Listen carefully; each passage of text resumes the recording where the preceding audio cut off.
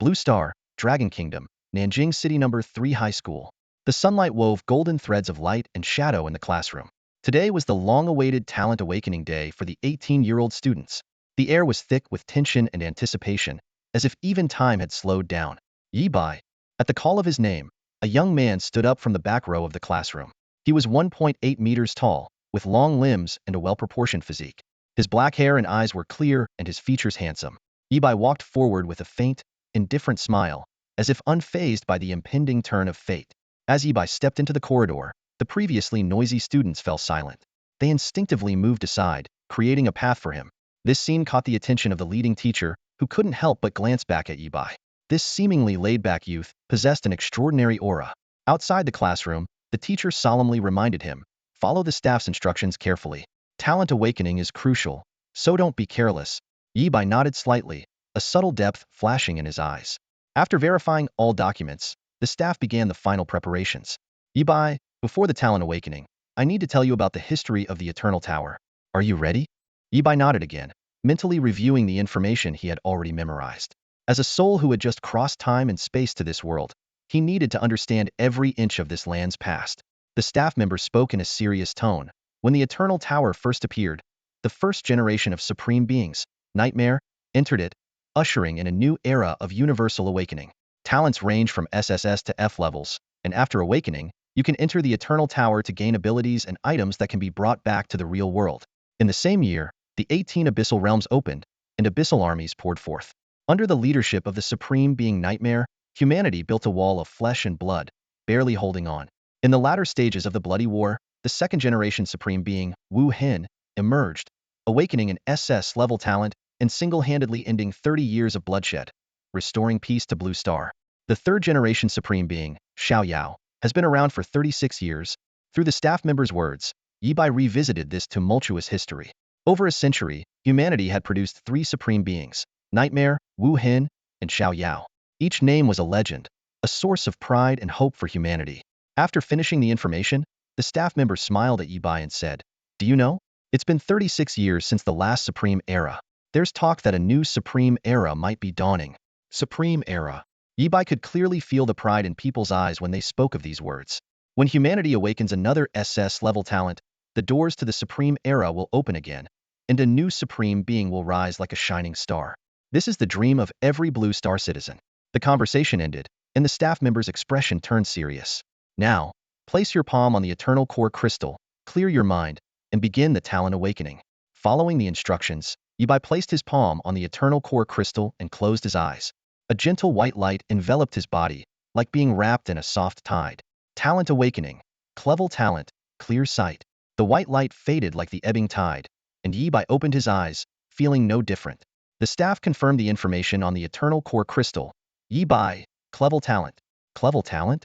Yi Bai was unfazed, feeling it was expected. According to a century of statistics, over 90 of people have clever talents or lower. Only 8.56 awakened level talents. If someone awakens in a level talent, they are 1 in 1,000, a prodigy with boundless potential. Yi Bai's clever talent was average, a standard result. According to regulations, he needed to stay at school for observation after the awakening. Not long after sitting down, he yawned, feeling sleepy. A short nap, Yi Bai thought. His eyelids grew heavy, and he soon fell asleep by the window. In his dream, Yi Bai saw the Eternal Core Crystal again. Lines of blurry text floated before his eyes. As he focused, the text became clearer. Awakened SS-level talent. Eye of insight. Eye of insight? Eyes that can perceive everything, view hidden information or attributes, and sometimes provide incredible hints. SS-level talent? Yi Bai couldn't help but scoff. Even dreams shouldn't be this ridiculous. But the text continued to change. SS-level talent, Eye of insight, at your service. Yi Bai's smile froze. He tentatively tried to view more information. Current survival probability, 98.56. Yi Bai was shocked. A survival probability of just over 98 meant dancing with death. A warning from the SS-level talent. This world is full of dangers. Be cautious and keep your identity secret. The dream felt too real. As Yi Bai pondered, he felt someone shaking him. His consciousness slowly returned to reality. It was his deskmate, Zhao Lin. "Dubai, I awakened a clever talent. What about you?" Zhao Lin, thin as a monkey, looked at Yi Bai expectantly. "Same here," Yi Bai replied nonchalantly. "Well, there goes my plan to ride your coattails." Zhao Lin, ever the optimist, quickly recovered from his disappointment. No worries, Defy. I'll get a job at Wanwu Pavilion, and you can join the United Legion. We'll both have bright futures. Yi Bai yawned again, still not fully awake. Zhao Lin pointed at the clock on the wall. Defy, school's out. Yeah, let's go, Yi Bai said, glancing casually at the clock. Suddenly, a line of text appeared before his eyes. A nail is loose and will fall in 6 seconds. The familiar feeling made Yi Bai recall the strange dream. Could he have really awakened an SS-level talent? Ridiculous. As he pondered, the clock tilted forward and fell, shattering on the ground. Yi Bai gasped, instinctively focusing his attention to check his survival probability. Current survival probability, 99.99. Stay vigilant. Yi Bai shook his head as the text faded. He looked at Zhao Lin and said, let's grab some food and head home. Back in his private space, Yi Bai began to experiment, focusing his gaze on various objects. Light bulb, lifespan 178 hours. The light of a lifelong bachelor. This is a cheap computer chair. Sit for 3 hours and your back will scream. Buying this 10 lottery ticket will teach you a priceless lesson. These notes appeared whenever Yi Bai concentrated. When he didn't want to see them, they faded away. It seemed this talent was more of an auxiliary type. Time flew by as Yi Bai tested his new abilities. He still couldn't be sure if he had truly awakened an SS-level talent, but as a time traveler, he knew that the impossible often happened to him. After all, crossing time and space was already extraordinary. The clock struck 11 hours 59 minutes and 59 seconds. 12 o'clock. The tower mark on Yi Bai's arm suddenly glowed faintly. In the next moment, a mysterious force enveloped him, and he was instantly transported into the Eternal Tower. Without giving Yi Bai more time to react, his consciousness was suddenly pulled into a pure white space. The cold voice of the system echoed in his ear.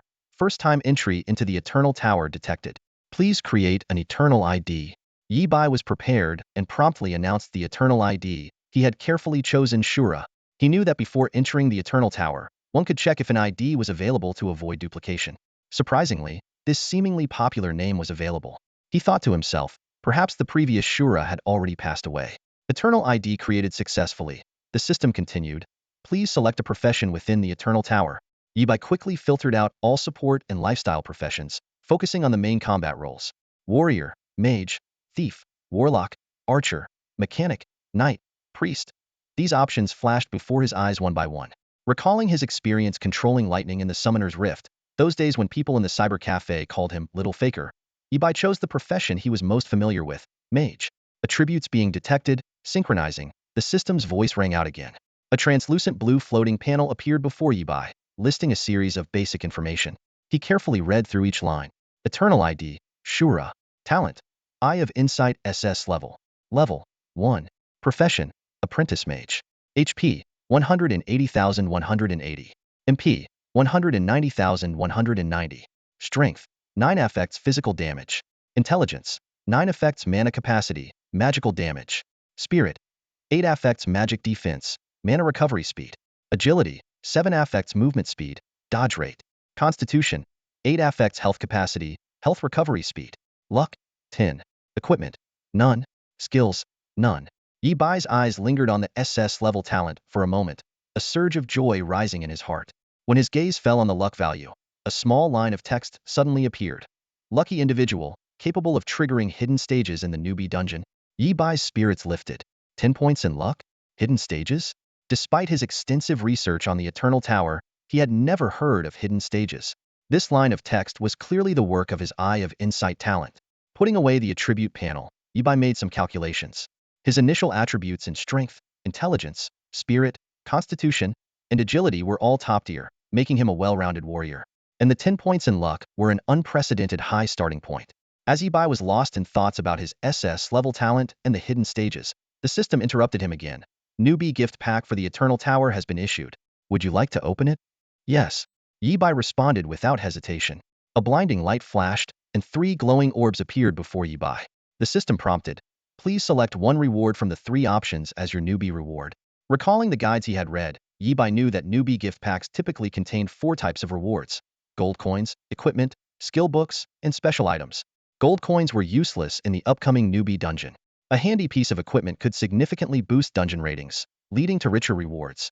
The value of skill books needed to be assessed case by case. As for special items, their extreme rarity meant little information was available. The guide stated that the newbie gift pack rewards were entirely based on luck, with no discernible pattern. Yibai couldn't help but smile wryly. The fruits of countless hours of research over the past century were rendered obsolete by his eye of insight. While others had to rely on luck, he could see through everything at a glance. Yibai's gaze swept from left to right over the three glowing orbs. In the leftmost orb lay a staff surrounded by lightning. Equipment: Thunder's Grasp LV.1. Grade: A. Attributes: Intelligence 5. Lightning Bolt LV1. Deals 51 intelligence lightning damage, 100 chance to slow, 33 chance to paralyze. Special effect: lightning attacks or spells have a 5 chance to paralyze. Hidden effect: gain an advanced grade staff after casting 100 lightning spells. Yibai was moved. This piece of equipment was perfectly suited to his current state. In a grade item with dual effects and the potential to advance, its market value could easily exceed 1,000,000 yuan, possibly even becoming priceless. Yet, he restrained the urge to make an immediate decision, opting to review all the rewards first. In the middle orb, a pile of gold coins formed a small mountain. 5,000 gold coins. Yibai was once again surprised. In the Eternal Tower, 1 gold coin could be exchanged for 1,000 yuan in Dragon Country currency. 5,000 gold coins equated to 5,000,000 yuan, enough to buy an A-grade high-level item in the trading market. Yibai marveled at the benefits of 10 points in luck. Despite the allure of 5,000 gold coins, rationality told him that money was useless in the newbie dungeon. Achieving a grade or higher rating in the dungeon could yield rewards far exceeding the value of these coins. Finally, Yibai turned his attention to the third orb and gasped, rubbing his eyes in disbelief. Special item: Lightning Element. Effect: upon use, gain 100 affinity with lightning elements, 100 increase in mana recovery speed, and randomly acquire 3 lightning skills. Without any hesitation, Yibai decisively pointed to the last orb. Newbie gift pack reward obtained. Lightning Element, the system's voice announced, confirming Yibai's choice. Upon successfully harnessing the power of the lightning element, the novice reward was in hand.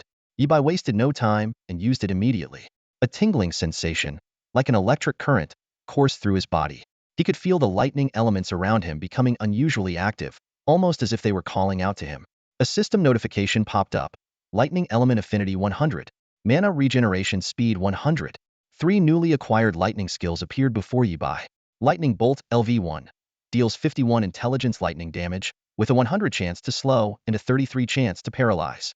Mana cost: 60 points, cooldown: 3 seconds. Lightning Blessing LV1. Cast on yourself or an ally, adding 20 extra lightning damage to normal attacks and 25 extra lightning damage to magical attacks. Mana cost: 100 points, duration: 30 seconds, cooldown: 45 seconds. Charge up. The next lightning skill used will have double the effect. Mana cost: 10 points, cooldown: 10 seconds. Yibai quickly calculated the power of these skills. With his current 9 intelligence, a single lightning bolt could deal 59 damage. Ignoring defense, 3 lightning bolts would be enough to take out a novice player.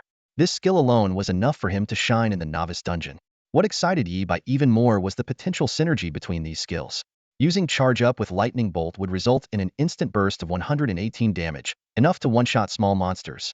By changing the combo sequence to Charge Up Lightning Blessing, Charge Up Lightning Bolt, the double Lightning Blessing would add 50 extra magical damage, and the Lightning Bolt's base damage would be 59, totaling a whopping 236 damage.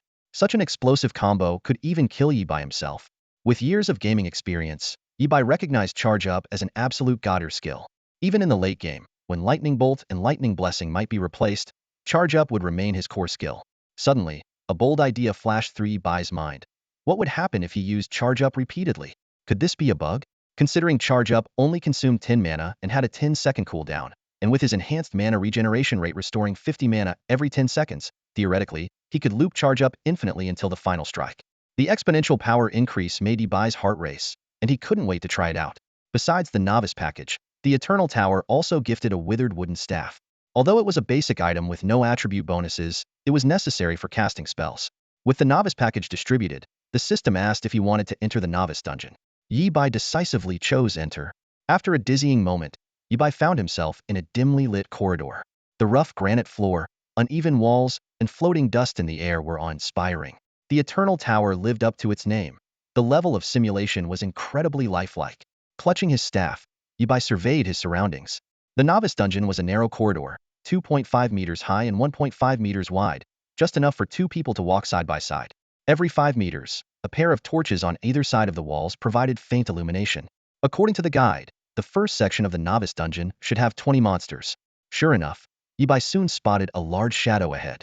The Eye of Insight immediately provided a prompt. Monster, Cave Giant Rat, HP, 5050. The system quipped, "That's all you need to know about it. Use your lightning bolt to fry this filthy creature." The rat, nearly 2 meters tall, blocked the other end of the corridor.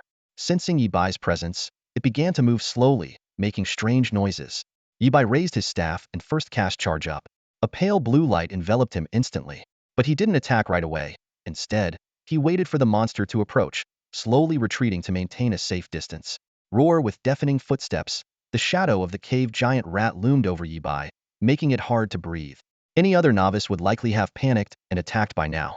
Yi Bai, however, calmly counted the seconds, retreating while staying vigilant. As the cave giant rat got close enough for him to smell its sewer-like stench, Yi Bai smirked inwardly. A rat indeed, the smell fits perfectly. 3, 2, 1. As the countdown ended, Yi Bai's skill cooldown was complete. Without hesitation, he unleashed his skill again, ready for action. This time, the pale blue light was even more profound, flickering around him. Yi Bai moved with fluid grace, as if his innate combat instincts had been awakened.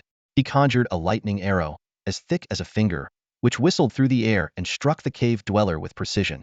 Sizzle, the sound of electricity crackled through the air, accompanied by the smell of burnt flesh. A bright red number appeared above the cave dweller's head, 236 points of lightning element damage. This strike completely drained the dweller's health bar. The dweller collapsed to the ground, its body dissolving into white particles, leaving behind 3 copper coins. Yi Bai clenched his left fist, unable to hide his excitement. He realized that the charging effect could stack. The first time it was doubled, the second time quadrupled, and the third time octupled.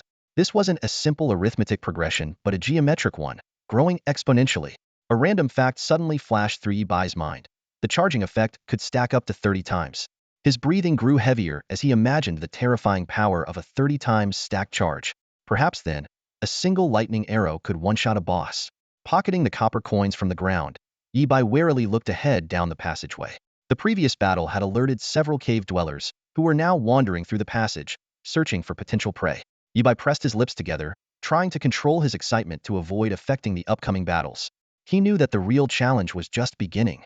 The blessing of lightning descended, and Yi Bai instantly felt a surge of immense power coursing through his body.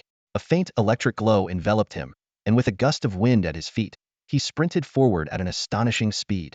This 30-second buff not only increased his movement speed, but also added 20 points of lightning element damage to his basic attacks. Yi Bai quickly calculated the battle data. The cave-dwelling giant rats had 50 HP each, while his strength was at 9, with a base physical attack of 9 points. Combining this with the lightning blessing, each attack could deal 29 points of damage.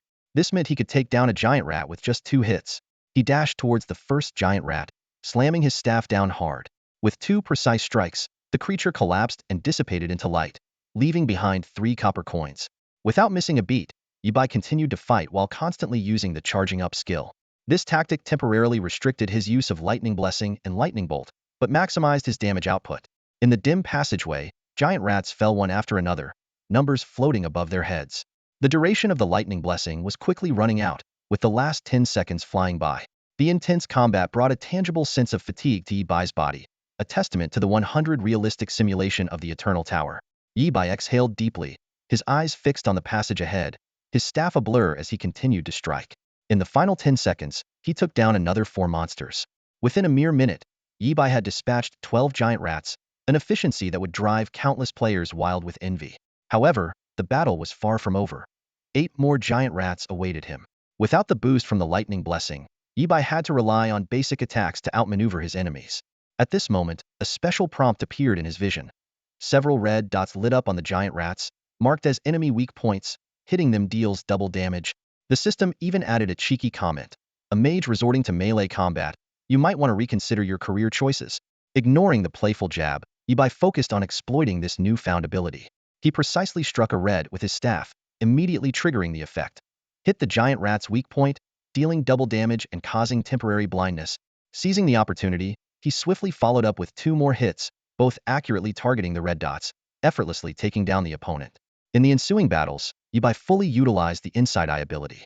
Even relying solely on basic attacks, he effectively defeated the giant rats. 5 minutes later, only Yi Bai remained in the passageway. He exhaled deeply, wiped the sweat from his forehead, and looked around. All the giant rats had turned into his experience points and copper coins. A system prompt popped up. You have gained 100 experience points from the previous kills. Congratulations, you have leveled up to level 2. All attributes have increased. Strength 1, Intelligence 2, Spirit 1, Agility 2, Constitution 2, and you have gained 1 free attribute point. A white light enveloped Yibai, instantly dispelling his fatigue and fully restoring his HP and MP. Yibai quickly checked his attribute panel, recalling the information from the guides. In the Eternal Tower, attribute increases upon leveling up are influenced by various factors, including race template, class template, and the leveling process. He realized that because he had used melee attacks extensively in this battle, his strength, constitution, and agility had increased more than his intelligence and spirit. As a mage, this development left Yibai feeling somewhat frustrated. After adjusting his status, Yibai continued to advance through the dark passage, not forgetting to stack the charging up skill. Cold winds occasionally blew from behind, creating an unsettling atmosphere, but Yibai pressed forward without fear. Soon, he reached a fork in the path, facing a choice between left and right. Yibai recalled the records from the textbooks. The left path would lead to an ambush by a group of monsters, while the right path contained a powerful elite monster. According to data analysis from previous years, the rewards from choosing the left path were 45.7 higher than those from the right. Yibai's gaze swept towards the left passage, and system notes immediately appeared in his view. In the dim corner, 10 foul-smelling bats were eyeing him hungrily, eager for his blood. Even worse, a mutated bat was hidden among them. 11 bats in total, Yibai calculated silently. The system then displayed the bats' monster stats. These flying creatures were slightly stronger than the cave rats, but their incredible speed made them truly troublesome. Shifting his gaze to the right passage, new information came into view. A juvenile hellhound was sleeping. The system warned him not to disturb this beast, or the consequences would be dire. This discovery made Yibai gasp. To think that such a powerful elite monster was hiding on the right. He recalled the monster compendium from his textbooks. The hellhound was undoubtedly the most terrifying presence in any beginner dungeon. Even in its juvenile phase, this three-headed dog could unleash 3 different types of skills simultaneously, causing devastating damage. More terrifyingly, its infernal bloodline granted it immense health, astonishing regeneration, and high dual resistances. For a novice, it was a nightmare, an endgame boss, an insurmountable barrier. As Yibai hesitated, his eyes fell on the wall directly in front of him. A new note suddenly appeared. Lucky guy, don't move the stone on the left, or you'll unlock a hidden quest. Yibai's spirits lifted. A hidden quest? This unexpected discovery made his heart race, filling him with an inexplicable excitement. Hidden levels, only accessible with a luck stat of 5 or higher. Yibai nodded slightly, feeling fortunate for his 10 points in luck. As he focused intently on the notes in front of him, he realized that this threshold was indeed high for newcomers. Yibai concentrated, noticing that the information in the notes became more detailed as his focus increased. He carefully read the newly appearing content. Once inside the hidden level, all the monsters in the novice dungeon would awaken and join the pursuit of the player. Hiss. Yibai drew a sharp breath, feeling a chill run down his spine. 10 vampire bats and 1 mutated bat were manageable, but the real challenge was the juvenile hellhound. Yibai closely examined the hellhound's stats.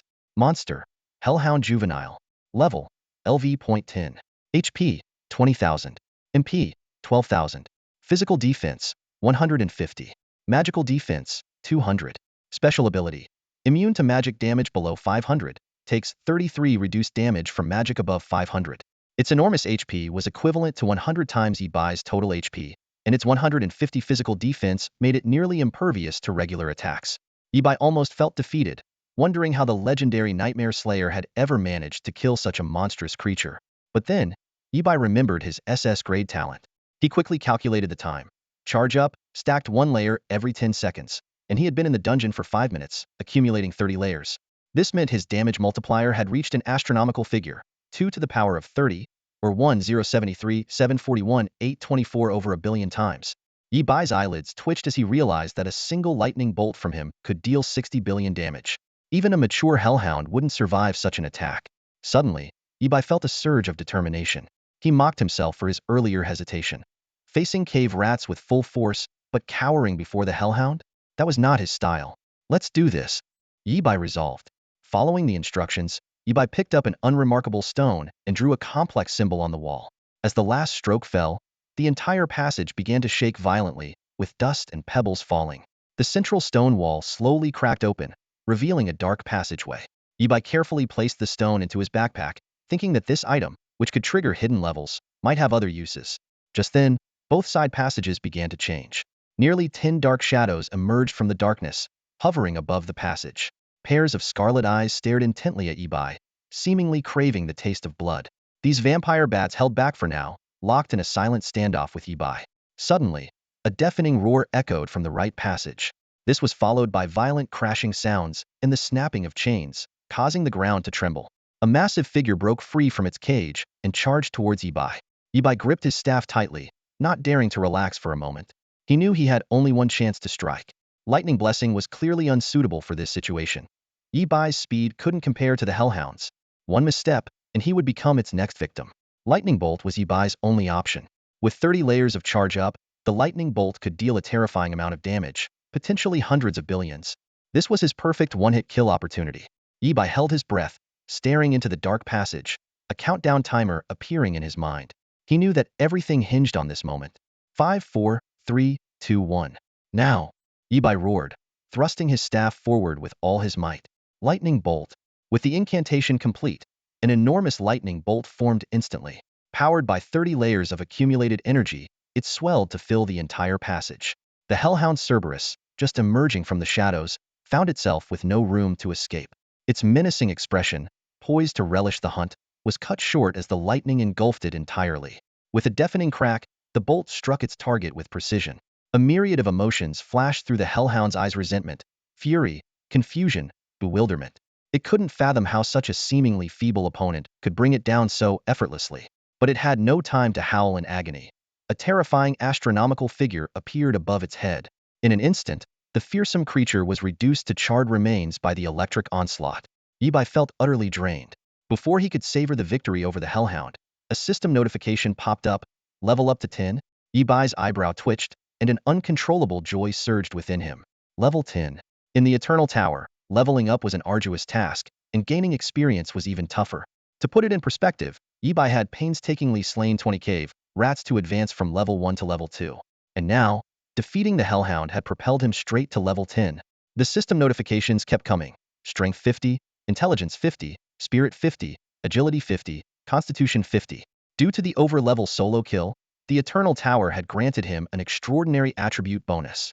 Based on Ibai's knowledge, during the novice period, each level typically increased individual attributes by 1 to 3 points. This time, Ibai had effectively gained an extra 2 points per level. This is a huge win, Ibai thought, barely containing his excitement.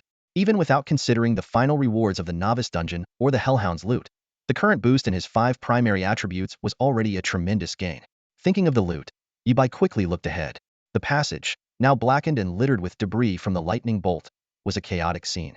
The Hellhound's charred silhouette was barely recognizable, as if it had been subjected to a dragon's scorched earth service. Amidst the ashes, a golden glowing orb lay quietly on the ground. Ibai's eyes lit up instantly. "Let's see what good stuff dropped," he exclaimed excitedly. The golden orb radiated an enticing glow. Holding his breath, Ibai extended his hand to gently touch it. In an instant, the golden light receded like a tide, revealing a palm-sized skull suspended in midair. It was as clear as amber, but it shimmered with strange hues of red, yellow, and blue. The skull slowly descended into Ibai's palm, and a warm sensation surged through his body. A system notification popped up. Special material: Hellhound Skull SSS grade. Effects: can be used for crafting equipment and items.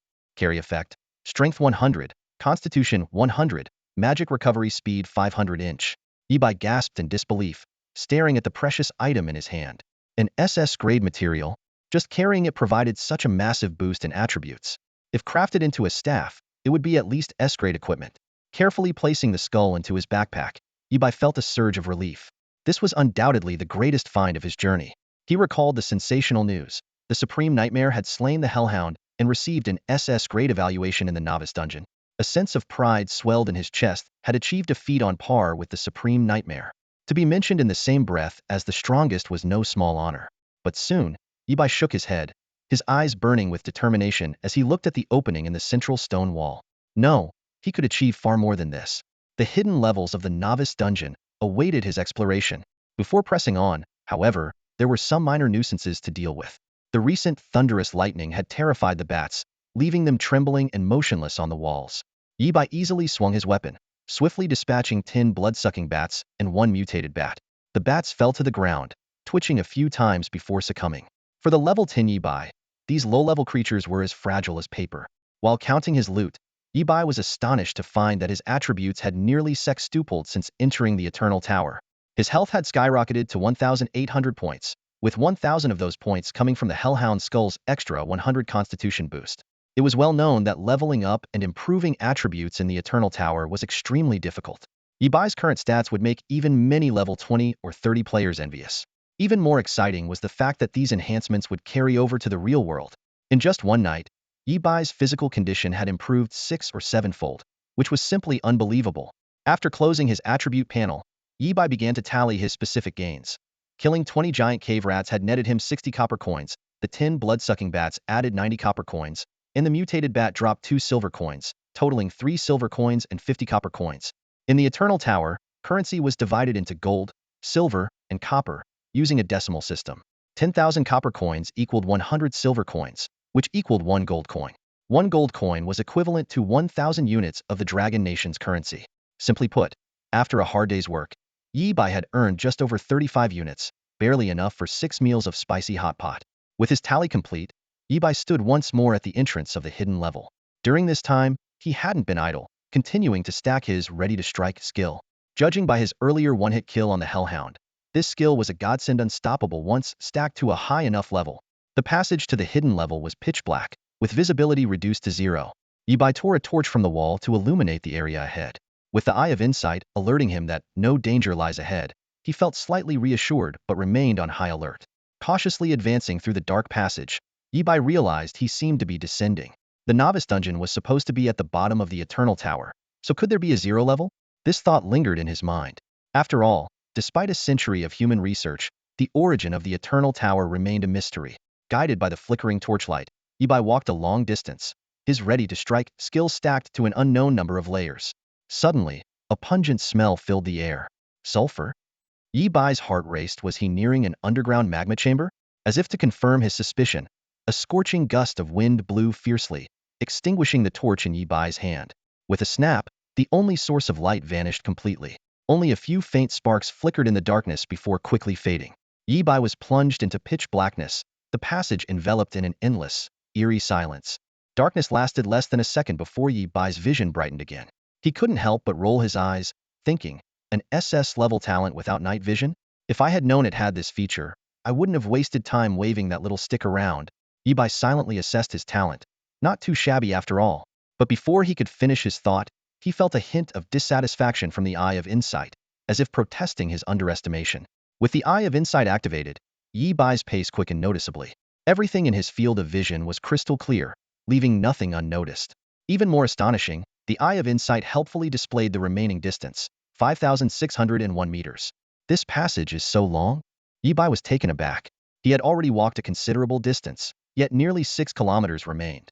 I need to speed up, he resolved. Yi-Bai began to run, his movements as fluid as a cheetah's, swiftly advancing through the passage. His physical prowess was already exceptional for his age, and with the Eternal Tower's attribute enhancements, his speed was remarkable. His previous battle experiences had made him more attuned to his current physical capabilities.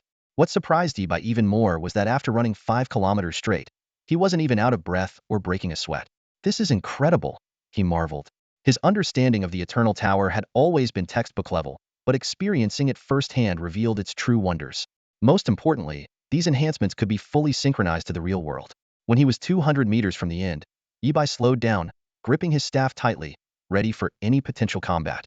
The distance continued to shrink. 150 meters, 100 meters, 50 meters. Finally, he stopped before a massive bronze door.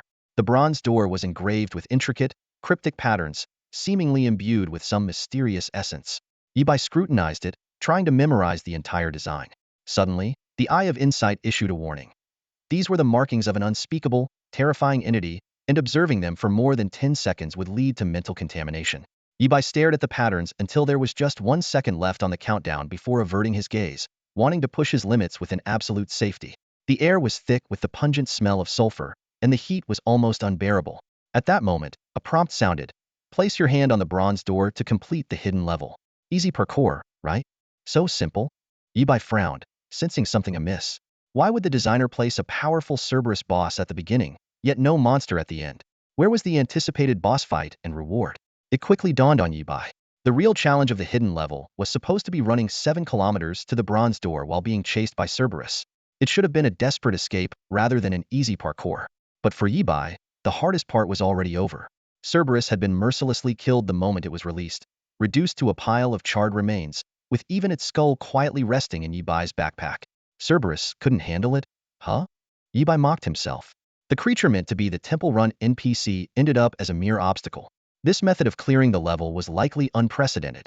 For anyone else, surviving Cerberus's chase would have been nearly impossible, even if they triggered the hidden level. With the mystery of the hidden level unraveled, Yibai's doubts were significantly alleviated. He surveyed the area to ensure nothing valuable was left behind, then placed his hand on the bronze door as instructed. A cyan glow spread from Yibai's palm, enveloping his entire body. The eternal core crystal he had seen before now floated before him. A prompt sounded in his ear. Newbie dungeon. Hidden level. Cleared. Calculating score. Score calculation complete. Almost simultaneously, everyone in the Eternal Tower heard the same announcement. Congratulations to player Shilua for achieving an SS level clearance in the newbie dungeon. Next, another announcement dominated the screens. Congratulations to player Shilua for achieving an SS level clearance in the newbie dungeon. Hidden level. All public channels fell into a stunned silence. Not a word was spoken. The entire Eternal Tower, and indeed the whole world, was silent. This silence conveyed the shock more than words ever could. Hidden level? What hidden level? Countless questions arose in people's minds. The Eternal Tower had been around for a century, with humanity researching it for just as long, never ceasing their exploration even in the toughest times. How had they never heard of a hidden level? These questions quickly became the focus of discussions on major platforms. People eagerly debated. What is the hidden level? What are the hidden rewards? All their questions ultimately converged into one. Who exactly is Shilua? At this moment, the eyes of the world were all fixed on the mysterious Shilua. Two announcements from the Eternal Tower sent shockwaves through the entire human race, Blue Star, and even the Abyssal Plane. In an instant, the world was in turmoil. In the tower's grand hall, a massive holographic screen flashed with glaring red light. The news of an SS-level talent emerging hit like a thunderbolt, spreading to every corner. Simultaneously, the command to activate the Dawn Plan echoed through various command centers, prompting countless staff members to spring into action. Issue the War God summons. All registered War Gods, report to your designated locations immediately. A uniformed commander bellowed, his voice resonating through the communication system across the entire base. In the Abyssal Plane, a sinister and eerie atmosphere pervaded. As the humans stirred, this place quickly shifted to a level 2 combat readiness. Countless grotesque creatures began to stir, as if awaiting some signal. However, the central figure who triggered this storm, Zayulia, was completely oblivious to the outside commotion. He had just cleared the novice dungeon and stood in a virtual space, eyes fixed on the flashing reward screen before him. SS level clearance of novice dungeon, rewards. All attributes 50, luck 1, gold coins 100,000, trading sanctuary pass. The system's notifications sounded in his ears. Shilua's eyes widened in disbelief as he stared at the numbers. 100,000 gold coins? That's equivalent to 10 million dragon coins, he muttered, quickly calculating the magnitude of this wealth. Just yesterday, his bank account held a meager 10,000 yuan. Now, his wealth had skyrocketed 1,000-fold. This sum was enough to buy 20 luxury homes, worth 5 million each, or win 10,000 yuan in the lottery every day for 27 years. But as he continued to look further, he realized that money was the least significant part of this reward. All attributes 50, luck 1. Shilua took a deep breath. No wonder those who clear with SS level can quickly grow into the strongest. This starting point is practically cheating. At that moment, a ball of golden light descended from the sky, hovering before Shilua. Lightning occasionally flickered within the light, emitting powerful energy waves. Thunder Mage Lightning Specialization. One-time job change opportunity, the system voice sounded again. Thunder Mage Profession Template Rating. SS level. Without hesitation, Shilua reached out to touch the light. Instantly, blue-white lightning danced at his fingertips, sending a tingling sensation throughout his body. Job change successful. Meanwhile, the outside world was in an uproar. Trending topics on social media and headlines featured Shilua in 6 out of the top 10 spots. Whether in the Eternal Tower, the online world, or real life, the name Shilua became the hottest keyword. Yet, unaware of all this, Shilua, who had just completed his job change, focused entirely on the newly appeared attribute panel before him. Eternal ID, Shilua. Talent, Eye of Insight SS level. Level, 10. Profession, Thunder Mage Lightning Specialization. HP, 36003600. MP, 18001800. Strength, 126,100.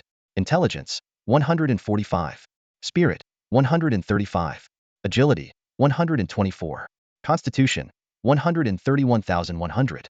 Luck, 11. Equipment, novice staff. Skills, lightning arrow, lightning blessing, charging up, heaven's thunder. Status, lightning affinity, lightning mastery. Shilua carefully examined his new attributes and couldn't help but smile wryly. What kind of mage is this? My strength and constitution are higher than my intelligence and spirit. Am I supposed to use my staff as a club? Shaking his head, he continued to review his newly acquired skills. Heaven's Thunder LV1. Summon a thunderbolt from the sky, striking an enemy for 202 intelligence lightning damage. If the enemy's HP is below 30, the damage becomes true damage. Each hit permanently increases base lightning damage by 5 points. Enemies struck by Heaven's Thunder are 100 slowed and receive a random negative buff. Mana cost, 200 points. Cooldown, 2 seconds. As expected of an SS-level hidden profession template, Shilua excitedly rubbed his hands together, eager to find a target to test this powerful skill. Looking around, he found no suitable targets. For a moment, Shilua felt the urge to cast Heaven's Thunder on himself. Calm down, calm down. He took a deep breath, forcing himself to stay composed. Putting away the attribute panel, Shilua turned his attention to the other rewards. Despite the already generous rewards, he had a hunch that the best was yet to come. In addition to attributes and career opportunities, Yibai received 2 precious rewards, a pass to the Trading Sanctuary and the Blessing of Eternity. The pass to the Trading Sanctuary was a golden card, the size of a credit card, with a smooth, unmarked surface. As Yibai gazed at it, he recalled the textbook descriptions of the Trading Sanctuary. It was one of the special neutral zones of the Eternal Tower, accessible only to those with a pass. Yibai's eyes burned with excitement. This was a rare treasure. Even a temporary pass could fetch millions on the market. But the one he held was permanent, making it invaluable. Not even some powerful families with war god-level warriors might possess such a precious pass. Carefully storing the golden card, Yibai decided to visit the Trading Sanctuary soon. After clearing the novice dungeon, he had already leveled up to 10, and it was time to upgrade his gear.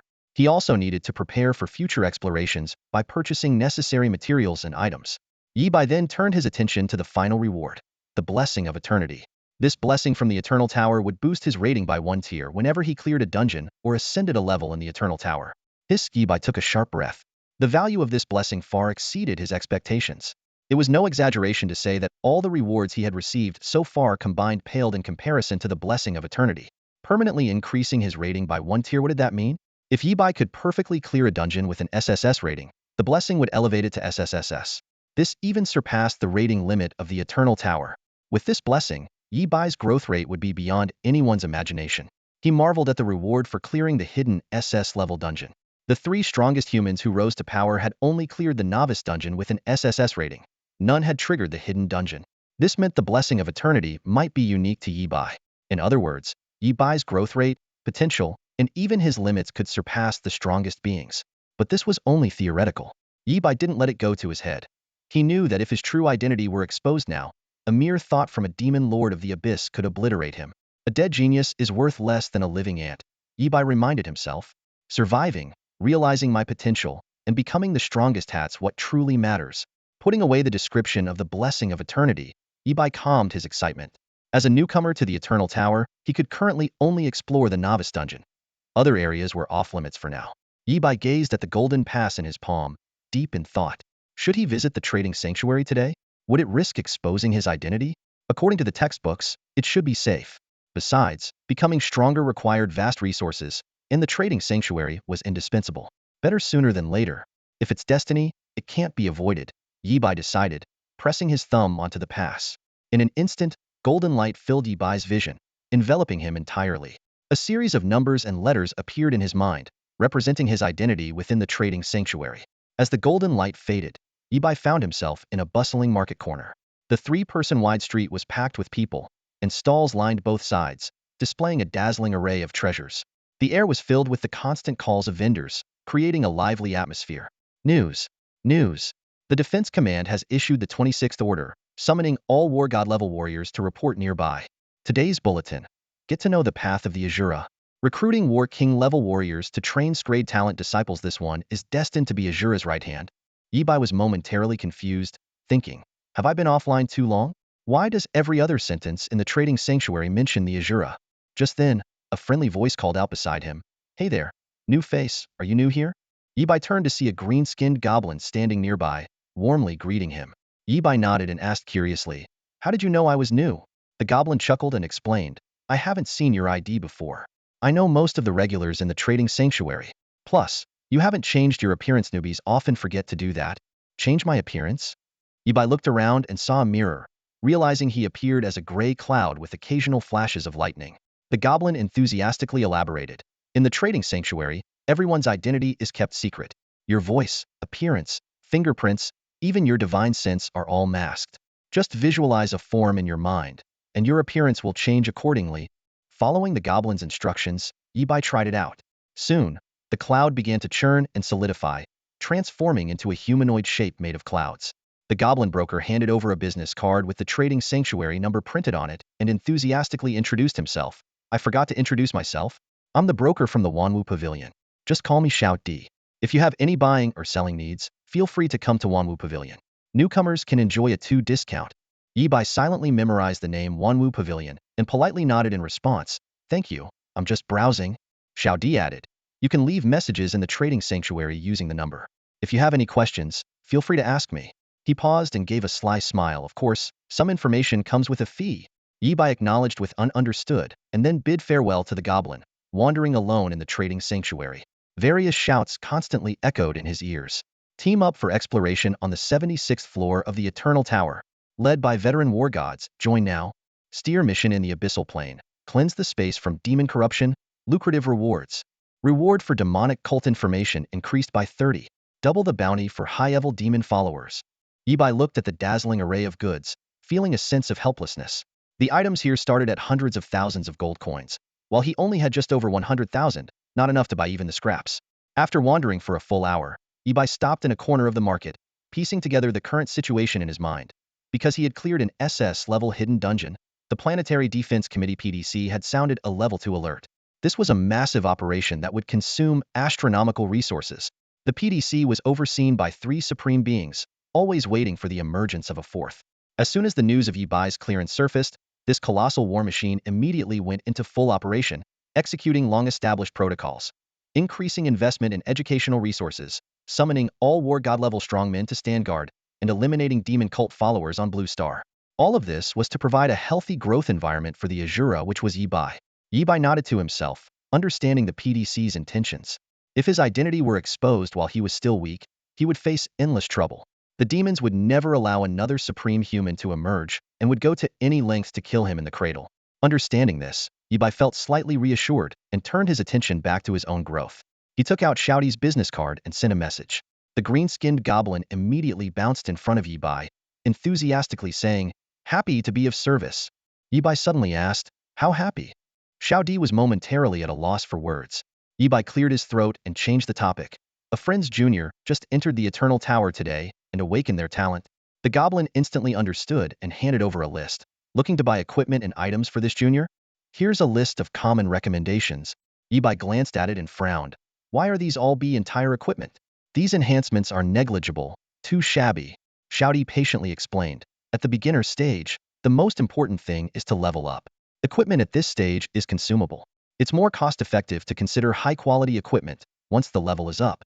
Yibai nodded in agreement and then asked, "Do you have any growth-type staves?" Shouty hesitated for a moment and then took out another list. "We do, but these items are a bit tricky. Growth-type staves usually have hidden advancement conditions, and each time they advance, new conditions appear," he added, "and they are very expensive. Upgradable gear is both expensive and impractical." The goblin assistant explained earnestly. In the pavilion of everything, fairness is their guiding principle. Those who can enter the secret trading realm are either wealthy or noble. Even a temporary pass costs 1,000,000 yuan. For ordinary people, such an expense is astronomical. The goblin assistant continued, "We prefer to build long-term relationships with our customers rather than making a one-time sale." Yibai curiously asked, "Since the upgrade conditions of the gear are hidden, is there no way to view them?" The goblin patiently explained, "There is a way. Master-level forging experts can identify the current upgrade conditions, but they charge over 10 million for each inspection. Plus, the conditions change after every upgrade, so you can't keep hiring a master each time, right?" Yibai pondered this. Upgradable gear has 2 characteristics: hidden upgrade conditions and refreshed conditions after each upgrade. This means nurturing a piece of upgradable gear requires massive resources and is highly risky. However, these characteristics were meaningless to Yi Bai. He could see the upgrade conditions at a glance and even knew the gear's upgrade limits and future paths. Suddenly, the goblin assistant remembered something and added, "Oh, there's also an steer talent called Sharp Eye that can identify upgrade conditions with a 50 success rate, limited to 3 times a day." He didn't elaborate on the steer talent, since it was confidential information that required extra payment to disclose. Yi Bai just smiled faintly. The gap between steer and SS-tier talents was vast. "Can I see the upgradable gear? Maybe there's something suitable," Yi Bai insisted. The goblin handed over a list. "These are all items that can be upgraded at least 3 times." Yi Bai scanned the list and saw notes like, Song of Shadows, upgradable 3 times, reaches level 60 a grade quality when fully upgraded. Soul Whaler, upgradable 6 times, reaches level 80 grade quality when fully upgraded. Yi Bai compared the prices. Song of Shadows was 300,000 gold coins, and Soul Whaler was 150,000 gold coins. The latter had more potential but was half the price of the former. This was because Song of Shadows had excellent base attributes, suitable for dark mages, while Soul Whaler belonged to the less popular soul category. Unfortunately, Yi Bai only had 100,000 gold coins, not enough to buy even the cheapest item. Just then, the goblin assistant exclaimed, "The main pavilion of everything just announced that all low-tier gear is now 20 off." Yi Bai was skeptical. "Is this some kind of promotional gimmick?" "Brother, you should thank Shura for this," the goblin explained. "These discounts are to provide resources for the new generation, and Shura is definitely one of them." With the 20 discount, the Soul Whaler would be reduced to 120,000 gold coins. Yi Bai thought there might be hope. Suddenly, the goblin received another message and almost screamed with excitement. Mage gear is now 50 off, but it must be sold to mages below level 30, and each person can only enjoy this discount once. 50 off? That's crazy. The goblin shook his head in disbelief. One Shura caused such a big commotion. Yi Bai laughed. "By your logic, I should thank this Shura properly. He's saving me a lot of money." With the 50 discount, any gear under 200,000 gold coins was within Yi Bai's reach, effectively giving him a free 100,000 gold coins, equivalent to 1 billion dragon coins. The goblin explained, "According to the previous class transfer announcement, Shura is in the mage class, which is why there's a 50 discount." Yi Bai nodded. "If I could meet Shura, I'd definitely treat him to a meal." In reality, Yi Bai treated Shura to a meal every day. With the 50 discount, Yi Bai's options widened significantly. He finally chose a staff named Nature's Force, made from lightning-struck wood. From the attribute panel, this staff seemed unremarkable. But it was a rare dual-element staff for lightning and wood, significantly enhancing spells of both elements. More importantly, it had upgradable properties. The listed price was 180,000 gold coins, but with the 50 discount, it only cost 90,000, fitting perfectly within Yi Bai's budget. Yi Bai skillfully haggled with the goblin assistant, his eyes gleaming with shrewdness. "Come on, lower the price." "This staff isn't made of gold," the goblin assistant retorted, unwilling to back down. "This is worth more than gold." The two went back and forth for a good 10 minutes.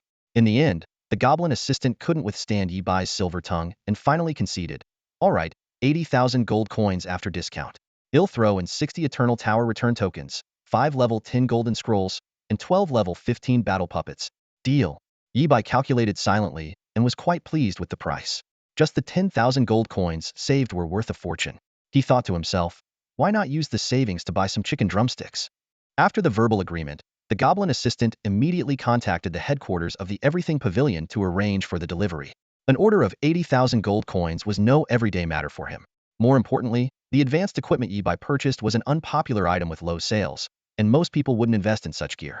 This deal was mutually beneficial, helping the Everything Pavilion clear out inventory while meeting Yi Bai's unique needs. While waiting for the equipment to arrive, Yi Bai inquired about the trading realm from the goblin assistant. As long as it wasn't confidential, the assistant answered all his questions. Yi Bai asked casually, "As you mentioned earlier, the Everything Pavilion not only sells items but also accepts consignment sales?" The goblin assistant responded enthusiastically, "Yes, we're honest with everyone, and we don't charge any fees. Even anonymous consignments are free of charge." Yi Bai narrowed his eyes slightly, pondering. Such generosity meant that the Everything Pavilion must have top-tier experts backing it, possibly even connected to the Defense Bureau. Otherwise, they couldn't offer such favorable conditions. With this in mind, Yi Bai spoke again. "I have a friend." Before he could finish, the goblin assistant rolled his eyes inwardly. He thought to himself, "It's always 'I have a friend,' isn't it? You mean yourself, don't you?" Yi Bai continued. "He has something he wants to sell anonymously." The goblin assistant nodded. "Sure thing. What is it?" And what price are you looking for? Yibai took out a stone from his backpack, a key item for unlocking a hidden level in the beginner's dungeon. With the help of the Eye of Insight, a note appeared on the stone. This is just an ordinary stone. What? You want to sell it for a fortune? Who would spend that much on a stone? Can this stone be sold? Yibai took out an ordinary stone from his pocket and handed it to the goblin assistant. The assistant examined it closely, frowning slightly. It can be sold. But, does it have any special properties? The goblin asked, puzzled. Yibai smiled faintly. It can be sold for a particularly high price. The goblin's eyes lit up. How do you plan to sell it? Anonymous auction. The highest bid within the time limit wins, Yibai replied decisively. Understood. The goblin nodded. What should the starting bid be? 5,000 gold coins? 5,000 gold coins was already the highest the goblin could imagine. Selling an unremarkable stone for that much would be a story to tell for a lifetime. It was equivalent to the price of a house in the capital. Yibai pondered for a moment. Set the starting bid at 1 million gold coins. The goblin's eyes widened in disbelief as he stared at Yibai. Yibai knew that this seemingly ordinary stone was actually a trigger item for a hidden stage in the beginner's dungeon and a testament to the first human completion of the beginner's stage. That was its true value. Whether someone would actually pay such a high price for a commemorative stone, Yibai wasn't sure.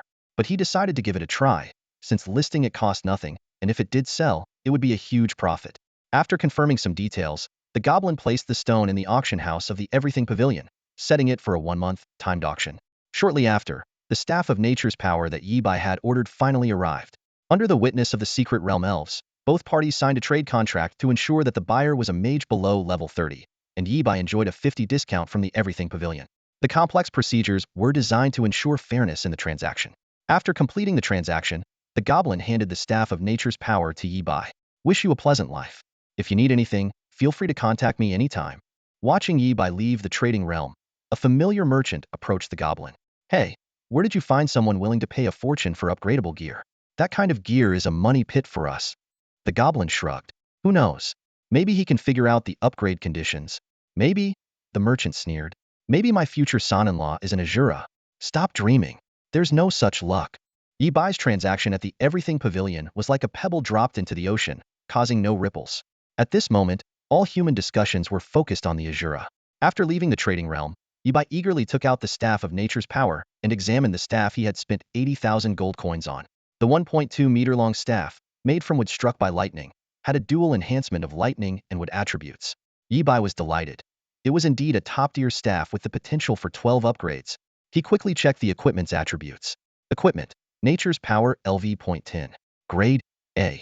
Attributes: Intelligence 25, Spirit 15. Affixes: Divine Punishment. Increases lightning damage by 5. Increases lightning damage taken by 10. Wood skills provide 10 more shield healing. Dual Nature: 0.1 chance to cast a wood skill when casting a lightning skill, and vice versa. Upgrade requirements: Death and Rebirth. Deal 1 million points of lightning damage or heal 1 million points with wood skills to upgrade. Upgrade choices will affect the final outcome. Upgradable: 12 times. Upgraded: 0 times. The original price of nature's power was 180,000 gold coins. The rare percentage increase in damage from the divine punishment affix significantly boosted the value of the equipment. However, what Yibai valued most was the 12 upgrade limits. Each upgrade would exponentially improve the equipment's level and attributes, with the chance to add new affixes. As for the dual nature affix, it was somewhat underwhelming for Yibai, who currently only had lightning skills. However, the death and rebirth upgrade condition wasn't hard for him to meet. Stacking charges a dozen times and a single lightning bolt could easily break 1,000,000 damage. Unfortunately, on the first day in the Eternal Tower, he could only clear the beginner's dungeon. Yibai stored nature's power back in his backpack and looked down at the tower mark on his arm. Under his mental control, the mark emitted a white glow, enveloping him entirely. In the next moment, Yibai was back in his own home. He let out a long sigh and downed a glass of water from the table. Reflecting on his first journey to the Eternal Tower, Yibai felt everything was so surreal it was almost like a dream. After awakening his SS level talent, defeating the Hellhound, clearing hidden levels, achieving SS level completions, and purchasing the power of nature, Yibai's strength skyrocketed within just a few hours. His progress was like a rocket, making a qualitative leap that was evident to all. At this moment, even when faced with slightly weaker soldiers, he could hold his ground and was no longer a lamb to the slaughter. Standing in the center of the room, Yibai stretched his limbs and closed his eyes to feel the surging power within him. The attributes from the Eternal Tower had synchronized with the real world, causing his 5-dimensional attributes to break through the 100-point mark.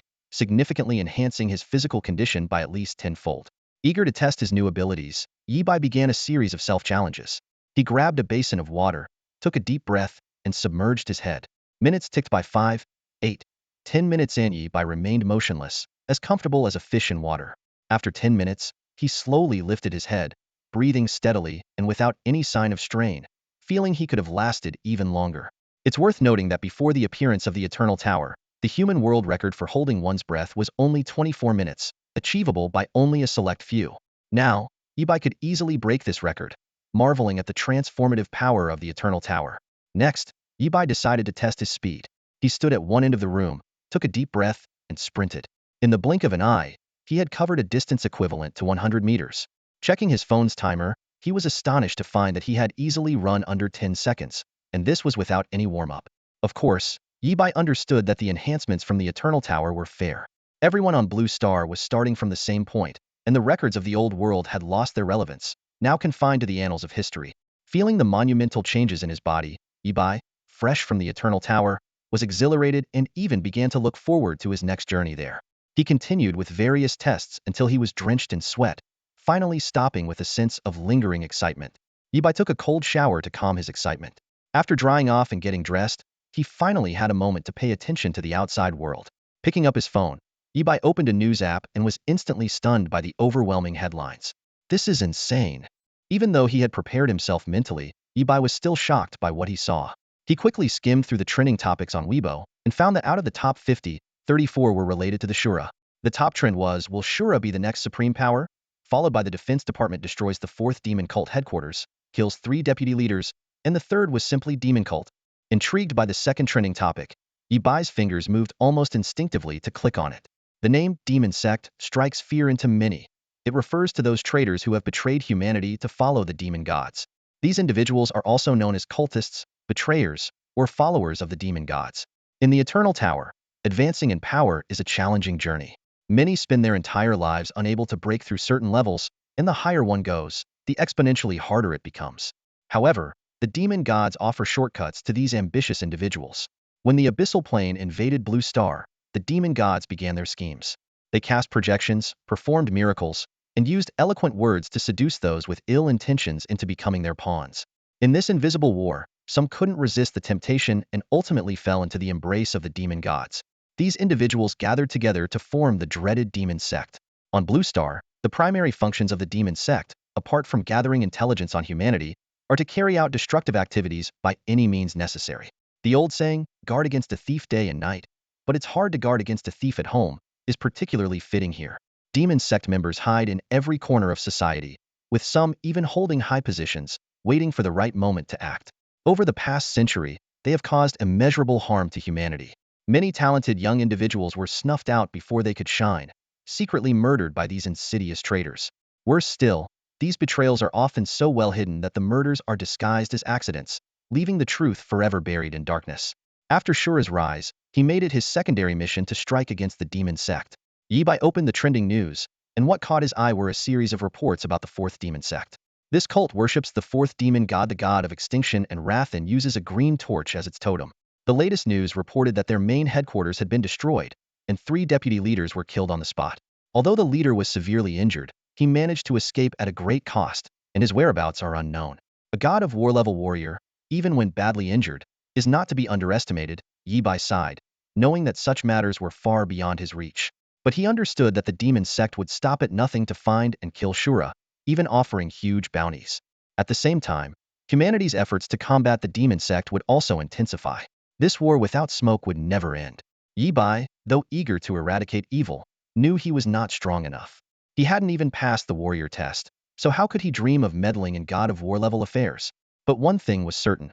The demon sect was a thorn in humanity's side, and these traitors who turned their blades against their own kind were the most despicable. If Yibai's identity as Shura were exposed, he would face endless pursuit. Even if he didn't reveal his identity, any outstanding performance could make him a target. This situation, where the enemy is in the dark and he is in the light, is the hardest to deal with. However, Yibai was not without options. He looked into the mirror, where a line of text floated above his reflection. An ordinary person with nothing but good looks and an SS-level talent. Good. At least someone has good taste, Yibai muttered to himself. The inside eye, his SS level talent, worked just as well in real life. Demon sect members could not hide from him. No matter what schemes they had, as long as they appeared near Yi Bai, he could easily see through their identities. This SS level talent was not only his biggest secret, but also his strongest trump card. As dawn broke, Yi Bai walked towards school, facing the rising sun. His eyes roamed over the passers-by. By focusing, he could see the notes above each person's head, gaining deep insights about them. While waiting at a traffic light, Yi Bai noticed a beautiful woman with a stunning figure, and a line of numbers appeared above her head. 23 years old, 33, 22, 32.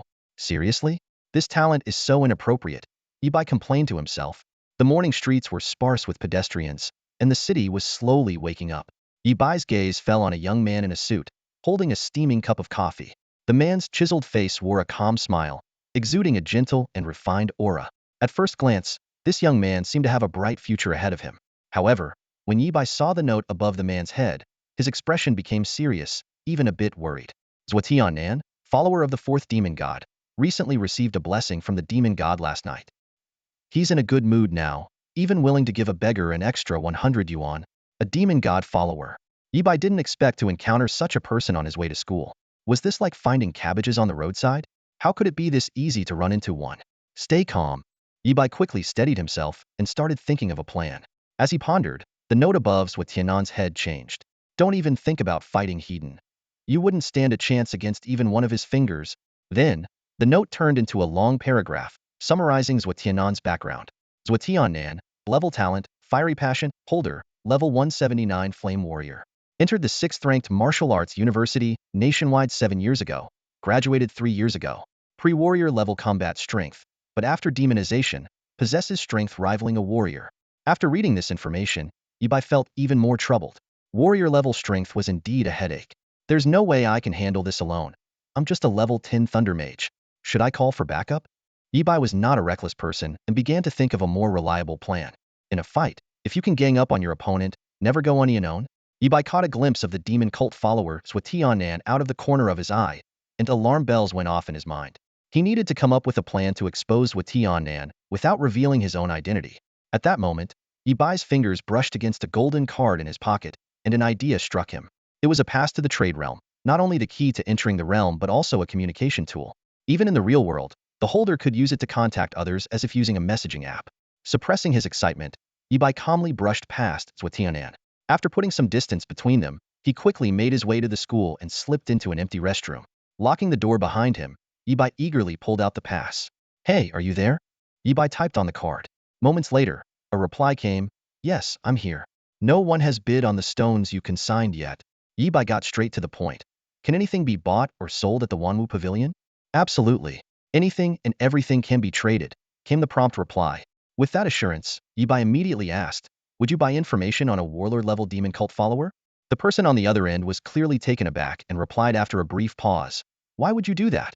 You could just report a demon cult follower to the authorities. Reporting a warlord-level follower would earn you at least 10,000 gold coins. Yi Bai didn't explain, patiently waiting. As expected, the clever responder quickly grasped his true intention. You don't want to expose your identity but still want to report the demon cult follower. You're using the Wanwu Pavilion as a firewall. The responder admired Yi Bai's cunning plan. By contacting the Wanwu Pavilion through the trade realm and having them report to the authorities, Yi Bai could ensure his identity remained protected behind multiple layers of security. No problem, the responder quickly replied. Based on the completeness of the information and after verification, the Wanwu Pavilion will pay for it. Our offer will certainly match, or even exceed the official reward. Reassured, Yi Bai immediately sent the meticulously prepared information. It was a detailed dossier covering Zhuotianan's talents, equipment, profession, attributes, and even the special items granted by the demon god. Zhuotianan's every secret was laid bare in this comprehensive report. Staring at the overwhelming information, the responder was deeply puzzled. Is all this true? How does this person know Zhuotianan so well? He wondered. Could it be that Zhuotianan has a split personality and is reporting himself? After reporting Zhuotianan, Yi Bai leisurely strolled back to the classroom.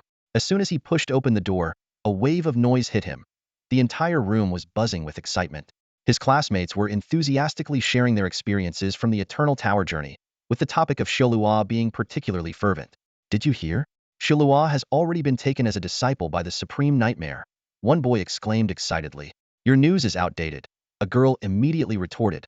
I heard Shilua has become a warrior-level strongman and is preparing to officially head to the abyss for training. Are you kidding? How is that possible in just one night? Someone questioned skeptically. With an SS-level talent, you don't understand a thing. A boy with glasses said dismissively. No one knows more about SS-level talent than I do. Listening to his classmates' praises, Ibai felt a rare sense of embarrassment. He thought to himself, am I really that amazing? In the eyes of his classmates, Shilua had already become a mythical figure, capable of conquering the abyss and tearing apart demons with ease. However, in reality, he had to cautiously report a warrior-level cultist anonymously, fearing exposure and the trouble it would bring. Despite this, Ibai was quite satisfied with his current situation. He quietly returned to his seat, enjoying the feeling of being at the center of attention while maintaining his calm. Zhao Lin immediately leaned over, excitedly saying, Dabai, did you hear? Zhang Yun struck it lucky. Yibai glanced at Zhang Yun's empty seat and asked casually, oh, what happened? Lowering his voice with a hint of envy, Zhao Lin explained, that guy awakened an 11 talent and cleared the newbie dungeon with Inscrade. Right now, he's in the principal's office. Several warrior-level strongmen want to take him as their disciple. Impressive. Yibai responded nonchalantly. Zhao Lin, used to Yibai's attitude, continued, with an 11 talent, becoming a warrior is within reach, and dreaming of becoming a warlord isn't far-fetched. He might even touch the threshold of a war god. That's the allure of the Eternal Tower. Indeed, overnight, many people's fates had dramatically changed, including Yibai's own. After expressing his envy for Jiang Yun, Zhao Lin turned his gaze to Yibai, curiously asking, Dabai, what grade did you clear the newbie dungeon with? Above F grade. Yibai replied vaguely. No kidding. Who could be lower than F grade? Zhao Lin rolled his eyes, but didn't press further. Lowering his voice, he added, it seems our classmate Lu Sueki awakened in F-level talent, and couldn't even pass the first stage of the newbie dungeon. At this, Zhao Lin's expression darkened, clearly feeling uneasy. Failing the first stage of the newbie dungeon meant Lu Sueki's Eternal Tower journey would be 100 or even 1,000 times harder than others. Even with family resources, her chances of turning things around were slim. And F-level talent was almost a death sentence for her Eternal Tower career. Hearing Lu Sueki's name, Yibai turned slightly to look at her. She sat quietly at her desk, reading, her long black hair cascading over her shoulders, seemingly out of place in the bustling classroom. She was the class monitor, with a delicate face and excellent academic performance. It was surprising that her talent awakening had such a dismal outcome. As Yibai was about to look away, he suddenly noticed a remark above Lu Sueki's head. Conditions for second talent awakening. Change profession to interdimensional summoner. Yibai was stunned, his mind racing. What does this mean? Lu Sueki's talent can awaken a second time? Typically, a single talent awakening was the limit, and only 1 in a million might have a second awakening. And talents that could awaken a second time were never below grade. The jump from grade to grade could change Lu Sueki's life. More information appeared before Yibai's eyes, and he was momentarily engrossed. Dabai, Dabai? Zhao Lin waved a hand in front of his face. What are you staring at? What are you thinking about? Yibai snapped back to reality and casually said, I was thinking about what I'd do if I awakened an SS-level talent. Dream on. Zhao Lin sneered. Daydreaming in broad daylight. Just then, the bell rang, and the classroom gradually quieted down. Yibai held up a mirror in his palm, studying his reflection. He thought to himself, if Lu Sueki's grade talent can awaken a second time, could my SS-level talent also awaken a second time? This question became Yibai's primary focus. A remark appeared on the mirror. Why are you staring at this handsome guy? All right, SS-level talents can indeed awaken a second time. In fact, each SS-level talent can awaken 9 times. 9 times. Yibai's breath caught slightly. A second awakening was 1 in a million, and he could awaken 9 times. The inside eye was indeed powerful, able to see all information. But for Yibai, it still felt somewhat lacking. Its direct help in combat was minimal. If he could awaken a second time, the inside eye would be even more useful. Learning this, Yibai felt much more at ease. He looked forward to future developments while becoming even more cautious and hiding his true strength. One of the conditions for a second awakening is reaching level 300. For Yibai right now, that goal seems as distant as the stars. In the classroom, sunlight streamed through the windows, casting a warm glow on the desks. Yibai was intently focused on a small mirror in his hand. Sitting beside him, Zhao Lin couldn't help but mutter, Dabai, you're getting more and more narcissistic. Not sleeping in class is one thing, but now you're even checking yourself out in the mirror. You're so unserious. Yibai rolled his eyes and retorted, how is that being unserious? Is class supposed to be nap time? Yibai, never sleep in class. No sooner had he finished speaking than the bell rang. Yibai stretched lazily, got up, and headed straight for Lu Sueki's desk. Other students quickly made way for him. Yi sighed inwardly. Just because I seriously injured a small-time thug, these guys still remember it. When he first crossed over to this world, he had caught a petty thief outside the school. The altercation ended with Yi by landing the thief in the hospital, where he still remained. Word spread, and his classmates started fearing him, dubbing him the terror of Class 2. Zhao Lin had told him about these rumors, but Yi didn't care much. Stopping by Lu Sueki's desk, Yi waited. Lu Sueki looked up, and their eyes met. Her face immediately turned pale. Yi thought to himself, am I really that scary? Because of her flevel talent, no one dared to approach Lu Sueki. Everyone was afraid of upsetting her during this sensitive period. Even words of comfort were met with her forced smiles. At times like this, she must have been feeling the worst inside. Yi suddenly asked, what profession did you choose? Lu Sueki was clearly startled that the terror was speaking to her. She stammered, two don't have money. Yi was puzzled. Even if I were robbing, I wouldn't rob money. This remark made Lu Sueki's already pale face turn beet red, her ears burning. Yi thought, little girl, you have no composure at all. Not wanting to tease her further, he repeated his question. What profession did you choose? Magician, Lu Sueki replied timidly. For girls, magicians and priests are usually the top choices. Despite her flevel talent, Lu Sueki still had the heart to fight, so she chose to be a magician. Unfortunately, she lost her gamble, ending up with an extremely weak talent. Yi continued, do you know about the job change pool? It's a place where beginners can change their professions. Lu Sueki nodded. Coming from the Lu family, which had a War King level powerhouse, she was well aware.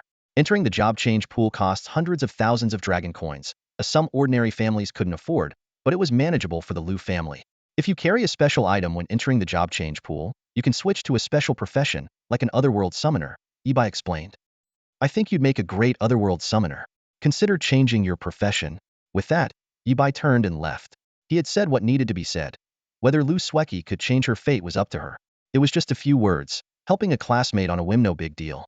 Lu Sueki was left sitting at her desk in a daze, her ears still burning red. An otherworld summoner, huh? Lu Sueki pondered Yi's words, her brows furrowing in distress. Even if she changed her profession, what difference would it make? She was still flevel, still a failure who couldn't even clear the first novice dungeon level. Yet, giving up just like that felt equally wrong. Should I give it a try? She whispered to herself. No one answered. She was alone in the classroom, lost in deep thought. Sueki Lu, can you step outside for a moment? At the entrance of Class 2, Grade 12, a middle-aged man with graying temples and a stern expression peeked in. His authoritative gaze made the whole classroom tense up instantly. Lin Zhao glanced furtively at the door and then whispered to Bai Yi. I heard that the Battle King from the Lu family recently made significant gains in the Abyss realm and might become a war god. A family with a Battle King is on a completely different level from one with a war god. He continued, Sueki Lu is said to be the favored granddaughter of that Battle King. They've prepared a lot of resources for her, enough to make her a battle general at least. But who knew she'd awaken with grade talent? Bai Yi gave Lin Zhao a slightly exasperated look. Why do you keep up with so much gossip? Lin Zhao leaned back, hands behind his head. You don't understand, Bai. You know my situation, no one cares about me. The tough days are still ahead. If I can get into a martial arts university and become a soldier, I'll be set for life. I don't like fighting and killing. If all else fails, I'll try to get a position at the pavilion of all things. Bai Yi patted his shoulder without saying more. He knew that Lin Zhao's talent was only grade, with no chance for a second awakening. Outside the classroom, the vice principal's expression softened, and his tone became gentle. Sueki, don't feel pressured. Talent isn't everything. There have been instances in our human race where someone with grade talent became a war god. Sueki Lu bit her lip, nearly drawing blood. She knew that the so-called instance involved a second awakening that upgraded the talent from grade to a grade. It wasn't achieved with just grade talent. Inadequate talent is just poorly utilized talent, she thought, disagreeing entirely. The difference between grade and a grade talent is immense, and no amount of effort can bridge that gap. The vice principal continued, Sueki, your grandfather and I go way back. Before he left for the Abyss realm, his biggest concern was you. We've discussed it with your family and decided to open the Eternal Tower's job change pool for you. The mage path isn't suitable for you. Hearing the words, job change pool, a glimmer of hope appeared in Sueki Lu's eyes. She couldn't help but think of the otherworld summoner profession Bai Yi had once mentioned. Noticing her interest, the vice principal added, the job change pool we've prepared for you is special. It contains many unique professions, even hidden ones. This opportunity is rare, miss it, and you'll never get another chance. Sueki Lu knew her family, backed by a battle king, had deep resources. Most people could only afford a basic job change pool, costing around 1 million dragon coins. But her family was spending tens of millions on special materials for her. All right, Uncle Zhang, they'll follow your advice. Sweki Lu finally agreed. The vice principal visibly relaxed. They had been worried she would stubbornly stick to being a mage and miss this opportunity. Sweki suddenly asked, is there an option for Otherworld Summoner in the job change pool? Vice Principal Zhang checked his phone. Yes, but why do you ask? Otherworld Summoner is a special profession, but it's too weak. You only get one chance to change jobs. Don't waste it on something like that. Leading the way, he advised, try to choose a support profession, even a forge master. Your family can find a master to teach you, and you'll still achieve great things. But Zheng's words were like wind in Sweki Lu's ears. She couldn't stop thinking about becoming an Otherworld Summoner, silently blaming Bai Yi for not being clearer. Why couldn't he explain better? It's driving me crazy. Sweki Lu was anxious.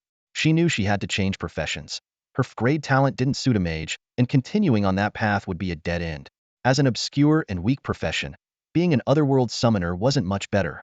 Standing at the classroom door, Lu Sweki struggled internally. She closed her eyes, envisioning the future arranged by Vice Principal Zhang and her family. Getting into a good university, joining a prestigious organization, working her way up from an unremarkable position, getting married, and having children. These scenes flashed before her eyes like a slideshow, each frame vividly clear, even down to the epitaph on her tombstone. Lu Sweki opened her eyes and let out a bitter smile. She could almost see a grand yet decayed tombstone with the words, "Here lies Lu Sweki, a woman who once lived but died the day she awakened her talent at 18, her fists clenched, nails digging into her palms. No, this was not the life she wanted. Sweki, Sweki. Vice Principal Zheng's voice pulled her back to reality. Lu Sweki realized they had already arrived outside a classroom. We're here, Vice Principal Zheng said. Go inside and activate the tower mark to enter the job change pool. He reminded her once more. Remember what I told you earlier, choose a hidden, support-type special profession. Got it? Lu Sweki replied, nodding. She reached out to push the door open. Her fingertips trembled slightly, and a jolt of electricity seemed to surge through her as she touched the cold wooden door. Could this be the moment that changes her fate? Lu Sweki wasn't sure. Stepping into the classroom, Lu Sweki took a deep breath, inwardly mocking herself. Choosing to be an Otherworld Summoner was just a random suggestion from a classmate. Pinning my hopes on this? I must be out of my mind. But do I have any other choice? She closed her eyes and activated the tower mark. Instantly, several rare hidden profession options appeared before her.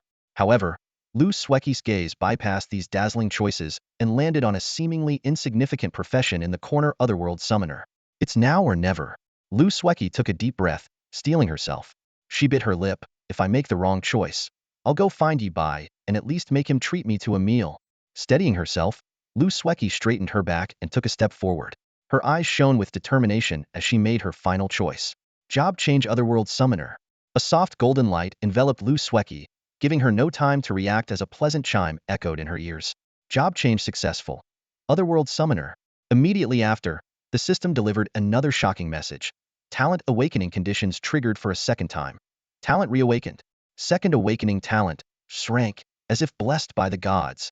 Lu Sweki stood there, stunned.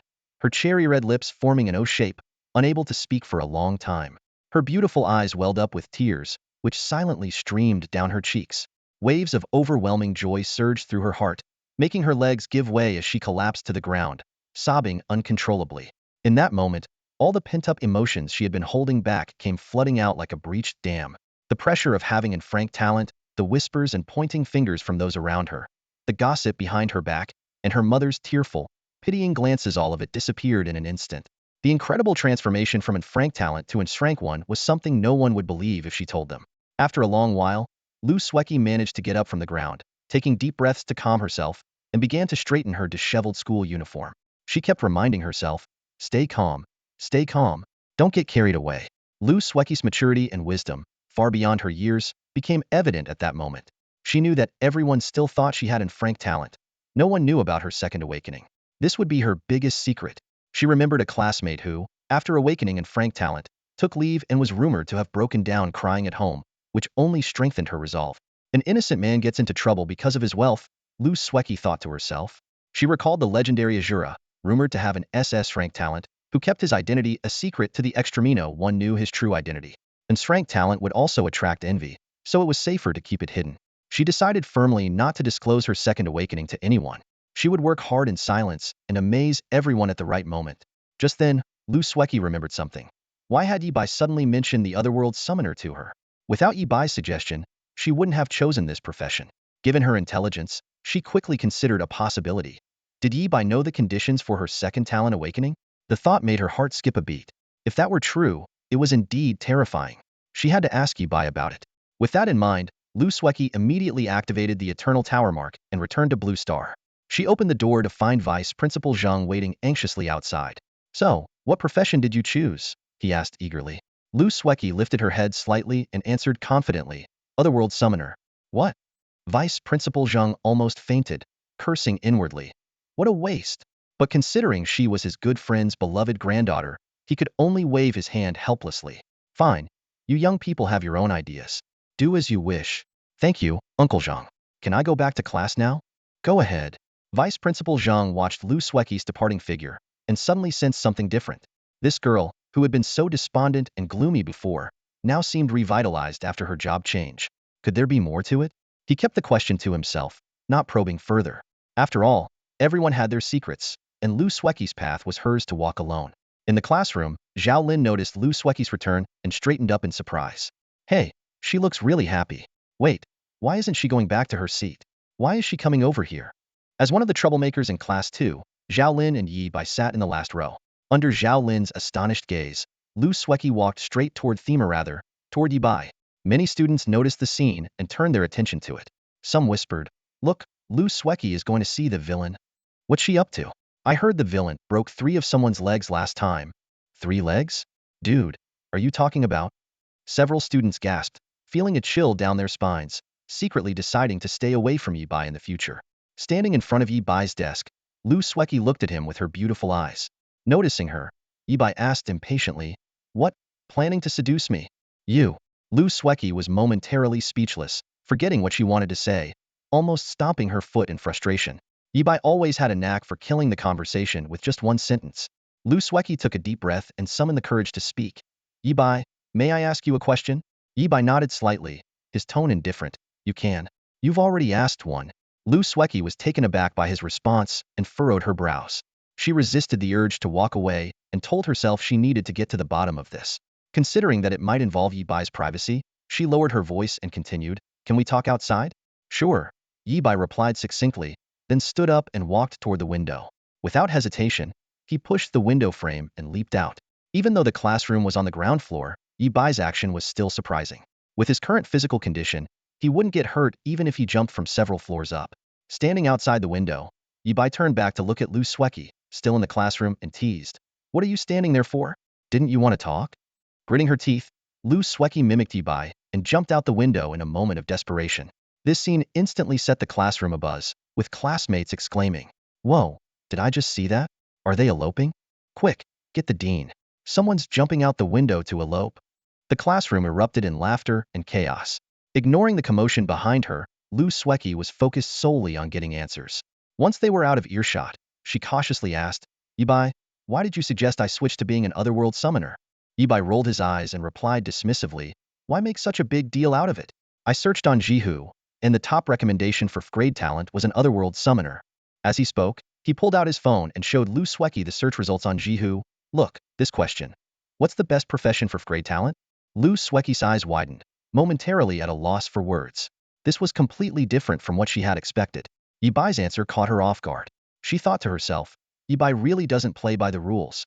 That's all for now. I'm heading back, Yi Bai said, turning to climb back through the window into the classroom. Wait.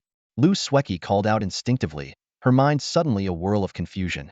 Could it really just be a coincidence? Was she just lucky? It seemed too convenient. Is there something else? Yi Bai stopped and looked back at her.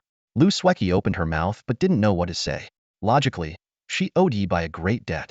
Whether it was luck or his intention, her second awakening of talent was definitely related to him. But she couldn't mention this.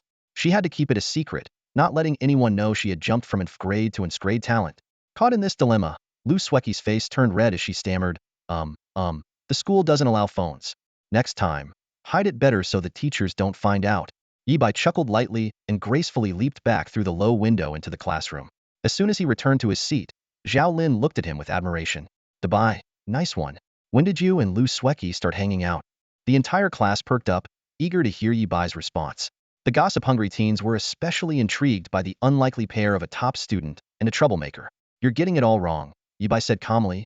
Lu Sweki just had some questions about her studies. That's all. Don't overthink it. The entire class, including Zhao Lin, couldn't help but roll their eyes at his audacity. Lu Sweki, one of the top 3 students in the school, asking for help from Ibai, a known underachiever? Such a blatant lie. Did he really think they were all fools? However, Ibai played it off effortlessly. With just a few words, he managed to deflect everyone's curiosity. The class sensibly dropped the subject, and their discussions shifted back to the Eternal Tower. The hottest topic remained the legendary Shura. Ring, the bell signaled the start of the next class, and the homeroom teacher walked in to begin the last lesson of the day. Before we start, please pass these ribbons back, the teacher said, handing out bundles of gray ribbons to the front row, who then passed them back through the rows. By the time the ribbons reached Ibai, only one was left. The gray ribbon was about 40 centimeters long and felt smooth to the touch. Ibai noticed a note. A one-time item that hides your eternal ID until you reach level 100. Although his expression remained unchanged, he had a good idea of what this meant. What's this? It feels pretty sturdy, Zhao Lin said, tugging on the ribbon without making a dent. The teacher explained from the front. These ribbons were issued by higher authorities and are required for all students. Here's how to use them. Wrap the ribbon around your right arm. Following the teacher's instructions, all the students wrapped the ribbons around their arms. In an instant, the ribbons vanished in a flash of light. All right, from now on, your eternal IDs are hidden until you reach level 100, the teacher announced, prompting a wave of chatter. Why hide our eternal IDs? Most students didn't understand why such an effort was needed for just an ID, but some quick-thinking students made the connection. It's for Shura. To hide Shura's ID, the best way is to hide it among everyone else's. A drop of water is safest in the ocean. The ribbons distributed by the higher authorities could hide eternal IDs. With all students' IDs hidden, Shura's would be too. It was a clever tactic. It's just too extravagant. Zhao Lin calculated. One of these ribbons must cost at least $1 million. With millions of students on Blue Star, the expense is... Even Yi felt a pang of regret. He wished he could stand up and say, I'm Shura, save the money and give it to me. But he couldn't. Quiet. The teacher knocked on the board and continued. These ribbons were made by the Supreme Nightmare. When a Supreme Being steps in, it's not about the cost but the commitment. The human race will pay any price to ensure the rise of the 4th Supreme Being. In other words, we are safeguarding Shura. The teacher's voice softened slightly. Actually, this isn't just Shura's opportunity. It's also yours. This year, funding has significantly increased, and the benefits of the entrance exams have even made many warriors envious. Students, you are in the best of times, a time when a Supreme Being is about to rise. When the sun rises high, won't the stars also shine? Protecting Shura's path is also protecting yours. Shura's rise is your rise. These words stirred the students' hearts, filling them with a burning desire to rush into the Eternal Tower and dominate the battlefield. Yibai squinted slightly, keenly sensing something unusual. The homeroom teacher was passionately delivering a speech, but his words seemed to surpass his usual standard. Observing carefully, Yibai noticed that the teacher occasionally glanced at his phone before continuing his eloquent discourse. Unbelievable. He's cheating. Yibai chuckled inwardly but had to admit, the teacher did say something quite profound. When the sun is at its zenith, can there be no stars accompanying it? This remark sent Yibai into deep thought. He reflected on the history of humanity, where 3 supreme warriors had risen successively, each era marked by the brilliance of countless geniuses. It was a time when extraordinary individuals emerged in droves, with war gods appearing out of nowhere and warlords being commonplace. These supreme warriors seemed to possess a magical power that propelled the entire era forward. It was precisely because of this phenomenon that the Azura SS-level novice dungeon clearance caused such a massive chain reaction. Humanity had been eagerly awaiting the emergence of a 4th supreme warrior for far too long. With this in mind, Yibai turned his gaze to Lu Sweki. He noticed a new note above her head. Second Awakening, S-level talent blessed by the gods. Summoned creatures automatically receive divine favor, with a certain probability of summoning powerful beings from other worlds. Yibai had long noticed that Lu Sweki's Second Awakening had elevated her to S-level talent. This wasn't just a simple transformation but a qualitative leap. With S-level talent, as long as Lu Sweki put in some effort, the position of warlord was within easy reach, and she even had a 50% chance of becoming a war god. Suddenly, Yibai seemed to understand something. He pondered. Without me, Lu Sweki's S-level talent would never have undergone a Second Awakening. There are so many special professions. It's impossible that she would randomly become an interdimensional summoner. If she missed the novice job transfer opportunity, she would never have the chance for a Second Awakening in her lifetime. This meant that because of his presence, an S-level talent had transformed into an S-level talent. The future of humanity might now include a female war god. Could this be the secret of the era of supreme warriors? A surge of excitement welled up in Yi Bai's heart as he seemed to touch upon an important truth. The rise of one person can inspire an entire era. Yi Bai set aside the notion of becoming the strongest for now. It was still too distant a goal for him. At this moment, he wasn't even considered a soldier, so how could he dream of reaching such heights? Whether there was a level beyond the war god was a question that remained unanswered. For ordinary people, the war god was already an attainable peak. Yi Bai carefully studied the information in his hands. Soldier, general, king, and war god. These four ranks were not determined by the levels of the Eternal Tower, but were classified through rigorous combat tests. Typically, one had to reach level 30 in the Eternal Tower to have a chance of passing the soldier test and becoming a first-class soldier. Of course, some individuals with weaker abilities might need to reach levels 40 or 50 to cross this threshold. Generally, those below level 200 were considered soldiers, ranging from first class to ninth class. Yi Bai's gaze fell on the benefits listed for soldiers. A first-class soldier received a monthly subsidy of 15,000 yuan and could apply for an 89 square meter rent-free apartment. Even more enticing, after living there for 3 years, they could purchase the apartment at half the market price. It was clear that the Housing Bureau had gone to great lengths to provide these benefits. Becoming a soldier meant stepping into a completely new world, with a significant elevation in social status. Because of this, countless people strove tirelessly to improve their Eternal Tower levels, aiming to pass the soldier evaluation. However, despite the lucrative benefits, becoming a soldier was no easy feat. Yi Bai did some calculations. Based on previous college entrance exams, any candidate who reached level 30 in the Eternal Tower could get into a decent martial arts university. Level 30 was the threshold for becoming a first-class soldier and the admission standard for many martial arts universities. However, the acceptance rate for these universities was less than 10. Out of millions of candidates, only about 1 million could become soldiers.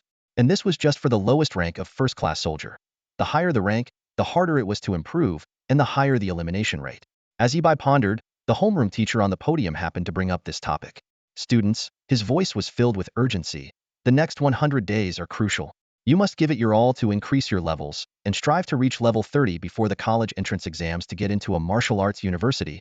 He paused for a moment before continuing. According to the latest big data analysis, the first 100 days are the golden period for level improvement. If you can't break through to level 30 during this time, your chances will drop to 0.2. Don't miss this opportunity. At this point, the teacher's expression turned somber. His own Eternal Tower level was stuck at 29, and he had failed the college entrance exams years ago. Over the years, he had made no progress, stuck in place. Clearing his throat, his voice a bit hoarse, he said, "Class dismissed. Zhang Yun, Lu Sueki, stay behind." The classroom buzzed with excitement as students rushed out, eager to re-enter the Eternal Tower and embark on new adventures, seizing their chance to change their destinies. However, the two students who stayed behind faced very different circumstances. The looks directed at Jiang Yun were filled with envy, mixed with a hint of jealousy. With an A-level talent and its level dungeon clearance, reaching level 30 was child's play for Jiang Yun. His future was bright. Jiang Yun paid no attention to these looks, his slightly arrogant face remaining calm. In his eyes, they were no longer part of the same world. When the gaze shifted to Lu Sueki, the atmosphere changed dramatically. Pity, sympathy, mockery, and schadenfreude intertwined. People always admired the strong and looked down on the weak. It seemed to be human nature. However, compared to Jiang Yun, Lu Sueki's attitude was even more composed. This composure came from an inner confidence. With level talent and a perfectly matched profession, Lu Sueki's potential far exceeded everyone's imagination. The heights Jiang Yun could reach in a lifetime were merely starting points for Lu Sueki. The teacher first turned to Jiang Yun, speaking earnestly, "Jiang Yun, you must remain humble and not let your current achievements go to your head." Jiang Yun nodded seriously, but internally he was already impatient. He thought to himself, "I'm destined to become a war king. What right do you have to lecture me when you haven't even become a soldier?" The teacher, having seen many students, easily saw through Jiang Yun's perfunctory attitude, but chose not to call him out. He then turned to Lu Sueki, speaking gently, "Sueki, you can focus more on support roles and life professions. And level talent doesn't mean the end of the world. Life must go on." At this point, the teacher seemed to touch a chord within himself, his expression becoming wistful. "Don't laugh at me," he began slowly. "I awakened with an A-level talent back in the day, and it felt like the sky was falling. I was unwilling to accept it and recklessly ventured into the Eternal Tower, even contemplating sneaking into the abyssal plane to fight. I thought, even if I died for my country, it would be better than living a mediocre life." He sighed deeply, smiling self-deprecatingly, "But these feelings pass. Look at me now, teaching and nurturing several generals. Everyone has their own path in life. The bright sun in the sky, accompanied by countless stars, reminds us that we can be ordinary people with our feet on the ground and our eyes on the stars. The homeroom teacher's words were like a bomb, striking right at the heart of Lu Sueki's pain. She looked at the teacher with gratitude and silently vowed that even without a second awakening, these words would be her driving force. Thank you, teacher, Lu Sueki said sincerely. The teacher smiled and nodded. All right, you can go now. With that, he was the first to leave the classroom. As Lu Sueki was about to leave, she heard Zhang Yun's voice behind her. She turned to see Zhang Yun standing there. At 1.72 meters tall, he wasn't particularly outstanding among his peers, and his thin frame paired with a sharp-featured face gave an impression of awkwardness.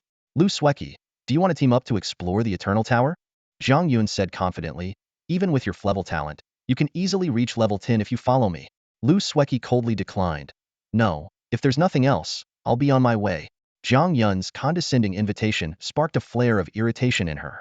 If you change your mind, feel free to find me. Zhang Yun called out to her retreating figure. In the entire number 3 high school, even the whole Nanjing city, my talent is unmatched. Teaming up with me will greatly boost your leveling speed, and you might even have a chance to reach level 30. Think about it. Watching Lu Sueki leave, Zhang Yun shook his head and muttered to himself, she will regret this. Zhang Yun wasn't boasting. An A-level talent indeed stood out in Nanjing City, even surpassing last year's top student. According to his teacher's estimates, he had the potential to become a third-year warrior before the college entrance exams. After Lu Sueki walked away, the smile on Zhang Yun's face vanished, replaced by a sinister expression. He thought to himself, I have top-tier talent now, but I'm lacking resources. Although Lu Sueki herself is useless, the Lu family is a family of war kings. I need to figure something out.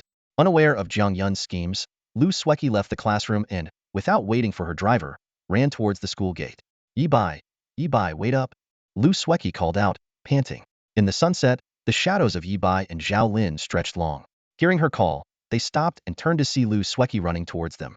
Zhao Lin glanced at Yi-bai in surprise and tactfully stepped aside, giving them space. What is it? Another question you can't solve? Yi-bai asked calmly. No, it's not that. Lu Sueki, hands on her knees and slightly out of breath, wiped the sweat from her forehead. She took a deep breath and looked Yi-bai in the eye. I want to ask if you'd like to team up to explore the Eternal Tower with me? Zhao Lin's eyes widened in disbelief. Lu Sueki, the girl hailed as the class beauty, even the school beauty, was actively inviting Yi-bai to team up? This was beyond his comprehension. Yi-bai frowned slightly, preparing to reject Lu Sueki's invitation to team up. His SS-level talent had already caused a stir in the novice dungeon, attracting attention from various factions. Before he fully matured, he couldn't afford to expose his identity as a Jura. He needed to avoid too much interaction with others, especially with high-profile figures like Lu Sueki. No, I prefer to go solo, Yi-bai said bluntly. Lu Sueki wasn't surprised. She knew well that, in the eyes of others, she was just an level waste. Teaming up with her was like dragging along dead weight. Zhao Lin, fearing Lu Sueki might misunderstand, quickly explained, Yi-bai doesn't even team up with me. He said he's planning to tackle the second floor of the Eternal Tower today. The whole class knew about Zhao Lin and Yi-bai's close relationship. If even Zhao Lin couldn't team up with Yi-bai, it was proof enough that Yi-bai wasn't lying. In fact, Yi-bai had no reason to lie. Whether Lu Sueki had level or level talent, teaming up with him would mean she'd just be along for the ride without needing to lift a finger. Thank you, Lu Sueki said, bowing slightly as she thanked Yi-bai again. She then pulled a scroll out of her pocket. This is a map of the Eternal Tower collected by my grandfather. It has information from the 1st to the 10th floor, including monster spawn points, monster details, and even some hidden quests. Before Lu Sueki finished speaking, Zhao Lin's eyes were glued to the scroll, nearly drooling. What a treasure! He loved collecting various pieces of information and knew the importance of maps. Such items were priceless and unattainable for ordinary people. It's no exaggeration to say that this small scroll in Lu Sueki's hand was worth millions. Zhao Lin gave Yi-bai a look, signaling him to accept it. Yi-bai sighed inwardly. This item might be invaluable to others, but it was worthless to him. Please, you must take it. Lu Sueki insisted, her face turning red, her gaze firm. This is the most valuable thing I can offer right now. It was clear that if Yi-bai didn't accept it, she wouldn't give up. All right, I'll return it to you after I use it, Yi-bai said, taking the scroll and waving his hand. If there's nothing else, I'm leaving. As Yi-bai walked away into the sunset, Lu Sueki bowed again in silent gratitude, tears slipping down her cheeks. Sueki. A noblewoman hurriedly approached Lu Sueki. Where were you? I was worried sick. The woman, elegant and well-maintained, bore a striking resemblance to Lu Sueki. Don't worry about your talent, listen to your mother. Let's go home and eat. Lu Sueki forced a smile. Mom, I'm fine. Don't say you're fine. Your eyes are red. My poor child. The noblewoman hugged Lu Sweki, a fleeting look of worry crossing her face before she quickly masked it. Who was that boy? Aren't you going to introduce him to your mother? No, he's just a classmate. I saw you give him the map. Tell me honestly, do you like him? Lu Sweki quickly defended herself. Mom, no. Yibai is just a classmate. All right, let's go. Sitting in the front seat, the noblewoman took out her phone and sent a text. Check the background of Yibai from class 2 of senior year 3. Watching her daughter in the rearview mirror, the noblewoman's eyes turned cold. Her daughter had awakened in Flevel talent. What mother wouldn't be heartbroken? If anyone tried to take advantage of her daughter and exploit the Lu family, she wouldn't stand for it. After dinner, back home, Yibai spread out the map Lu Sweki had given him. There was indeed a lot of information, but it was useless to him. With the eye of insight, there were no secrets to him. The Eternal Tower required constant upward progression. Yibai was currently on the first floor. The leveling spots from LV.1 to LV.10 were useless to him. Hidden quests and special areas with low rewards were directly ignored. Yibai noticed a number next to the first floor map. Exploration rate, 0. An exploration rate? What happens when it reaches 100? The higher the exploration rate, the richer the rewards when breaking through the floors of the Eternal Tower. First floor clearance history, 100 exploration rate 2 people, over 90 exploration rate 19 people. Seeing the notes, Yibai's spirits lifted. 100 exploration rate, only 2 people? Even among the 3 supreme figures of the past, one hadn't reached 100 exploration rate. Ways to increase exploration rate. Kill monsters, kill special bosses, explore the map. 100 exploration rate strategy. First, go to Wind and Thunder Valley. After reading all the information, Yibai made a decision immediately. Yibai was determined to reach 100 exploration on the first floor today. He knew that the levels in the Eternal Tower were closely linked to its floors, and as long as he was on the first floor, he could never break through the level 10 barrier. After carefully analyzing the strategy for achieving 100 exploration, Yibai frowned. The combat difficulty wasn't high, but covering such a vast distance within 6 hours was a real headache. The Eternal Tower was only open for 6 hours each day. If he missed today, he would have to try again tomorrow. A sudden idea struck him, and Yibai decided to try his luck in the trade realm to see if he could find any movement skills. He immediately activated the tower mark and teleported into the trade realm, which was open 247. As soon as he logged in, his communicator was bombarded with messages from his goblin underling. Boss, are you there? Contact me as soon as you see this message. Yibai quickly replied with an address. In less than a minute, the goblin underling appeared in front of Yibai, panting heavily. This time, there was a strange look in his eyes as he gazed at Yibai. Boss, who are you really? The goblin underling asked while catching his breath. What's going on? Yibai raised an eyebrow. Lowering his voice excitedly, the goblin underling said, That guy you reported today, Swatianan, has been detained. That's good news. Yibai nodded thoughtfully. A demonic cultist brought to justice is always a relief. The fewer of such people, the fewer knives aimed at the back of humanity. You don't know the half of it. The goblin underling's eyes sparkled with excitement. He flipped immediately after being caught and ratted out quite a few big names. Thanks to his information, 3 warlord-level cultists were arrested today alone. Yibai was also a bit surprised. A buy one get 3 free deal? This is like a Black Friday sale. Let's get serious, the goblin underling said, regaining his composure. After discussions between the main guild and the Enforcement Bureau, they've determined the reward for your report, 30,000 gold coins. Plus, from now on, you get a 10 discount on all purchases at the All Things Pavilion.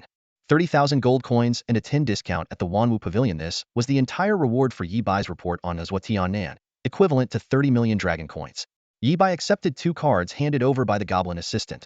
One was an anonymous gold card, and the other was a VIP card with warlord-level privileges. The goblin assistant enthusiastically explained, Brother, this VIP card is a privilege only warlords can enjoy. It can be used both online and offline. Just present it at any auction or marketplace hosted by the Wanwu Pavilion, and you'll receive warlord-level treatment.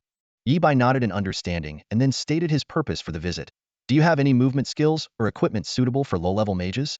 The goblin assistant immediately brought out a few items and began a professional introduction. First was the Swift Wind Step skill book, priced at 500 gold coins. It could increase movement speed and, with level progression, also grant temporary invisibility and critical strike effects. Yibai dismissed this option, thinking he had no intention of becoming a sword saint or roaming the other world. Next were the Wind Spirit Boots, which came with a movement skill allowing temporary flight with wind wings. Then there was Flame Leap, which could blink 2 meters in a specified direction and deal fire damage. However, none of these met Yibai's needs. The goblin assistant explained helplessly that low-tier mage equipment was indeed rare, mostly snapped up by major families. Finally, he mentioned an all-class skill bookwind slash. This skill allowed the user to dash to the enemy at high speed, dealing 65 normal attack damage instantly, with no cost and a cooldown of just 0.5 seconds. Before the goblin assistant finished speaking, he himself felt the suggestion was somewhat ridiculous. After all, the most crucial aspect for mages was distance control, and wind slash completely contradicted this principle. Surprisingly, Yibai showed keen interest. How much is it? Yibai asked. 8,000 gold coins, but with the discount, it's 7,000 gold coins, the goblin assistant replied, frowning. Are you really going to buy this? Without hesitation, Yibai took out 7,000 gold coins and calmly said, I'll take it. The transaction was completed swiftly, and Yibai immediately learned the wind slash skill. He nodded in satisfaction, thinking that while this skill might be useless for other mages, it was a game changer for him. With the support of charge and thunder blessing, both his normal attacks and skills could deal astonishing damage. Yibai felt proud, believing that this advanced combat philosophy was the true essence of being a mage. After the transaction, the goblin assistant tentatively asked, Brother, what should I call you? After a brief thought, Yibai replied, You can call me Fourth Brother. All right, Fourth Brother. See you later, Fourth Brother. The goblin assistant respectfully bid farewell. After leaving the trading secret realm, it was exactly midnight. Yibai once again embarked on his journey to the Eternal Tower. Welcome to the Eternal Core City. A pleasant, ethereal voice sounded in his ear. The system briefly introduced the functions of the Eternal Core City. It served as a transit hub and resting place for those venturing into the Eternal Tower. Players could input the floor number at the core to teleport. If they died during the exploration, they would automatically return to the core city and enter a weakened state. After breaking through the current floor, they would also return automatically. The city was open for 6 hours daily, reminding players to manage their time wisely. Yibai opened his eyes and found himself in a vast city. The surroundings were bustling with people, lively and vibrant.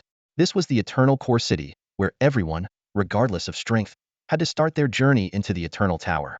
For ordinary players, the Eternal Core City was their trading venue. Without the supervision of the secret realm spirit, some deceitful activities were inevitable. As soon as Yibai entered the city, he heard the bustling cries from all around. The first level special map, only 50 copper coins. Don't miss out. A vendor's shout echoed through the trading district of Eternal Core City. Beside him, another merchant called out, 3 silver coins to help you clear the first level, guaranteed success or your money back. Not far away, a blacksmith was showcasing his work, silver scaled chest plate, 5 gold each. Over the past century, Eternal Core City has been meticulously developed and divided into various functional areas. Besides the bustling trading district, there are also the professional district, the combat power testing zone, and the team formation area. The professional district gathers various professional guilds where peers exchange knowledge and enhance their skills. The combat power testing zone, established by the Defense Bureau, is responsible for assessing the combat power of warriors, generals, warlords, and gods of war. The unique aspect here is that injuries or even death within the Eternal Tower do not affect the real-world body. From the rank of general onwards, combat power assessments also require evaluation of performance in the abyssal plane, not just on paper. This system, set up by 3 supreme beings, aims to cultivate fierce warriors capable of killing enemies on real battlefields, rather than robotic fighters who only know how to mechanically cast skills. Yibai had a clear plan in mind, first to venture through the Eternal Tower, then to head to the combat power testing zone for the warrior test. Without hesitation, he placed his palm on a crystal by the roadside, and in a flash of light, he was instantly transported to the first level of the Eternal Tower. Shortly after Yibai disappeared, Zhao Lin and Lu Sueki entered Eternal Core City one after another. Lu Sueki recognized Zhao Lin immediately, raising her eyebrows with anticipation as she asked, Zhao Lin, is Yibai with you? Zhao Lin, focused on checking his mailbox, replied without looking up, No, but Yibai sent me some stuff. He found a few unidentified scrolls and puppets in his mailbox, along with a message from Yibai. Don't use these items unless absolutely necessary, as it might affect the assessment of your own strength and potential. Upon learning that Yibai was not around, Lu Sueki was visibly disappointed. But she quickly remembered something important and urgently said, By the way, you must tell Yibai not to go to Wind and Thunder Valley today. Zhao Lin asked in confusion, Why? With a serious expression, Lu Sueki explained, A war god from the prophecy department predicted today's monster refresh in the first level of the Eternal Tower. A special, extremely powerful boss will appear deep in Wind and Thunder Valley. Entering recklessly would be a death sentence. Alarmed, Zhao Lin immediately tried to send a message but quickly realized a critical problem. Damn, Yibai is already in the Eternal Tower. He can't receive messages. Gritting her teeth, Lu Sueki placed her hand on the crystal without hesitation, silently praying, Yibai, don't go to Wind and Thunder Valley. Meanwhile, on the first level of the Eternal Tower, Yibai stretched and prepared to embark on his 100 exploration journey. His first target was clear. First stop, Wind and Thunder Valley. Here I come. Wind slash. Yibai's figure streaked through the air like the wind, leaving behind afterimages. In an instant, he appeared behind a minotaur. With a light tap of his staff on the back of the creature's head, the minotaur collapsed, dissolving into white light and leaving behind a small pile of copper coins. Yibai's gaze turned toward the depths of Thunder Valley, where the ominous sounds of wind and thunder roared faintly. It seemed a terrifying monster had emerged within the valley, causing numerous creatures to flee their territories. This sight only fueled Yibai's fighting spirit. His eyes sparkled with excitement as he anticipated the coming challenge. Only the big guy inside can give me a real warm-up, he muttered to himself. With his SS-grade talent, the Eye of Insight, Yibai easily discerned the details of the monster in the valley. The information about the Bull Demon General appeared before him. Bull Demon General severely injured. Level 20. HP 65,000. MP 21,000. Physical defense 300. Magic defense 9999. Skills not displayed. Note: carries a special item intended to hinder Shura's growth. Yibai chuckled. So, it's here specifically for me, he thought. Due to a server-wide announcement, the whole world knew that Shura had transitioned into a Heaven's Wrath mage. To thwart Shura's growth, the demon god had sent this creature, which boasted high magic defense. In reality, the Bull Demon General carried its great item, the anti-magic disc, which was incredibly powerful. It could negate any magic damage below 10 million and reduce damage above that by 90. This made the Bull Demon General a nightmare for mages, an arch-nemesis for Shura, and an absolute mage killer. To defeat the Bull Demon General, a mage would need to deal over 10 million magic damage in a single blow.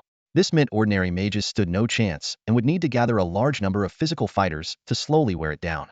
Faced with such a daunting challenge, those with weaker talents avoided it, fearing for their lives. Meanwhile, those with stronger talents eagerly prepared to face it, though even they needed to form teams to attempt it. Soloing was tantamount to suicide. However, Yibai didn't hesitate. He had confidence in handling it alone. Wind slash. Yibai activated the skill again. A gust of wind swept through, and he instantly appeared 100 meters away, effortlessly taking down another minotaur. This skill had a cooldown of just 0.5 seconds and could cover a distance of up to 150 meters in a single dash. This translated to a speed of 1,080 kilometers per hour. It was this incredible speed that made Yibai choose Wind Slash, and it had not disappointed him. As Yibai used Wind Slash to advance rapidly, he continuously built up his momentum, preparing to face the Bull Demon General. He had no fear of its magic immunity. Don't underestimate me. The hellhound I killed yesterday with a single blow took 100 billion magic damage. A mere 10 million is nothing. Yibai sped towards Thunder Valley like a whirlwind, drawing attention from those around. Observers on two high grounds immediately relayed the message. Attention, Team 1. A warrior has entered Thunder Valley alone. The members of Team 1 remained unfazed, even showing some schadenfreude. Another one going to his death, someone mocked. That's a demon summoned by the demon god, and he wants to solo it? Ridiculous. Even we geniuses have to team up to challenge it. Where does he get the confidence to solo the boss? Is he Shura? Don't be ridiculous. Shura is a mage, not a warrior. On the open ground outside Thunder Valley, about 100 people stood scattered, chatting and joking about the warrior who had just rushed into the valley. These were all geniuses from various regions, with the weakest having an A-grade talent. Jiang Yun stood quietly in an inconspicuous corner, scanning the crowd. In Nanjiang City, he was a dazzling genius, the pride of his school, enjoying countless resources. But on a national or global scale, what wasn't a grade talent worth? Jiang Yun clenched his fists, his eyes filled with unwillingness. He longed to become stronger, but for now, how could he compare with these prodigies? Suddenly, a command rang out. Attention, everyone. We're about to set off. Someone joked, we better hurry, or that warrior might kill the boss before we do. This comment elicited a round of laughter, filling the air with a lively atmosphere. The crowd eagerly prepared for the impending challenge. 100 geniuses, led by a prodigy with class talent, were slowly venturing into the depths of Wind and Thunder Valley. Meanwhile, two figures appeared outside the valley. Liu Sueki, didn't you say you wouldn't come to Wind and Thunder Valley? Zhao Lin asked breathlessly as he caught up with her, puzzled. Liu Sueki frowned, her face filled with worry. I'm afraid Yabai has already gone in. I gave him the map, and if he's entered Wind and Thunder Valley, wouldn't that mean I've put him in danger? This isn't repaying a favor. It's betraying a friend. She bit her lip, determined. I have to go into the valley. Even if I can't find Yabai, I have to try. She turned to Zhao Lin and said, you should go back. I'll go further inside. Zhao Lin rolled his eyes, his tone light. Look at you. Ye Bai is your classmate, but isn't he my buddy too? Besides, if we die in the Eternal Tower, we can still return to Eternal Core City. What's there to be afraid of?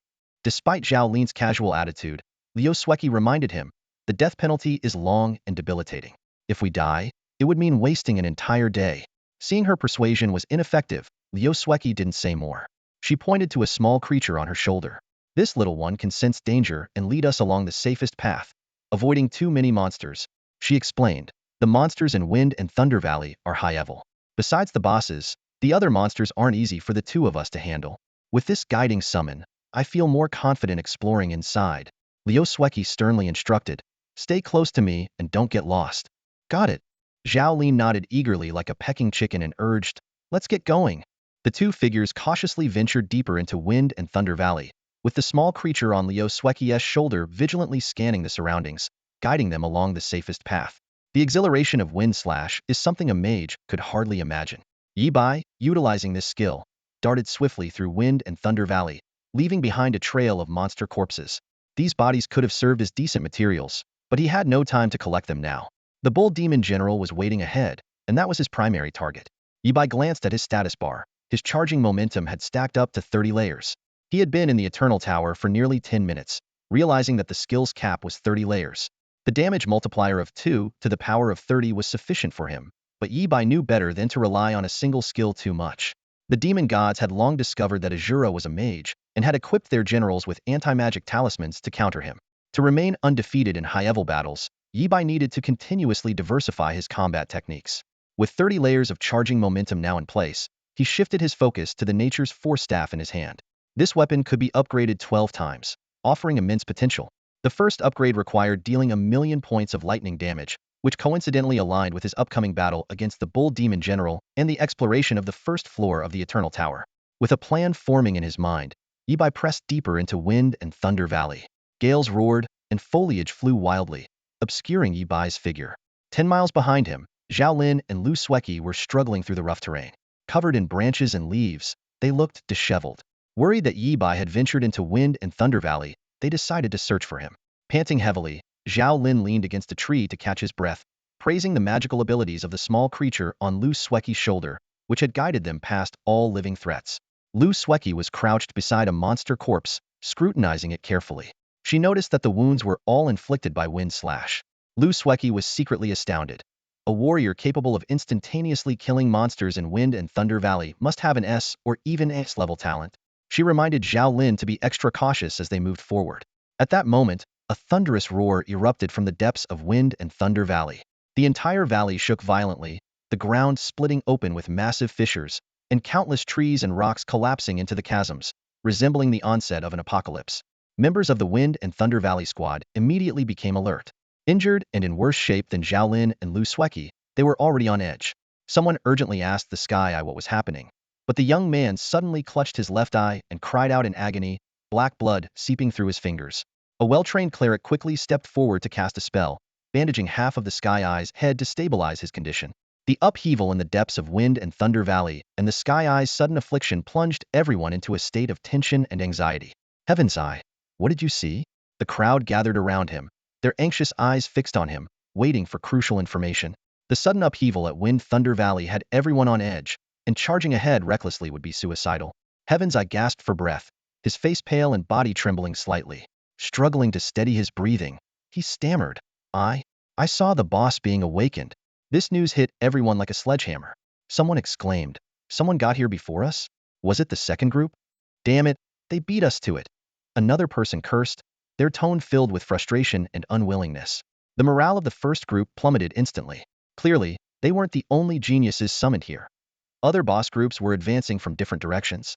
The fact that the other group had awakened the boss first suggested they might be stronger overall, increasing their chances of securing the boss.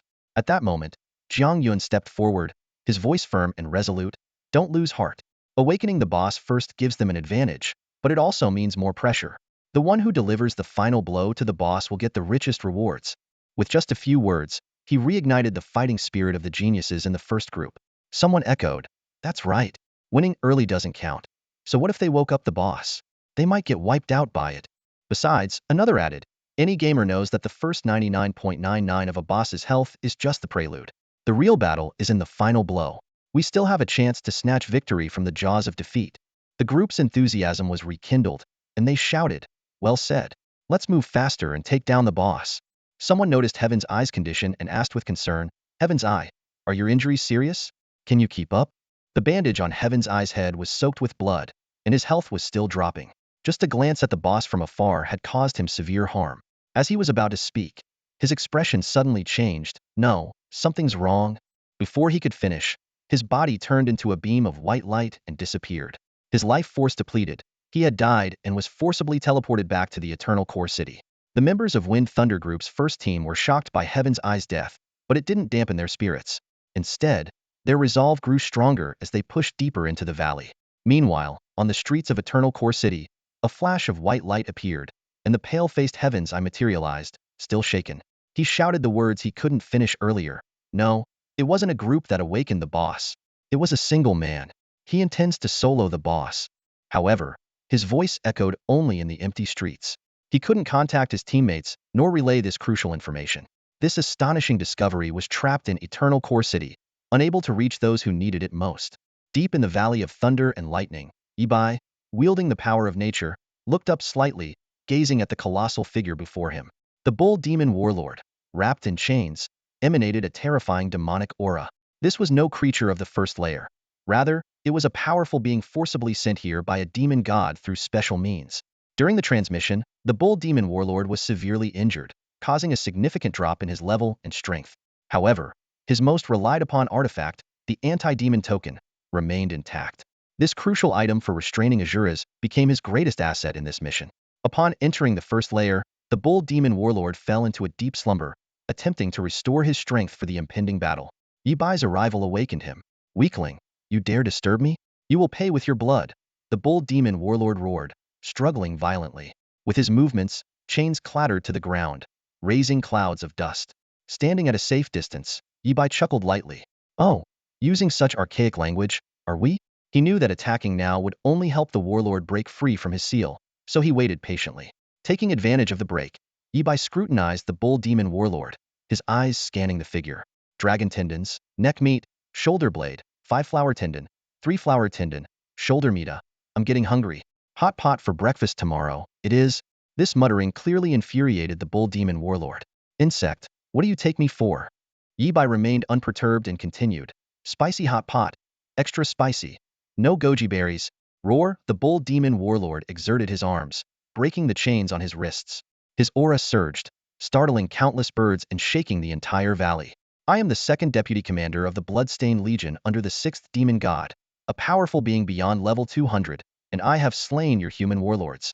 The bull demon warlord glared down at Yibai, eyes full of mockery. "What, are you so scared by my words that you can't even speak?" Yibai was silent for a moment before he suddenly spoke. "I was planning to leave your body intact, but a roast whole bull sounds good too. Now, your head is mine." "Oh, arrogant fool." The bull demon warlord was stunned, then burst into laughter. "If the human army were here, I might be wary. But you? Are you an Asura?" At the mention of Asuras, a flicker of dread crossed the bull demon warlord's eyes. He knew his true mission, to gather information on Asuras and report back. Stopping an Asura alone was a fool's dream. Yibai calmly replied, "Whether I'm an Asura or not doesn't matter." He lifted his staff, pointing it at the bull demon warlord. "What you need to know is that today is your death anniversary. Annihilate."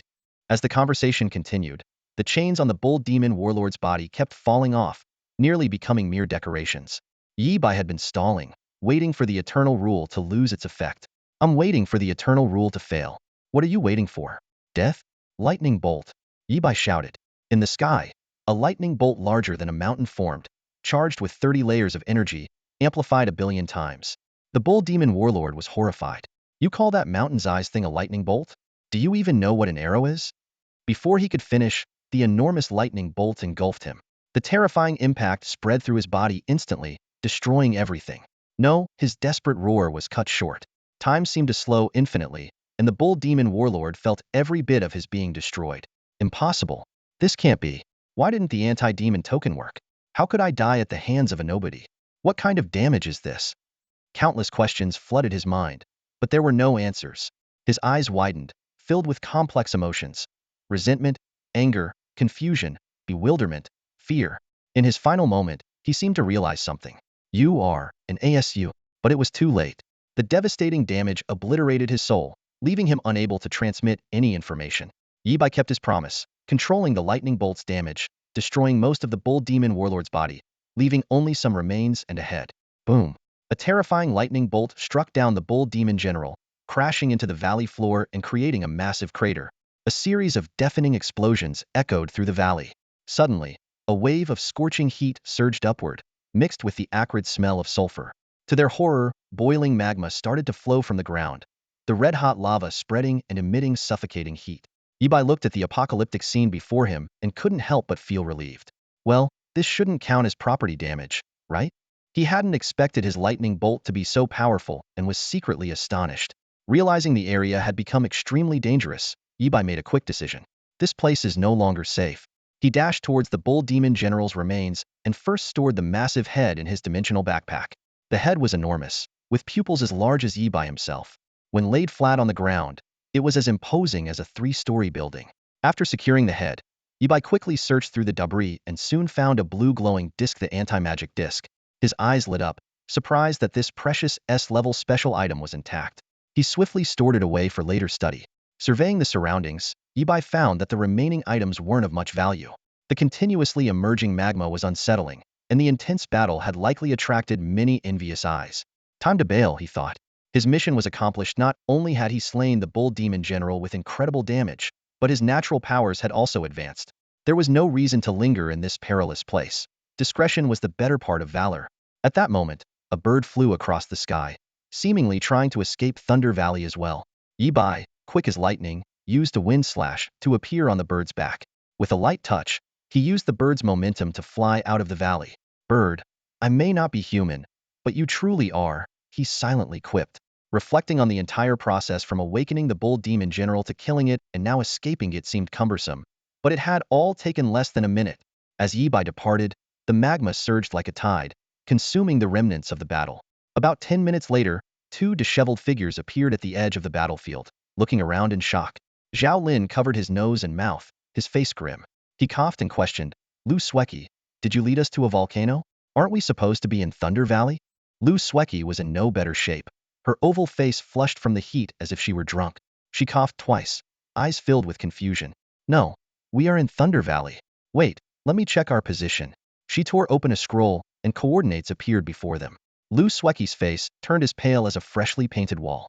Zhao Lin, rubbing his smoke-irritated eyes, couldn't see the coordinates clearly and anxiously asked, What is it? Lu Sueki's voice trembled with disbelief.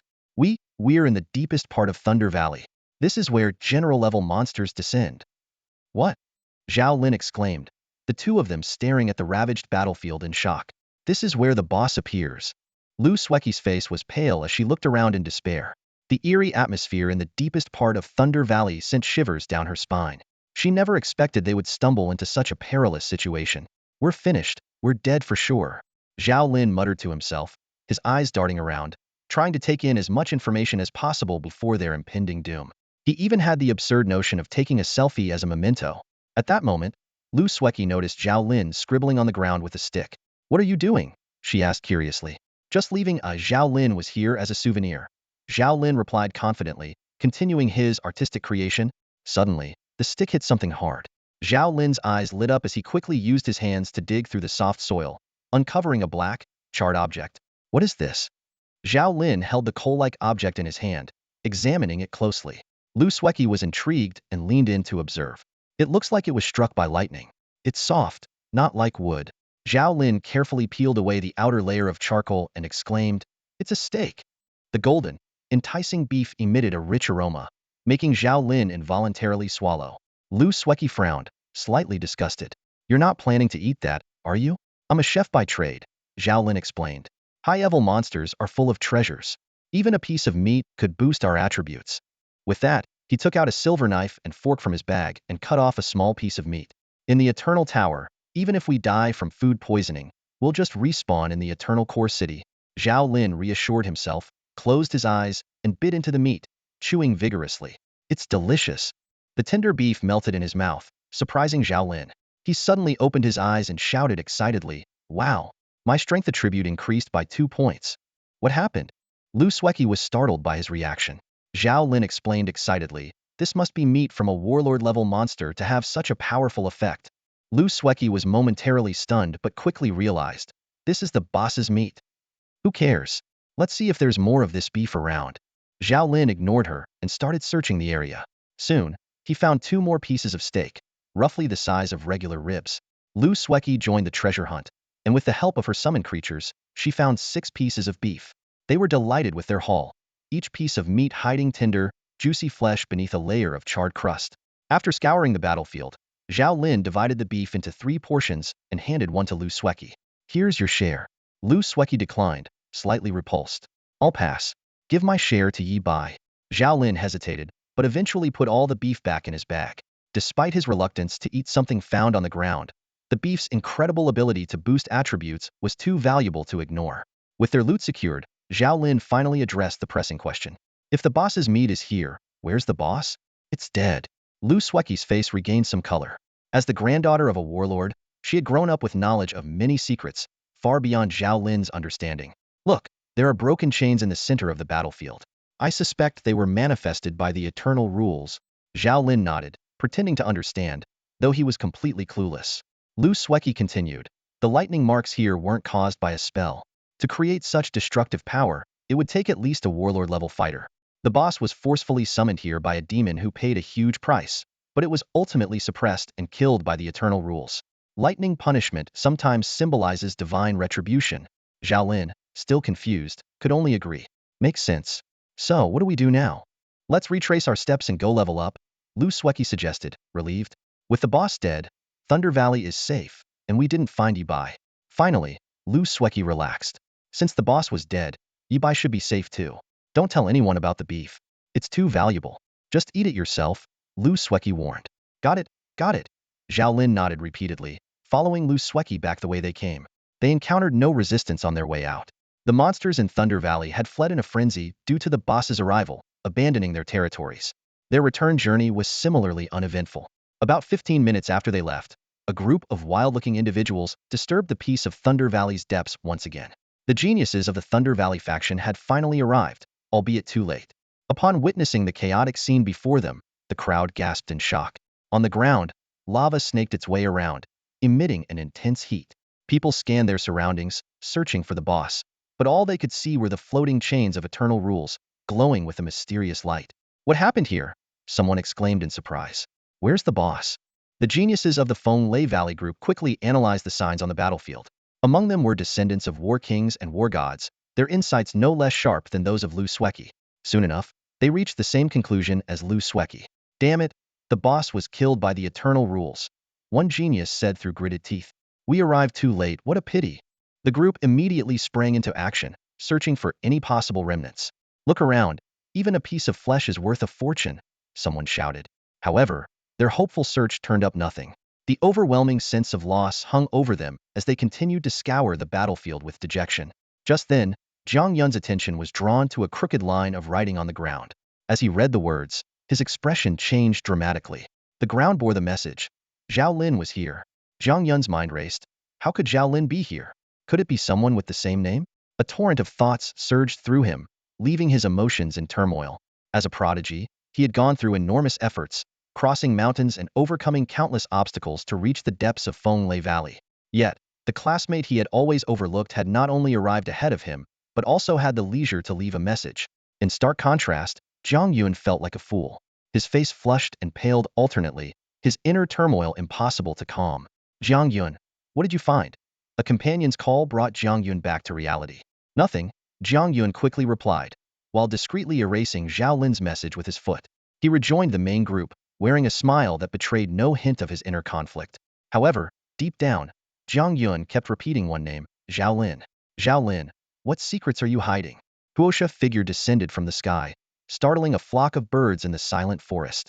Yi Bai landed lightly, the thick layer of leaves beneath his feet rustling. He took a deep breath, feeling the soft ground underfoot, and silently rejoiced at finally reaching a safe zone. Stretching his somewhat weary body, Yi Bai began to inventory his gains from this adventure. After defeating the Bull Demon General, the first floor of the Eternal Tower posed no further threats. Even without using skills, He could easily handle any monster with just basic attacks.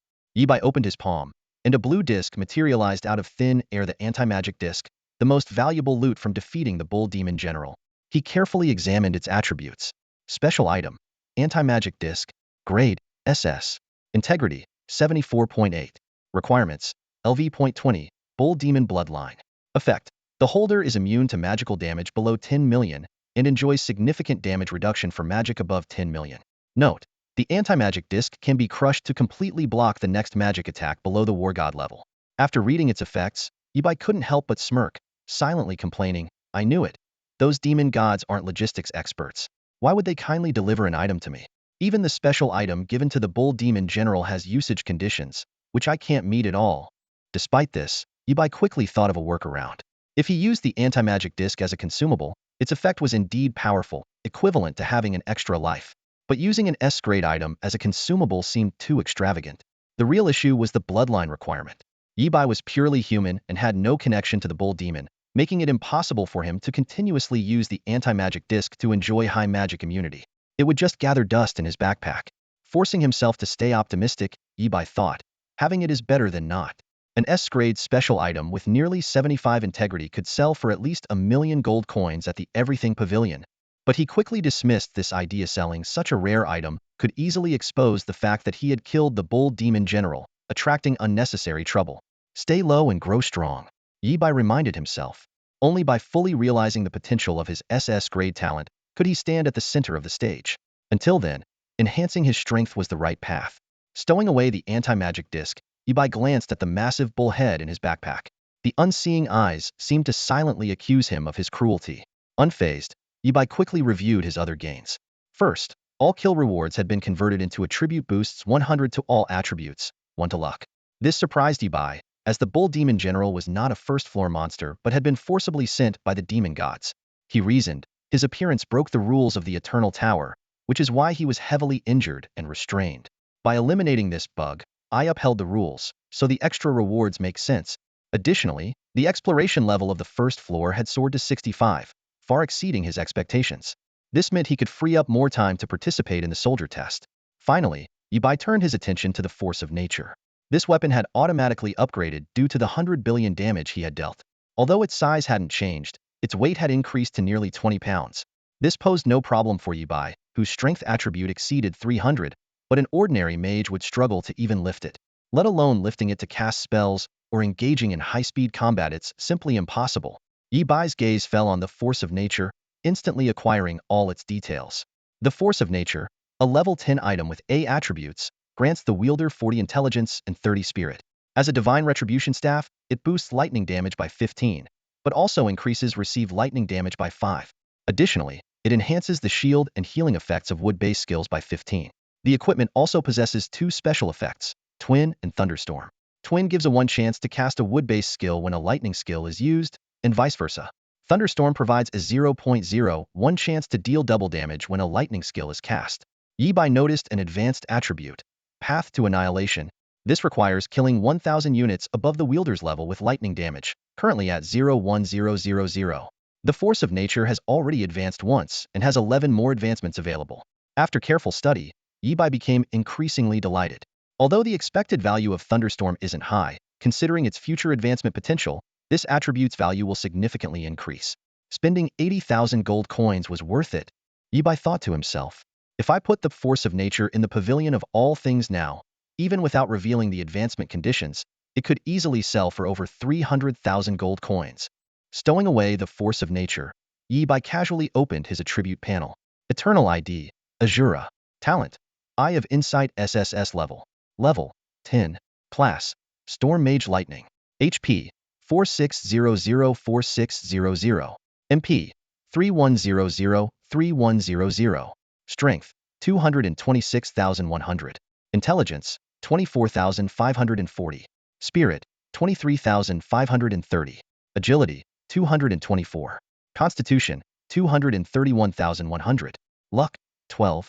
Equipment, Force of Nature 1. Skills, Lightning Bolt, Thunder Blessing, Charging Up, Heavenly Thunder. Status, Lightning Affinity, Lightning Specialization. Looking at his stats, all above 200, Yibai was full of confidence. I could pass the first-tier soldier test with my eyes closed now. As the attribute panel slowly faded away, Ibai stretched and turned his gaze towards the dense forest, full of motivation. Let's get the exploration of the first layer to 100. Onward. Wind slash. A flash of cold light, and Ibai effortlessly dispatched a ghostly ape with a single move, his actions fluid and precise. He glanced at his system panel, noting that his exploration progress had reached 80. A faint smile tugged at his lips. Thanks to the help of the Bull Demon General, his initial exploration progress on the first floor had started at 65, significantly speeding up his progress. Ibai looked up at the sky, his thoughts wandering. The Eternal Tower, with each floor being an independent small world, had an unknown total height. Some said it had 1,000 floors, others guessed 10,000. But no one knew for sure. For 100 years, not even the strongest of the human race had been able to conquer the Eternal Tower. No matter what, the path beneath my feet is what's most important, Ibai silently encouraged himself. A journey of 1,000 miles begins with a single step. A towering mountain starts from a grain of dust. He swung his weapon again, the cold light flashing, cutting through everything in its path. Tonight, he was destined to be the brightest star on the first floor. Meanwhile, outside Wind and Thunder Valley, two dusty figures emerged. Despite being covered in dirt, Lu Sweki's delicate features were still faintly visible. She wore a serious expression as she spoke to Zhao Lin beside her. Zhao Lin, we're about to split up and level up separately. There's something I need to explain to you about the exploration progress of the Eternal Tower. Exploration progress? Zhao Lin blinked, clearly unfamiliar with the term. Yes, Lu Sweki nodded, then added somewhat awkwardly, after I explain, make sure to, tell Yibai as well? Her expression turned a bit unnatural when she mentioned Yibai, but the dust on her face made it hard to notice. Zhao Lin immediately took out a pen and paper, ready to jot down key points. Lu Sweki spent 5 minutes detailing the importance and function of exploration progress. So, you're saying the higher this number, the better? Zhao Lin tried to summarize. Exactly. Lu Sweki confirmed, you're registered with a Clevel talent, and Yibai is also registered with a Clevel talent, right? Yes. Zhao Lin nodded. After their talents awakened, there were teachers assigned to register and report them. Low-level talents weren't a secret and were semi-public information. Lu Sweki handed Zhao Lin a task list filled with locations to visit and monsters to kill, an overwhelming amount. Based on past experience, reaching 30 exploration progress with a Clevel talent is already quite difficult. Completing these tasks will allow you to challenge the next floor. Zhao Lin looked at the densely packed list and felt overwhelmed. If 30 is this troublesome, how hard must 100 be? As a well-known struggler in academics, Zhao Lin had always been curious about what it meant to achieve a perfect score. Lu Sweki shook her head. I don't know either. Even though my grandfather is a battle king, he wouldn't tell me such classified information. Reaching 100 exploration progress is incredibly difficult. Even the legendary Azura might not be able to do it. No way. Zhao Lin exclaimed. Isn't Azura said to be the strongest contender online? Lu Sweki hesitated. It's said that back then, it's better if you don't know about these secrets. I'm not sure if they're even true. She didn't mention that there were rumors of a supreme being who was mocked in a small circle for failing to achieve 100 exploration progress.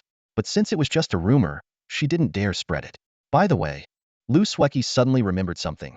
My grandfather said that if someone manages to clear a level with 100 exploration progress, something incredible will happen. Oh, what kind of incredible thing? Zhao Lin's interest was piqued. Lu Sweki recalled her grandfather's words. He was vague, but roughly. If someone clears a level with 100 exploration progress, all dormant beings will awaken, and ancient monsters that haven't appeared for years will come out, leading to a true era of fierce competition. Zhao Lin was awestruck by her words and could only nod in admiration. All right, it's getting late. You should go level up now. With that, they parted ways. A seemingly fragile canary perched on Lu Sweki's shoulder, appearing innocent and harmless. Once Zhao Lin's figure disappeared, her shoulder shook, and the canary transformed into a majestic golden rock. Roar, the golden rock's attacks were unstoppable, and monsters fell one after another without any resistance. Wherever it went, nothing was left but desolation. Lu Sweki's level quickly rose. I must become stronger quickly. Lu Sweki coldly observed her surroundings, recalling the mysterious warrior who used wind slash in Wind and Thunder Valley, leaving a deep impression on her. Random mysterious warriors are far stronger than me, not to mention the legendary Azura. Lu Sweki gripped her staff tightly, her eyes filled with determination. Stronger, stronger, and even stronger. To catch up with my peers, to chase after the legendary Azura, and to repay Yi Bai's kindness. Thinking of Yi Bai, the frost on Lu Sweki's face softened slightly. She made a firm resolution. No matter what, becoming stronger is the right path. With my level talent, I can aim for 70 exploration progress, something even my grandfather couldn't achieve. Lu Sueki's gaze was resolute and full of strength. Finally, a 100 exploration rate. Yibai thrust the nature's power sword into the ground, bent down to scoop up some clear water, and carefully washed his face. He stood up, shook off the leaves, feathers, and other debris clinging to him, and marveled silently. 2 hours and 40 minutes, quite a bit shorter than expected. All right, time to advance to the next level. Yibai muttered to himself. He then pulled out the nature's power sword and summoned the eternal core crystal. Placing his palm on the diamond-shaped crystal, he watched as golden liquid surged from the base, quickly filling the entire crystal. A pleasant chime echoed in Yibei's ear. Congratulations on completing the first trial of the Eternal Tower. Calculating exploration rate. 100. Completion rating SSS. Eternal blessing activated. Completion rating automatically increased by 1. After a brief silence, the chime sounded again. Congratulations on completing the first level of the Eternal Tower with a final rating of SSSS. At the same time, all players in the Eternal Tower, including the powerful ones in the Eternal Core City, heard the same announcement. Congratulations to player Shilua for achieving an SSS level completion on the first floor. The message was broadcasted twice. The public chat channel erupted in discussion. Shilua cleared it? Someone exclaimed. Soon, more people noticed the critical detail. Shilua's completion is SSS level, not just SS level. Someone pointed out loudly, oh my god, there's an extra S. Voices of doubt followed. Could it be a mistake by the Eternal Tower? What's going on? Why does he have an extra S? Quick, get the Supreme Nightmare. At that moment, the entire world was in an uproar because of this announcement. In the history of humanity, the first SSS level completion had just been born. 100 exploration, SSS level clearance. Shura's astounding feat has sparked an unprecedented storm within the Eternal Tower. Even the seasoned veterans who have followed the mightiest warriors were left speechless by this spectacle. SSS level? The extra S left everyone momentarily puzzled. However, before they could recover from their shock, a new server-wide announcement thundered across the network. Player Shura has achieved an SSS level clearance of the first floor, bestowing the entire human race in the Eternal Tower with a series of jaw-dropping buffs. First, the Guardian Angel buff, which grants everyone a chance to resurrect on the spot with full health and mana after death within the Eternal Tower, clearing all debuffs while retaining half of their buffs. This buff will remain until used. Second, the All Stats Enhancement buff, increasing all attributes of the human race in the Eternal Tower by 15 for 3 hours. Lastly, the No Weakness buff, preventing the human race in the Eternal Tower from entering a weakened state upon returning to the Eternal Core City after death, also lasting for 3 hours. These incredible rewards immediately ignited the public channels of the Eternal Tower. Countless players flooded the chat, cheering wildly for Shura. Some, filled with excitement, declared their intent to tackle the 29th floor that had stymied them for 30 years, while others hailed Shura as the war god from the imperial capital. For those soldiers and generals who have been stuck at various thresholds for years, the all-stats enhancement and focus defense buffs could be the key to their breakthrough. Meanwhile, for warlords and war gods, the Guardian Angel buff is a dream come true, offering them an unparalleled opportunity to conquer the Eternal Tower. Shura's feat not only caused a sensation in the game, but also sent ripples through the real world. In the imperial capital, a distinguished middle-aged man dressed in black with gold embroidery rushed to a legendary artificial hill said to house the celestial war god upon hearing the news. He reverently offered incense and prayed, causing the hill to crack open and a black coffin emanating a sinister aura to rise slowly. A hoarse, aged voice from within the coffin inquired about the authenticity of the news. Upon confirmation, the coffin shook violently, oozing blood. The person inside laughed heartily, predicting the imminent rise of the human race and issuing a furious curse upon their enemies. However, this being quickly calmed down, revealing a startling fact. Even the Guardian Angel buff was of no use to him. The challenges he faced were insurmountable, even with the aid of the mightiest warriors. He would have perished long ago if not for someone paying a great price to save him. These words unveiled more astonishing secrets. The celestial war god was merely in a state of suspended animation, with a sliver of life still remaining. His existence was crucial to the balance of power between the human race and the abyssal plane. After conveying this, the black coffin slowly sank back underground. A single tear of blood fell, instantly revitalizing the entire imperial capital. Flowers, plants, and trees flourished and bloomed, heralding the arrival of spring. This miraculous power even spread in all directions, making it seem as if the entire city was celebrating Shura's triumph. And this wondrous sight was not confined to the imperial capital alone. Similar phenomena were occurring nationwide and even globally. After years of silence, the legendary warriors and gods of war are re-emerging. The entire world seems to be awakened by an invisible force, as these once mythical figures step out from their secluded abodes to embark on new journeys of conquest. Their eyes glisten with a long-lost fighting spirit, spurred on by the appearance of guardian angels, offering them a chance to strive for even greater heights. These former champions find new hope igniting in their hearts. Even if they fail, they won't be discouraged, for they understand that with the rise of Shura, a new era of supreme power is dawning. This era will not only witness the rise of countless new talents and prodigies, but also provide a golden opportunity for these veterans to be reborn. The entire world is in a frenzy. Dragons and tigers rise together, and the winds and clouds shift unpredictably. Even the Defense Bureau was caught off guard by the massive wave Shura has stirred. They convened an emergency meeting overnight to discuss the impact of this sudden turn of events. At the center of this storm is Shura himself, Yibai. At this moment, he is leisurely strolling through the Eternal Core City. After clearing the first level, he was sent back to this familiar city.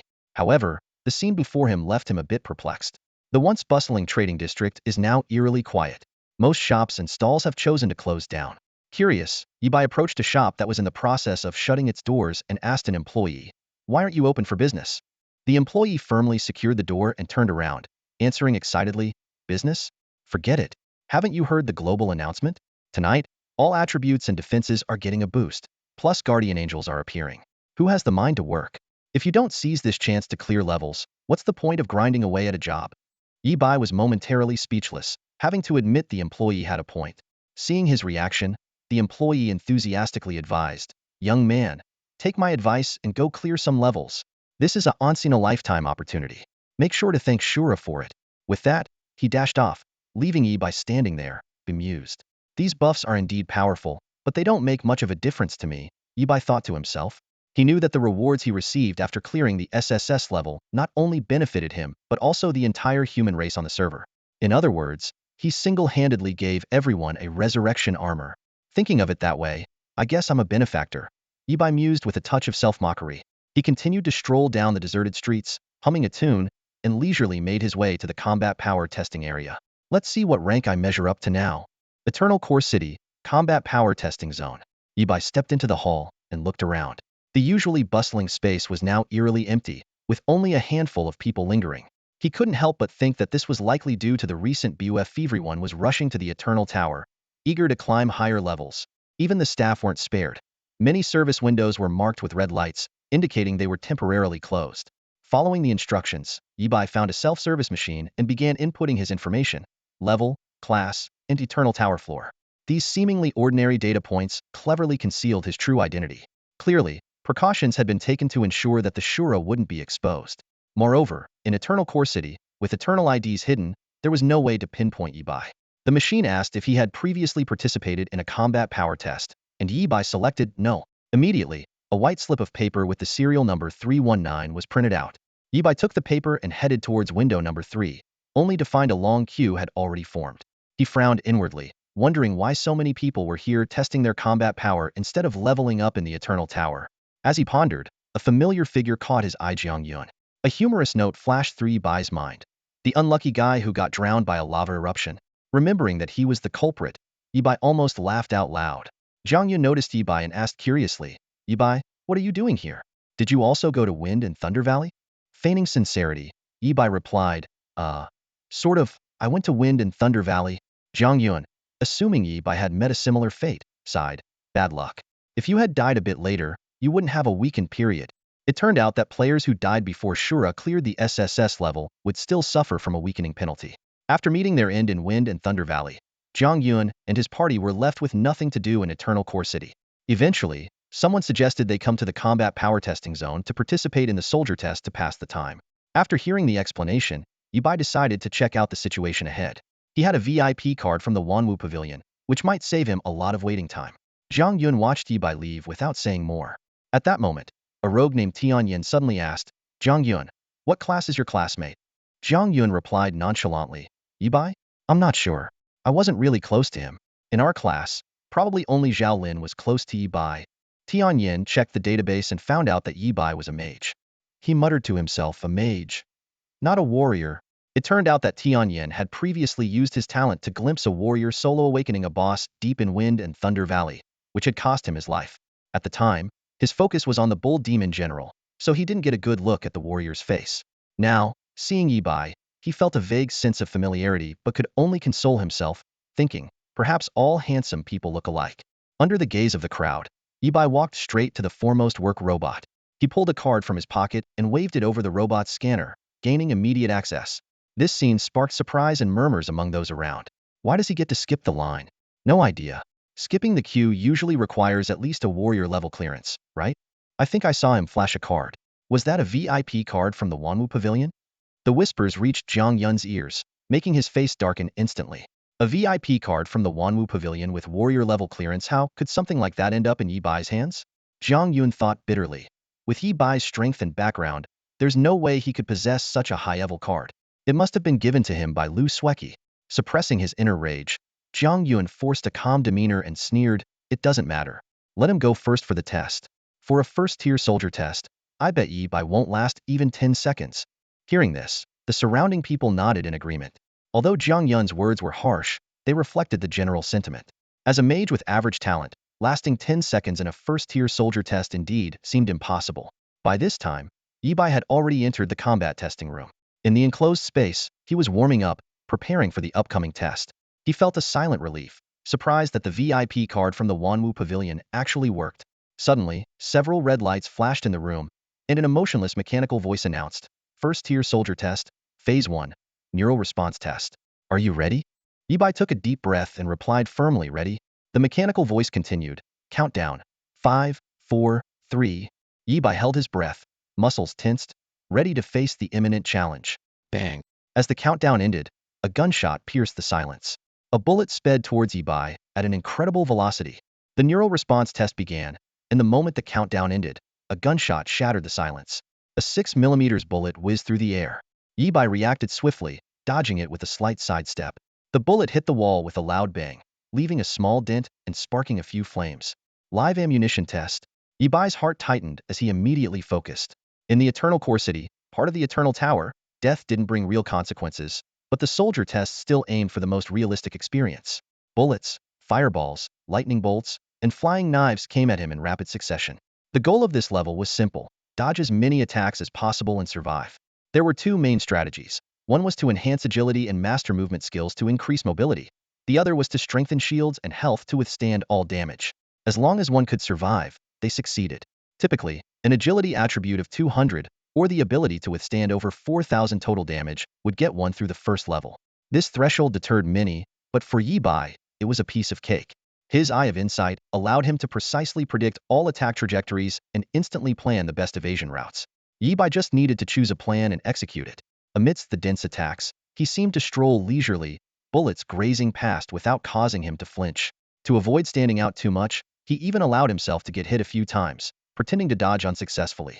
As time ticked by, the attack frequency increased, and the available options dwindled. Though Yi Bai's health was still good, he felt the mounting pressure. Strange, is the first-level soldier test supposed to be this hard? He wondered while dodging. My agility is at 224. Even without the Eye of Insight, I should pass easily. At this difficulty, even someone with 300 or 400 agility would struggle. With only 10 seconds left on the countdown, sweat dripped from Yi Bai's forehead, and a fireball grazed his left shoulder, leaving a burnt smell. Just a graze had caused over 300 damage. Something's definitely wrong. This isn't a first-level soldier test. Yi Bai was certain, but in the test room, he could only grit his teeth and hold on. 3, 2, 1. As the countdown ended, all attacks abruptly stopped. Yi Bai panted heavily, regaining his strength. He stared at the motion capture device ahead, silently telling himself, "It's just a regular motion capture device. Don't overthink it." Suddenly, the system's voice rang out, "Congratulations on passing the third-level soldier neural response test." Third level? Yi Bai rolled his eyes, feeling both amused and frustrated. Clearly, something had gone wrong, and the first-level test had been mistakenly set to the third level. However, this mishap gave him a clearer understanding of his abilities. The subsequent tests for stamina, damage, and defense went smoothly, with no more surprises. Yi Bai deliberately held back to avoid standing out too much. Finally, the screen displayed his results. Neural response test, 98 dodge rate, SS rating. Stamina test, 86 completion, a rating. Overall rating, A. Congratulations on passing the first-level soldier test. Please choose your affiliation. 3 options appeared before Yi Bai: the Defense Corps, the Mercenary Guild, and the Lone Wolf Soldiers. As a soldier, one was born for combat. At another crossroads in his life, Yibai pondered how to choose his future path. After passing the warrior test, Yibai faced three distinctly different paths. His gaze wandered over the holographic screen as he carefully weighed each option. First was the various legions under the Planetary Defense Council. Yibai shook his head slightly. Although these official legions offered top-notch strength and benefits, they lacked freedom and required strict compliance with orders. He muttered to himself, I have too many secrets and need time to grow. Joining a legion now would be like walking into a trap. Next, there were the mercenary groups. Yi Bai's eyes lit up. These loosely organized groups seemed to suit him well. But soon, he frowned. Mercenary groups require real name registration. My school records show a clever aptitude, and I passed the first-tier warrior test after only 2 days in the Eternal Tower. That's way too conspicuous. Finally, Yi Bai's gaze fell on the lone wolf option. His eyes gradually became resolute as he murmured, you can anonymously receive a warrior badge and collect stipends and benefits each month in the Eternal Core City, ensuring your identity remains hidden. Though it's the loneliest and most unsupported path, it relies entirely on oneself, which suits me perfectly. Taking a deep breath, Yi Bai decisively selected the lone wolf option. He whispered, sheep move in flocks, but predators walk alone. The strongest once said, every genius is a lone wolf on their path forward. With his choice made, the holographic screen instantly went dark. A badge descended from above, floating in front of Yi Bai. Engraved on it was a lifelike wolf's head, its bared fangs glinting menacingly. The lone wolf badge. Not bad, I like it. Yi Bai grasped the badge firmly in his palm, his eyes gleaming with determination. He declared softly, from today, the rise of lone wolf warrior Yi Bai truly begins. After registering anonymously as a lone wolf, a detailed document appeared on the large screen, outlining the benefits Yi Bai would receive. He was entitled to a monthly stipend of 30,000 dragon coins, equivalent to 30 gold coins, which he could collect on the second Thursday of each month in the combat testing zone. This amount was enough to support a family of 3 for nearly 3 months, and was quite substantial for the average person. However, compared to the astonishing speed at which Yi Bai accumulated resources, these 30 gold coins seemed insignificant. Starting from yesterday alone, Yi Bai had amassed considerable wealth, 100,000 gold coins from clearing the novice dungeon, spent 80,000 on the force of nature, leaving 20,000, 30,000 gold coins bounty for reporting Zhuotianan, spent 7,000 on wind slash. After this series of transactions, Yi Bai still had 43,000 gold coins, equating to an impressive 4.3 million dragon coins. The document also detailed other terms. The official stipend for a first-tier soldier was 15,000 dragon coins, along with other benefits. Due to the anonymous nature of lone wolves, they couldn't enjoy these additional benefits, making the extra 15,000 in monthly stipend quite reasonable. Yi Bai calculated silently. Getting 30,000 dragon coins a month meant 360,000 a year, enough to buy a house outright in 2 to 3 years. Combat testing required a re-evaluation every 5 years, and if one advanced in rank during this period, the cycle would reset. Yi Bai carefully reviewed the document's terms and found no significant restrictions.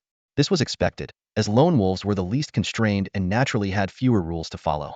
Lone wolves could also receive tasks in the combat testing zone and earn corresponding rewards upon completion. The lone wolf badge could transform into a mask to conceal one's identity. Any attempt to uncover the face behind the mask would be considered a provocation. Seeing this, Yi Bai looked down at the lone wolf badge in his hand, evaluating its effectiveness. It could block detection below level 200, equivalent to the threshold of a combat general's power. As a first-tier soldier, as long as he didn't draw too much attention, it would be hard to attract a combat general's notice. It was sufficient for now. After carefully storing the lone wolf badge and memorizing the document's contents, Yi Bai walked out of the room. He happened to encounter Jiang Yun and his group, who had just finished their tests, looking as if they had swallowed flies. Jiang Yun, in particular, looked like a moldy sock, unable to last even 3 seconds in the nerve response test. Yi Bai mocked silently. 3-second man. Jiang Yun didn't notice Yi Bai as his group angrily confronted the staff. What's going on? Did you mess up the difficulty of the combat test? A rat-faced thief shouted. Exactly. I only lasted a minute before being eliminated. How is that possible? Hearing this, Yi Bai glanced at him in surprise. A minute? That was the level of a third-year soldier. However, to Yi Bai's disappointment, a line of text soon appeared above the thief's head. Lasted 6 seconds. Yi Bai couldn't help but scoff internally. Impressive, turning 6 seconds into a minute. Quite the bragging skill. Soon, a sweating, anxious, balding middle-aged man rushed over from the hall. I'm terribly sorry, everyone. Truly sorry. He repeatedly apologized, explaining that most staff were on leave at the Eternal Tower, and a new employee accidentally set the difficulty to third-tier soldier level. Jiang Yun and his group relaxed slightly after hearing the explanation. They just wanted an explanation. Even privileged second-generation individuals wouldn't bother with minor figures like this. A young man pretended to reprimand sternly. A mistake? Testing for soldiers is serious business, not something to be taken lightly. The balding middle-aged man kept nodding and bowing, flattering them continuously. Seeing this, Zhang Yun's group felt it was pointless to continue. This slick old hand wouldn't react even if punched. The leading young man arrogantly declared, "All right, we'll pretend this never happened. I won't report your mistake this time." The balding middle-aged man immediately understood. These privileged young elites had come eagerly for the combat test, only to fail miserably. If the footage spread, it would be a laughingstock. If the video gets out, their reputations will be completely ruined, and they will definitely become the laughingstock of their circle. Zhang Yun and his group gathered at the entrance of the testing room, their faces filled with anxiety and anger. Their true intention was clear: they wanted to delete the video and destroy that embarrassing evidence. The bald middle-aged man immediately understood their intent. With a sycophantic smile, he said, "I'm really sorry. We're short-staffed today, and so busy that we forgot to turn on the camera here." As he spoke, he skillfully took out a tablet and quickly swiped his fingers across the screen, erasing the footage of the combat soldier test in no time. Zhang Yun sneered, "Well, you're clever." The geniuses, having gotten what they wanted, reluctantly left, leaving behind a tense atmosphere in the room. Yi Bai stood quietly in the corner, witnessing the farce. He neither agreed with the arrogance of those geniuses, nor looked down on the manager's smooth-talking ways. In his view, the geniuses were so arrogant simply because their family backgrounds, talents, and connections were far superior to their peers, inevitably fostering a sense of entitlement. The manager's slickness, on the other hand, stemmed more from the hardships of life. Being able to easily resolve a work-related blunder was, for him, a narrow escape. The commotion had nothing to do with Yi Bai, and no one cared about his presence. Like a transparent person, he quietly left the testing room and headed to the Lone Wolf mission area, planning to find a task suitable for himself. After Zhang Yun and his group left, the bald manager let out a long sigh of relief and wiped the sweat from his forehead with his sleeve. "Those little brats almost scared me to death," he muttered to himself, recalling the serious consequences that could have arisen from the error in the combat soldier test, ranging from fines to being sent to the abyssal plane to mine rocks. Thankfully, it was just a false alarm this time. The manager picked up the tablet and casually glanced at the earlier test data. A total of 126 people tested, 125 failed, and 1 succeeded with an SS rating. He instinctively put the tablet down, then suddenly realized he might have overlooked something important. With trembling hands, he picked up the tablet again, staring at it in disbelief and even rubbing his eyes to make sure he wasn't seeing things. "Am I seeing this right? Someone actually passed the third-year combat soldier's nerve response test with an SS rating. Who is this amazing person? Quick, check the video." At that moment, the bald manager stood frozen, as if struck by lightning. He suddenly remembered that the precious video had just been deleted by his own hand. Yi Bai stepped out of the combat testing area and quietly moved to a secluded corner. He took out the Lone Wolf medal, which instantly transformed into a cyan mask. The lower left corner of the mask bore a single character 1, symbolizing Yi Bai's rank as a first-tier warrior. As soon as he put on the mask, his attire changed dramatically. His ordinary clothes were replaced by a loose-fitting, dark combat suit, adding an air of mystery. The transformation made him almost unrecognizable, even to those who knew him well. Yi Bai headed towards the task assignment area, drawing curious glances from those around him. Whispers filled the air. "Look, it's someone from Lone Wolf. Impressive. He looks young. Must have just passed the warrior test. Walking the Lone Wolf path takes guts. I'm gonna be a lone wolf someday." The murmurs were hushed, as if people were afraid Yi Bai might overhear. Lone wolves were among the most formidable warriors, known not only for their extraordinary skills but also for their ruthless methods. No one wanted to cross a lone wolf, even if they were just a first-tier warrior. Yi Bai arrived at the task assignment area and glanced at the sign above the entrance. "Wolf's Den." A slight smile curved his lips. "This is it, Wolf's Den? Interesting." Upon entering the Wolf's Den, the scene was a stark contrast to the outside world. It resembled a quiet bar. European classical decor, dim lighting, soft music, and haphazardly arranged tables and chairs. Small groups of patrons sat around, forming their own little circles. At the center was the bar, above which hung 4 large screens displaying the current tasks available for assignment. Just as Yi Bai stepped inside, someone in the corner shouted, "A newcomer." In an instant, all eyes were on Yi Bai. A handsome young man raised his beer bottle. "This round's on me. Zhao Gongzi is buying." Soon, a robotic bartender delivered a small bottle of beer to everyone, including Yi Bai. He raised his bottle, nodded slightly at Zhao Gongzi, and then downed the beer in one go. The cold beer slid down his throat, refreshing his very soul, eliciting a satisfied sigh. "Nice one," a gruff voice called out. "Kid, I like you." Come to the capital and let's drink. After a few more pleasantries, the bar returned to its previous calm. The Wolf's Den was a gathering place for lone wolves, a self-formed community of the toughest warriors. Those who chose the lone wolf path had a mutual respect for one another. Among the three paths of warriors, lone wolves always had the highest casualty rate. After all, legions and mercenary groups had official support and better medical care, making them safer. However, despite the high casualty rate, lone wolves had the highest rate of success. Their skills improved much faster than their peers, which was the allure of being a lone wolf. Yibai placed the empty beer bottle on the table and looked up at the screens. Among the myriad tasks, the most prominent was a top bounty. Capture the fourth demon cult leader alive. Reward, SS grade weapon of the same level, 10 war god merits. Provide the corpse and confirm death. SS grade equipment of the same level, 2 war god merits. In addition to the cult leader, there were bounties for the deputy leader and core members. However, these tasks were far beyond Yibai's current abilities. Even the weakest required a war king level. On the battlefield, a mere glance from such opponents could kill him. Yibai shifted his focus, carefully searching through tasks suitable for a first-tier warrior. Meanwhile, in the hallway outside the combat testing hall's director's office, a bald manager paced back and forth, his expression conflicted, clearly grappling with a difficult decision. To report or not to report? That is the question, the bald manager pondered. If he kept quiet and pretended nothing happened, and it was discovered later that a mysterious genius had slipped through his fingers, he wouldn't be able to bear the consequences. However, if he reported the incident, there was still a chance for redemption. Given that he was coming forward voluntarily, he might receive a lighter punishment. Summoning his courage, the bald manager raised his trembling hand and knocked on the director's office door. Come in. With a creak, the bald manager entered the office, looking like a guilty schoolboy. He haltingly recounted everything that had happened. From the new employee setting the difficulty mode incorrectly, to the ensuing uproar from the enraged geniuses, and the clandestine deletion of the surveillance footage to cover up the incident. In front of the retired war king, who was now the director, he dared not hide anything.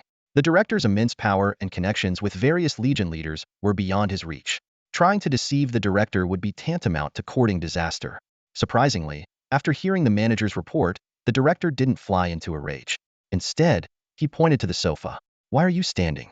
Sit down and talk. Yes, sir. The bald manager nodded hastily, sitting tensely on the edge of the sofa. His straight back contrasted sharply with his round belly, making him look like an unstable ball, ready to roll off at any moment. He watched the director's every move nervously, afraid to miss any detail. The director leisurely picked up the teapot, took a small sip, and eyed the bald manager sharply. At least you had the sense to come to me with this, he said, a hint of approval in his voice. If you had dared to hide something like this, you'd be digging rocks in the abyss by now.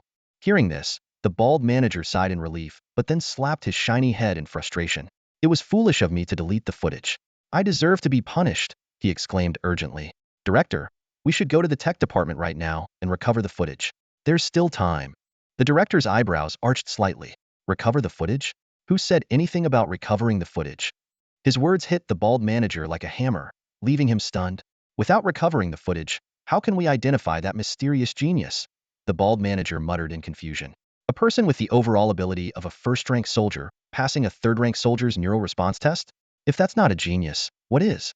He sat on the sofa, dazed, his mind blank. The director set down the teapot, a mysterious smile playing on his lips. You're only seeing the first layer, not the third, he said in a low, firm voice. Deleting that footage was the right call. Not only should the test footage be deleted, but also the footage from when they entered the test hall. Keep a backup to report to higher authorities, but erase everything else. Huh. The bald manager was even more bewildered, feeling his intellect lagging behind the director's reasoning. He scratched his bald head anxiously and pleaded, Why? My dear leader, please, stop keeping me in suspense and explain. These videos must be deleted. The director stood up, deftly flicked a cigarette from the pack, and tossed it towards the bald manager. The manager instinctively caught it, and was about to light it when the director's stern voice stopped him.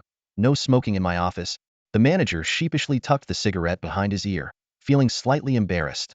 The director lit his own cigarette, took a deep drag, and exhaled a perfect smoke ring. His eyes were sharp, his tone steady. Shall you? Let me ask you, does our human race lack a third-tier combat soldier? No, we don't. The bald manager immediately replied.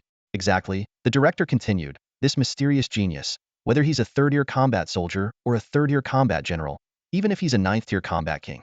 So what? Turning the tide of war isn't something a couple of combat kings can achieve. It requires much higher-level warriors. His eyes dimmed for a moment as he recalled his own peak days when he had the strength of a combat king and fought valiantly on the battlefield. But after a severe injury, he had to step back and manage logistics. This experience had given him a broader perspective. The director went on to analyze, this mysterious genius is still very weak and has a long way to grow. If we focus on him too early, it might be counterproductive and bring him more harm than good. All we need to know is that he's a genius of our race. How far he can go depends on him. The bald manager couldn't help but argue. But if we find him and give him more resources, couldn't he grow faster? The director gave a knowing smile. Under normal circumstances, yes.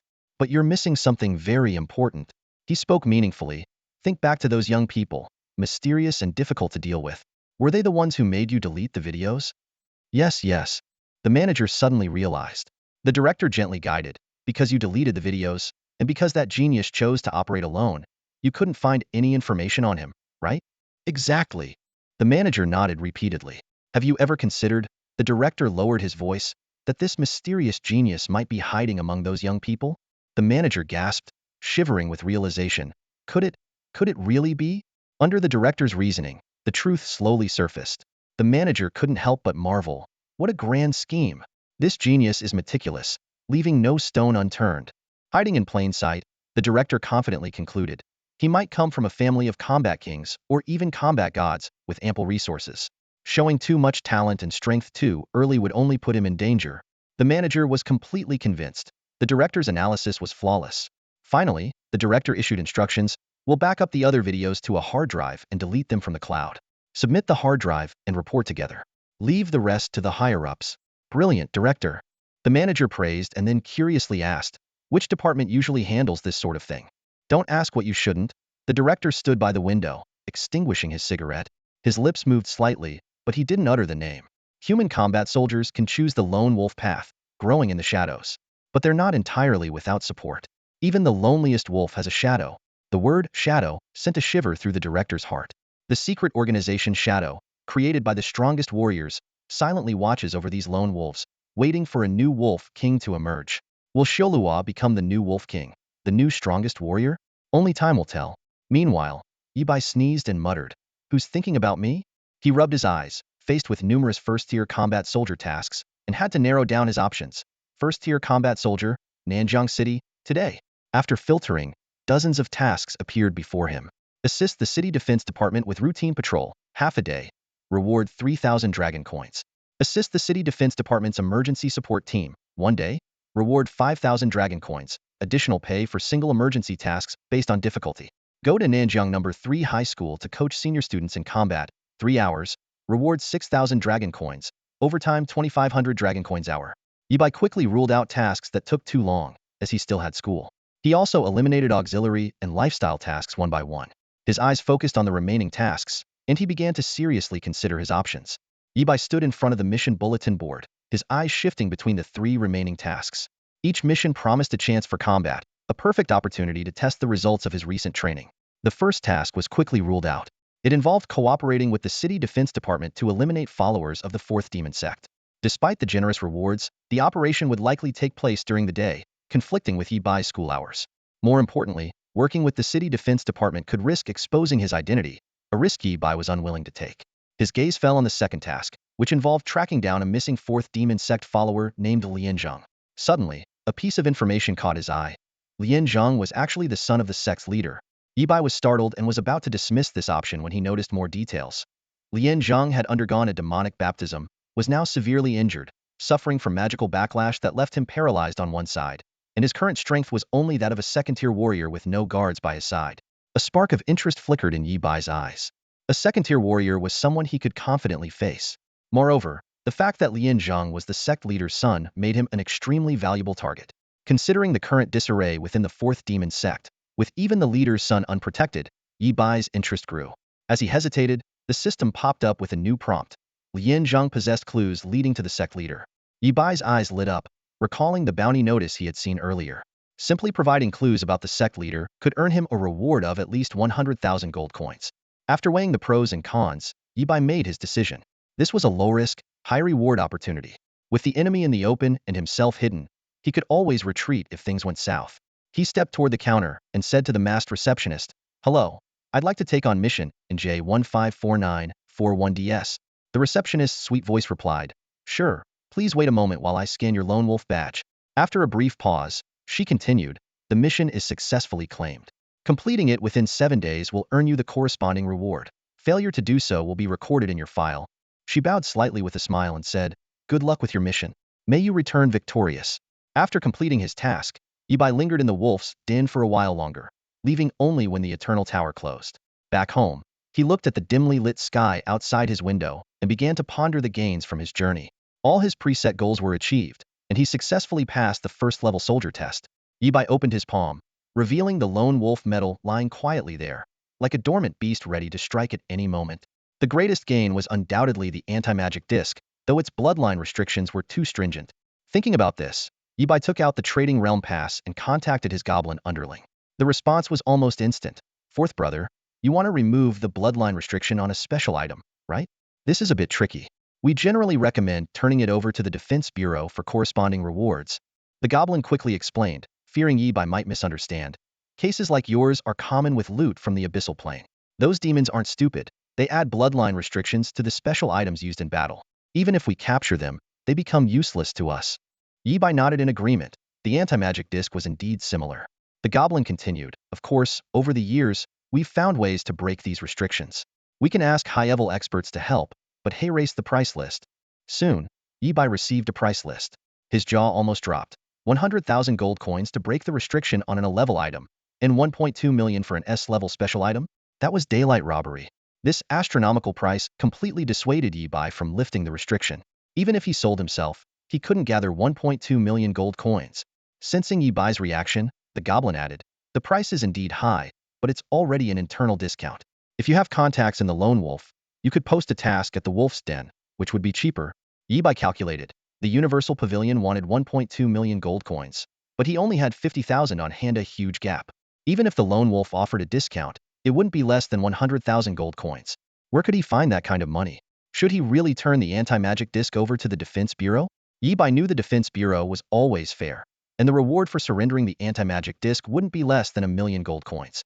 However, the disc's value far exceeded that. If there was any feasible way, he wouldn't choose to surrender it. The goblin sent another message. "There's another way, but it's risky and has side effects. You can use a special potion to temporarily transform and gain demon bloodline, allowing you to use the special item. However, these potions are regulated, and even the Universal Pavilion requires real name registration for purchase. Plus, you must cleanse the bloodline quickly to avoid permanent demonization." Reading this, Yibai frowned. The side effects were too severe.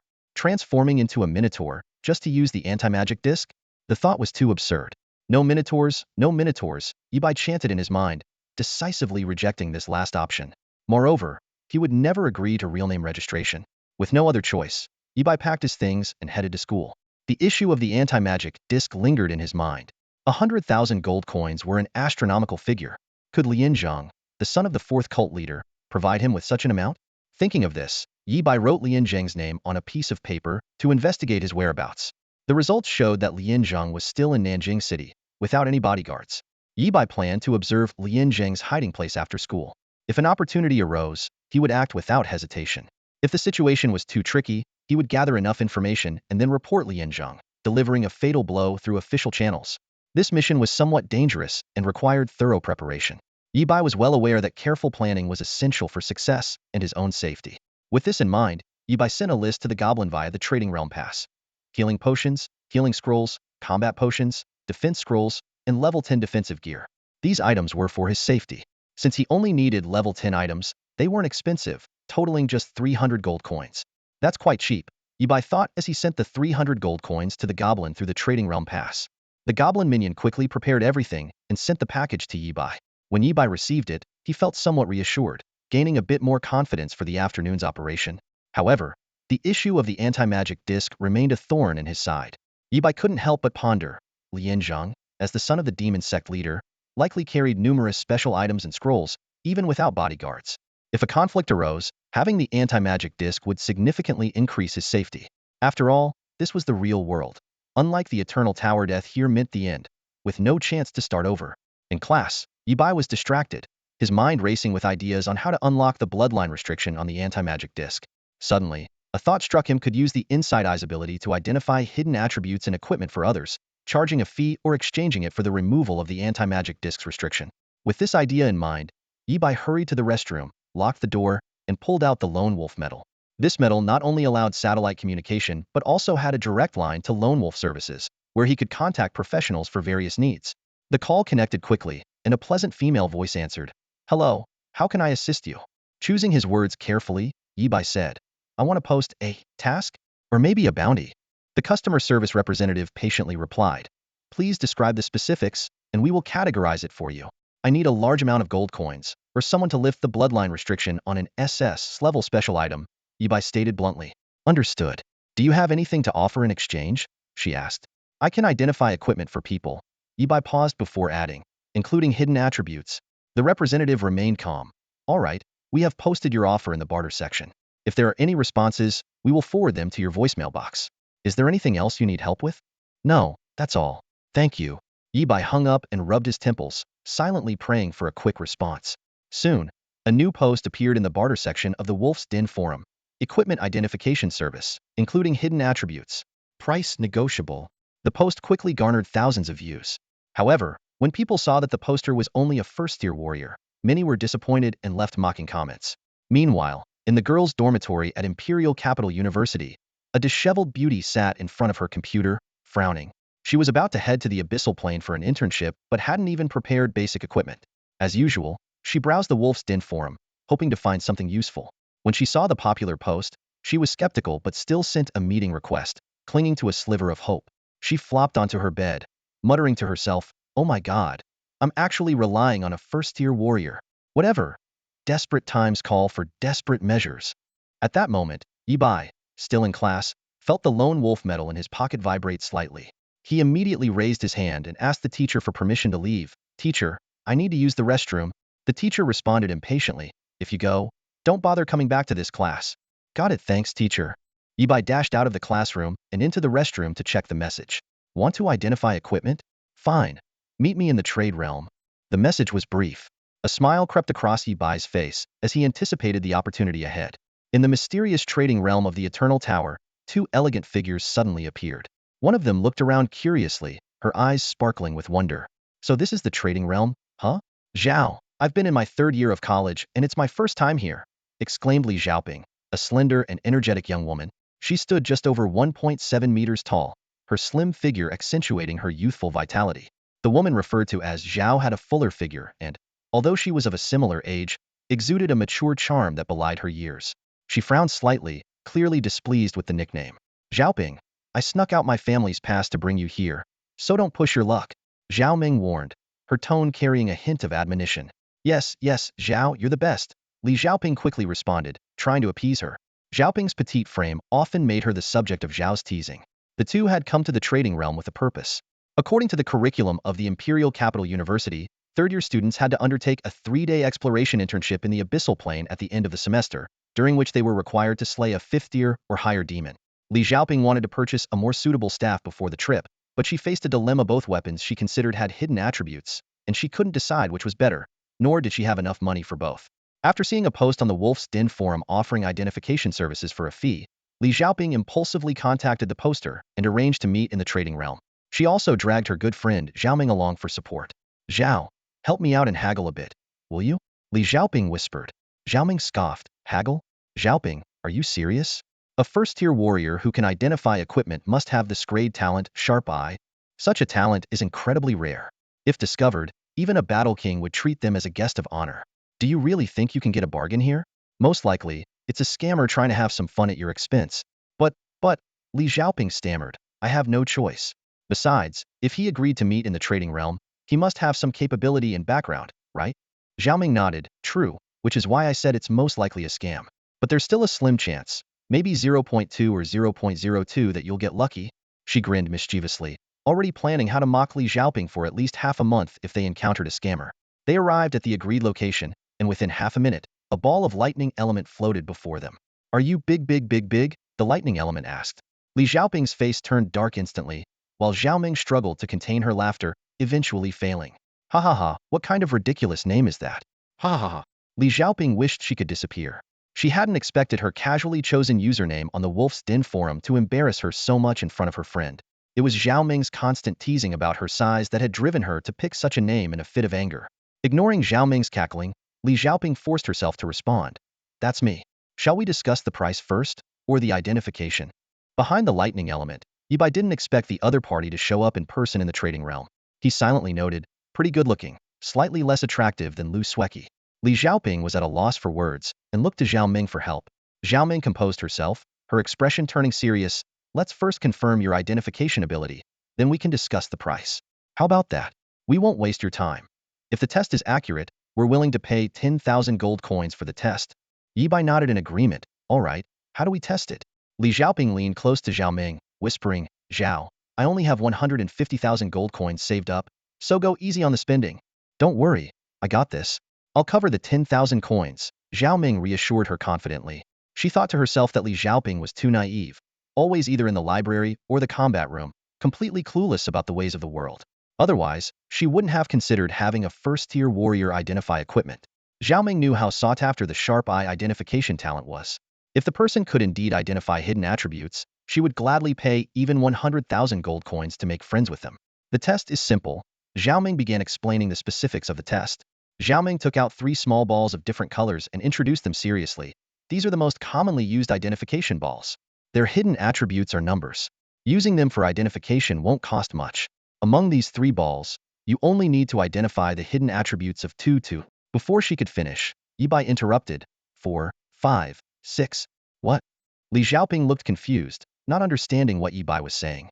Zhao Ming was stunned, her mouth forming an O shape, unable to speak for a moment. Seeing this, Yibai repeated, I mean the hidden numbers for these 3 balls are 4, 5, and 6. Li Xiaoping quickly turned to Zhao Ming to confirm the answer. When she saw her friend's expression, she immediately realized Yibai was right. Could it be that I've really met a master? Li Xiaoping was overjoyed inside, but before she could speak, Zhao Ming, snapping back to reality, quickly said, that's correct, 4, 5, 6. Here is an anonymous card worth 10,000 gold coins. Please take it. She handed over a black card, and Yibai accepted it calmly. With a slightly stiff smile, Zhao Ming asked, can we have a moment to discuss this among ourselves? Yibai glanced at the time and replied, no problem, I have 14 minutes. He thought to himself, if he skipped class again, the teacher would definitely want to talk to him after school, and that would cause trouble. No problem, we'll be right back. Zhao Ming quickly pulled Li Xiaoping aside. Even though she lowered her voice, she couldn't hide her excitement. Xiaoping, you're really lucky this time. Huh. Zhao, calm down. I haven't even identified my equipment yet. Li Xiaoping looked bewildered. Zhao Ming took a few deep breaths and tried to explain calmly, you don't get it. Do you know how valuable it is just to establish a friendship with this master? Identifying equipment is nothing. We can't leave a bad impression on the master. We need to maintain a long-term relationship, not a one-time deal. Understand? Li Xiaoping said with a hint of grievance. But I just want to identify my weapon. Zhao Ming, frustrated, said, you blockhead. Even if I gave you a golden hoe, you'd use it to plow the field. What else would I do with a hoe if not to plow the field? Li Xiaoping retorted. Finally, Zhao Ming decided, I'll handle all the negotiations from now on. We need to understand what this master really wants. We need to help him with his urgent needs and meet his demands. Got it? Li Xiaoping timidly said, if I understood, why would I bring you along? Come on. Zhao Ming pulled Li Xiaoping back in front of Yibai. She took a deep breath and put on a professional smile. All right, master, let's discuss the identification fees. Master, I forgot to introduce myself. My name is Zhao Ming, but you can call me Xiao Zhao. Zhao Ming cheerfully said, completely unbothered by revealing her true identity. She came from the Zhao family and had a natural interest in business. In her view, merchants seek fame and profit. Gaining recognition is crucial to obtaining benefits. Yibai silently noted the name, Zhao Ming. In fact, with his keen insight, he easily saw through the true identities of Zhao Ming and Li Xiaoping. Master, my friend is trying to choose between 2 magic staffs and can't decide. We'd like your opinion, Zhao Ming briefly introduced. But if you need to fully appraise both items, we might not be able to afford the fee. She explained that the cost of appraising 2 items was more than double that of 1. To her knowledge, the strength talent sharpened eye could only appraise 3 items a day, and the success rate wasn't 100. That's negotiable, Yibai responded. Charging an appraisal fee was new to him. He urgently needed to raise money to overcome the restrictions of the anti-magic token and had to accumulate enough cash in a short period. Besides, it was a no-cost deal for him just a glance to make money. If he could successfully appraise for Li Xiaoping, It would boost his reputation, ensuring a steady stream of clients in the future. Considering this, Yibai didn't want to ask for too much and risk ruining the deal. Xiaoming pondered for a moment and cautiously proposed, "How about 150,000 gold coins? Would that work?" This was the maximum amount Li Xiaoping could afford without borrowing money. Li Xiaoping, with her soft exterior but strong will, would certainly not want to owe anyone. Xiaoming felt this price was actually quite reasonable, maybe even a bit low. To her surprise, Yibai agreed immediately. No problem. 150,000 gold coins, plus the 10,000 Zhao Meng had given earlier and Yibai's own 43,000, totaled 200,000 gold coins. He was one step closer to his goal of 1 million. Yibai thought that with a few more deals, he might just reach his target. "Did you bring the equipment?" Yibai asked. Li Xiaoping quickly took out 2 magic staffs, carefully placing them in front of Yibai. "Level 200 equipment? Are you already a war general?" Yibai feigned surprise, though he could see all the details. Li Xiaoping, level 209, Flame Archmage, Tier 2 War General Strength. Zhao Meng, level 199, Radiant Priest, Tier 9 Battle Soldier Strength. Zhao Meng nodded, slightly boasting. "That's right, Xiaoping is the strongest mage in our class." "Old Zhao, you're exaggerating." Li Xiaoping quickly denied. "That's not true, master. Many classmates are much stronger than me." Yibai smiled and turned his attention to the equipment. He pretended to observe for 2 minutes. During this time, Li Xiaoping held her breath nervously, awaiting the crucial information she had spent 3 years saving for. "This one has already been upgraded twice and can be upgraded 3 more times," Yibai began. "The hidden upgrade requirement is to infuse it with 14 drops of phoenix blood. The upgraded attributes. I'll write them down for you." He took out paper and pen and swiftly wrote several lines of information. Li Xiaoping took the paper, her eyes lighting up, and her breath quickened. If the upgraded attributes were accurate, this staff was practically tailor-made for her. "I'll take this one." Li Xiaoping decided on the spot, not even asking about the second staff. "If it were me, I'd choose the same," Yibai agreed. "The other one can only be upgraded once, and its attributes aren't as good." "Thank you so much," Li Xiaoping said, ready to pay. "Wait." Yibai and Zhao Meng stopped her simultaneously. "Huh?" Li Xiaoping looked at them in confusion. Zhao Meng explained, "We need to complete the transaction under the witness of the secret realm sprite.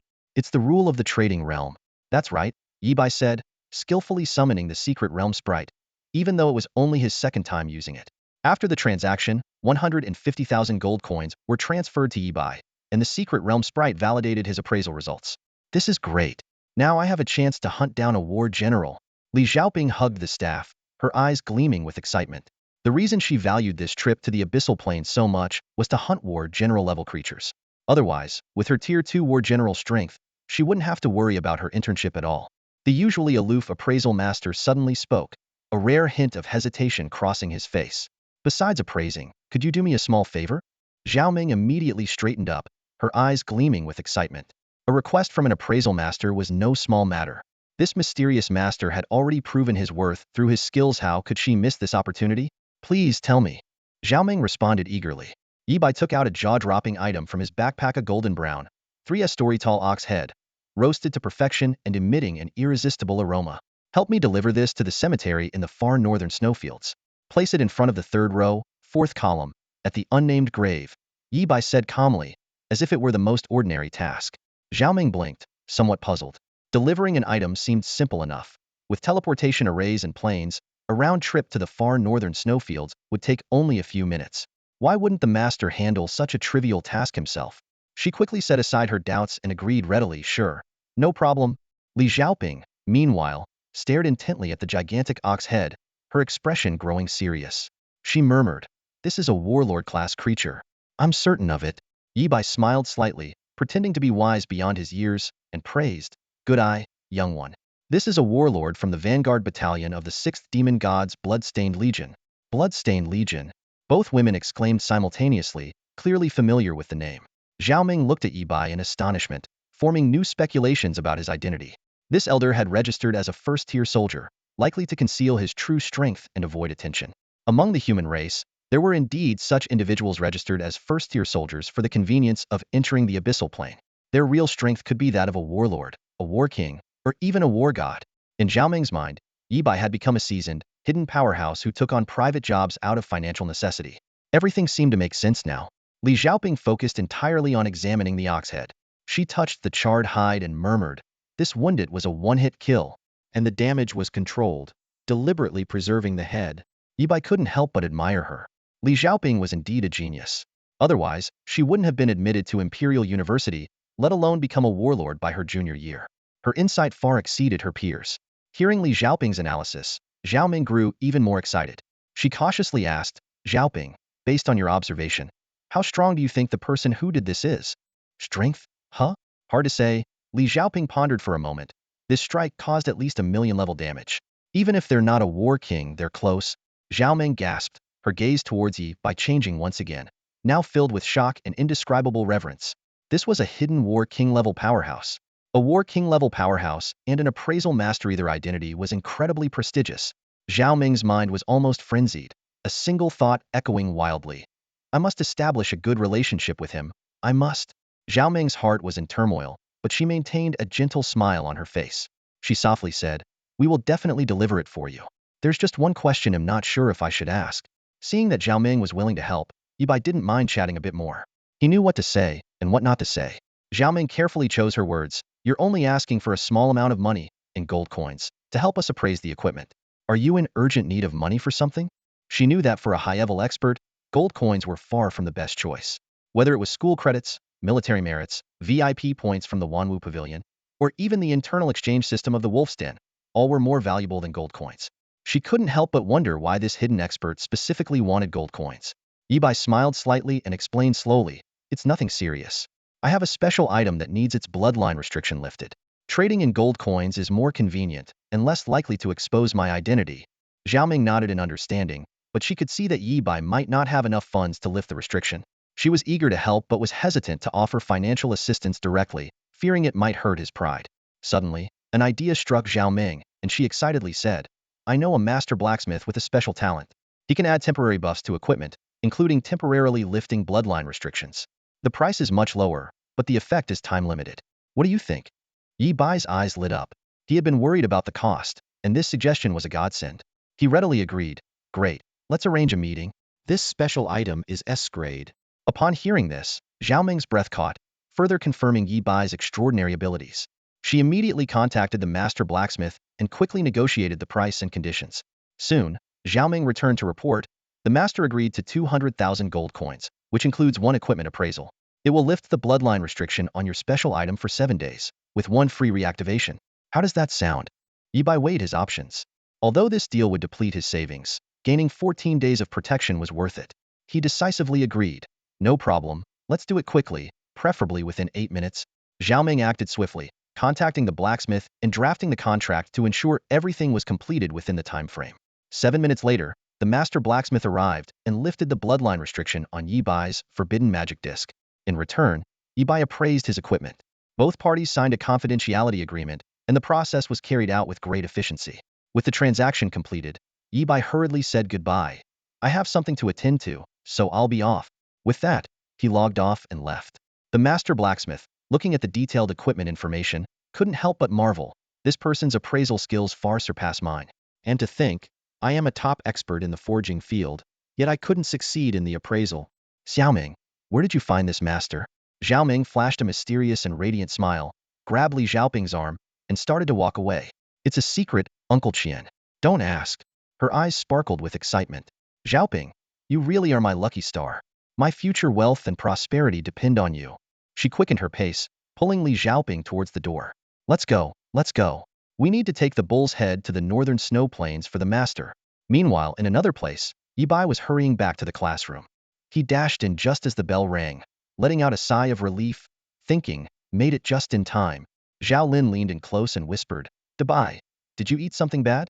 You were in the bathroom for 26 minutes and 17 seconds. Yi Bai rolled his eyes. You were timing me, he thought, finding Zhao Lin's meticulousness a bit much. Zhao Lin suddenly remembered something and asked, by the way, I didn't get to ask you before, did you go to Fenglei Valley yesterday? Yeah, I did. Yi Bai replied casually. Why? Zhao Lin mysteriously pulled out a greaseproof paper package from his pocket and handed it to Yi Bai. Nothing much, just curious. Here, take this. It's good stuff. Yi Bai took the package and opened it curiously. A rich aroma immediately wafted out, revealing some evenly sized strips of roasted beef. Zhao Lin lowered his voice and explained, this is perfectly cooked beef, warrior-grade quality. Guess who the unlucky guy was? Yi Bai had a pretty good idea but pretended not to know. Zhao Lin continued, Dabai, This stuff boosts strength attributes the first time you eat it. Even if you eat it regularly, it still increases your constitution and heals you. It's awesome. He briefly recounted last night's events, marveling at the strength of the mysterious warrior who, unfortunately, met his end at the hands of the boss. Listening, Ibai felt relieved that no one had discovered it was he who had defeated the boss. He carefully put away the beef, feeling a bit uneasy. During the break, Ibai began planning his afternoon actions. With the anti-magic medallion and the large stock of potions and scrolls he had bought earlier, his survival chances were greatly enhanced. He reassured himself, I'll just take a look. If things get dangerous, I can always run. As the bell rang, Ibai was the first to dash out of the classroom. He quickly slipped into a small grove, changed into his prepared clothes, donned the mask created by the lone wolf medal, and used a random teleportation scroll to leave. The entire process was seamless and efficient. Ibai's figure suddenly appeared in a secluded alley in the suburbs. He cautiously scanned the surroundings, his eyes locking onto an abandoned factory not far away. The remote and deserted location made it an ideal hiding spot. Ibai silently recited in his mind, Lianzhang, son of the fourth demon sect leader, a severely injured second-tier warrior, is hiding here. He carefully observed the area, ensuring there were no guards or traps.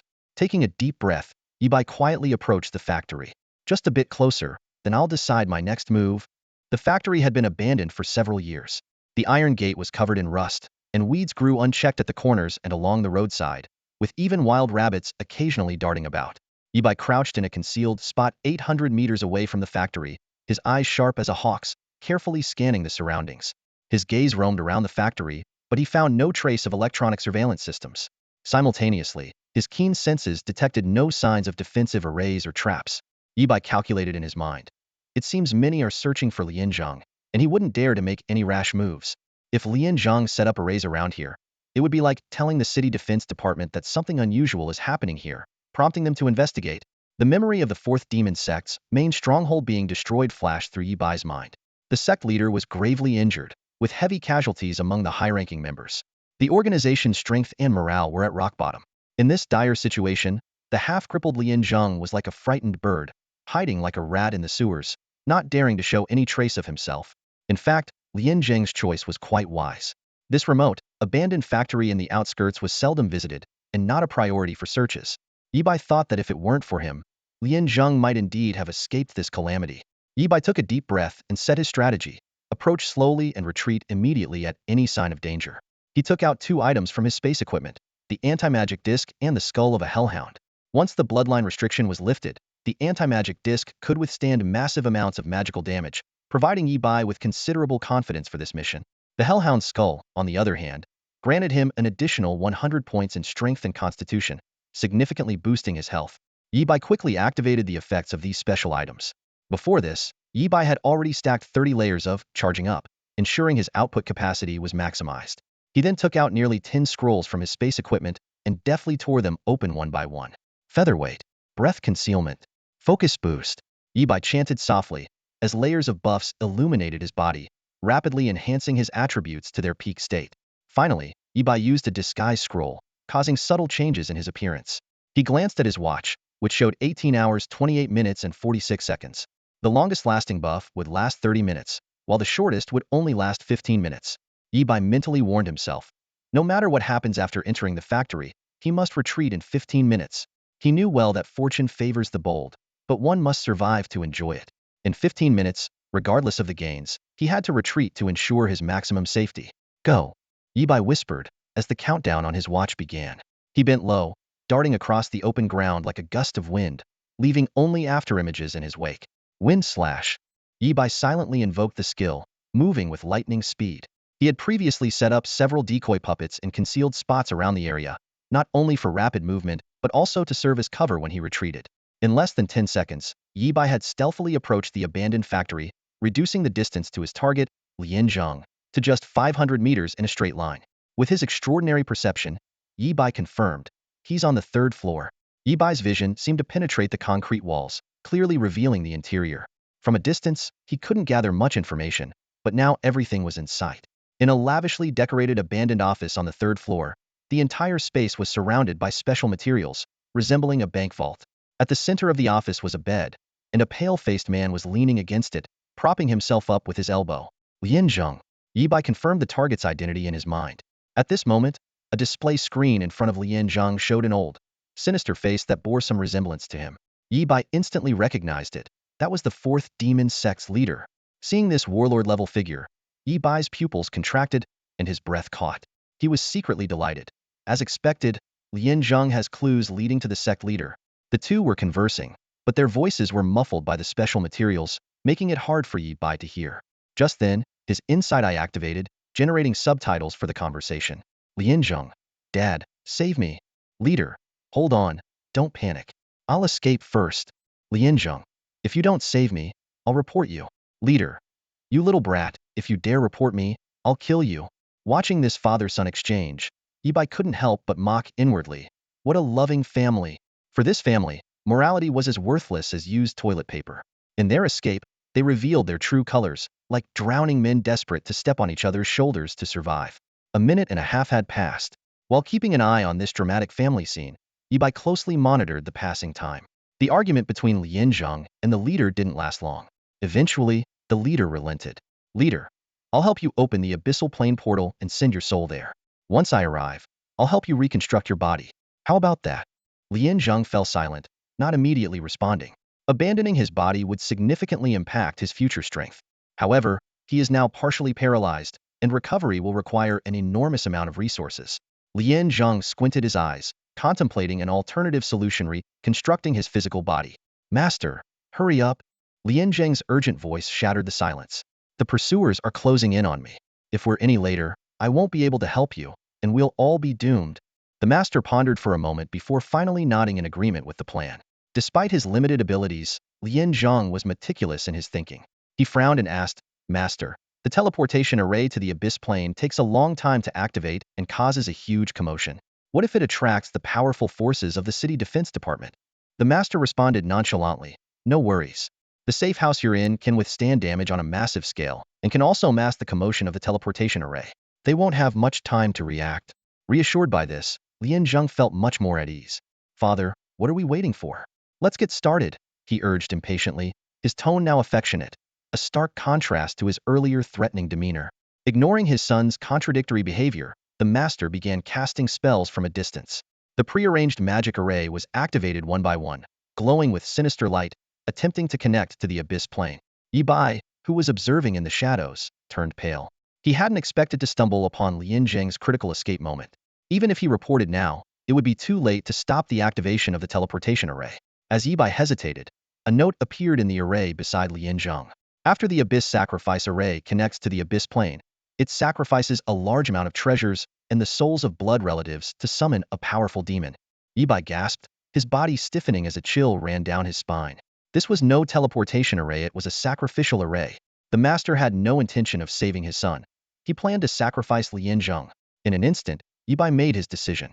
He sprang forward like an arrow released from a bow, taking the stairs to the third floor in just a few steps. Regardless of Lien Zhang's fate, this sacrifice had to be stopped. Before rushing up, Yi Bai glanced out the window. The night was slowly enveloping Nanjiang City. Although it was a sparsely populated suburban area, there were still quite a few residents, and the bustling city center was only a few dozen kilometers away. If the terrifying demon were to descend, the consequences would be unimaginable. At this moment, the only one who could stop all this was Yi Bai himself. Yi Bai shot up to the third floor like an arrow from a bow, arriving outside Lien Zhang's office in the blink of an eye. Time was running out. There was only 1 minute left before the sacrificial ritual began. The office looked like an impenetrable fortress. Yi Bai knew this was meticulously set up by the fourth demon sect leader Lien Zhang's father. The plan was clear. Use the sacrifice to open a portal to the abyss, summon terrifying demons to please the dark god he served, and escape amidst the ensuing chaos. The price? Just his half-paralyzed, useless son. The trap, long set, was finally sprung as the demon sect leader fell on hard times. Yi Bai felt a deep disdain. This leader was worse than a beast, at least a tiger wouldn't eat its own cubs. Yi Bai stared at the office, blocked by a faint blue barrier. This barrier could withstand 120 billion points of damage. Yi Bai had accumulated 30 layers of ready to strike, giving him a multiplier of nearly 11 billion. At this moment, Yi Bai's intelligence attribute was 285 points. His lightning bolt could deal 51 intelligence and lightning damage, plus a 15 bonus from nature's force. A single lightning bolt would deal 386 points of lightning damage. With the 11 billion multiplier from ready to strike, the damage would reach 4 trillion, easily breaking the barrier. However, Yi Bai knew there were stronger opponents beyond the barrier, including Lien Zheng himself, who had the power of a second-tier warrior. Time was tight, and it was a matter of life and death. Having chosen to step up, there was no turning back. Yi Bai had to survive. After weighing his options, Yi Bai decided against using lightning bolt. It would reset all his ready-to-strike layers, leaving him vulnerable in the next fight. Instead, he chose the lightning blessing skill. Lightning blessing LV1. Cast on oneself or an ally, adding 20 points of lightning damage to normal attacks and 25 points to magic attacks. With Nature's Force 15 bonus and the 11 billion multiplier from Ready to Strike, normal attacks would gain an additional 253 billion damage, and magic attacks an extra 316 billion damage, lasting for 30 seconds. Yi Bai resolved to finish all fights within 30 seconds. He pressed his lips together, raised his staff, and began casting. Lightning Blessing. An immense surge of lightning energy enveloped him, and Yi Bai felt a destructive power in every movement. Without hesitation, he swung his staff and struck the barrier. This wasn't just an ordinary hammer strike. It dealt a terrifying 253 billion damage. The barrier shuddered violently, with tiny cracks spreading rapidly. Inside the office, Lien Zheng noticed the disturbance and shouted in panic, "Damn it! Is it the city defense force? How did they get here so quickly?" "Old man, didn't you say you could conceal the noise?" On the screen, the demon sect leader's face was stern as he scolded. "Why panic? Have some composure. This safe house was built by my own hands. It can withstand over 1 trillion damage. Even if a war king arrives, it'll hold for over a minute. By then, the ritual will be complete." His words were meant to be reassuring, but they failed to calm Lien Zheng's fear. The barrier's vibrations grew more intense, with spiderweb-like cracks spreading rapidly, like a delicate porcelain about to shatter. Lien Zheng screamed in terror. Can it really hold for a minute? He flailed his arms wildly, losing all composure. Boom. With one final strike, the barrier disintegrated into dust. The so-called defense that could withstand 1 trillion damage collapsed within 5 seconds. "He's in!" Lien Zheng roared, like a cornered beast, devoid of hope. Amidst the smoke, a figure emerged. "Just one person?"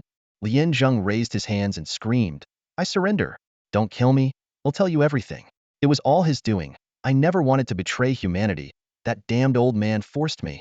Yi Bai glanced at him with disdain, his contempt evident. Above Lien Zheng's head, a piece of information appeared. Fun fact, the fourth demon sect leader was once a celebrated war king of humanity, until his son led him to corruption.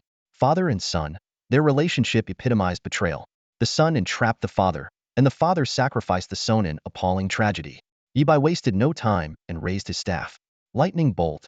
Empowered by Lightning Blessing, the lightning bolt surged with destructive force, striking directly at Lien Zheng. Boom. The lightning bolt collided with a blue ripple, and the two forces neutralized each other instantly. "Hurry, save me." Lien Zheng's face was etched with despair as he realized that his plan to buy time had utterly failed. His earlier words of surrender, the curses directed at his father, had all been a ruse to delay for the teleportation. However, his opponent, Yi Bai, was not fooled. From the very start, Yi Bai launched lethal attacks, each strike aimed at a vital point. Lien Zheng was fortunate to have a special artifact with him that deflected a killing blow.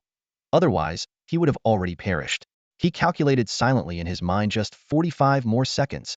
Suddenly, the television screen flashed with the image of the demon sect leader, accompanied by a massive explosion. Evidently, the leader was also embroiled in fierce combat. Lien Zheng's anxiety grew. His own situation was equally perilous. "Damn it, why isn't the teleportation portal open yet?" Lien Zheng was frantic, because he could clearly hear Yi Bai beginning to chant the incantation for his next attack. Facing Yi Bai, Lien Zheng had no courage to engage directly. He had witnessed Yi Bai shatter a trillion-level barrier with a single lightning bolt, followed by the destruction of his life-saving artifact. To Lien Zheng, Yi Bai's power was at least at the level of a battle king. However, the reality was far different. Yi Bai was merely a level 10 first-rank warrior. But with the amplification of 11 billion times the power of lightning blessings, his output was comparable to a top-tier battle king.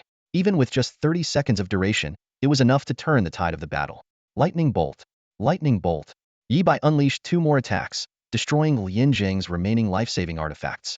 At this moment, true despair finally appeared in Lien Zheng's eyes. "I curse you." Lien Zheng screamed hysterically. "Whether your soul is in heaven or hell, I curse you. I offer my soul as the price."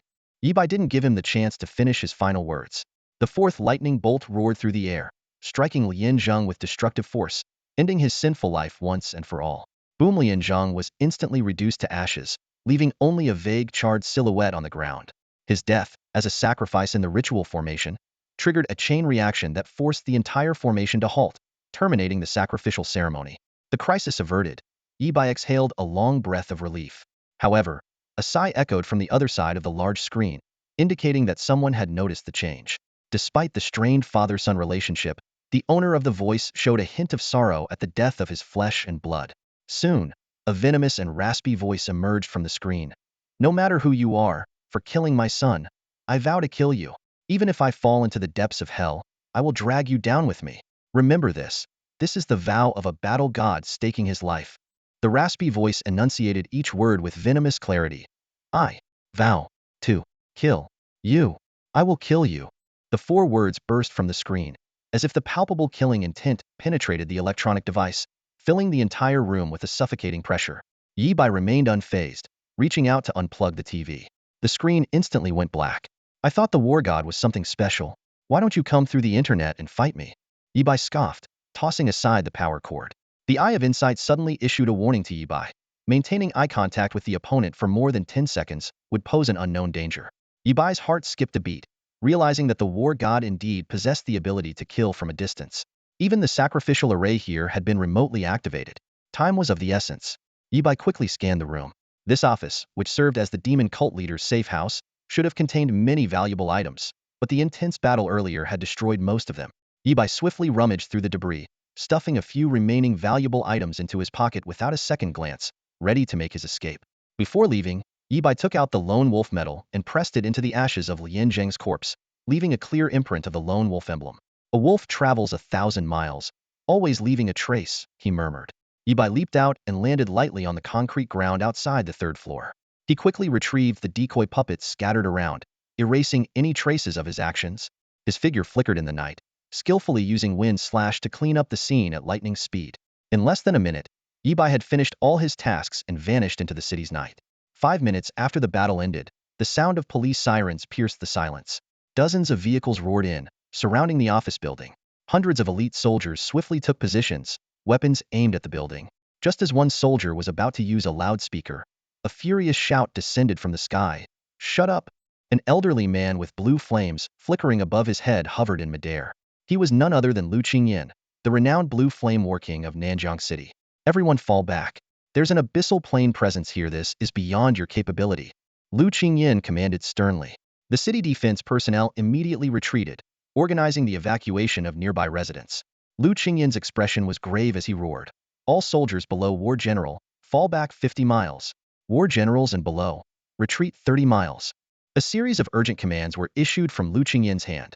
Nanjiang City was now under Level 1 emergency protocol, detecting the presence of an abyssal plane teleportation array. The news spread like wildfire. In the radar truck, the communications officer worked frantically. By order of Blue Flame War King, Nanjiang City is under Level 1 emergency protocol. All cities within a 3,000 mile radius of Nanjiang City are now under Level 2 emergency protocol. All War Kings are to report to the nearest teleportation array immediately. Anyone delaying the mission will be banished to the abyssal plane for 3 years. Any disobedience will be met with execution. The communications officer's voice trembled slightly with tension. A Level 1 emergency protocol meant that abyssal creatures might have invaded Blue Star, posing a significant threat to humanity. Under such circumstances, any disobedience to the Planetary Defense Council's orders was considered treason. The orders were swiftly executed. Within a minute, piercing alarms sounded over Nanjiang City. Several powerful auras soared into the sky, taking strategic positions. 2 war kings quickly moved to Lu Qingyan's side. Old Lu, what's going on? Why the big commotion?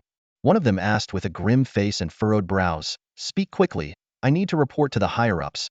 As the first to arrive at the scene, Lu Qingyan began to explain the situation in detail. Lu Qingyan's expression was grave as he spoke slowly. There is a presence of an abyss sacrifice array here. He lashed out a whip of fire into the air. A sharp crack echoed, as if striking something invisible, and a wisp of black smoke emerged, emitting a nauseating stench. Indeed.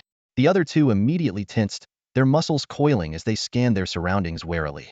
The Abyss Sacrifice Array, a sinister formation capable of connecting 2 realms and summoning abyssal creatures. The 3 exchanged a quick glance, all recognizing the gravity of the situation. Judging by the scale of the array, it was of a high grade, potentially summoning a War King level creature, or even something more formidable. At this thought, the 3 felt a chill, as if doused with a bucket of ice water. A War God level creature. Such beings hadn't set foot on Blue Star for nearly 50 years. If one were to descend, the three of them, despite being War King level warriors, wouldn't even be a match for its teeth. Lu Qingyan took a deep breath and said sternly, "No matter what, we are the closest. We must take the lead." His gaze swept over the other two. "According to the emergency response manual, I hold the highest rank and have the authority to command on site. You must follow my instructions." Before the other two could speak, Lu Qingyan continued, "In a moment, I will enter the office building to investigate the Abyss Sacrifice Array and gather intel. If I encounter any creatures, I will engage them to collect as much information as possible. Without my order, you are not to join the battle. If I fall, Li'er will take over command and organize the retreat." "Understood? Old Lu." "No way."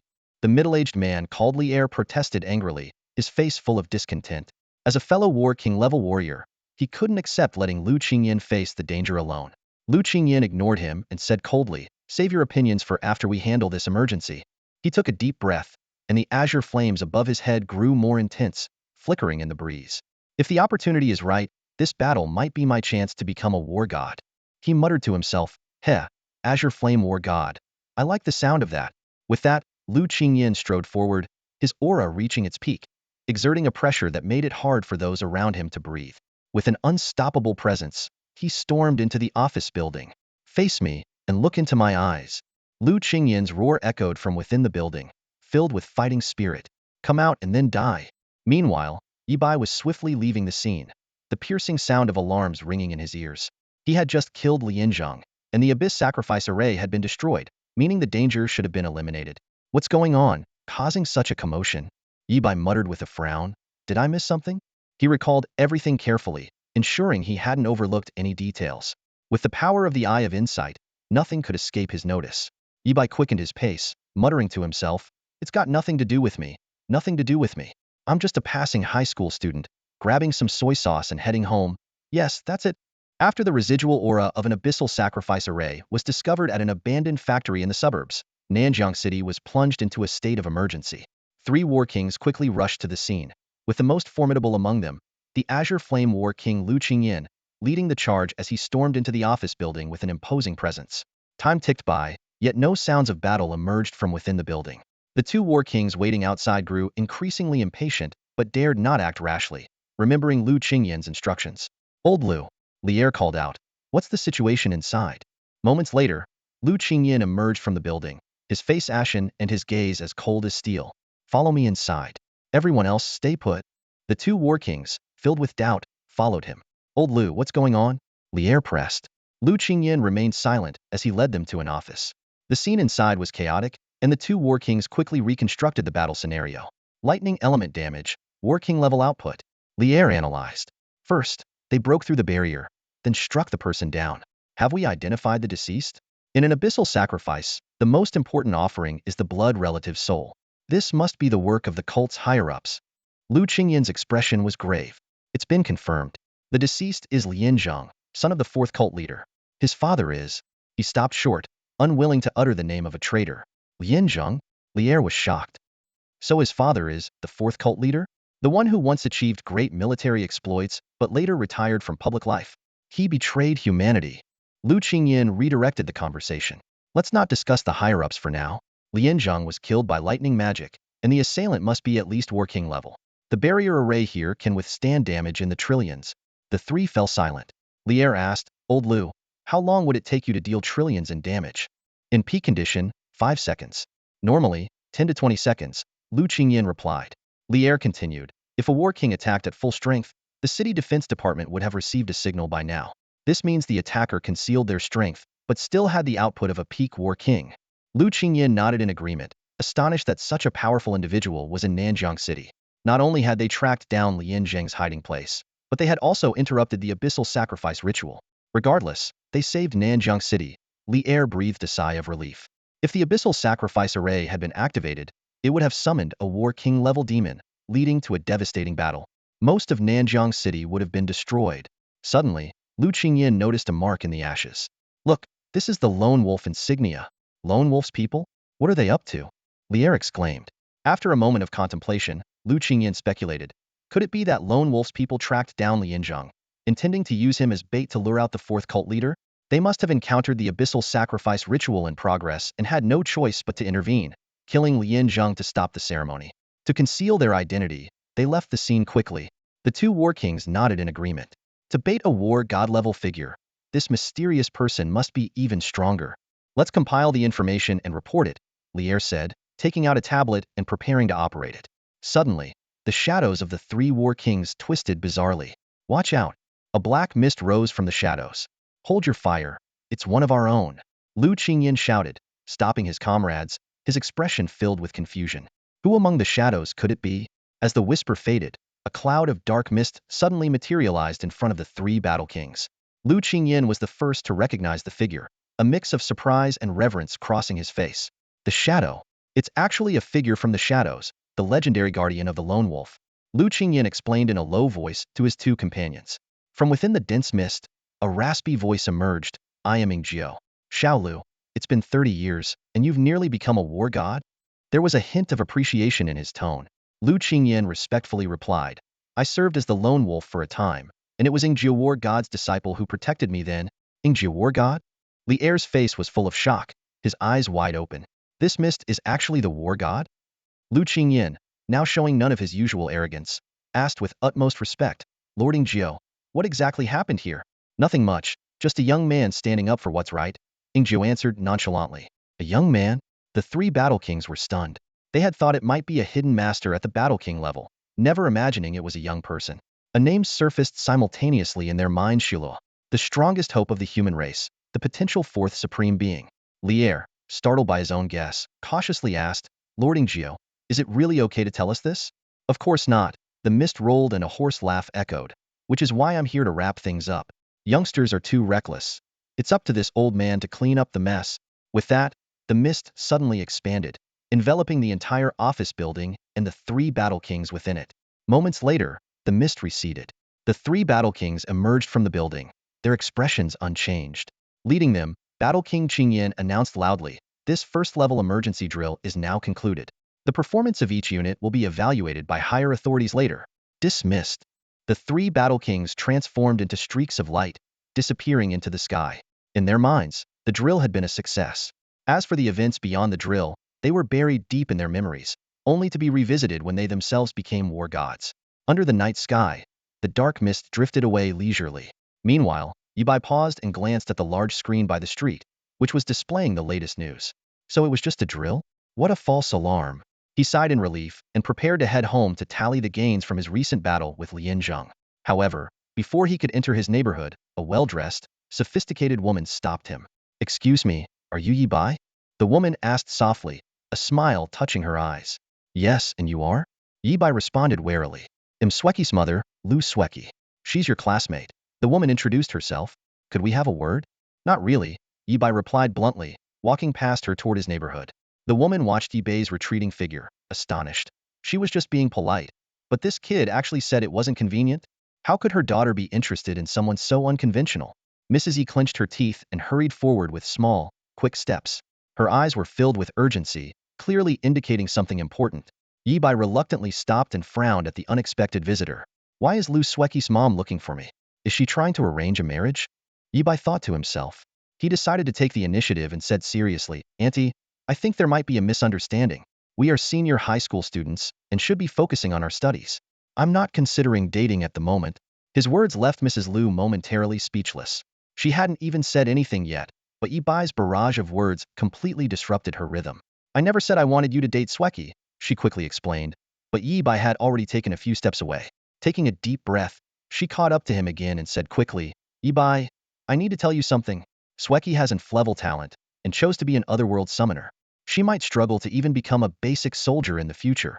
Carefully choosing her words, she continued, Sweki can make her own decisions, and since she likes you, I won't interfere.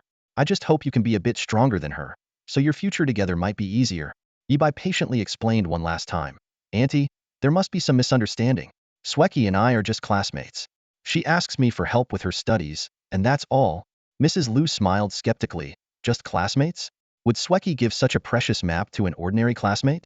Come on, don't try to fool me.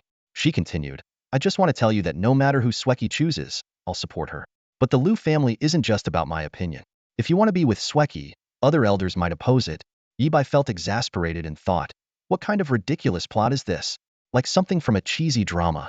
As he was about to leave, Mrs. Liu quickly added, in the next couple of days, there will be an internal selection at Nanjiang Third High School. Those who perform well have a chance to attend a top university's summer camp and might even be admitted early. Yibai, if you want to be with Sweki. Yibai interrupted, Auntie, once again, I don't want to. I just want to focus on my studies. Mrs. Liu immediately changed her tone. All right. If you want to study hard, seize this opportunity. If you make it into the top 20 in the selection, our Liu family, she didn't finish, but her meaning was clear. With the Liu family's influence in Nanjiang City, if Yibai made it into the top 20, he could be recommended for the top university's summer camp and possibly even get early admission. But that depended on Yibai's own efforts. After finishing, Mrs. Liu nodded at Yibai and turned to leave. Yibai shook his head and walked home quickly, thinking, she really misunderstood everything. Liu Sweki had chosen to hide her level talent after her second awakening. Her mom was clearly a caring but interesting character. After leaving the neighborhood, a luxurious black car stopped by the roadside, and the door opened automatically. She was surprised to find her husband in the car. Oh, you're back? Weren't you responding to a level 1 emergency? A middle-aged man with graying temples and a stern, chiseled face sat in the back. He replied, it was just a drill, and it's over now. But I found it a bit strange. Then he changed the subject. So, did you see Yibai? Yes, he's even more handsome than in the photos. No wonder Sweki likes him, she replied with a smile. Don't jump to conclusions. You act like you've already named their kids, he teased. Don't say such things, she scolded playfully, her eyes gleaming. Clearly, Liu Sweki had inherited her mother's beauty. Her tone then turned worried. Our poor daughter. Didn't Dad return from the abyss plane? Can you ask him if there's another way for Sweki? The man frowned and sighed. Dad cherishes his granddaughter more than anyone. He rushed back from the abyss plane overnight when he heard about Sweki's level talent, giving up his chance to become a war god. If it weren't for the emergency drill, he would have been home earlier. By now, he has probably already met with Sweki. Looking out the car window, his expression grew more troubled. With level talent and the choice of becoming an otherworld summoner, Liu Sweki had essentially blocked all her paths. Reversing her fate would require intervention from a war god, or even a supreme being, or the rare chance of a second talent awakening. A second talent awakening was incredibly difficult. With a heavy heart, he sighed deeply. In the end, Sweki's path was one she had to walk herself. Sweki, tell Grandpa again. What exactly happened? The elderly man in a Zhongshan suit stood by the window, his face full of disbelief. He was none other than the Flame King, who had just rushed back from the abandoned factory. Upon learning that his granddaughter had awakened in level talent, he immediately halted his exploration of the abyssal realm and hurried home. However, upon meeting his granddaughter, she privately informed him that her talent had undergone a second awakening and had become level. This news hit the Flame King like a bolt from the blue, leaving him almost speechless. Liu Sweki patiently recounted everything that had happened in recent days. After listening, the Flame King stroked his beard and pondered for a moment before calmly analyzing. So, you were able to undergo a second awakening all thanks to Yibai? Not necessarily. I'm not entirely sure, Liu Sweki replied hesitantly. No, it must be Yibai. The Flame King, with his sharp insight, was convinced. You did well to keep your secret while also sparing Yibai a lot of trouble. It's beneficial for both of you. After speaking, the Flame King paced back and forth in the room, gradually forming a plan. He turned to his granddaughter and said firmly, Sweki, listen to Grandpa. You need to pass the warrior test soon and choose the lone wolf faction. And then? Liu Sweki blinked her bright eyes, waiting for more. Once you become a lone wolf, you'll be much safer. Even if I'm not around, there will be people to protect you. The Flame King didn't elaborate on the matter of the shadows, as it wasn't something Liu Sweki needed to know at this stage. As for your classmate, I'll arrange for someone to get in touch with him. We can't forget this debt of gratitude. With that, the Flame King walked out. Get some rest and prepare for tonight's exploration of the Eternal Tower. Aim for a higher exploration rate on the first floor before moving up. Stepping out of the villa, Lu Qingyin strolled through the garden. An elderly butler with a hunched back silently approached him from behind and respectfully said, Master, the young masters have met with Yibai. What are your thoughts? He's an interesting person. The butler hesitated for a moment before adding, should I send someone to gather more information about him? When the Flame King was absent, this old butler handled all matters of the Liu family. Having followed Lu Qingyin for many years, he considered himself part of the family. No need, Lu Qingyin replied flatly. The butler was slightly surprised. No arrangements? Then what do you plan to do, master? I'll go personally, Lu Qingyin said casually. The boy has done a great favor for Sweki. Besides, I've been having some issues lately and can't return to the abyssal realm or explore the Eternal Tower. It's a good opportunity to see what the new generation is like. Standing in front of a willow tree, Lu Qingyin straightened his posture, his stance as sharp as an unsheathed sword. He muttered to himself, Yi Bai, don't let this old man down. Meanwhile, at Yi Bai's home, Achoo, Yi Bai rubbed his nose. Why do so many people seem to be thinking about me lately? Back home, he finally relaxed. This trip had been thrilling but without danger. Sitting on the couch, Yi Bai let out a long sigh of relief. He took out several items from his backpack and laid them on the table, carefully inspecting each one as he began to tally up his gains from the journey.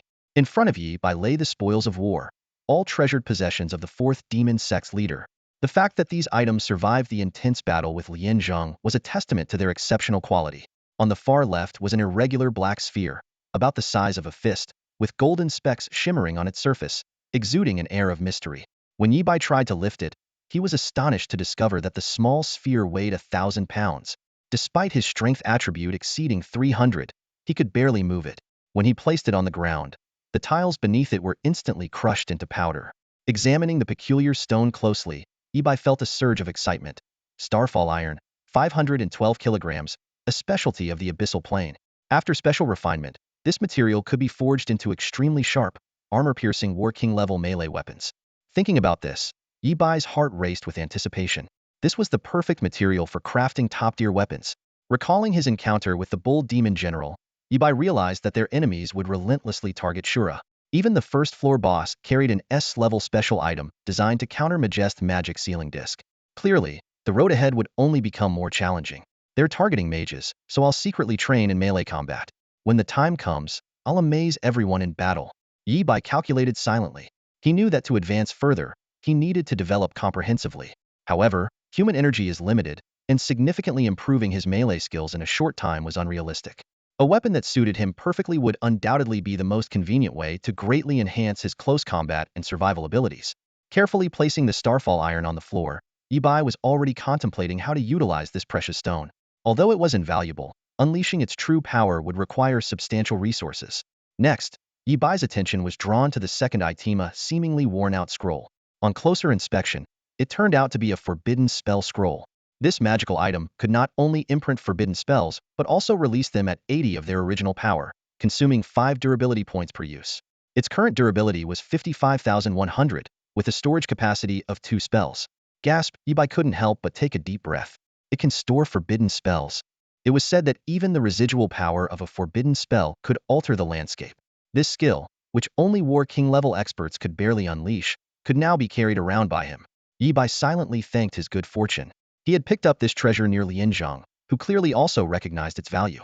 Unfortunately, during the previous escape, the stored forbidden spells had been exhausted. Otherwise, when Yi Bai stormed in, he would have faced a devastating forbidden spell. Being able to store the full force attack of a War King-level expert twice. Yi Bai thought excitedly.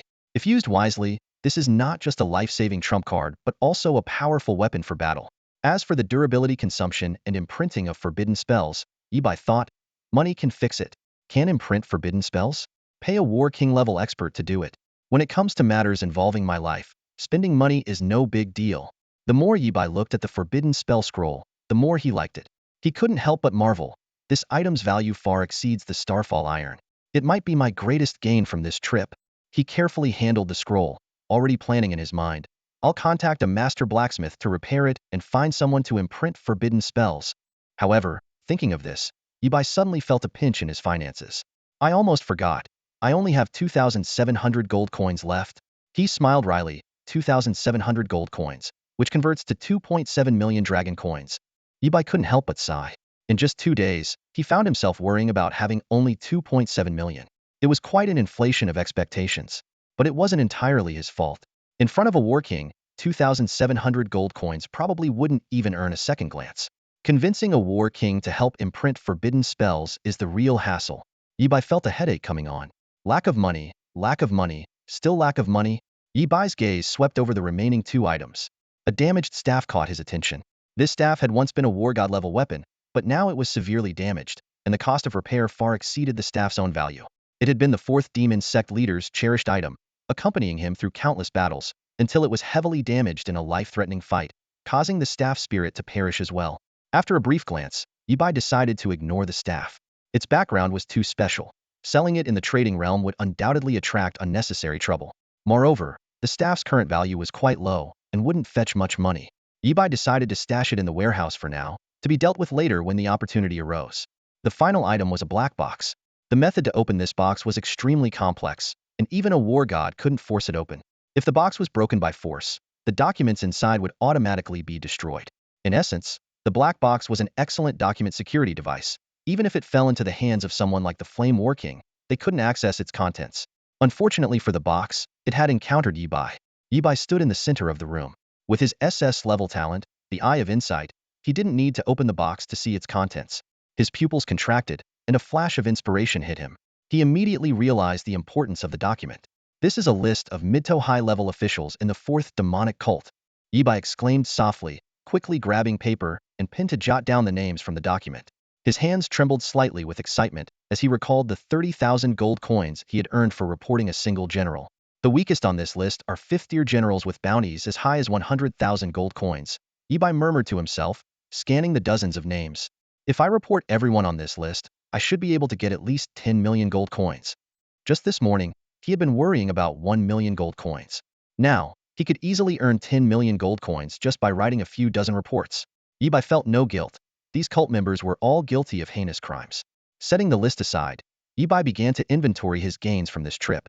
The celestial gold and forbidden spell scroll were treasures he could use. The damaged staff would be kept as a collectible for now.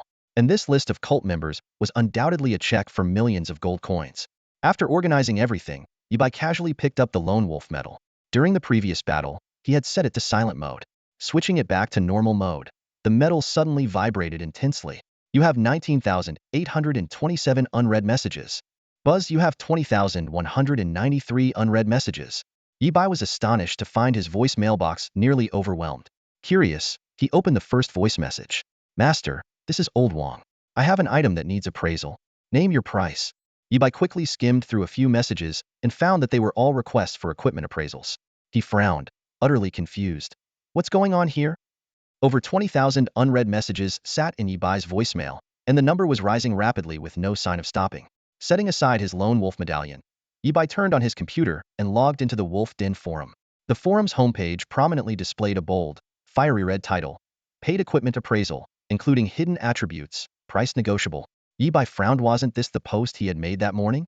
At the time, he had hoped to earn some money through equipment appraisals to lift the bloodline restriction of the Forbidden Magic Seal, but the response had been lukewarm, with only Li Xiaoping reaching out. Curiosity piqued, Yibai clicked on the post and quickly skimmed through the content. The first half was mostly filled with skepticism, labeling it as a bait post, with only user da showing interest in the appraisal. The post should have faded into obscurity, but in the afternoon, da revived it by claiming to have completed the appraisal and giving a 5-star rating. The forum exploded. Some were swayed, while others suspected it was a staged act. Da immediately posted a copy of the transaction contract, an unforgeable piece of evidence that silenced most doubters. Yet, many still questioned the appraisal ability of a first-tier combatant. That was until user Zhizheng Chaoshi posted. The appraiser's abilities are at least master level, tested personally. This statement from a renowned forging master was like a bombshell, completely igniting the Wolf Den forum. I can't believe it, Zhizheng Chaoshi posted. Also, the appraiser is really a master-level appraiser. This isn't bait, it's a gold mine. Bless the appraiser. May you live long and prosper. Please appraise something for my old buddy Wong. Step aside, I was here first.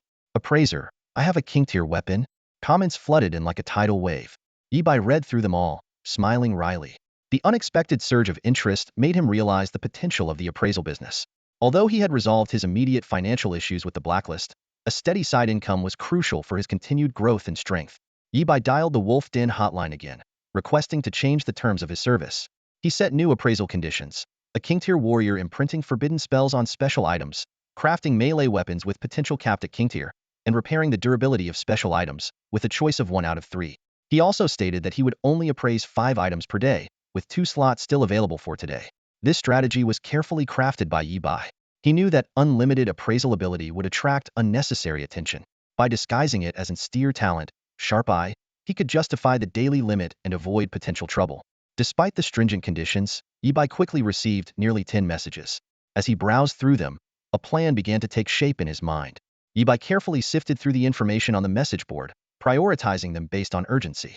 He decided to temporarily set aside the task of crafting equipment, as he only had one main material on hand, and had yet to determine the specific crafting goal. The forbidden spell scroll still had 55 durability points left, allowing for 11 more uses, so it wasn't an immediate concern. At this moment, Yi Bai's most pressing need was to replicate a forbidden spell. From the numerous messages, he selected 2 potential collaborators and promptly sent out meeting invitations. Soon, one of them responded, "No problem. I'll meet you at the trading realm." Without hesitation, Yi Bai activated the tower mark and instantly teleported to the trading realm. At the agreed location, a blue flame was quietly waiting. As soon as Yi Bai saw the figure, a note appeared above the person's head. Lu Qingyan, Lu Sueki's grandfather, Battle King level warrior, Flame Devourer. Yi Bai was taken aback, not expecting to encounter Lu Sueki's grandfather here. He thought to himself, whatever, he doesn't know my true identity. I'll just replicate a warrior-type forbidden spell. Worst case, I won't do business with this old man in the future. With a mix of anxiety and determination, Yi Bai approached. This was his first face-to-face meeting with a Battle King level warrior. Battle Kings were legendary figures reputed to have the power to change the world, with the most exceptional among them capable of conquering lower planes. As Yi Bai neared, the Flame Devourer seemed to have guessed his identity. With a respectful expression, he greeted, "Greetings, master." Hearing this, Yi Bai felt an immediate sense of relief and couldn't help but smile. He thought to himself, "Young man, I like you already. Keep talking like that." "Master, greetings." A respectful salutation echoed through the secret trading realm. Even the Pinnacle War King had to address Yi Bai this way. With a faint smile on his face, Yi Bai nodded in response, maintaining his composure. "Greetings, War King." This title of senior was perfectly timed, warming the heart of the Azure Flame War King. He scrutinized the lightning element before him and found it increasingly pleasing. Not bad. This young man is quite impressive, the Azure Flame War King thought to himself. Although the registration indicated he was only a first-rank warrior, seemingly not very powerful and quite young, the Azure Flame War King keenly sensed that this mysterious individual's potential and value far surpassed ordinary war kings. That's why he was willing to call him master. The Azure Flame War King conjured 2 flaming hands and respectfully cupped them in salute. "I am Lu Qingyan, pleased to meet you, master." Yi Bai casually responded, "I've long heard of the fame of the Azure Flame of Nanjiang. Meeting you today, I believe you have the potential to advance even further. Congratulations." Lu Qingyan's body trembled at these words, and he looked at Yi Bai with newfound respect.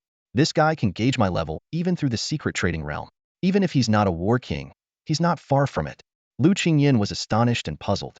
Such an extraordinary person should not remain obscure. Upon further reflection, Lu Qingyan realized, of course, with the emergence of the Shura and the shifts in power, many hidden figures are coming into the spotlight. This person must be one of them.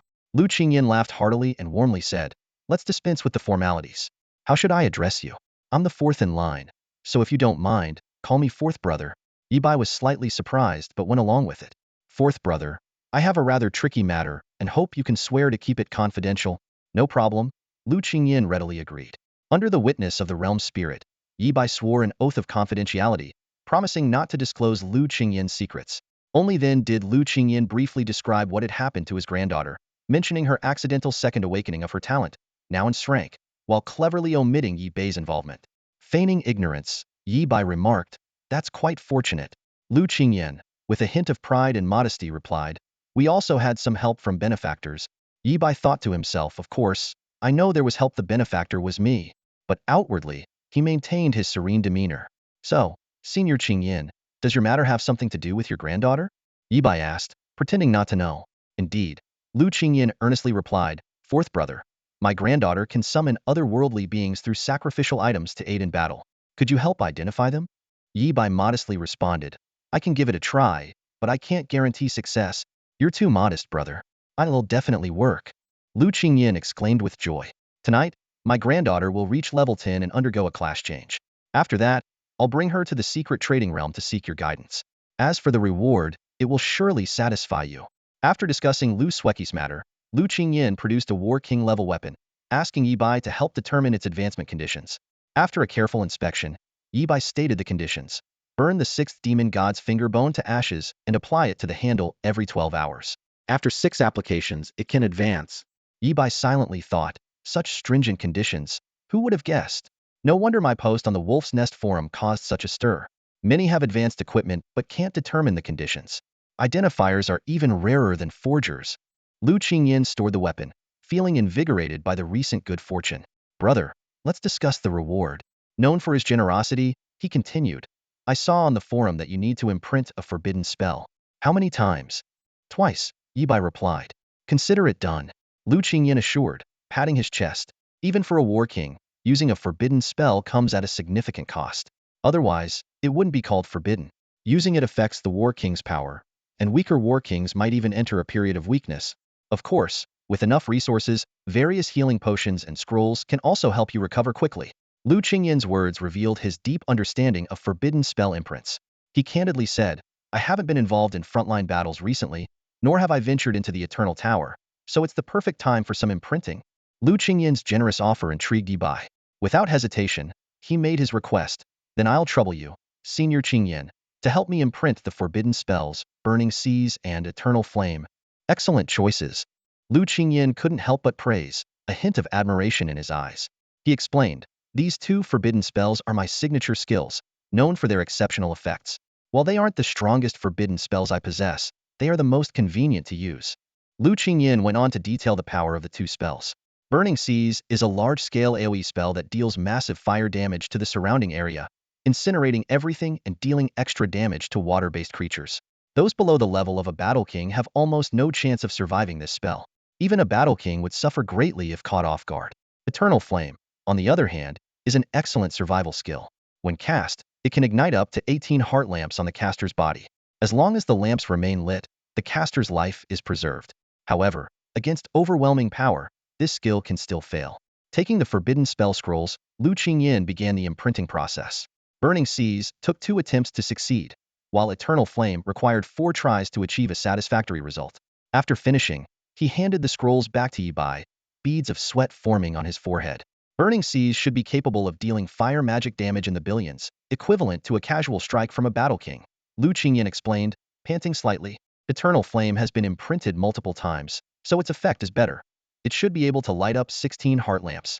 Unless a Battle King strikes, there should be no risk of death. Yibai thanked him sincerely. Thank you, Senior Qingyan. He understood that Lu Qingyan's goodwill was not just for the appraisal fee, but also to pave the way for his granddaughter.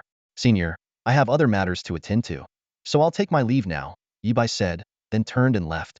Take care, fourth brother. Lu Qingyan watched Yibai leave, nodding slightly. He keenly sensed that this fourth brother was likely grooming a successor. While these 2 forbidden spells might be redundant for a true Battle King, they were perfect for protection. Lu Qingyan couldn't help but wonder who Yibai was training, but he quickly thought proudly, no matter who it is, they surely can't be stronger than my granddaughter Sweki. A second awakening, Sklass talent, ha ha ha. My old comrade's eyes will be green with envy. After leaving the trade secret realm, Yibai returned to Blue Star. He used his Lone Wolf medal to politely decline other appraisal requests. At this point, he neither lacked money nor forbidden spells, and he had nearly used up his 5 appraisal opportunities for the day. The imprinting process by Lu Qingyan had taken quite some time, and it was now close to midnight. Yibai began preparing for his upcoming journey to the Eternal Tower. As the second hand, minute hand, and hour hand of the clock seemed to traverse vast distances and finally converge, Yibai activated the tower mark without hesitation when the clock struck 12 o'clock. In an instant, a familiar prompt sounded in his ear. Welcome to the Eternal Core City. Welcome to the Eternal Core City. The familiar notification sound rang out again, but Yibai didn't head straight to explore the Eternal Tower. Instead, he went directly to the Wolf's Den. Hello, I'm here to submit a mission, Yibai said to the receptionist. A sweet-voiced young lady greeted him warmly. All right, scanning Lone Wolf ID. Please wait. Mission: investigate Lianzhong. Choose completion method. Provide clues, capture alive, or eliminate. Eliminate. Leave the Lone Wolf mark at the scene, Yibai replied succinctly. Verification in progress. The young lady operated the terminal in front of her. Yibai wasn't worried about the verification failing. As per the Lone Wolf faction's rules, leaving the Lone Wolf mark after completing a mission guaranteed recognition. The Wolf's Den had special methods to verify this. Moments later, the young lady announced, verification complete. Issuing your mission rewards. Mission rating, Sklass, completion rate, 100. You've earned 2,000 Lone Wolf points, and your rank is now upgraded to gold. A dark gold edge was immediately added to Yibai's Lone Wolf badge, understated yet luxurious. The young lady continued, here is your reward, 100,000 gold coins. Please accept it. Noticing it was Yibai's first promotion, the young lady couldn't help but explain further. The ranks within Lone Wolf are very prestigious. As a gold Lone Wolf, even if you're just a first-rank soldier, you'll enjoy the treatment of a general in the official ranks. Your monthly stipend will also increase from 30,000 dragon coins to 90,000 dragon coins. In the Wolf's Den internal store, you can enjoy a 2 discount. You currently have 2,000 points available. However, please note that if you upgrade your combat rank, your lone wolf rank will automatically drop by 1 level. Yi Bai nodded slowly as he absorbed the information. This was the first time he had heard about these details. Clearly, Lian Zheng's special status had played a role, and the higher-ups at the Wolf's Den likely already knew that Lian Zheng was the son of the 4th demonic sect leader. The young lady added, by the way, you've entered the Soldier Gold rank, globally ranked 9812. You can input a pseudonym on your lone wolf badge, or use your eternal ID as a keepsake. Yi Bai nodded in understanding and then asked, I have information about a traitor from the demonic sect involving Lian Zheng's father. Can you report it to the higher-ups for me? The young lady smiled and replied, you can register the information here, and the corresponding reward will be issued as usual. Unless it involves high-level demonic sect members, even a warlord can be reported here. Yi Bai insisted, please help me report this information. Someone should come to handle it. All right, please wait a moment. The young lady submitted the information into the system for a senior warlord supervisor to handle. Time ticked by slowly as the clock on the wall moved. After a minute, the young lady spoke again. Sir, the information you provided might not be enough to attract the higher-ups' attention. Could you possibly provide more detail? Suddenly, a loud crash interrupted her. The door of the Wolf's Den was kicked open with a tremendous force, a gust of wind howling in and destroying nearby tables and chairs, creating chaos instantly. Several patrons were thrown into the air, rolling on the ground before angrily looking up. Who the hell? Someone began to shout but fell silent mid-sentence, unable to say another word. A towering, muscular figure strode into the Wolf's Den, the very person who had just kicked the door open. On his shoulder, he carried a massive lone wolf medal, gleaming with a celestial light. The crowd erupted in astonished exclamations. War God tier, celestial lone wolf. 9-star chain. It's the 9-star lone wolf. Top of the celestial ranking, Xue Ming. The moment people recognized his identity, the entire room's attention was drawn to him. Xue Ming, true to his name, was nothing if not fierce. His robust frame exuded an unstoppable aura as he strode confidently to the bar. Ignoring the reverent gazes around him, Xue Ming's piercing eyes locked directly onto Yi Bai. Kid, are you the one who reported the information? His voice boomed through the hall like a great bell. The receptionist nearby couldn't help but tremble at his words. She stammered, unable to form a complete sentence, and could only manage a nod. Why, it was him. She never expected that the information Yi Bai asked her to report would attract such a prominent figure. Her superior was merely a battle king, whereas Xue Ming was several ranks above that. Why would such a deity descend in person? It was no wonder the receptionist was so flustered. The titles Xue Ming bore were simply too dazzling. War God tier, top of the celestial ranking, 90-year war god, S-grade talent, adopted son of the supreme being. Any one of these labels alone was awe-inspiring, but Xue Ming embodied them all. Xue Ming frowned slightly, his tone serious. Kid, falsifying information is a grave crime. Think carefully before you speak. He didn't really believe that a mere Tier 1 battle soldier could provide any useful intelligence. However, since this person had killed Lian Zheng, there might indeed be something important. That's why Xue Ming had come in person. Yi Bai, however, remained unexpectedly composed in the face of Xue Ming's questioning. Do you want me to say it right here? He countered. Xue Ming was momentarily taken aback, not expecting the kid to take the lead. Then, he burst into hearty laughter. Good kid. You almost had me there. You're right. This isn't the place to talk. Come, follow me inside. With that, Xue Ming turned and led Yi Bai further in. Internally, Yi Bai couldn't help but find the situation a bit awkward, but he dutifully followed Xue Ming. They traversed the depths of the Wolf's Den and arrived at a private office. Xue Ming threw his massive frame onto a couch, occupying the entire space. He gestured for Yi Bai to sit, and then spoke. Sit. What we discuss here, no one but the Supreme Being can eavesdrop on. Xue Ming's sharp gaze bore into Yi Bai, his tone turning solemn. Now, you can tell me about Lian Zheng's father. Or, would you prefer to call him the 4th demon cult leader? The 4th demon sect leader. Xue Ming's voice was filled with vigilance and gravity. He continued, a war god level expert, even when the main stronghold of the 4th demon sect was breached, could still escape from the encirclement of other war god level fighters. His threat to humanity is even greater than that of the demon god. The demon god is distant, but the sect leader is near. The sooner we capture him, the sooner we can eliminate this hidden danger. Yi Bai nodded and took out a list from his chest, handing it to Xue Ming. Before we discuss him, take a look at this list. Xue Ming casually took the list and glanced at it. Suddenly, his body tensed, and his eyes shot out a sharp glint. He stood up abruptly, his expression turning extremely serious. This list is? Although his tone was questioning, his expression had already betrayed his suspicions. Yi Bai confirmed with a nod. That's right. This is a list of high-ranking members of the fourth demon sect. Bang, Xueming's face contorted instantly, veins bulging on his arms, and his hands clenched into fists. The list crumbled into powder in his grip, and his back teeth ground audibly. From deep within his throat, he let out a beast-like roar. Traitors, damn them. Yi Bai reminded him from the side. Ahem, you just destroyed the only copy of the list I had. Why didn't you say so earlier? Xueming rolled his eyes and then raised his hands. All the paper fragments swirled in his palms, and within 3 seconds, the list was restored. Check it for any errors. Yi Bai carefully examined it and, upon confirming its accuracy, handed the list back to Xueming. Xueming calmed his initial anger and asked in a deep voice, "Where did you get this list?" This is a serious matter.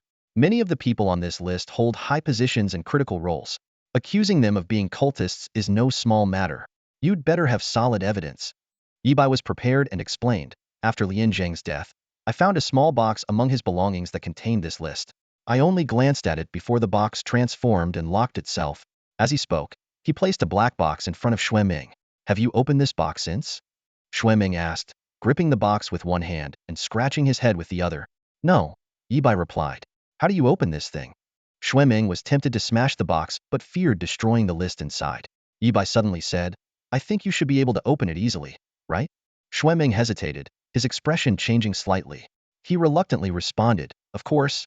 Yi Bai seized the opportunity. Once you open it, you'll know the authenticity of the list.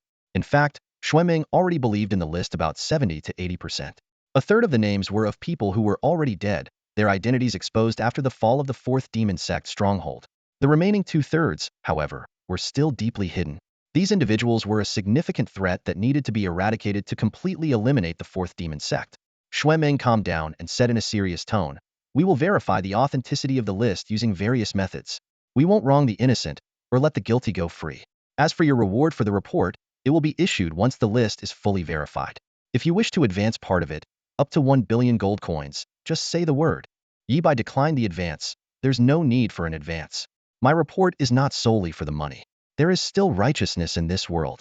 Xueming's expression turned somewhat curious upon hearing this.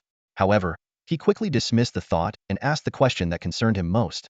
You mentioned earlier that you had news about Lian Zheng's father. Is it true? Yi Bai calmly replied, it's true. I know his next move. He will come to Nanjiang City. Nanjiang City? Xueming frowned in thought. What's he going to Nanjiang City for? Oh right, his son died there. Suddenly, Xueming's expression froze, and he looked up at Yi Bai, a bold idea forming in his mind. Yi Bai nodded, confirming Xueming's suspicion once more. That's right. He's coming to kill me. The hatred of a son's death is irreconcilable. The fourth demon sect leader swore on his life to kill Yi Bai. He must come to Nanjiang City, even return to the scene, to track down Yi Bai's whereabouts. Undoubtedly, Yi Bai was in an extremely dangerous situation. Being targeted by a warlord was no small matter. Xueming's face was grim as he walked over to Yi Bai and gave him a heavy pat on the shoulder. Eat whatever you like, Xueming said in a deep voice, tinged with a hint of helplessness. Yi Bai was taken aback by his words. Frowning, he replied, why do you sound like I'm about to die? Come on, show your strength as a 9th-tier warlord. It's just the leader of the demon sect. Let's take him down. As soon as the words left his mouth, Yi Bai realized his mistake and quickly added, just kidding. Forcing a stiff smile, Xueming instructed, keep your identity hidden. I'll have people keep an eye on the scene. We might be able to ambush and capture the demon sect leader. He paused, then added, to be honest, being targeted by a warlord leaves you with few options. Just hope for the best. With that, Xueming pushed Yi Bai towards the door. Head to the Eternal Tower and strengthen yourself quickly. The enemy might not personally come after you. Even if they send a few minions, they'll be at the warlord level, and that'll be tough enough for you. Xueming had to admit, even if it were him facing such a situation as a war soldier, it would be a near-death experience. The fact that Yi Bai could remain calm was already impressive. The compensation for lone wolves is quite generous, Xueming said offhandedly. Yi Bai's eyes widened. What? Did you really just say that out loud? Is that appropriate? Yi Bai deeply understood what it meant to be alive but already dead. Xueming escorted Yi Bai to the entrance of the wolf's den and said solemnly, take care. Let's get away from this jinx. Yi Bai didn't want to stay with Xueming for another second and hurriedly made his way towards the Eternal Tower. After Yi Bai left, Xueming's face broke into a smile. You cheeky brat. You dared to mess with me using that box. Scaring you was the least I could do. Previously, Yibai had used a box to flatter Xue Ming, leaving him at a loss. This time, scaring Yibai was payback. Despite this, Xue Ming knew that being targeted by a warlord-level monster meant survival was nearly impossible.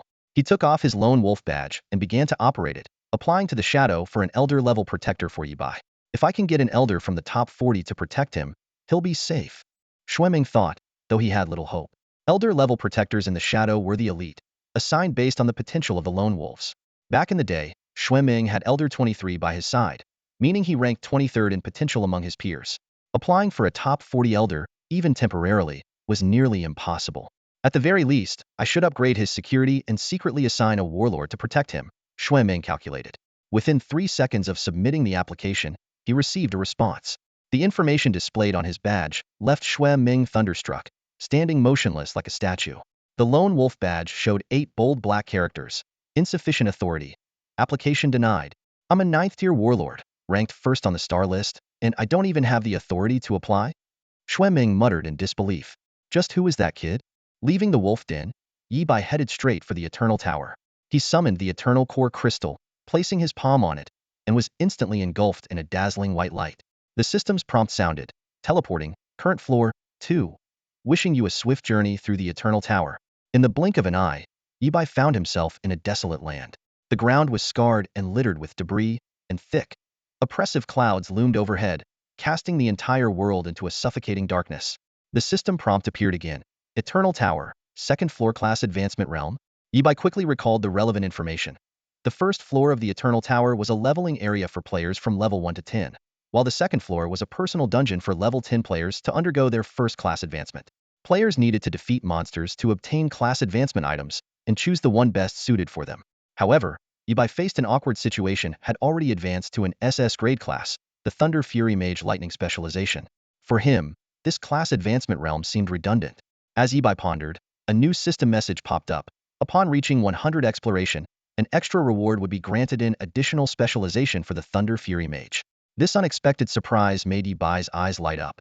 His current Thunder Fury Mage class, already maxed out in lightning damage, would only become more powerful with an additional specialization.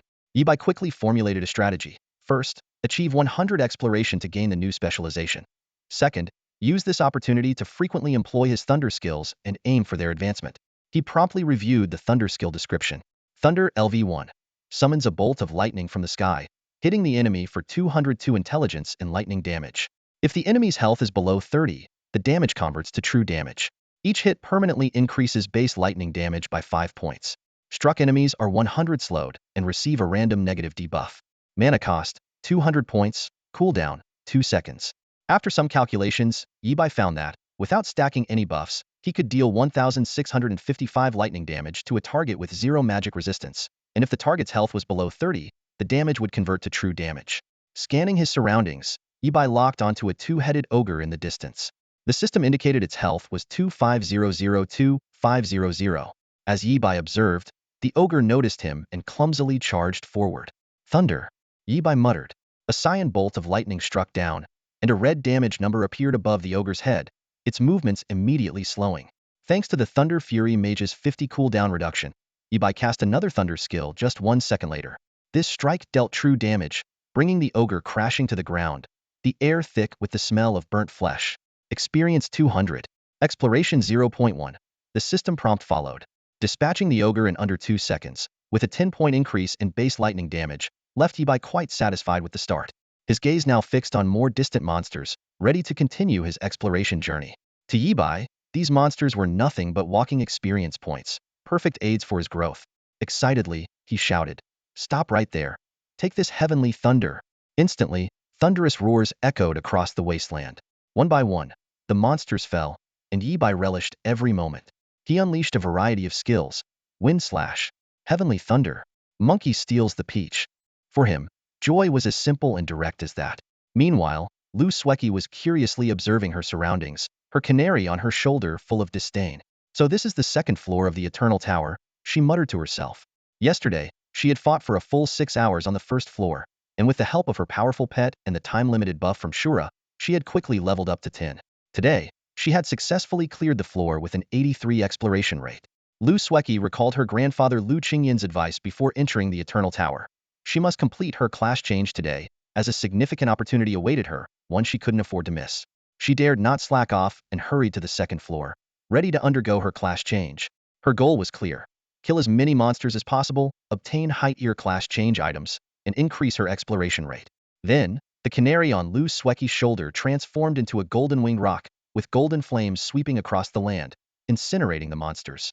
Luckily, the second floor is a solo instance, so I can go all out, Lu Sueki thought to herself.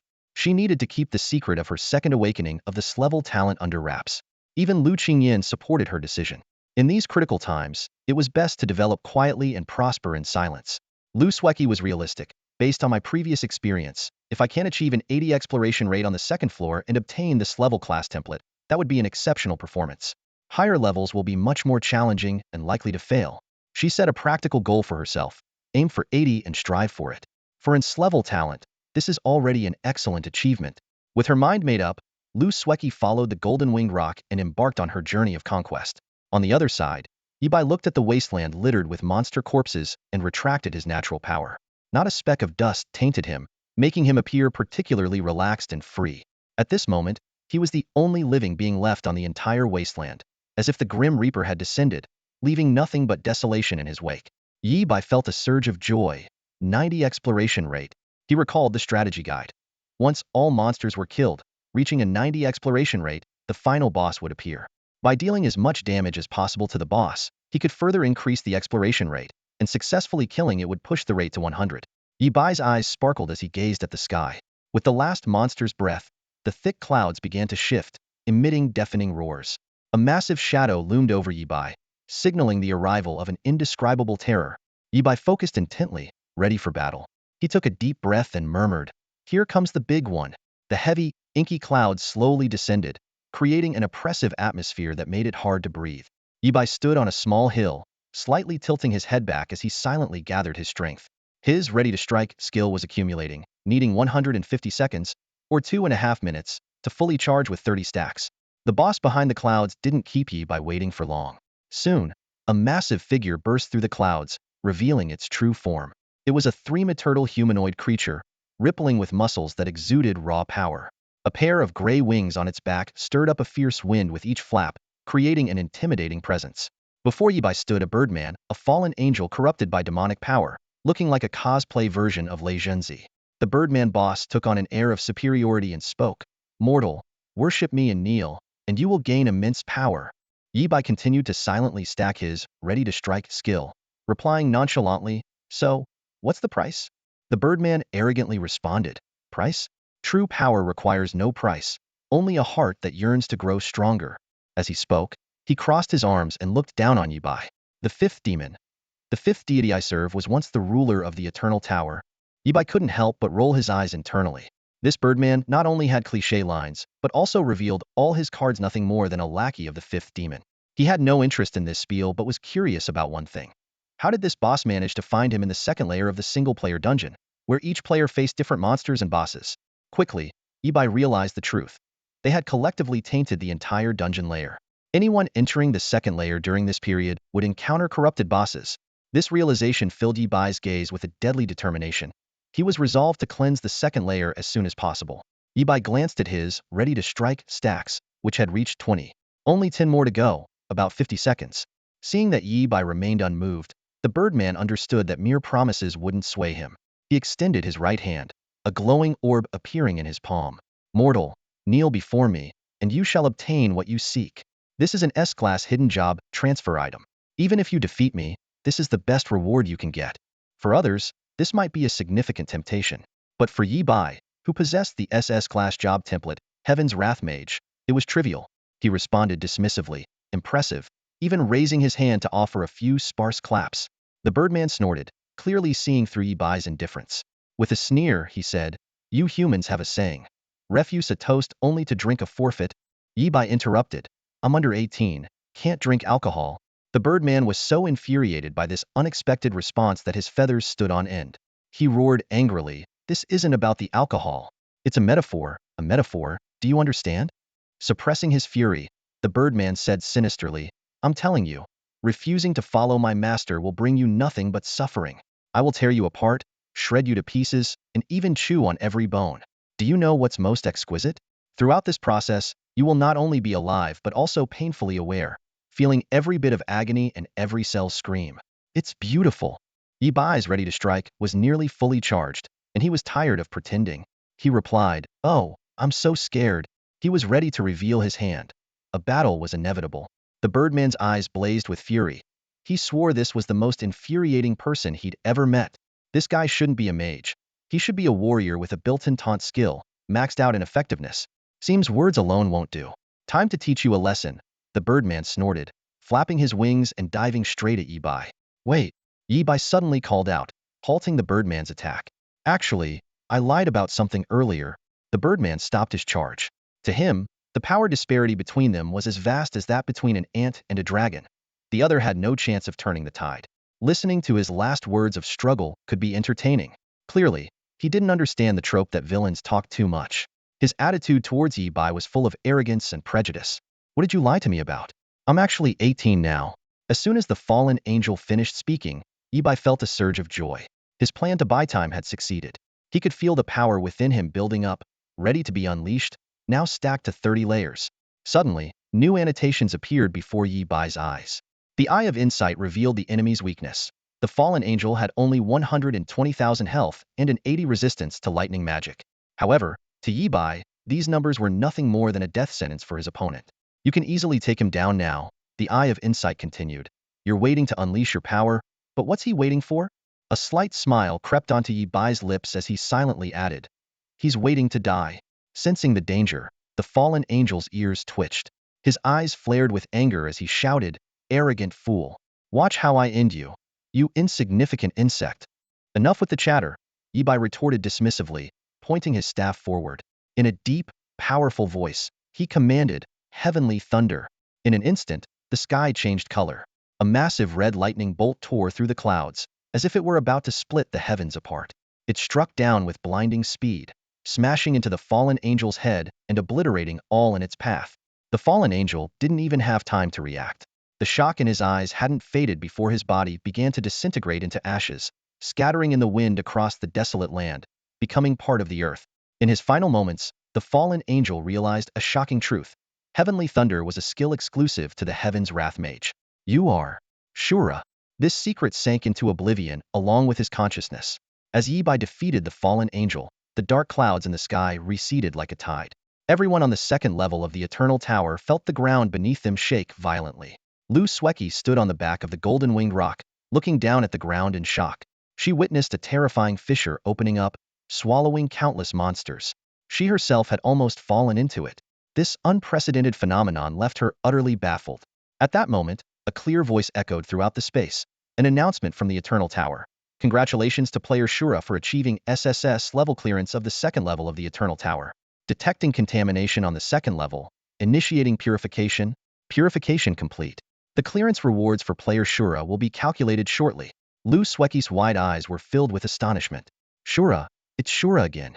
He cleared it with an SSS rating again, she murmured to herself, then furrowed her brow in confusion. Strange, why did I say again? Shura has once again completed the Eternal Tower with an SSS rating, marking his third such achievement in just 3 days. The human warriors reacted nonchalantly, filling the public channel with seemingly casual, but actually boastful comments. One person joked, the last SSS rating felt like it was just yesterday. Oh, it really was yesterday. Never mind then. Another quipped, the Eternal Tower can't go without an SSS rating, just like the humans can't go without Shura. Some even humorously dubbed Shura as the designated SSS achiever, only to be corrected to Tower Conqueror. However, beneath the warrior's calm demeanor lay a hint of anticipation.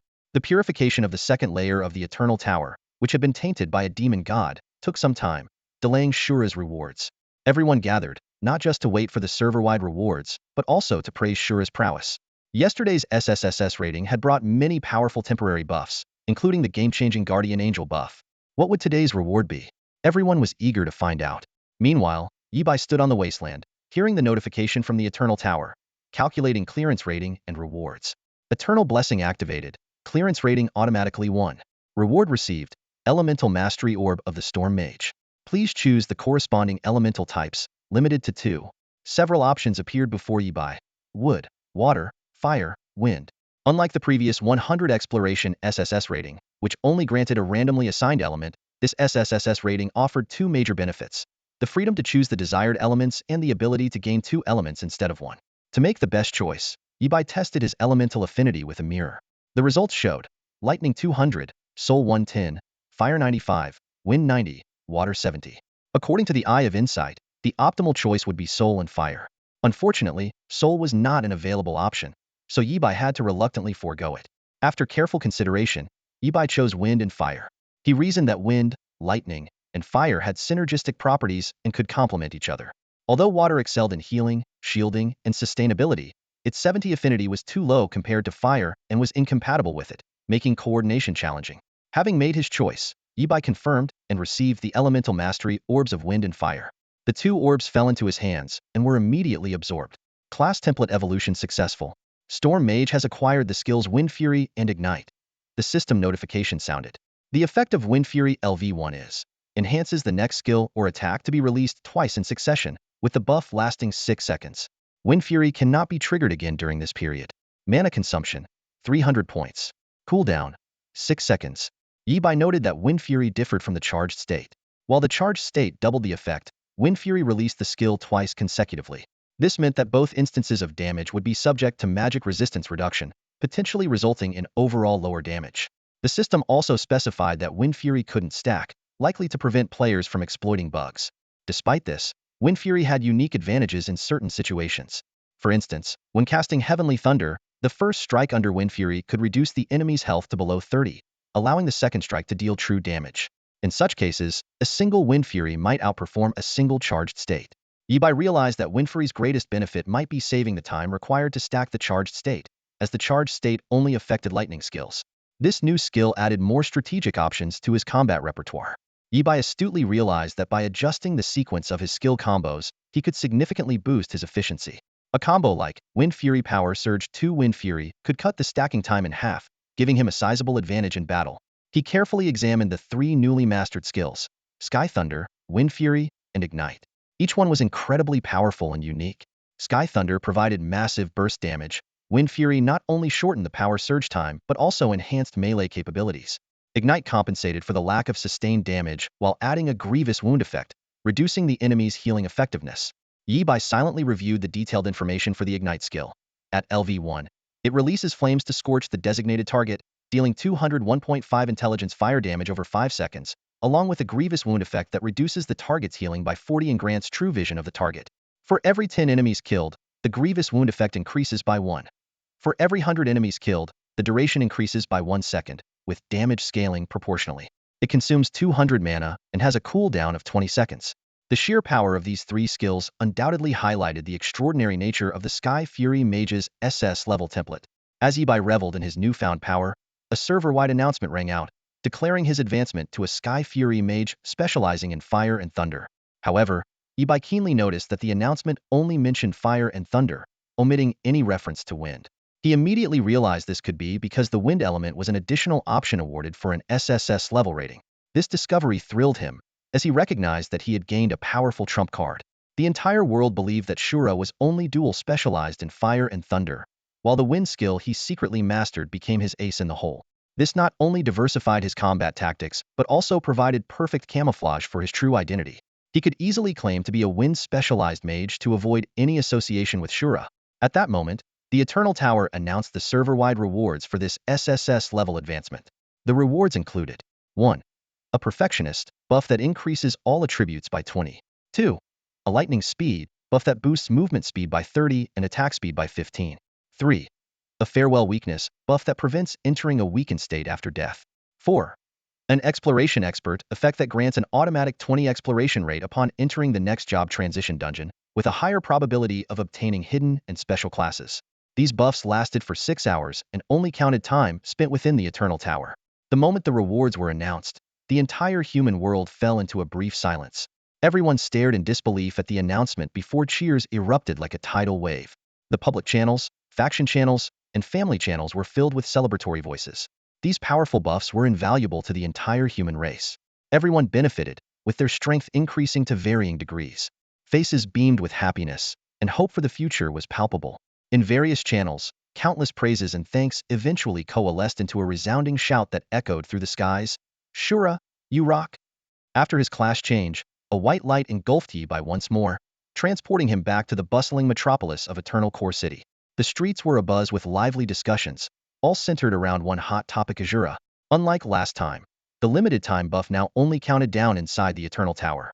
This change allowed players to leisurely gather supplies and familiarize themselves with their skills, preparing thoroughly before attempting higher floors. Yi-Bai blended into the bustling crowd, strolling along the streets. The enthusiastic atmosphere around him was infectious, and he couldn't help but join in the collective chant, Azura, awesome. Fortunately, no one shouted anything like refund. Though he appeared to be aimlessly wandering, Yi-Bai's mind was entirely focused on organizing the substantial rewards from his recent journey. He summoned his status panel, and a dense array of text appeared before him. Eternal ID, Azura. Talent, Eye of Insight SSS grade. Level, 26. Class, Storm Mage Wind Fire Lightning. HP, 71007-100. MP, 86008600. Strength, 386,100. Intelligence, 56,540. Spirit, 51,530. Agility, 364. Constitution, 231,100. Luck, 12. Equipment, Force of Nature 1. Skills, Lightning Bolt, Thunder Blessing, Gathering Storm, Heaven's Thunder, Wind Slash, Wind Fury, Ignite. Status, Lightning Affinity, Lightning Mastery, Fire Mastery, Wind Mastery. Free attribute points, 160 points. During the intense battles on the second floor, Yi-Bai's experience points from defeating monsters and bosses propelled him straight to level 26, significantly boosting his base attributes. Each level up also granted an extra 10 free attribute points. As a mage, Yi-Bai wisely distributed these points evenly between intelligence and spirit. Thanks to his SS grade class template, Yi-Bai's attribute growth rate far surpassed that of ordinary players. His current level 26 stats were already more formidable than many geniuses at level 50 or 60. This meant that Yi-Bai had a good chance of achieving a higher rank in the upcoming War Soldier test, thereby elevating his War Soldier grade. Raising his War Soldier grade would not only increase his monthly stipend, unlock more privileges, and access higher level missions, but also help Yi-Bai accurately assess his own strength. While the Eye of Insight provided a numerical evaluation, Yi-Bai understood that only through the cycle of combat, reflection, and re-evaluation could he truly tap into his potential and unleash greater power in battles. The most significant gain from this journey was the notable improvement in his Heaven's Thunder skill. As a scalable damage skill, each cast increased its base damage by 5 points. During this dungeon run, Yi-Bai used Heaven's Thunder as often as possible, casting it 120 times. Consequently, the base damage of Heaven's Thunder skyrocketed from 200 to 800 points. Combined with the double intelligence damage, Yi-Bai's current intelligence attribute was 695 points. A single cast now dealt a whopping 2,190 points of damage. Considering the Storm Mage's 100 damage bonus and the Force of Nature's 15 additional boost, even without Gathering Storm, a single Heaven's Thunder could inflict nearly 4,700 points of devastating damage. This meant Yi-Bai could effortlessly one-shot an ordinary 3rd-tier war soldier and significantly injure 4th or 5th-tier war soldiers. If paired with the Wind Fury skill, Yi-Bai could unleash nearly 10,000 points of burst damage in an instant, enough to one-shot a 6th-tier war soldier. Satisfied with the impressive numbers calculated by the Eye of Insight, Yi-Bai nodded approvingly. Putting away his status panel, Yi-Bai casually entered a skill book shop. He knew that if he bought all his skill books and equipment from the goblin minions in the trading nexus, his identity would eventually be exposed. Given his need to master 3 elements, Yi-Bai decided to anonymously purchase some transitional skill books in Eternal Core City. For truly valuable items, Yi-Bai had devised a meticulous procurement strategy. He could safely buy wind-related skill books and equipment from the goblin minions, as this was the least likely to reveal his identity as Azura. Fire-related items could be acquired through a friendly cooperation with the newly acquainted Qing Yin Battle King, which would not only meet his needs but also forge an alliance with this loyal and powerful warrior. And for the crucial lightning materials, to ensure absolute safety, Yi-Bai decided to only trade through the Wolf's Den in the future. This seemingly complex arrangement was, in fact, a necessary preparation for Yi-Bai's long-term development. Outside, the crowd was chanting loudly, "Shilua is awesome." But why? Because in just 2 days, Shilua had twice achieved SSS level clearances, significantly boosting the strength and potential of the human race. Yi-Bai stood on the bustling street, the cheers of the people echoing in his ears. He knew well that the more important Shilua became to the human race, the more of a threat he would be in the eyes of the demon gods. The old saying, "A tall tree attracts the wind," reverberated in his mind. To survive, Yi Bai understood he needed to quickly enhance his strength while staying low-key and hiding his identity. What he needed wasn't resources, but time to convert those resources into power. With his thoughts becoming clearer, Yi Bai decided to first purchase a batch of wind-based skill books to study. Then, he would use these newly learned skills to participate in the warrior test. He walked briskly into a nearby skill book store, his eyes scanning the shelves. Give me a basic windshield skill book, and also windblade, lightness technique, and windbind, Yi Bai said to the shopkeeper, taking out 80 gold coins from his money pouch to buy these moderately ranked skill books. The shopkeeper, seeing this young man in a lone wolf mask spend 80 gold coins without batting an eye, grinned widely. After all, these basic skill books, while practical, were still a significant expense for an ordinary person. Young man, you're a wind mage, right? I have some fine wind wands here. Want to take a look? The shopkeeper enthusiastically recommended. Yi Bai shook his head. No need for a wand. Do you have any other weapons? Like gauntlets? Though puzzled as to why a mage would want gauntlets, the shopkeeper borrowed a couple from the neighboring weapon store. In the end, Yi Bai purchased a pair of all-class usable bladed gauntlets with a very slight armor-piercing effect for 15 gold coins. After leaving the store, Yi Bai quickly studied all the wind-based skill books. Now I can have offensive capabilities with just wind skills, he thought to himself. Recalling his previous participation in the warrior test, he remembered that the test room was monitored. To avoid revealing his identity, he decided to use lightning and fire skills as little as possible and focus on wind skills. Fully prepared, Yi Bai returned to the warrior test hall. He received a number card, scanned his lone wolf badge, and was directed to the express lane. Old you, there's a first-rank warrior who wants to take the test again. A lone wolf. A security guard monitoring the screens called out. The hall manager had instructed them to notify him of any first-rank warrior wanting to test recently. The bald manager shuddered at the news, quickly stood up, and rushed to the monitor, his eyes locking onto Yi Bai's back. He hesitated, unsure if this was the same genius from yesterday. A sharp-eyed security guard noticed Yi Bai's distinctive mask and exclaimed, "Wow, a golden lone wolf. I've never seen a first-rank warrior with a golden lone wolf badge before." This caught the attention of many people who gathered around to catch a glimpse. The bald manager, however, turned pale, convinced of the individual's identity. He hurriedly pushed through the crowd and ran straight to the supervisor's office. "Boss!" The bald manager burst into the office, panting and interrupting the supervisor's meeting. The supervisor reprimanded him. "You, keep calm and composed. Don't lose your cool over small matters." After calming down, the supervisor asked, "What's the matter?" "That genius from yesterday is back. He's now a golden lone wolf and is here for another strength test," the bald manager cautiously reported. "Spittake," the supervisor sprayed out his tea and blurted, "No way. Really?" Upon confirming the news, the supervisor immediately stood up. "Let's go to the monitoring room."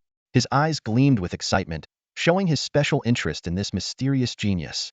"Just how far can you go? Second-rank warrior? Third-rank warrior?" The supervisor wondered eagerly as he headed quickly to the monitoring room. "Everyone, put your work aside for a moment." In the monitoring room, the director remained composed and announced in a steady voice, "To support everyone's breakthrough at the Eternal Tower, we will have a paid half-day off today." This sudden good news caught some by surprise, leaving them staring at each other in confusion. However, the more experienced and shrewd employees exchanged knowing glances, seemingly guessing the reason behind it. They thought to themselves, there must be another prodigy requiring strict testing and monitoring in secrecy. Someone muttered internally. The last time they used this excuse, even the pauses in the director's speech were identical. They didn't even bother to change it. Nonetheless, nobody would refuse a paid half-day off. Heads bowed, they shuffled out of the monitoring room, delighted. Once the room was cleared, only 3 people remained. The director, the bald manager, and the director's guest, a formidable veteran war king. The director introduced, "Qing Yan, I haven't introduced you yet. This is Xiao Yu. He was with me in the Legion back in the day. After I stepped down, he's been working under me." So, this veteran war king was Lu Qingyan. With some free time, he had come to Eternal Core City to catch up with old friends. But the most important matter today was that his granddaughter, Lu Sweki, might be taking the soldier test. Lu Qingyan was there to keep an eye on things and help protect the secret of his granddaughter's second awakening. Curiously, Lu Qingyan asked, "How talented is this prodigy you mentioned?" He added confidently, "I've seen a lot in my time. Xueming was in the same class as me. During the entrance test, I even gave him a punch." The director snorted, "Enough. I've heard that story so many times I could recite it myself." Lu Qingyan's proudest moment wasn't becoming a war king, but having once punched Xue Ming, a 9th-tier war god, adopted by a supreme warrior. Lu Qingyan said seriously, "All right, no more jokes." Xue Ming passed the 3rd-year soldier test in just 3 days back then. His gaze shifted to the monitoring screen, focusing on Yi Bai. This kid is on his 3rd day, right? Can he handle the 2nd-tier soldier test? Hearing this, The bald manager and the director exchanged strange looks. The director, holding back laughter, said, "Shall you tell our war king Qingyan what this prodigy did yesterday?" The bald manager replied honestly, "Yesterday, he passed the neural response checkpoint of the third-year soldier test." "What?" Lu Qingyan jumped up, incredulous. "Old Wu, you better not be pulling my leg."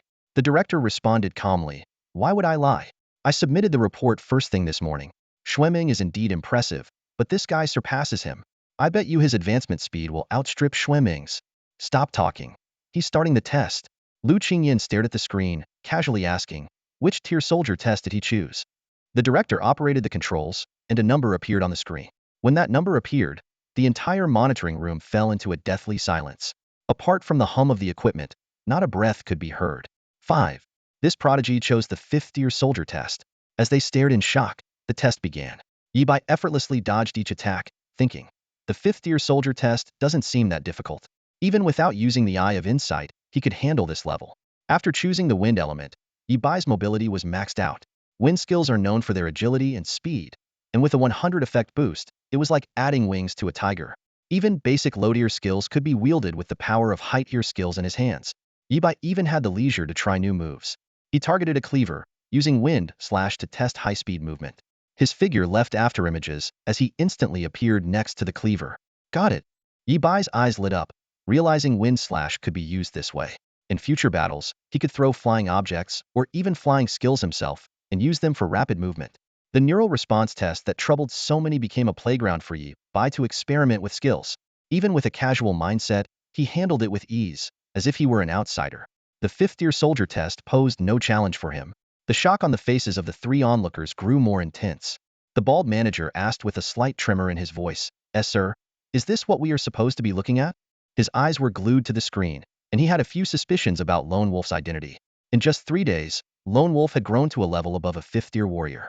This rapid progress was even more astonishing than Xueming, who had an S-level talent back in the day. The answer was almost obvious. Practically slapping them in the face, Lone Wolf was actually Shura. Suddenly, footsteps approached from behind, startling the 3 of them into turning around quickly. "Lord Shadow 9? Lu Qingyan quickly bowed, his voice filled with surprise and reverence. "We haven't seen each other in over 30 years, yet your presence feels as familiar as if it were just yesterday." The newcomer was indeed Shadow 9, the 9th-ranked shadow-level powerhouse. Seeing Lu Qingyan, he couldn't help but shake his head and sigh. "Lord Shadow 9, why the sigh?"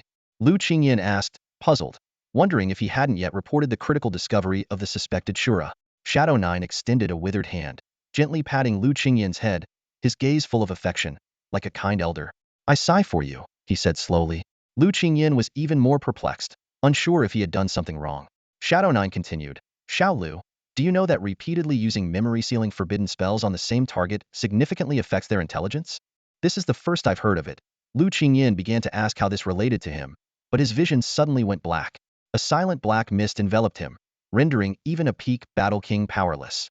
"What a good kid," Shadow 9 sighed. "Seal him a few more times, and he might really turn into an idiot. Always getting entangled with this person. Who knows if your luck is good or bad? In any case, endure a bit more." As he finished speaking, the black mist rolled back into Shadow 9's sleeve. Lu Qingyan, Director Wu, and the bald manager collapsed to the ground, unconscious. Only Shadow 9 remained standing, his eyes fixed on the surveillance footage. His gaunt face unusually displayed a look of fervor, with a spark of fire in his eyes. His emaciated body contained terrifying energy, as if life itself was burning. "Come on, let me see," Shadow 9 murmured, "what the future supreme warrior of the human race is capable of." With that, a cloud of black mist shot out from under Shadow 9's feet, swiftly entering the control console. Inside the testing room, Yi Bai suddenly noticed the entire room flashing red, and all tests came to a halt. He looked around warily, and a series of notes popped up before his eyes. "An unscrupulous old man has activated the 9th-tier warrior test Shura custom edition. The next to appear will be a projection left by a supreme warrior, possessing 1/10 of the original strength. You'd better pray you draw the projection of the supreme warrior Nightmare." Seeing this note, Yi Bai was slightly taken aback and asked, "Why Nightmare?" "Because Nightmare is the weakest among the supreme warriors." Of the 3 supreme warriors he knew, Nightmare was the one he had heard the most about, seemingly responsible for the rear base of Blue Star. The Eye of Insight quickly provided an answer. In a battle with Nightmare, dying is the least painful way, even with a hint of sweetness. This response made Yi Bai's heart tighten, as if the Eye of Insight had already sentenced him to death. Suddenly, The notes before Yi Bai's eyes started to distort, the characters becoming blurry, like ink paintings thrown into a pool of water. This was the first time he had encountered such a situation. No matter how mischievous the Eye of Insight had been, it had never lost the majesty of an SS-level talent. Finally, the ink blotches barely formed a few discernible words. He is here. The text in front of Yi Bai faded, bringing an almost suffocating sense of oppression. The entire test chamber began to distort, and the surrounding walls vanished. Yi Bai realized he had been transported to a new space, shrouded in fog that obscured his vision. Suddenly, a white figure emerged from the mist, slowly approaching Yi Bai.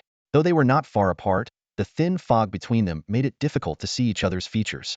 A gentle and amiable voice spoke. "You're early." Through the fog, the voice continued, "Level 60. Second class change stats when you should be here. Right now, you're too inexperienced. This projection of mine is left from when I was at level 199.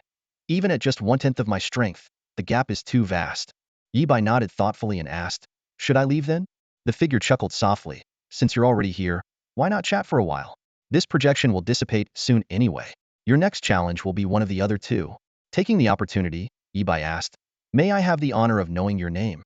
"Wuhan," the figure replied. Yi Bai's eyebrows shot up in surprise. "The legendary Wuhan?" Stories about Wuhan quickly flashed through Yi Bai's mind. A warrior who wielded a sword with unparalleled skill, leaving no trace of his blade, defeating countless enemies. Textbooks recorded that at level 200, he single-handedly went to the front lines, slaying 13 demon warlords and countless soldiers. With just one sword, he defended a 1,000-mile front, causing a million-strong demon army to retreat. The legend of "even gods and demons fear Wuhan" was born. Wuhan became famous across the land, unstoppable, ultimately reaching the pinnacle of power.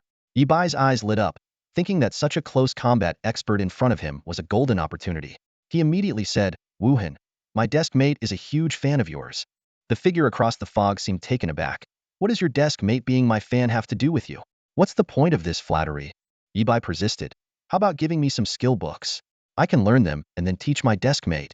Wuhan seemed to see through Yi Bai's intentions. "Why wouldn't I just give them directly to your desk mate?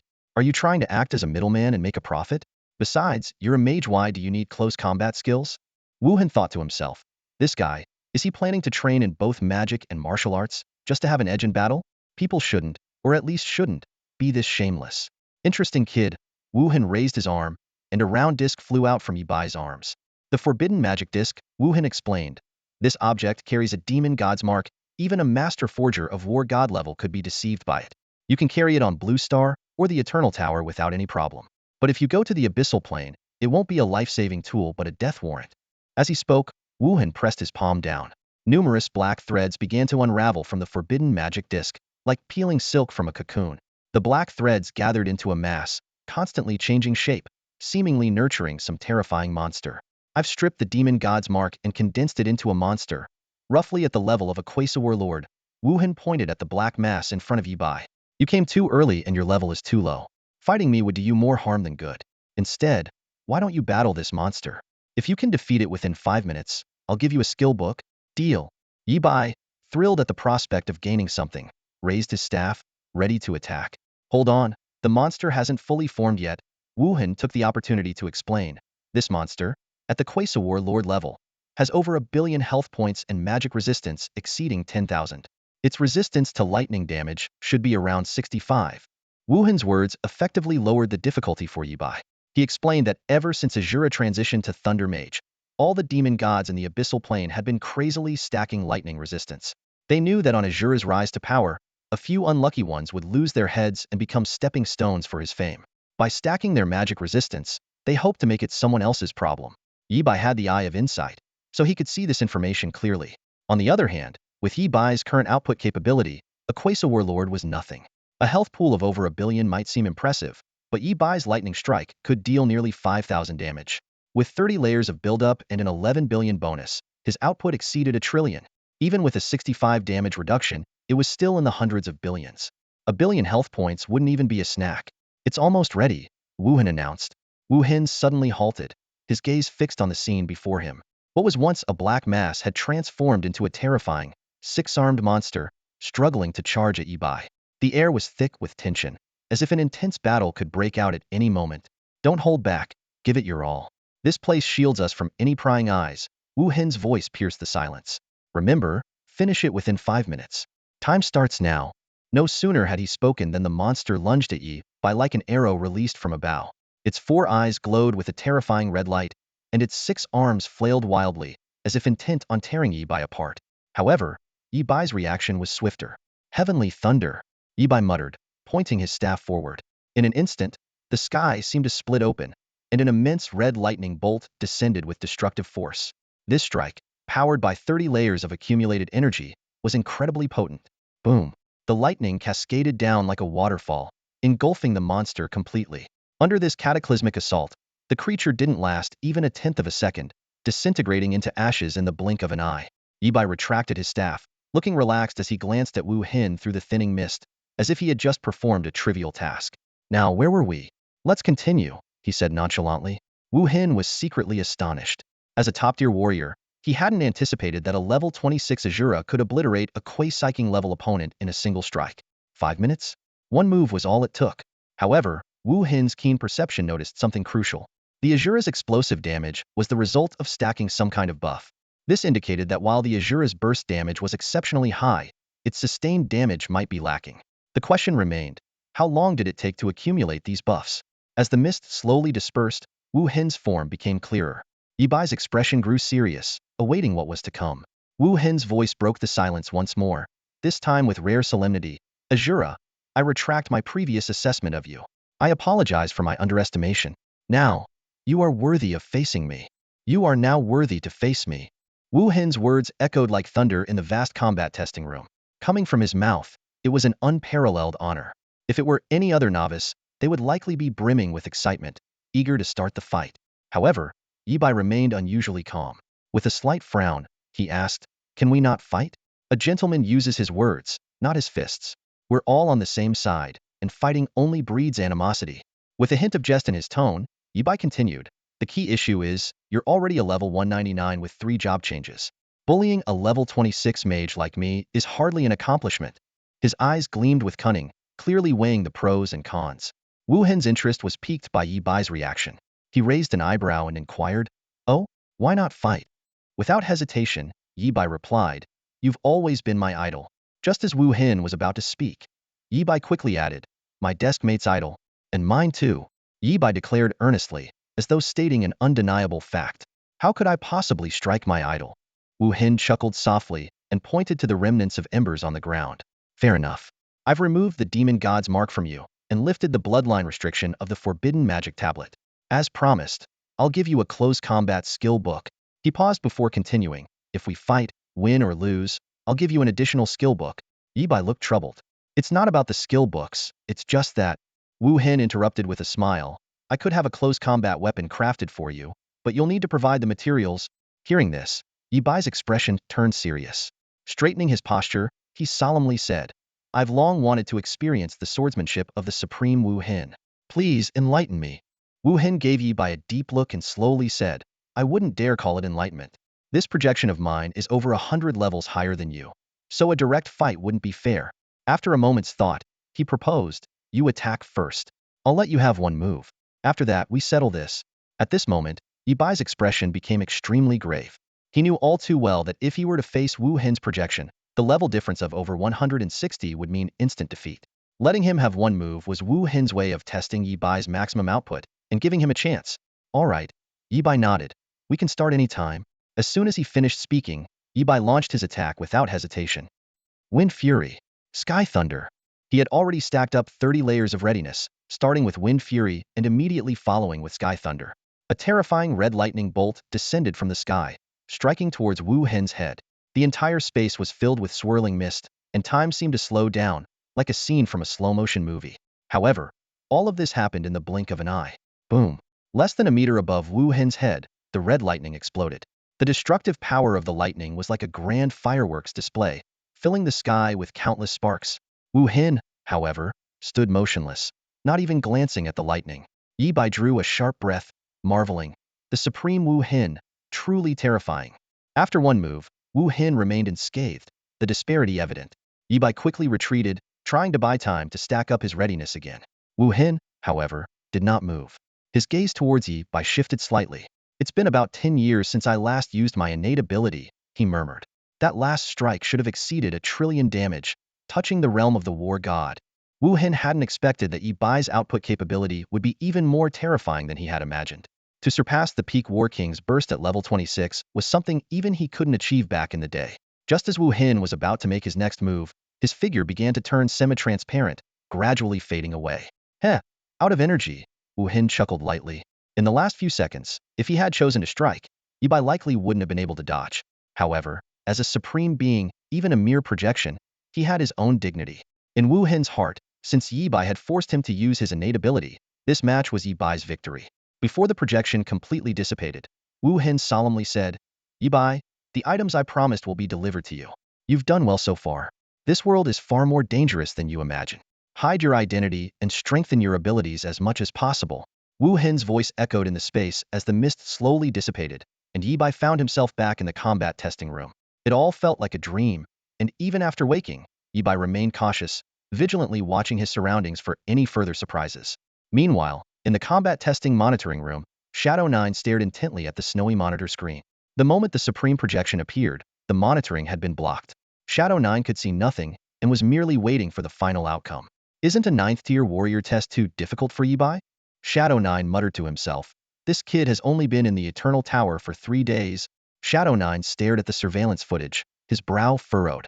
As the 9th-ranked elite in the Shadow organization, he was well aware of the extraordinary nature of an SS-level talent. Even the 9th-tier war god, Xueming, couldn't withstand more than 3 moves against his assassination attempts. Shadow 9's position had been unchallenged for a century, while the lone wolf on the star list changed every year. His thoughts drifted back 100 years, to when he was a classmate of the Supreme Nightmare. This little-known past was a secret even among the upper echelons of the Shadow organization. Having personally witnessed the era of the Supreme, Shadow 9 understood better than anyone the terrifying power of a supreme being. Suddenly, the surveillance screen distorted before returning to normal. Shadow 9's eyes widened as he meticulously scanned every detail. When he saw Yi Bai unharmed, his eyelid twitched involuntarily. This can't be. Shadow 9 exclaimed inwardly, the guardian angel on Shura is still intact. He's actually alive. The thought made Shadow 9 gasp. In the 9th-tier war soldier test, even a projection of a 199 level supreme being with only a tenth of its strength was a formidable opponent. For Shura to survive was nothing short of a miracle. This boy has the potential to become supreme. Shadow 9 thought to himself. Recalling the years witnessing Nightmare's rise, he had to admit that Shura's performance even surpassed that of Nightmare back then. Given enough time, Shura would undoubtedly achieve the status of a supreme being. Unable to contain his excitement, Shadow 9's black mist surged violently, almost losing control. His heart raced. Humanity was on the verge of birthing its 4th supreme being. Dawn was finally approaching. Just as Shadow 9 was lost in his fervor, he caught sight of the scrolling text at the bottom of the screen. 9th-tier war soldier test, passed. The information hit him like a bolt from the blue, freezing him in place. He stood there in a daze, like a withered tree devoid of life. Shura, actually, passed the 9th-tier war soldier test? Shadow 9 struggled to process the fact he didn't just survive by luck. He defeated the supreme projection? At that moment, Shadow 9 felt his entire understanding of the world shatter and collapse beyond recognition. Ingjio was stunned by Shura's performance. He stood frozen in the surveillance room, eyes glued to the screen, his mind blank. The scene of Shura effortlessly earning the 9th-rank warrior medal replayed in his head, his instinct screaming that this Shura was no ordinary individual. Time seemed to stand still, and Ingjio forgot everything around him until a faint groan from Lu Qingyan on the floor brought him back to reality. In a panic, Ingjio slapped Lu Qingyan on the forehead, knocking him out again. Calm down, Ingjio muttered to himself. I've been through so much at my age, what haven't I seen? But the truth was, he had never encountered anything like this before. Taking a deep breath, Ingjio sprang into action. He propped the 3 unconscious men onto chairs, and a dark mist emerged from his body, enveloping them. Ingjio began altering their memories. In the revised version, the genius had merely attempted the 2nd-rank warrior test and failed miserably. Nevertheless, his performance still left a deep impression on the 3, especially on Lu Qingyan, who admired the young mage's wind magic skills. After completing the memory modification, Ingjio retracted the dark mist and silently vanished. The entire process flowed seamlessly, like a well-rehearsed magic trick. Lu Qingyan, Director Wu, and the bald manager opened their eyes simultaneously, unaware of what had transpired. Director Wu sighed. It's a pity he failed. Just a little more and he would have passed the neural response test. The bald manager nodded in agreement. Only Lu Qingyan remained silent, frowning and rubbing his forehead unconsciously. Director Wu noticed his odd behavior and asked, "Old Lu, why aren't you saying anything?" Lu Qingyan spoke in confusion. "Why does my forehead hurt? As if someone hit me?" Director Wu suddenly adopted a serious tone. "Ahem. It's time I stop hiding things from you. Old Lu, I won't pretend anymore. I must confess, I'm actually a war god. Not only did I slap your forehead, but I also used forbidden spells to alter your memory." Lu Qingyan responded to this absurdity with a single word: nonsense. "I'd sooner believe that Shura lives next door to me than buy into your lies." The three resumed their discussion about the young mage. Before long, Lu Qingyan suddenly stood up, excitement evident on his face as he stared at the surveillance screen. "She's here." On the screen, a beautiful woman had just entered the combat testing room, ready to challenge the first-rank warrior level. "Who's here?" Director Wu asked curiously. "My granddaughter," Lu Qingyan said proudly. "Old Wu, pay close attention to what happens next. I'm not bragging, but you must keep my granddaughter's second-grade awakening a secret." Director Wu cursed silently. This old man is getting more shameless by the day. Their focus returned to the surveillance footage. Meanwhile, Yi Bai, holding the 9th-rank warrior medal, returned to Wolf's Den. Compared to a few hours ago, the place was bustling with activity. Yi Bai glanced at the time, 4:59 a.m. The time for exploring the Eternal Tower was limited to midnight until 6 a.m. So people usually trained and challenged the tower first before returning to the Eternal Core City to resupply and handle other matters. As Yi Bai stepped into the Wolf's Den, a massive figure blocked his path. Xue Ming stared at Yi Bai with a stoic expression, though his mind was in turmoil. When his request for shadow protection for Yi Bai was denied earlier, Xue Ming immediately realized Yi Bai's true identity: Shura. Yi Bai knew that Xue Ming had figured out his identity, but Xue Ming only knew Shura within the Eternal Tower, not that Shura was Yi Bai. As long as that distinction remained, Yi Bai was safe. "What are you looking at?" Yi Bai suddenly asked, nearly causing Xue Ming to spit blood. "Please, ahem, come with me inside." Xue Ming forced himself to stay calm, leading Yi Bai deeper into the Wolf's Den. "Sit down. Let's have a proper talk." Xue Ming pulled up a chair and sat across from Yi Bai. "Is the list verified?" Yi Bai asked directly. 100 verified, Xue Ming replied, feeling a mix of amusement and helplessness. He thought, how could Shura provide a fake list? Moreover, anything related to Shura wasn't just under Xue Ming's watch. At least one shadow-level war god, perhaps even a higher-level existencia nightmare, was watching over Shura. "What about my bounty?" Yi Bai pressed on. Xue Ming's face stiffened, and he stammered. "That will be determined after the actual capture operations are completed. It might take a bit longer." Yi Bai asked casually, not really caring about the answer. He wasn't short on money. What he lacked were things money couldn't buy. Reflecting on his interactions with the formidable Wu Hin, Yi Bai believed the other was a reasonable person.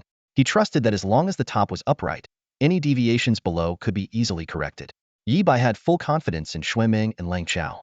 The conversation fell into an awkward silence. Xue Ming fidgeted, unsure how to engage with Shura. He knew who Shura was, and Shura knew he knew. This mutual awareness only made Xue Ming more nervous. "So, have you eaten?" Xue Ming finally managed to ask after a long pause. "No," Shura replied flatly. "Why do you ask? Are you planning to treat me?" Xue Ming was taken aback. Just a few hours ago, he had boasted about how Shura should eat as much as he wanted. Now, looking back, he felt like a fool. He was secretly annoyed with himself but had to admit that even if he died, Shura would probably be fine. "I'll treat," Xue Ming quickly said. "Go to Lang Chao, just mention my name." The awkward chat ended there. Xue Ming collected himself and said seriously, "We take the list you submitted very seriously. The capture operation has already begun in secret. I also have a mission to carry out soon." Before he finished speaking, Xue Ming's lone wolf badge vibrated slightly, indicating something needed his attention. He glanced at the information on his badge, stood up, and walked towards the door. At the doorway, he turned back to Yi Bai and said earnestly, "And be careful. Even with an SS-level talent, one was not invincible. There was still the risk of falling. If a person dies, everything is lost." Yi Bai immediately denied. "Who said I have an SS-level talent? Don't spread rumors, or I'll sue you for slander." Right, you're not." Xue Ming shook his head with a smile and left the office. He thought to himself, with Shura's shamelessness, this guy probably wouldn't go down easily. After Xue Ming left, Yi Bai didn't linger either. He left the office and went to Lang Chao. Sitting in a corner, he browsed the mission board and checked his current benefits. As a 9th-tier war soldier and a golden lone wolf, Yi Bai enjoyed benefits equivalent to a 2nd-tier war general. He could receive a monthly stipend of 200,000 credits, had the right to ignore emergencies below level 6, and could act freely in level 4 emergencies. If injured on an official mission, all medical expenses were covered. In case of disability, he could be transferred to the Planetary Defense Council and enjoy second-tier war general benefits for life. Additionally, Yibai could purchase items from Langchao at a 5 discount. Half an hour quickly passed, and a figure wearing a lone wolf mask walked into Langchao. Even without using his inside eye, Yibai recognized her instantly Lu Sueki, who had passed the first-tier war soldier test. Yibai raised his glass, his voice automatically altered by the lone wolf mask to conceal his identity. "This round's on me," he declared boldly. The place erupted in cheers. Lu Sueki, experiencing such a welcome for the first time, appeared a bit reserved. But it wouldn't be long before she perfectly integrated into this place and even grew to love it. A robot brought the bill to Yibai. "Sir, 1 round of drinks, discounted total, 2.89 million dragon coins.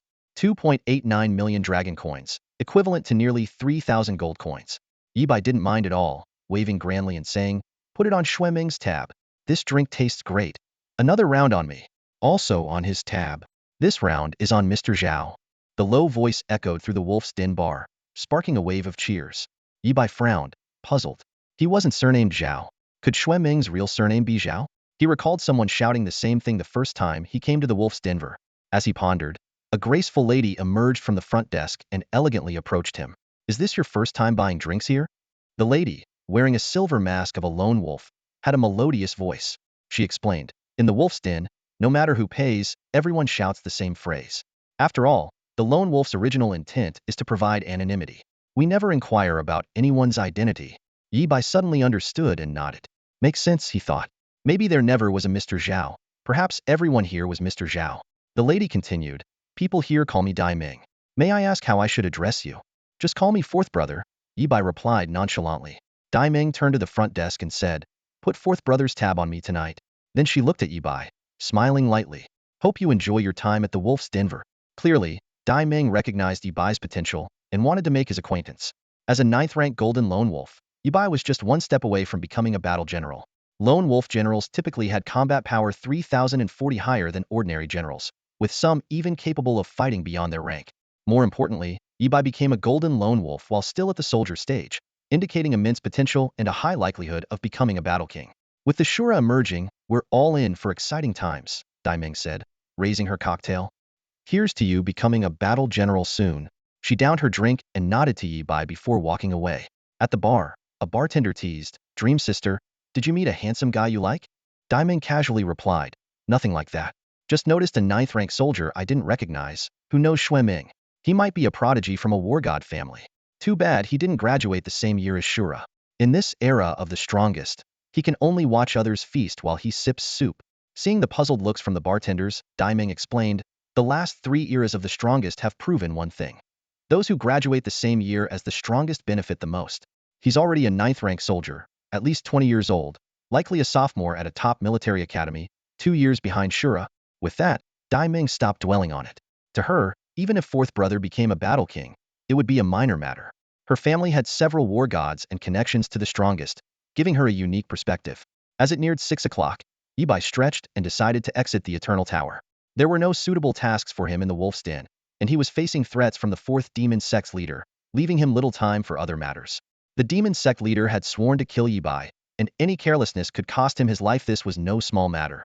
After exiting the Eternal Tower, Yibai drew the curtains, letting the faint sunlight cast a long shadow on the floor. He looked down at his shadow and softly asked, "Senior, what would you like for breakfast?" The shadow remained still. "Even if you don't want breakfast, how about a chat?" Yibai tried again. Seeing no response, Yibai used his trump card. "The strongest told me that every lone wolf has a shadow guardian. Mastering Geo, stop hiding." Upon hearing the term, the strongest, the shadow at Yibai's feet began to distort. A cloud of black mist rose and eventually materialized into a hunched old man, his face concealed in shadow. "Coo," the old man cackled, sending chills down Yibai's spine. "Big brother, that laugh is a bit too villainous," Yibai thought, feeling uneasy. Yibai had known about Ingjia's existence ever since he chose the Lone Wolf faction. The Eye of Insight had revealed the presence of a shadow guardian, stating that lone wolves had shadows to protect their growth on Blue Star, providing a safe space for them. What Yibai hadn't expected was that his guardian would be a war god-level powerhouse. The one who had broken the rules in the combat testing room was likely this elder. Ingju stopped laughing and said seriously, "The strongest would never say such things to you, boy. You're still too green. Shadows are an organization created by the nightmare of the strongest. The 3 strongest entities do not interfere with each other. No one would have told Yi Bai this. You're right, I was bluffing. My apologies, Yi Bai admitted honestly. He just wanted to have a chat with this war god level guardian about his personal safety. Yi Bai felt uneasy knowing that a war god intended to kill him. He turned to Ingjiu and tentatively asked, can you go and take out the leader of the fourth demon sect first? Ingjiu shook his head firmly. No. To kill Lian can. We need to find him first. The demon gods are hiding his whereabouts. Hearing the leader's name, Yi Bai couldn't help but roll his eyes. Lian can? What kind of ridiculous name is that? Did they just pull it from some random online game? With his initial plan foiled, Yi Bai tried another approach. Can you call in more people to protect me? The more war gods, the better. Ideally, we could summon 100,000 of them to come roaring in on green trains. Ingjiu shook his head again. No. Because of a certain Azura's appearance, the demon gods in the abyssal plane have gone mad. The human race is stretched thin and can't spare any manpower. More importantly, if we bring in another war god, the enemy will also free up a war god to come after you. Realizing the logic in Ingjiu's words, Yi Bai couldn't argue. He continued to probe. How about I pack up and move in with the Supreme Being? Ingjiu answered sternly. The Supreme Being is always in the most dangerous places. Even war gods can fall there. Going there would be a death sentence for you. After a moment of silence, Yi Bai summarized, I get it. Maintaining the current situation is the best for me. Ingjiu nodded, showing a hint of approval. Since I'm here, let me tell you more. The shadows have strict rules about intervening. I won't step in against enemies below the level of a peak war king. You'll have to handle them on your own. Yi Bai smiled wryly. Thanks, but I need a moment. I feel increasingly unsafe. Against war king level opponents, he could only resort to ambushes. Direct combat was out of the question.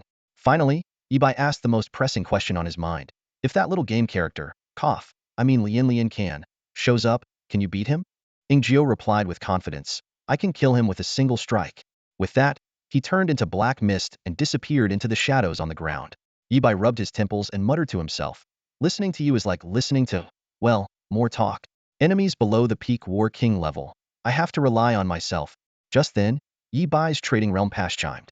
He remembered his promise to Lu Qingyan to help appraise his granddaughter and immediately activated the tower mark to enter the trading realm. Lu Qingyan was already waiting and approached Yi Bai as soon as he saw him. Sweki, come here, he called, introducing her. Fourth brother, sorry to bother you. This is my granddaughter, Lu Sweki. Lu Sweki greeted politely, hello, fourth uncle. Yi Bai thought to himself, this family hierarchy is too confusing. The two parties met in a secret trading realm. Lu Qingyan took the initiative to introduce his granddaughter, Lu Sweki, to Yi Bai. Fourth brother, my granddaughter just changed her profession and became an S-rank god-blessed beast tamer. Each of her summoned beasts receives an additional divine blessing and has a high probability of triggering an ancestral bloodline reversion. Yi Bai was slightly surprised upon hearing this and turned his gaze to Lu Sweki. An S-rank profession template? This was indeed unexpected. Even if Lu Sweki's talent had awakened to strength for the second time, and she had the strong support of a Battle King Elder, obtaining an S-rank profession template in the transition realm was no easy feat. It required an exploration rate of 95 and surviving until the last moment in the boss battle, which was extremely difficult. Even with S-rank talent, the success rate was less than 10%. The fact that Lu Sweki achieved this with S-rank talent proved her extraordinary potential. Yi Bai thought to himself that this little girl's future achievements might not stop at the Battle King level. He hadn't expected that a casual remark from him would potentially add a future war god to the human race.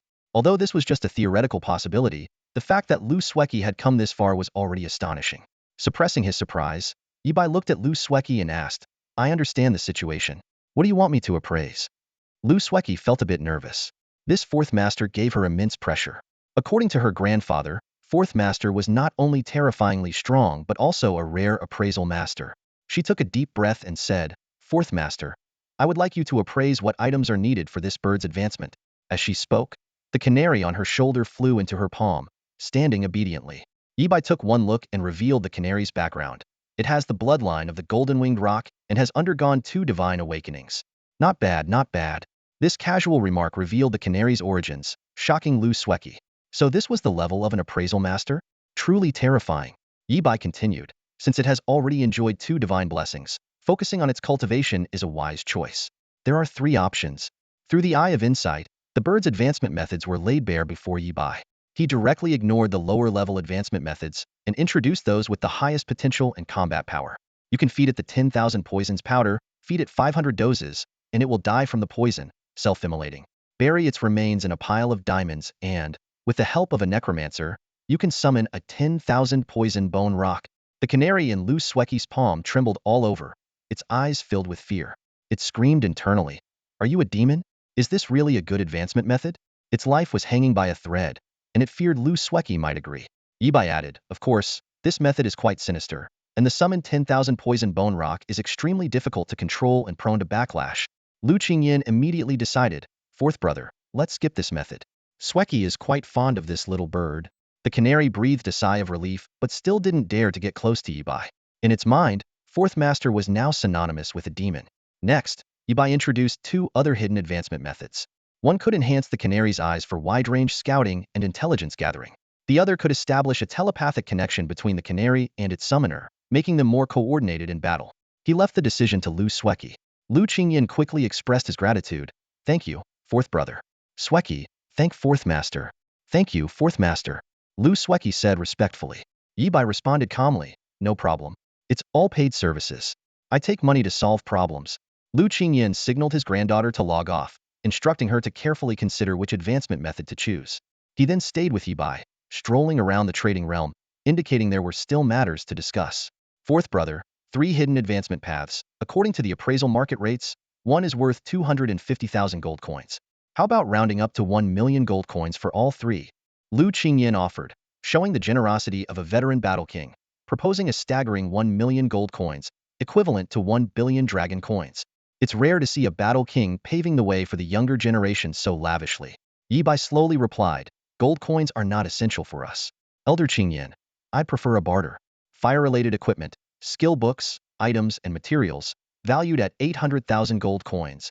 Currently, Yibai was cultivating in wind, fire, and thunder elements simultaneously. Compared to other mages of the same rank, his demand was more than 3 times higher. He had already established supply channels for each element, and was gradually building them up. That can be arranged, Lu Qingyin agreed, then tentatively asked, but fourth brother, are you preparing to nurture the younger generation? He recalled that fourth brother had previously asked him to imprint 2 forbidden spells, Burn the Four Seas and Eternal Flame, also for the protection of a junior. Yes, Yibai admitted openly. Yibai nodded slightly, calculating in his mind. He was indeed nurturing a junior, but that junior was himself. Because of this, the items he needed had to be of high quality but low level, making them hard to find on the market.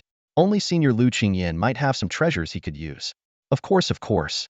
Lu Qingyin laughed heartily, a glint of admiration in his eyes. He didn't mind fourth brother making requests. In fact, he feared fourth brother would ask for nothing.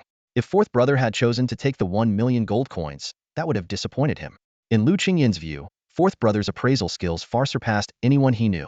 Whether for Lu Sueki's future or for himself, aligning with fourth brother and maintaining a good relationship was a choice with no downsides. Lu Qingyin took out a list of supplies from his pocket and handed it to Yibai.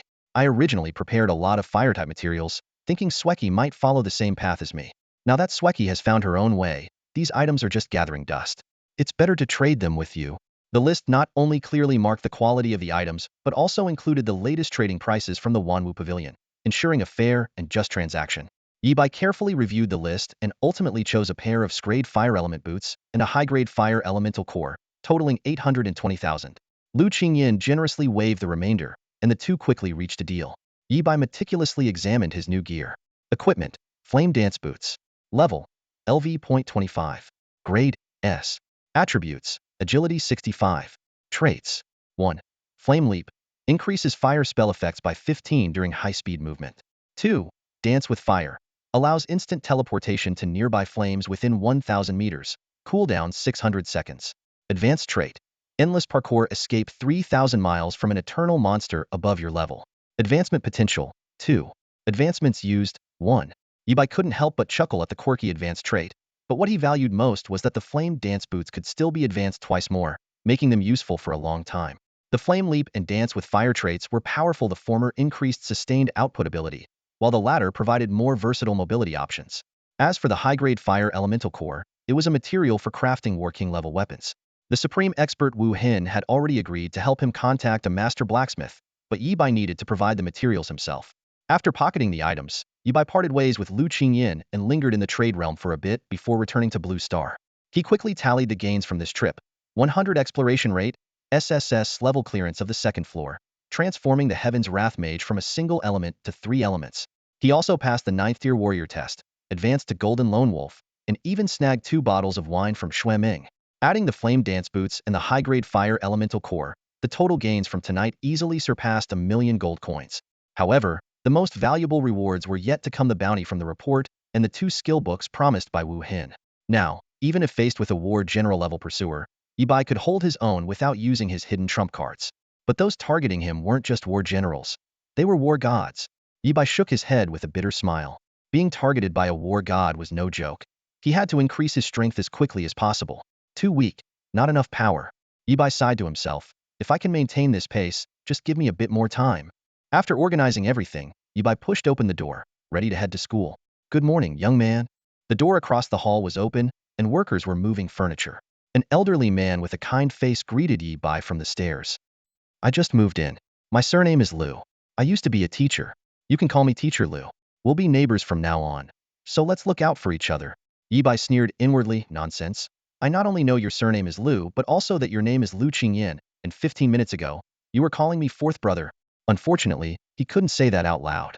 This old fox moving across from him was most likely because of Liu Sueki. Liu Sueki's talent had awakened a second time, and while she couldn't see the big picture, Liu Qingyan could. Yibai had definitely helped Liu Sueki. For this reason, Liu Qingyan didn't mind hiding his identity and moving across from Yibai to observe the young man closely. Yibai smiled and greeted back. Good morning, Teacher Liu. You're quite energetic, young man. Had a good haul at the Eternal Tower last night, I presume? Liu Qingyan's eyes gleamed. Just so-so, thanks to Azura. Yibai replied casually. Teacher Liu, you seem to be in good spirits lately. Must be having some good luck. Oh, not really, it's just that my granddaughter's talent. Ahem, let's not talk about that. Liu Qingyan almost let it slip and quickly changed the topic. I bumped my head last night. Still hurts. You're heading to school, right? I'm just taking a walk to see my old workplace. Take it slow, Teacher Liu. The stairs are steep. Shall I help you? Yibai extended his hand, feigning concern. Thank you, young man. It's rare to see someone as kind-hearted as you nowadays. Liu Qingyan accepted gladly. And so, the 2 foxes, one old and one young, each with their own calculations, walked slowly towards the school, tugging at each other's strings. In the principal's office at Nanjing Third High School, an unexpected meeting was taking place. Standing in front of the sofa, the principal was visibly uneasy, his hands fidgeting nervously. His eyes were fixed on the unexpected guest seated on the sofa. Liu Qingyan, the war king of Qingyan Flame. The once amiable, elderly man now exuded a commanding aura that demanded respect. So, am I not welcome here? After all, I am the lifelong honorary principal of Nanjing Third High School. Liu Qingyan spoke calmly, his words causing the principal's legs to tremble. Of course, you're welcome, Principal Qingyan, the principal quickly responded, though he was deeply worried about one person: Liu Sueki. As the War King's beloved granddaughter, her unexpected awakening of inflexible talent had dimmed her future prospects. Even the War King, who was far away in the abyssal dimension, had dropped everything to return to his family. The principal feared that Liu Qingyan might blame the school, and the wrath of a peak War King was no trivial matter. However, to his surprise, Liu Qingyan said calmly, You've handled Sueki's situation very well.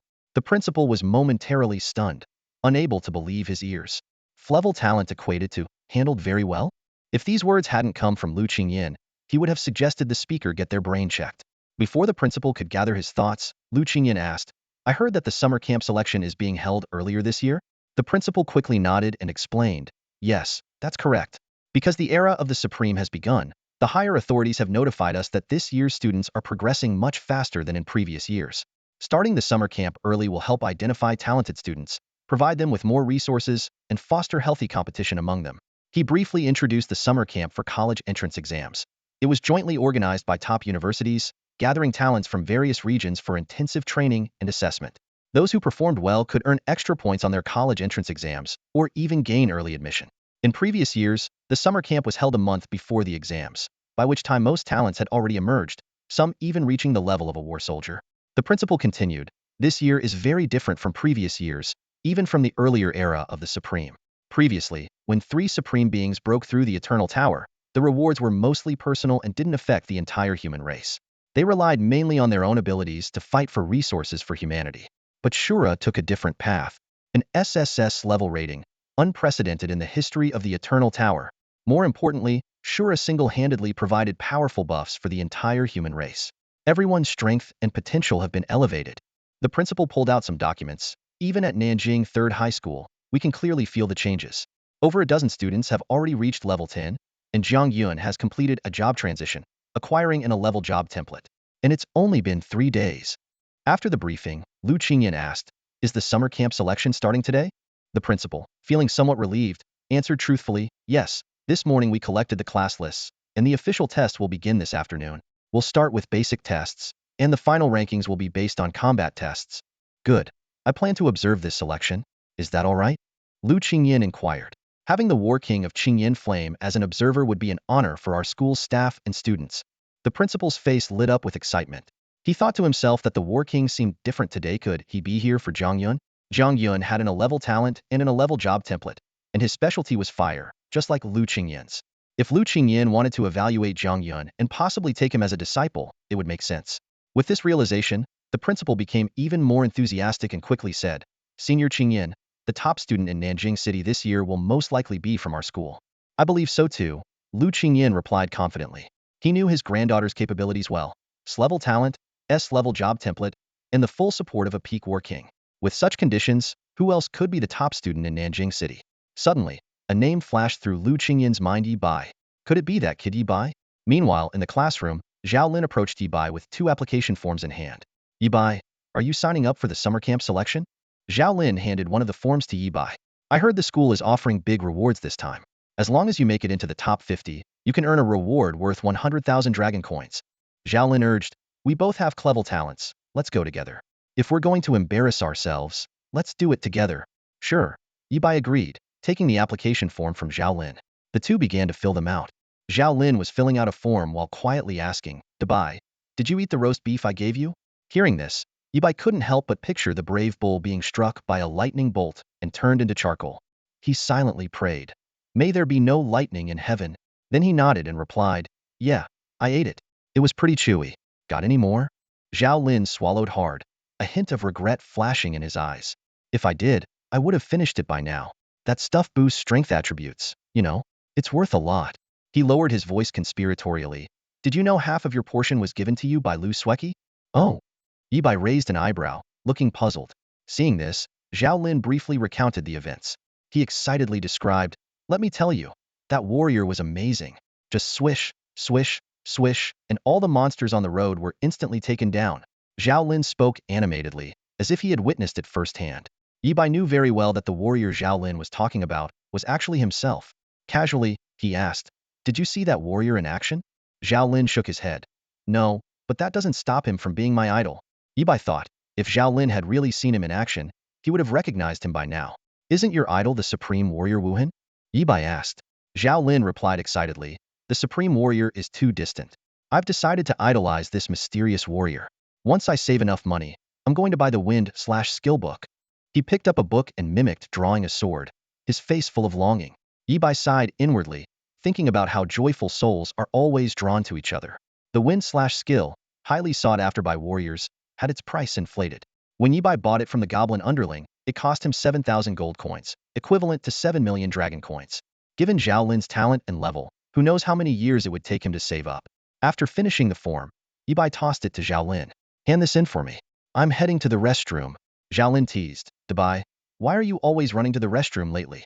My dad has a friend who frequents the men's clinic. Want me to ask for you?" "Get lost," Yi Bai retorted, annoyed. Entering the restroom, Yi Bai locked the door and took out the pass to the trading realm, contacting the goblin underling. "Another wind/skill book." The goblin underling quickly replied, "Boss, the price has gone up recently, but we'll stick to the previous 7,000 gold coins. Don't forget about me for future deals." After receiving Yi Bai's 7,000 gold coins, the goblin underling promptly sent over the skill book. For Yi Bai, a wind/skill book was a mere trifle, and gifting it to Zhao Lin was no big deal. In contrast, Zhao Lin had risked his life in Thunder Valley to gather that beef and generously shared 2/3 of it with Yi Bai. The beef indeed boosted strength attributes, and Zhao Lin could have kept it all for himself. Even sharing it with Lu Sueki, he had no obligation to give any to Yi Bai. As a warrior needing strength the most, Zhao Lin still chose to share, showing no hesitation. In his mind, good things were meant to be enjoyed with brothers. This attitude spoke volumes. Some might find Zhao Lin's actions naive, but 17 or 18-year-old boys often cherish such pure brotherhood. With the skill book in hand, Yi Bai faced a new dilemma: how to give this item worth millions to Zhao Lin. As a poor student, suddenly producing such an expensive skill book would inevitably raise suspicions, even with a plausible explanation. Yi racked his brain, pondering who could take the blame. As he left the restroom, still troubled by this issue, he unexpectedly ran into Lu Sweki. A light bulb went off in his head, and he called out, "Xiao Lu." Lu Sweki looked surprised. "Huh? Yi, are you calling me?" She seemed a bit uncomfortable with the nickname. Clearing his throat, Yi corrected himself, "Ahem. I mean Lu, can I talk to you for a moment?" He pointed to a small grove beside the school building. "I need to discuss something with you." Without waiting for her response, he headed toward the grove. Lu Sweki, feeling a rush of heat to her head, followed him without knowing why. Within half a minute, a sensational piece of news spread through the classes of Nanjiang No. 3 High School. School beauty Lu Sweki had just gone into the grove with her classmate Yi. In the small grove at Nanjiang 3rd High School, Yi and Lu Sweki stood face to face. Lu Sweki's face was tense, and she looked flustered, like a mouse facing a cat. Sensing her nervousness, Yi softly said, "Relax. I'm not here to rob or harm you." Lu Sweki took a deep breath and stammered, "I need your help with something." "Go ahead," Yi responded calmly. "You gave me a skill book for Windslash. Do you understand?" Lu Sweki tried to steady her trembling voice. Yi raised an eyebrow, pretending not to understand. "Oh, Windslash? The Wanwu Pavilion should have it. I'll go buy a copy right now." He made a move as if to leave. Lu Sweki hurriedly pulled out a trading realm pass, ready to shop. Yi quickly stopped her. "You didn't get my point," he patiently explained. "I came across this skill book by accident at the Eternal Tower. I heard it's quite valuable, and I was planning to sell it to improve my life a bit. Zhao Lin told me he really likes the Wind/Slash skill, so I thought I'd give it to him." "Then why say it was from me?" Lu Sweki was still confused. Yi gave a reasonable explanation. "I only have a clever talent. If I suddenly pull out an expensive skill book, it could cause trouble, and I hate trouble. Besides, if I gave it directly, Zhao Lin might not accept it." He decisively concluded. "So, it's settled."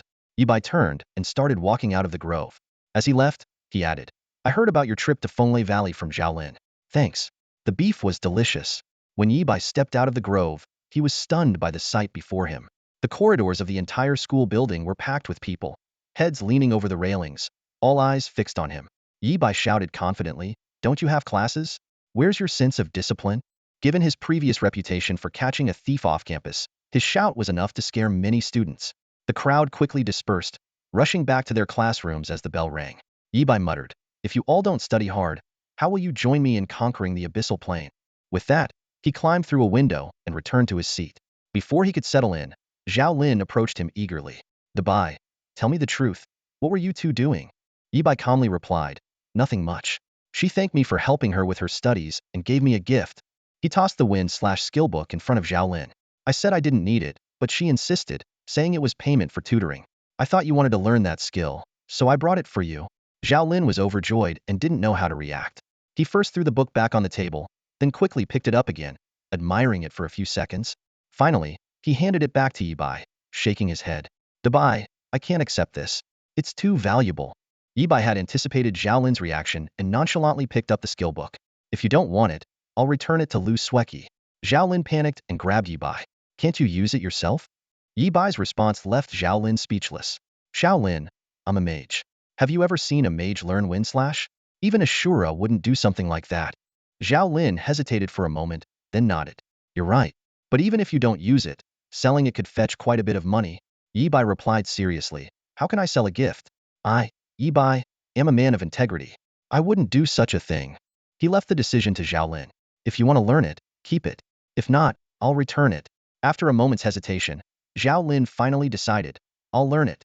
He held the Wind/Skill book lovingly. Quickly, he grabbed some paper and a pen from his messy desk and wrote, "May 2146, Zhao Lin owes Yi 10 million dragon coins as proof. If I can't repay, I won't. If I can, I will." After signing his name, he looked for some red ink to make a fingerprint. Yi, finding it childish, took the IOU and stuffed it into his pocket. "Fine. Remember to repay me when you earn 1 million. Suddenly realizing something, Zhao Lin asked nervously, "Wait, is this really worth 1 million? Xiaobai, give the book back." "I changed my mind." "No way, I'm using it right now. It's too late to back out." Zhao Lin hugged the skill book tightly, afraid Yi might change his mind. In the afternoon, after the basic tests, it was time for the combat ranking stage. The PE teacher stood at the front and announced loudly, "I'll explain the rules for the combat test. To give everyone more opportunities and to showcase your abilities. In the match, each participant has 3 chances to fail, rather than being eliminated after just 1 loss. The PE teacher's voice echoed through the gymnasium. He continued to explain. Opponents are assigned randomly. After 2 losses, you can choose your own opponent. Fail again, and you're out. Got it? After receiving affirmative responses from the students, the PE teacher began calling names. Those called quickly stepped forward, donned the heavy protective gear, and entered the specially designed combat room. Under the supervision of referees and medics, the matches commenced. The only allowed weapons were those provided by the school. The use of any other items, scrolls, or puppets was strictly prohibited. The rules were simple. The first to have their protective gear breached loses. Defeated participants quietly exited the combat room, waiting for the next round of roll call. The victors, after receiving medical treatment, immediately joined the next round of battles. This system of continuous combat ensured that the ultimate winner would be the one with the most comprehensive skills. Luck might help you win a match or two, but it wouldn't carry you through the entire event. Similarly, bad luck could cause a couple of losses, but with the third match being self-selected, losing would be on you. Under this system, everyone in a desperate situation would choose the weakest opponent they could find. It was the only guarantee of moving forward. Brutal, but real. With so many students from Nanjing Third High School, the gym was packed. Yibai and Zhao Lin, whose last names placed them later in the alphabet, waited over 10 minutes without being called. Zhao Lin grew impatient, while Yibai remained calm. He only needed one spot in the summer camp, not necessarily the first place. Suddenly, a boy with naturally curly hair walked out of the combat room, his face dark with frustration. He clawed at his hair, muttering, "It's over. It's over. I've already lost twice. I'm a grade talent. I can't lose 3 times and get eliminated." He had faced 2 other grade talents and narrowly lost each time, clearly suffering from bad luck. Now, he had to seize his last chance. I must pick a weak enough opponent, he calculated internally. The PE teacher handed him a list, which briefly noted each participant's profession and talent grade. His eyes quickly scanned the list. Grade talent, Lu Sweki. No, she's the granddaughter of the Battle King. He dismissed the weakest option. Other D, E, and F grade talents wouldn't even participate in such tests. It would be self-sabotage. Find a grade talent, preferably a mage, he thought. I'm a warrior with an anti-magic talent, best against mages. Suddenly, his gaze locked onto a name. That's the one. The curly-haired boy declared decisively, pointing to the name with a gleam of victory in his eyes. The PE teacher glanced at the list and called out loudly, Grade 12, Class 2, Yibai, step forward. Check your gear and prepare for combat. In the gymnasium of Nanjing No. 3 High School, the combat test was underway. When the teacher called Yibai's name, the young man stepped out from the back of the line, calmly cooperating with the protective gear check, making final preparations for the upcoming fight. Meanwhile, in the monitoring room on the 2nd floor, the principal stood respectfully beside Lu Qingyan, the Flame King of War, accompanied by a group of teachers. They were watching the combat test downstairs on the screen. The principal started obsequiously, Principal Qingyan, our student Jiang Yun has long admired you. Quiet. Lu Qingyan interrupted impatiently. Who is Jiang Yun? Never heard of him. Even if I had, an A-level talent is nothing special. Lu Qingyan's purpose for this visit was clear. He had set aside other matters and taken precious time to come here mainly for his daughter Lu Sweki, and secondarily for the boy on the screen named Yibai. This kid has a bit of my youthful charm, Lu Qingyan said, pointing at Yibai on the screen. The principal hurried to explain. His name is Yibai, and he's in the same class as Lu Sweki. But his talent is mediocre, only clever.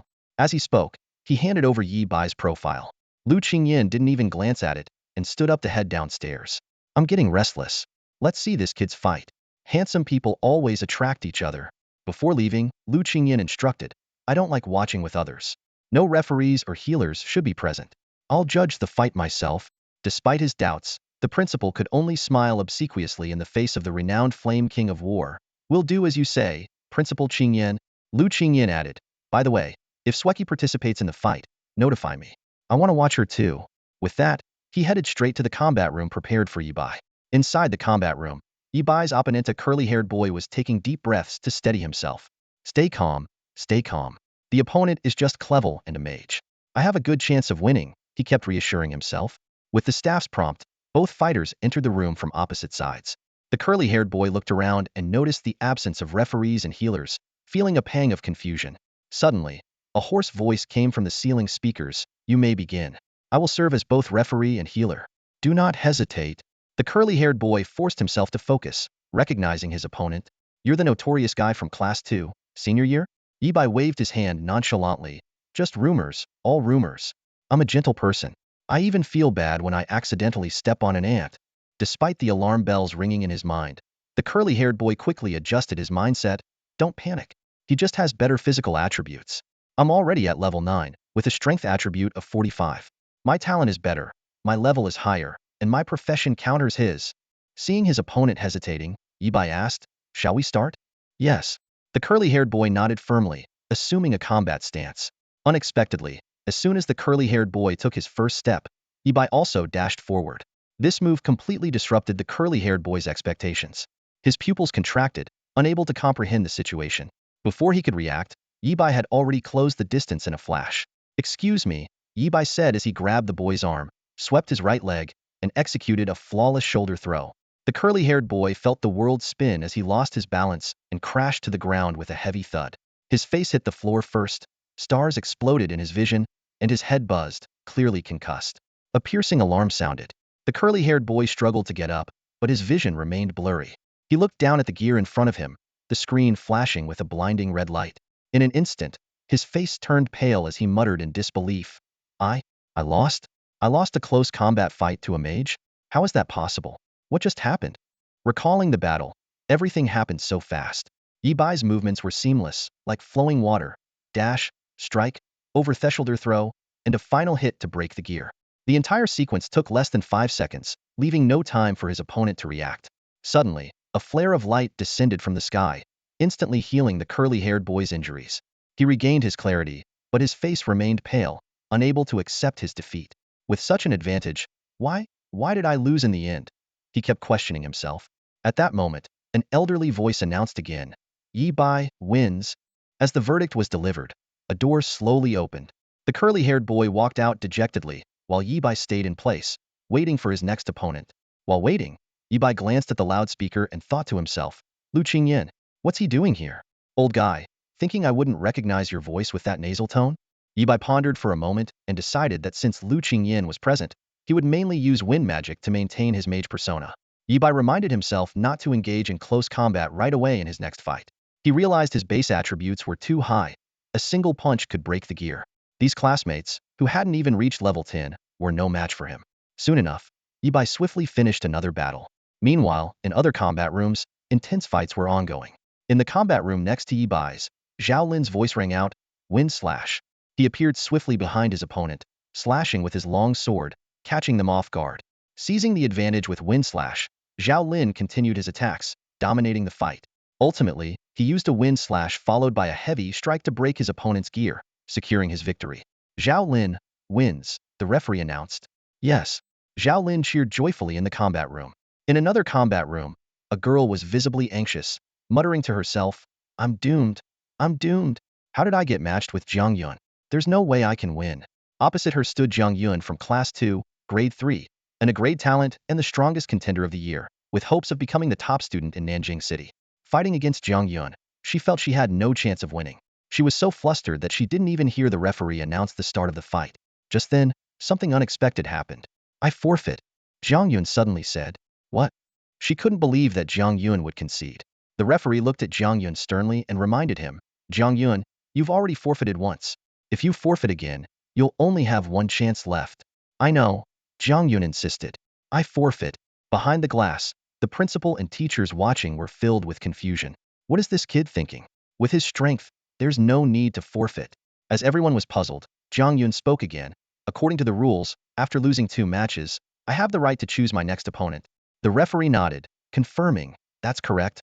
Hearing this, many teachers' expressions changed, guessing what Jiang Yun intended to do. The crowd buzzed with whispers, with someone murmuring, "What an arrogant kid. Too cocky." "Arrogant? He has the right to be. If young people aren't bold, who will be?" Another voice responded. Indeed, looking across Nanjing 3rd High School this year, it was hard to find anyone who could threaten Jiang Yun. In the combat room, Jiang Yun, despite forfeiting, seemed like a victor. He raised his head slightly, brimming with confidence. "I don't need 3 chances to lose. 1 is enough for me. From now on, I won't lose a single match until I win them all." Even the referee, who had seen many geniuses, found Jiang Yun's pride and arrogance rare. "Choose your next opponent," the referee said. Jiang Yun unhesitatingly announced the name he had prepared, Yibai. Starting with Yibai, Jiang Yun wanted to show Nanjing 3rd High School what a true genius was. In the gymnasium of Nanjing No. 3 High School, Jiang Yun stood in front of the combat room, meticulously checking his protective gear. Just as he was about to enter, A concerned teacher hurried over with a serious expression and whispered, Jiang Yun, a battle king will be watching this time. This is your chance. Make sure to perform well. Upon hearing this, Jiang Yun's eyes lit up and his heart raced. A battle king in person? Could it be for him? Though he didn't know which battle king it was, if he could leave a strong impression, his future path would undoubtedly become smoother.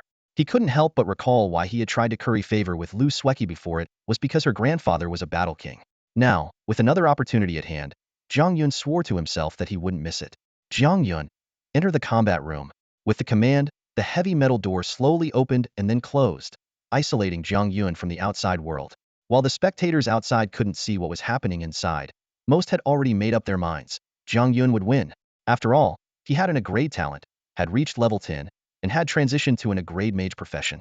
In contrast, Yibai only had a grade talent and probably hadn't even reached level 10, let alone transitioned. Moreover, Jiang Yun was fighting with his back against the wall. Having conceded twice before, he had no way out and would definitely give it his all this time. Inside the combat room, Yibai stretched lazily and yawned, his eyes full of boredom. After waiting for a while, his opponent Jiang Yun finally walked in. Yibai frowned slightly, wondering if it would be inappropriate to defeat Jiang Yun here. After all, he still had 3 more chances, and one win or loss wasn't that important. Just as Yibai was contemplating how to hold back, Jiang Yun suddenly spoke, Yibai, do you know Zhao Lin's secret? Yibai looked puzzled, thinking what secret could that chatterbox Zhao Lin possibly have? Even if he had one, it wouldn't escape his keen eyes. He asked back, Jiang Yun, why are you bringing this up? Jiang Yun sneered, seems like you don't know. I once saw Zhao Lin's name carved on the ground deep in Thunder Valley. Yibai rubbed his forehead and smiled wryly, thinking that this was indeed something Zhao Lin would do, probably writing something like, Zhao Lin was here. He tried to explain, it might just be a coincidence. There are many people named Zhao Lin in the world. Jiang Yun persisted, I looked into it later. Zhao Lin did go to Thunder Valley that day, and someone just mentioned that he seemed to have learned a powerful skill. Aren't you two best friends? How could you not know even this? Yibai thought this was indeed hard to explain and decided to let Zhao Lin take the blame himself. He tried to steer the conversation back, even if Zhao Lin has a secret. What does it have to do with our fight? Jiang Yun raised his staff and pointed it at Yibai. Indeed, nothing. After I defeat you, I'll challenge Zhao Lin and find out his secret myself. As soon as he finished speaking, Jiang Yun suddenly felt his whole body stiffen. In an instant, the temperature in the combat room seemed to drop, filled with a killing aura. Yibai's eyes changed, no longer lazy and indifferent, but radiating a dangerous glint, like a hunter eyeing his prey. Yibai coldly said, I told you, don't make trouble for others, you idiot. With that, he charged at Jiang Yun. Jiang Yun was startled. Yibai's speed exceeded his expectations. Even so, he had enough time to react, raising his staff instinctively to defend. Fire Shield. Jiang Yun quickly cast a spell. Yibai also cast a spell during his sprint, with a speed that was not slow. Wind Blade. 3 blades of wind roared out, but their precision was quite ordinary. 2 were deflected, and the last one barely hit Jiang Yun's fire shield, just enough to break it. This was the result of Yibai deliberately holding back. If he had gone all out, a single wind blade would have been enough to break all of Jiang Yun's defenses and even pierce his protective gear, taking him down instantly. Wind Bind. Several invisible ropes bound Jiang Yun's hands and feet, making him feel like he was in quicksand, his movements sluggish. Jiang Yun immediately abandoned the skill he was chanting, and instead used a teleportation skill to distance himself from Yibai. A sense of foreboding rose in Jiang Yun's heart, his intuition telling him that he must not let Yibai get close, or the consequences would be dire. However, this premonition seemed somewhat absurd after all. They were both mages, not supposed to be good at close combat. Why would Yibai have the upper hand? Did he secretly train? Despite his bewilderment, survival instincts drove Jiang Yun to keep retreating. From the start of this battle, he had been on the defensive, unable to organize any effective offense. Flame Leap. Jiang Yun's figure vanished, turning into a flame and reappearing 3 meters away. He thought that as long as he could maintain distance, he would be safe. Just as Jiang Yun was preparing to regroup and show Yibai the power of an grade talent, suddenly, everything went black, and a fist the size of a pot came crashing down. Yibai had accurately predicted Jiang Yun's movement. With a burst of speed, he got into position ahead of time, waiting for his opponent to walk right into his trap. Realizing the danger, Jiang Yun didn't have time to think about the consequences. He poured all his energy into casting a spell as quickly as possible. Flame Burst. He roared, and a dangerous fireball formed instantly at the tip of his staff. Releasing a skill at such close range was like a double-edged sword. Even if Jiang Yun managed to take down Yibai, he wouldn't escape unscathed. The fireball exploded uncontrollably, the deafening blast echoing in Jiang Yun's ears. Boom. The smell of smoke filled his nostrils, and Jiang Yun's breath caught as he was thrown back like a kite with a broken string. Darkness engulfed his vision, and he lost consciousness completely. After an unknown amount of time, Jiang Yun slowly regained consciousness. He looked around in confusion and saw Yi Bai standing not far away, wisps of smoke still rising from him, and ash clinging to his shoulder. Glancing down, Jiang Yun noticed his own armor flashing a blinding red light. I actually lost? Lost to someone with a clever talent? How is this possible? Jiang Yun muttered in disbelief. Yi Bai's armor showed a 15 durability. Damn it, just a bit more. Jiang Yun gritted his teeth, unable to fathom why he had lost. Little did he know, what he thought was a small gap was actually a vast chasm. If not for the concern of being watched and causing unnecessary trouble, Yi Bai could have defeated Jiang Yun with a single move. At this moment, Yi Bai not only had to manage the entire fight, but also had to pretend he had barely won. With this in mind, Yi Bai glanced up at the surveillance camera. Old fox, are you watching? He thought to himself. I doubt this performance will fool that old fox. Nonetheless, Yi Bai had done his best, and his goal was achieved. In the surveillance room, Lu Qingyin's eyes sparkled with excitement. This little fox is definitely hiding something. I bet Jiang Yun couldn't withstand more than 5 moves from him. No, 3, he calculated silently. Since he wants to hide something, I might as well help him out. After all, it's also for Sweki's sake. With that thought, Lu Qingyin moved the mouse and clicked a few times. Delete this battle recording? Yes. The deletion prompt popped up, but the Battle King Qingyin, known for his boldness and meticulousness, wasn't satisfied. He extended his hand, and a flame instantly consumed the hardware storing the footage, reducing all the hard drives to ashes. Now, the recording was truly erased in every sense. Under Lu Qingyin's actions, a door in the combat room automatically opened. In the gymnasium, many students who had already lost 3 rounds and been eliminated were watching the final outcome. Teachers' eyes also turned towards Yi Bai's combat room as more and more people focused on it. As the door opened, someone immediately exclaimed, "The door opened. Jiang Yun won." No, wait. Another voice interjected. Isn't this the door Jiang Yun went through? What's going on? Did he give up again? Under everyone's watchful eyes, Jiang Yun walked out of the combat room like a lifeless shell, quickly surrounded by teachers. Jiang Yun, what happened? Why are you out here? Where's Yi Bai? Why do you smell burnt, and what's with your armor? Soon, a teacher noticed the damage to Jiang Yun's armor. He actually lost. Surrounded by teachers, Jiang Yun gave a bitter smile and spoke with a touch of sorrow. I lost. Silence spread like a tide. Around Jiang Yun, the entire gymnasium fell into a deathly quiet. Everyone was stunned, unable to process the shocking news. Jiang Yun actually lost to Yi Bai? An old, clear voice echoed from within the combat room, resonating in everyone's ears. The winner is Yi Bai. As soon as the results of the combat test were announced in the gymnasium of Nanjing Third High School, the students erupted into chaos. Discussions broke out everywhere, and the scene became so disorderly that the test had to be temporarily halted. Jiang Yun was then escorted to the principal's office on the 2nd floor. The principal waited for Jiang Yun to calm down a bit before asking for a detailed account of what happened. Jiang Yun recounted the entire process haltingly, his voice tinged with a sense of defeat. The teachers present fell into deep thought after listening. So, you're saying that Yi Bai, a wind mage, actually prefers close combat. You were caught off guard and lost as a result, the principal summarized, his gaze sweeping across the teachers. What do you all think? A teacher with gold-rimmed glasses cleared his throat and explained, wind mages do have this kind of combat style. There are even war god level experts known for it. Wind mages are highly mobile and can use skills like Wind Blade and Wind Bind to gain an advantage in close combat. Even if they suffer a setback, they can quickly distance themselves and find another opportunity.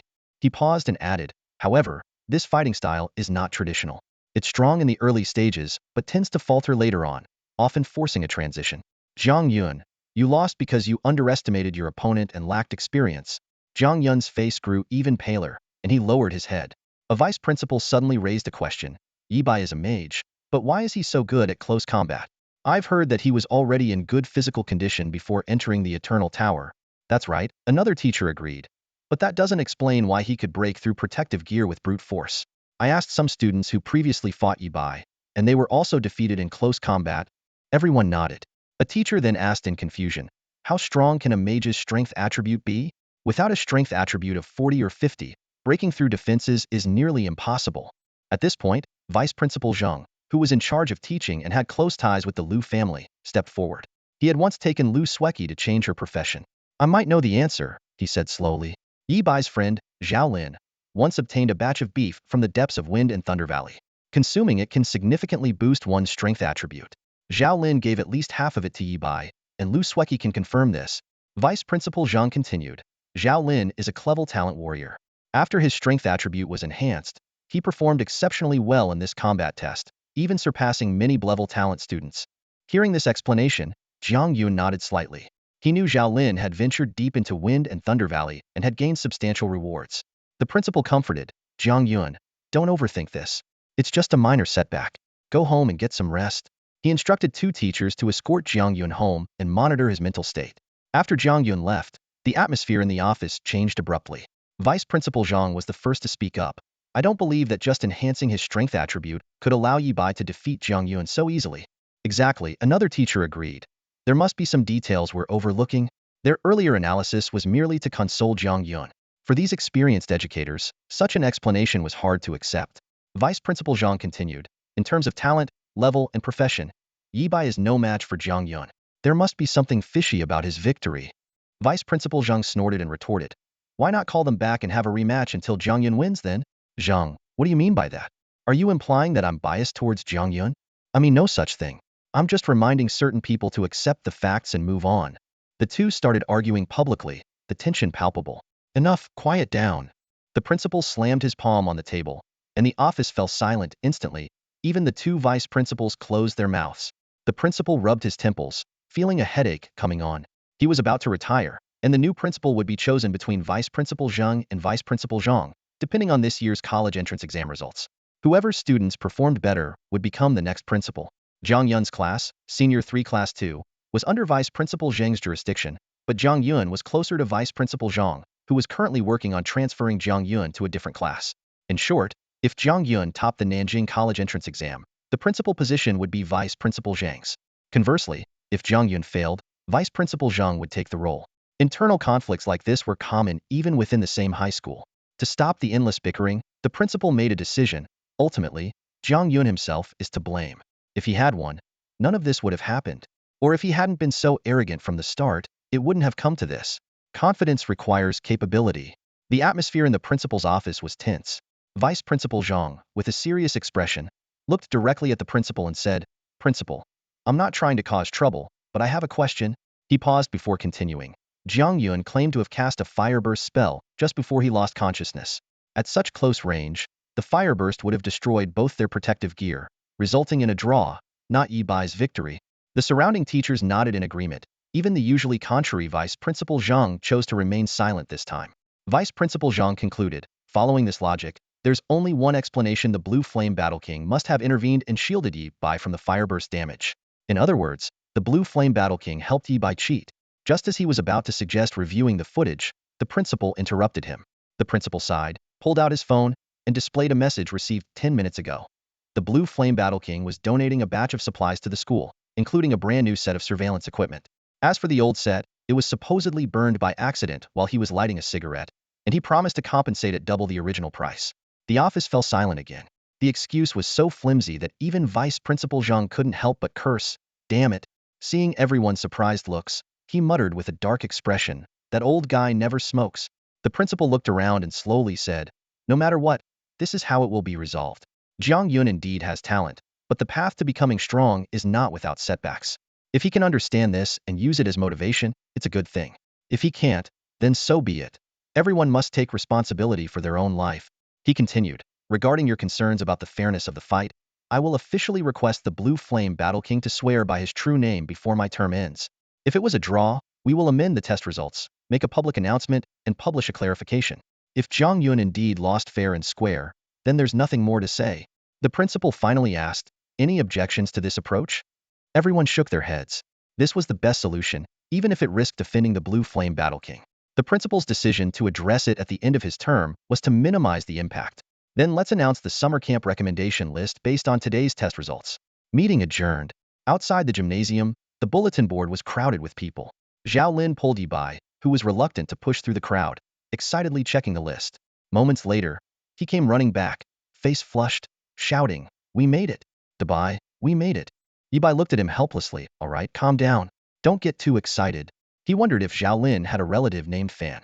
On the way home, Zhao Lin kept talking non-stop. Bai, we're the only ones with clever talents. The rest are level. Oh, and Lu Sweki made it too. I heard she has a canary summon beast that can withstand a level 10 warrior.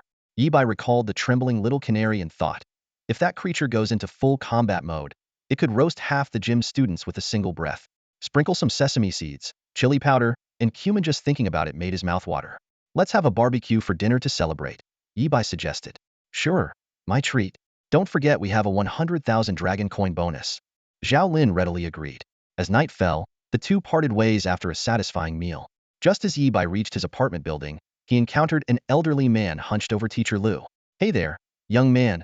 What a coincidence to see you again, the old man greeted with a smile. Yibai knew this old fox was waiting for him on purpose. He feigned innocence. Teacher Lu, up so late, not resting? Giving extra lessons to students secretly? The stairs are steep. Take it easy. Old age, can't sleep, just taking a walk. Lu Qingyan replied vaguely. Yibai decided to go along with it, sir. I heard our school had quite a commotion today.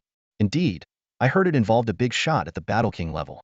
My classmate heard it from his aunt's friend, who cleans the principal's office, 100 reliable. Yibai exaggerated on purpose. Wow, a Battle King level presence, that's something. Lu Qingyan pretended to be surprised. It takes exceptional talent and resilience to become a Battle King. Young man, you should strive to be like him. Yibai modestly replied. Me? I'd rather take it easy and live peacefully. Maybe become a teacher like you, educating the next generation. That's not an option.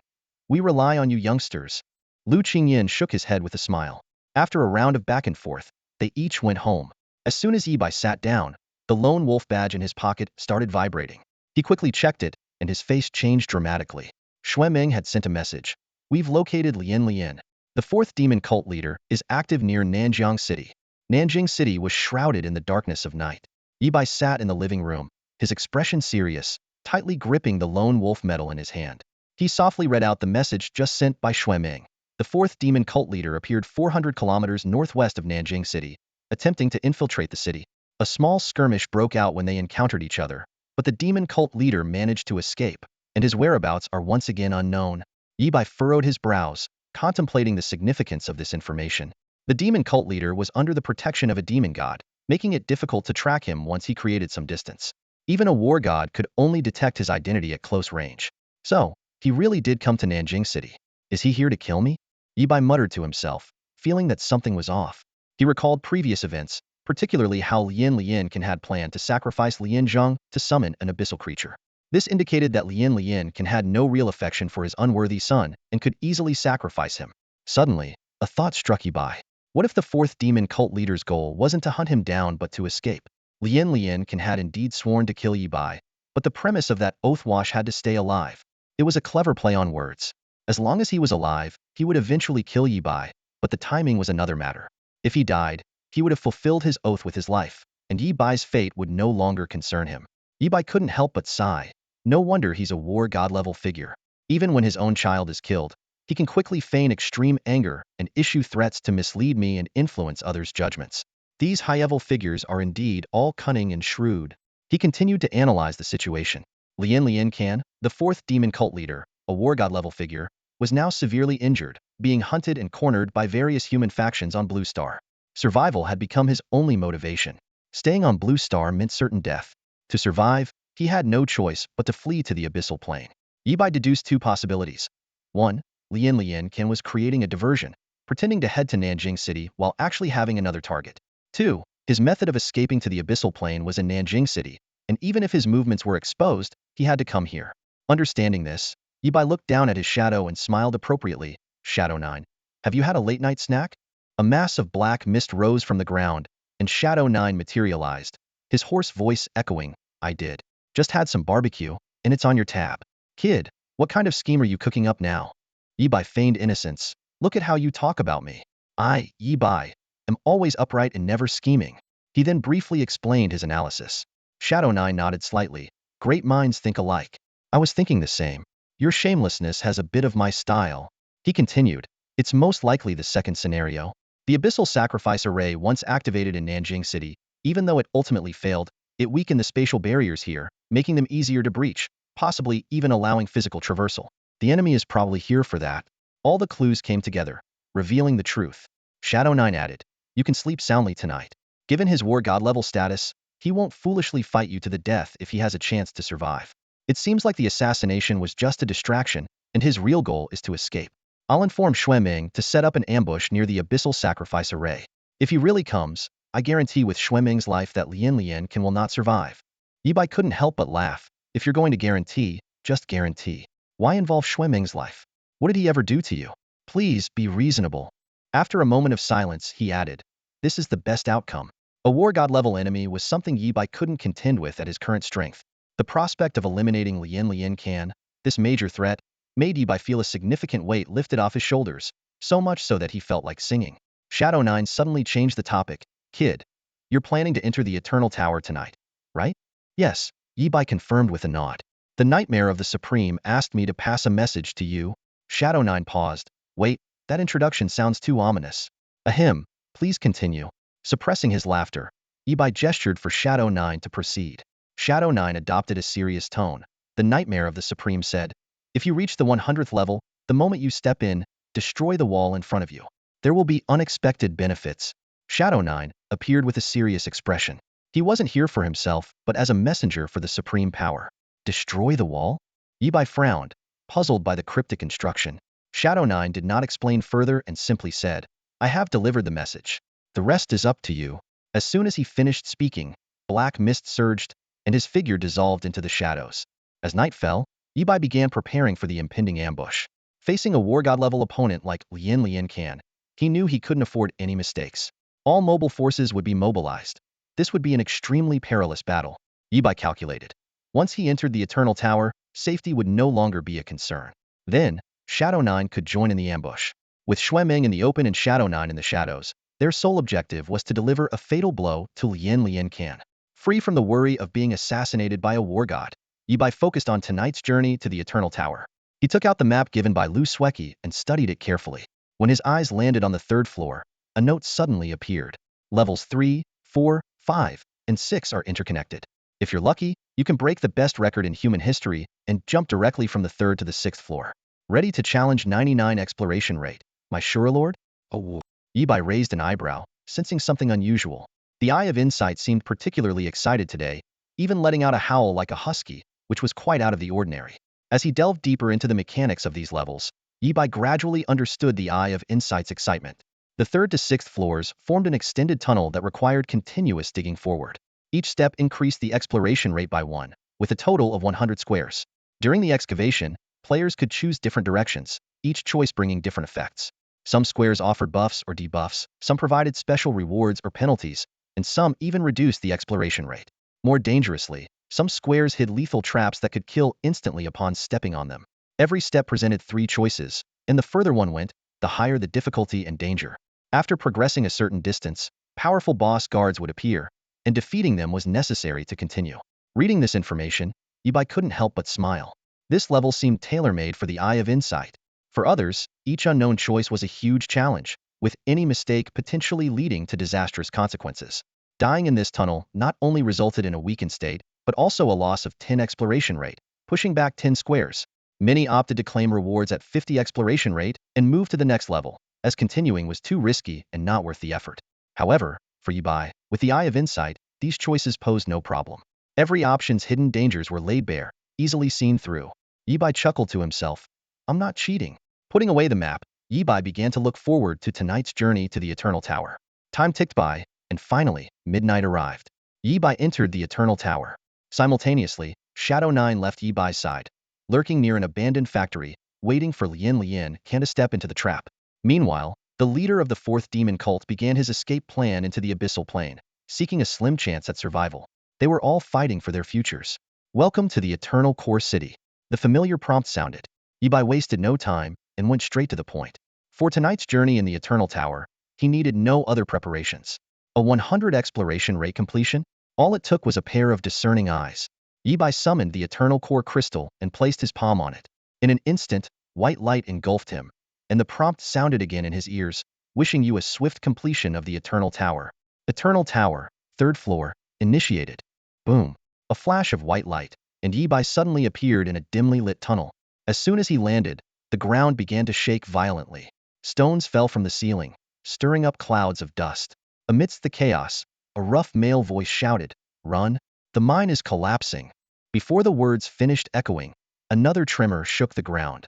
Massive boulders tumbled down, completely blocking Yi Bai's path. Just then, he heard a woman sobbing behind him. "Please save my husband." Cough. "He went deep into the mine to earn money for my medicine." Sob. Her choked cries echoed through the tunnel, sending chills down Yi Bai's spine. A system prompt appeared. "Accept the mission Medusa's request." Mission: bring back Medusa's husband or his belongings. Reward: mission completion will automatically calculate and grant stage rating. Yi Bai realized that accepting the mission was the only way to proceed in the tunnel and advance through the stage. He silently nodded in acceptance. "Thank you, kind soul." The crying behind the pile of rocks abruptly ceased, and a chilling breeze blew past Yi Bai. Now, he was alone in the tunnel. Yi Bai thought to himself, this stage design is quite interesting, with a backstory and everything. He recalled how people initially regarded the Eternal Tower as a mere online game. The 3rd to 6th floors resembled traditional RPG games, complete with cliched backstories that added to the player's enjoyment and motivation. Surveying his surroundings, Yi Bai refrained from acting hastily. He had 6 hours, and with the help of his Eye of Insight, passing the stage was a certainty. However, achieving 100 completion was his real challenge. The system's hint made Yi Bai chuckle. To achieve 100 exploration, first reach 99, then get the remaining 1. That was as good as saying nothing. Yi Bai quipped internally, "Great hint, try not to be so helpful next time." Deciding to gather more information first, Yi Bai scrutinized his environment. The system provided a detailed description. This was an abandoned mine rumored to harbor man-eating monsters. Miners who tried to fend off these creatures turned to dust. Yi Bai stood in the first grid, facing 3 choices. 1. Straight ahead, yielding 100 liters of pure drinking water. 2. To the left, a giant lizard guarded a campfire. It was friendly and wouldn't attack unless provoked. Communicating with it required either complex lizard language skills or the SS level talent, Eye of Insight. 3. To the right, complete darkness with nothing visible. Weighing his options, Yi Bai chose the path with the lizard. He had a bold idea. If the lizard could help fetch water, he could gain both clues and resources. Only kids make choices. I want it all. Yi Bai thought smugly as he headed toward the left tunnel.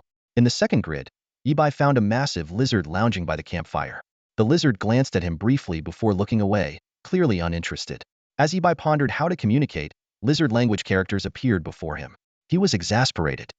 This is lizard language, he thought. With no other option, Yi Bai followed the subtitles and said, "Why by BABU?" The lizard's head shot up, its eyes gleaming with interest. It seemed thrilled to finally encounter someone it could talk to.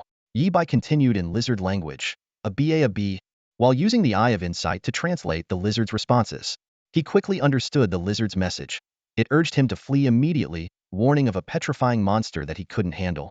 However, Yi Bai, confident in his abilities, thought, "Really? I don't believe it." Ready for the challenge, he prepared to face whatever lay ahead. In the description of the giant lizard, the term petrifying monster kept appearing. Yi Bai noticed that the giant lizard's left hind leg had turned to stone, causing it to move extremely slowly. Her?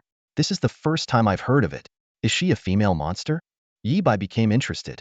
If you want to talk about this, I'm all ears. He closely examined the giant lizard's hind leg and asked, "Is there any way to cure this injury?" The giant lizard replied, "Once the monster dies, all petrification will be lifted. There's no other way." Its intelligence seemed limited, as it repeatedly urged Yi Bai to escape quickly. Yi Bai nodded, saying, "All right, I'll take her down later. Consider it revenge for you." Then, he expressed his desire for the lizard to help him fetch some water. "There's water in the nearby pit?" Yi Bai exclaimed in surprise. Before he could say more, the giant lizard had already burrowed into the ground to fetch the water. Got it right. Yi Bai thought to himself, pleased. Not only did he gain important information, but he also managed to get the lizard to fetch some fresh water, killing 2 birds with 1 stone. When the giant lizard returned, there was only about 50 liters of water left in the container.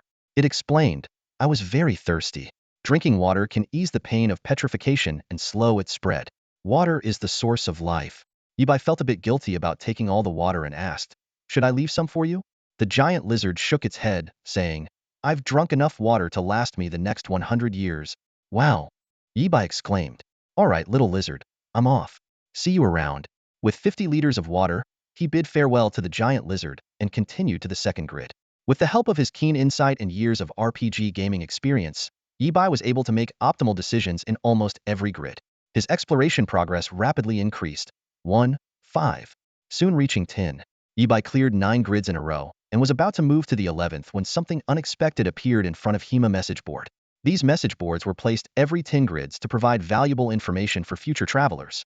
Everyone who passed by could see them, but each person only had one chance to leave a message. Although the third floor of the Eternal Tower was essentially a solo dungeon, the message boards allowed players to communicate across servers, making them a popular feature of these floors. Yibai opened the message board and found that it even had a like feature. Messages with the most likes would be displayed at the top for more people to see. The first message that caught his eye was from the strongest player. Number 1 Nightmare. First, leaving my mark. Likes, 12,454,961,679. Yibai thought, classic Nightmare. Always unreliable in the most unexpected places. He continued reading. Number 2 Wu Hin. Is 100 exploration really that hard? Likes, 10,486,145,710. Yibai nodded and thought, it is hard, considering you didn't achieve it either. The highest exploration percentage for humans before him was only 99. With only one chance to leave a message and no option to modify or delete it, Yibai thought, a major social death for the strongest boasting and then failing. After browsing 2 pages of messages, Yibai noticed a pattern. Early players tended to claim the first spots and leave trivial comments, as the first 10 grids weren't particularly challenging. Later players even used the boards for confessions and venting. Triple X, I love you. Can I sneak a bite of poop without anyone noticing? One like, one day without guidance. Supporting every dream. Sending you up. Yibai found it quite amusing, feeling a bit like a game. He pondered, preparing to write something on the message board. Since I'm here, it would be a shame not to write anything, Yibai thought. This message will display my eternal ID. I need to write something classy, even if it's just to seem profound. Otherwise, I'll be the one socially dead in the future.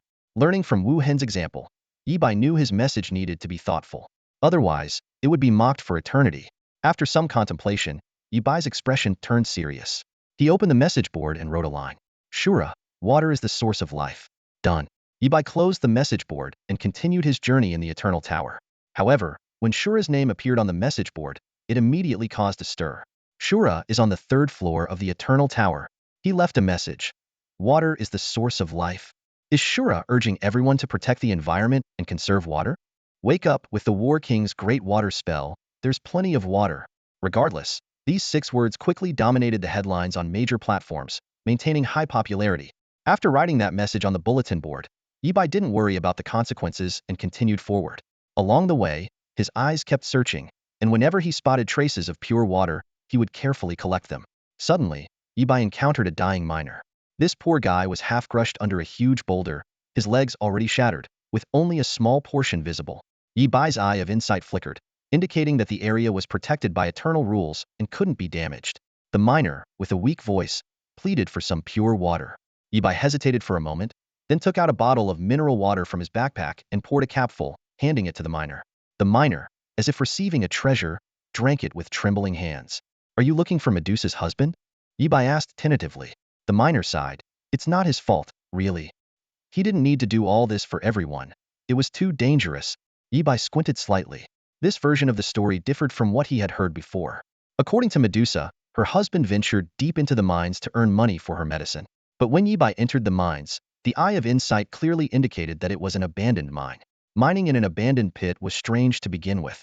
And based on what the miner said, they didn't seem to be mining at all. More like they were running for their lives. Yibai's thoughts raced, realizing there must be a hidden truth. The problem might lie with Medusa. The woman crying behind the rocks didn't seem as innocent as she appeared. Finally, the miner gave Yibai a valuable piece of information. Our companions are just ahead. I got trapped here, so I let them go first.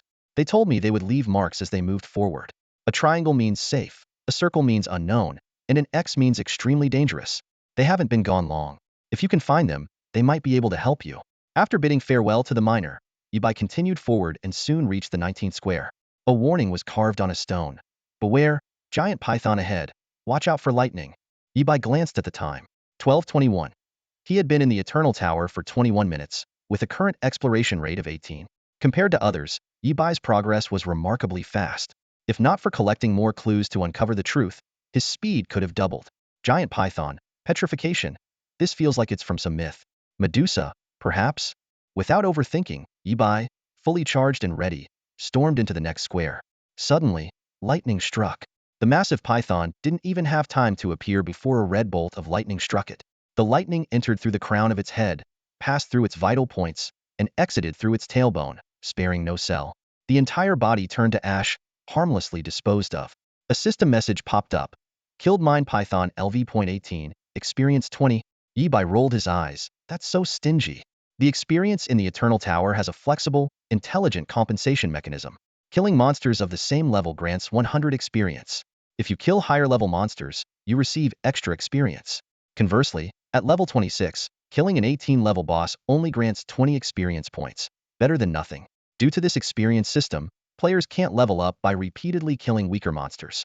The further you go, the exponentially stronger the monsters become, making leveling up increasingly difficult. No wonder everyone rushed into the Eternal Tower during the global buff event. The powerful buff allowed rapid leveling, crossing significant thresholds. Yibai kicked the ashes on the ground, finding nothing, and sighed. What a poor boss, not even a scrap left. A prompt appeared in the ashes. The python's most valuable asset is its skin, which, as you can see, is now ash. Next time, remind me earlier. We need to be frugal, can't waste anything. Python's skin is valuable. Yibai muttered to himself as he moved to the next square. In the 20th square, the familiar bulletin board appeared again. Yibai eagerly opened it to see what the predecessors had to say this time. Nightmare. 3-second boss kill. Try to beat that? He not only left a message but also attached a clearance certification. Nightmare killed mine python in 3.86 seconds. This guy is shameless. Yibai couldn't help but comment. That's almost 4 seconds, not 3. Continuing to read, a familiar name appeared again, Wuhan. How can someone not kill a boss in 1.48 seconds? No way, right? Wow. The master of sarcasm strikes again. Yibai admired Wuhan's boldness. According to historical records, Nightmare was the first supreme being among humans. Because of this, many dungeons and checkpoints were initially cleared by him, and the records were set by him. As a rising supreme being, Wuhan often broke these records. If that were all, it would be fine. But Wuhan even made sarcastic remarks, subtly mocking Nightmare. Keep in mind, when Wuhan was still weak, Nightmare had already achieved supreme status. In other words, even when Wuhan was still growing, he dared to joke with Nightmare. Yibai silently mused to himself. The mindset of the strongest truly is expansive. He glanced at the scores of 3.86 seconds by Nightmare and 1.48 seconds by Wuhan. After a moment of hesitation, he decided to post his own record of 0.01 seconds. This data would be hard to surpass, but Yibai had no intention of showing off. He simply wanted to fit in. On the message board, he wrote, Shura, not in top form this time. Better luck next time. Attached, 0.01 second kill certification for the mine pit python. After posting, Yibai quickly left, secretly thrilled by the rush of his subtle brag. His message once again caused a global sensation. Major forums, QA platforms, headlines, and media outlets rushed to report. Shura breaks the 20-tile barrier. In no time, he had set a new record. People flocked to the message board, eager to see Shura's kill time. The mine pit python boss had always been a target for speedrunning. Ordinary players struggled to kill it, while geniuses focused on kill speed. An A rank talent could do it in less than 3 minutes, S rank in less than a minute, and S rank in under 30 seconds. Xueming's 21.6 seconds had once caused a sensation. An SS rank talent was beyond reach for most, with Nightmare's 3.86 seconds being astonishing and Wuhan's 1.48 seconds considered the limit. When Shura's 0.01 second record spread, the entire human world erupted. Major leaderboards and headlines were instantly dominated by Wuhan. Your record has been broken. Shura's glory was as dazzling as when Wuhan had surpassed Nightmare. Fireworks lit up the sky over the imperial capital, and those staying on Blue Star were ecstatic. One Battle King even considered releasing a forbidden spell to celebrate, but was promptly stopped by the city defense department. Meanwhile, at the rumored burial site of the Sky War god in the imperial capital, a man in black hurriedly entered. He lit 3 incense sticks, bowed, and inserted them into the ground. The artificial hill slowly split open, revealing a black coffin exuding a sinister aura. An old, angry voice echoed from the coffin. Why have you disturbed me again? I don't have much time left to stay awake. Do you want me to die faster with these frequent awakenings? The man in black urgently explained, Ancestor, something urgent. Shura has cleared SSS level twice in a row, bringing immense benefits to our entire clan. The old man fell silent upon hearing this. Suddenly, a burst of wild laughter erupted from the coffin, so loud that the man in black bled from his 7 orifices and half knelt on the ground. As the laughter continued, the coffin shook violently. With a bang, the coffin lid actually popped off. This was a coffin lid sealed by the combined strength of the strongest warriors. The man in black realized in terror. This is bad. The coffin lid can't hold it anymore. In the Imperial City, at a rockery tourist spot. A black coffin suddenly shook violently, and the coffin lid even jumped. At the top of the black coffin, an inconspicuous sword mark seemed to come alive, and in an instant, sword energy surged out, enveloping the entire black coffin. The malevolent energy was instantly suppressed, and the coffin lid fell heavily, sealing shut without leaving a single gap. The manic laughter abruptly ceased, and the world returned to silence, leaving only the heavy breathing of a man in black. Moments later, the voice of the old man from the black coffin sounded again, so weak it was almost indistinguishable, almost lost control. These 5 short words brought immense mental pressure to the man in black. Recalling the scene just now, he still felt a lingering fear. If the old man inside the black coffin had truly lost control, it would have caused immeasurable damage to the human race and could have impacted the front lines against the abyssal realm. This black coffin was not only the old man's life-sustaining artifact, but also an indestructible seal. You had more to say earlier. Continue. The old man, though weak, was more clear-headed than before. The man in black hurriedly said, "Right? Shura went to challenge the 3rd level today." "What?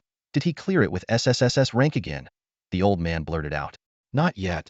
The old man actually breathed a sigh of relief. Shura's monstrous performance gave him immense mental pressure, derived from considering the bigger picture. As a former unparalleled war god, one of the top combat forces among humans, the old man's perspective was far beyond ordinary people's. The standoff between the human race and the abyssal realm was an extremely fragile balance. In terms of overall strength, the human race was far weaker than the abyssal realm, significantly outmatched.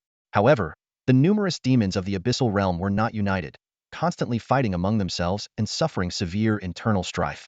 It's like a fight between 2 people. The human race, though only having 100 points of strength, was very united, able to exert 110 points of effect. Meanwhile, the demon race, with 1,000 points of strength, was disjointed, often even hitting themselves, ultimately only able to exert 100 points of effect. This situation created the current stalemate. The appearance of Shura undoubtedly changed this balance. In the long run, with Shura, the human race's strength would surely improve steadily, more beneficial than harmful. But in the current situation, Shura's presence might alert the demons of the abyssal realm, even causing them to unite against the threat. This had happened many times in history.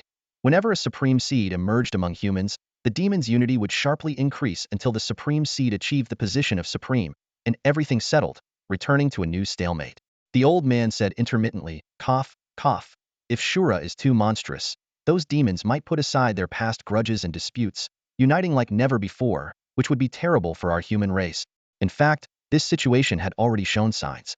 Xuemeng and Ingju had repeatedly mentioned to Yi Bai that the human race's front lines were stretched thin, and war god level experts were struggling to keep up, constantly firefighting. The old man's concerns were becoming a reality step by step. "Continue," the old man urged. With permission, the man in black continued his report.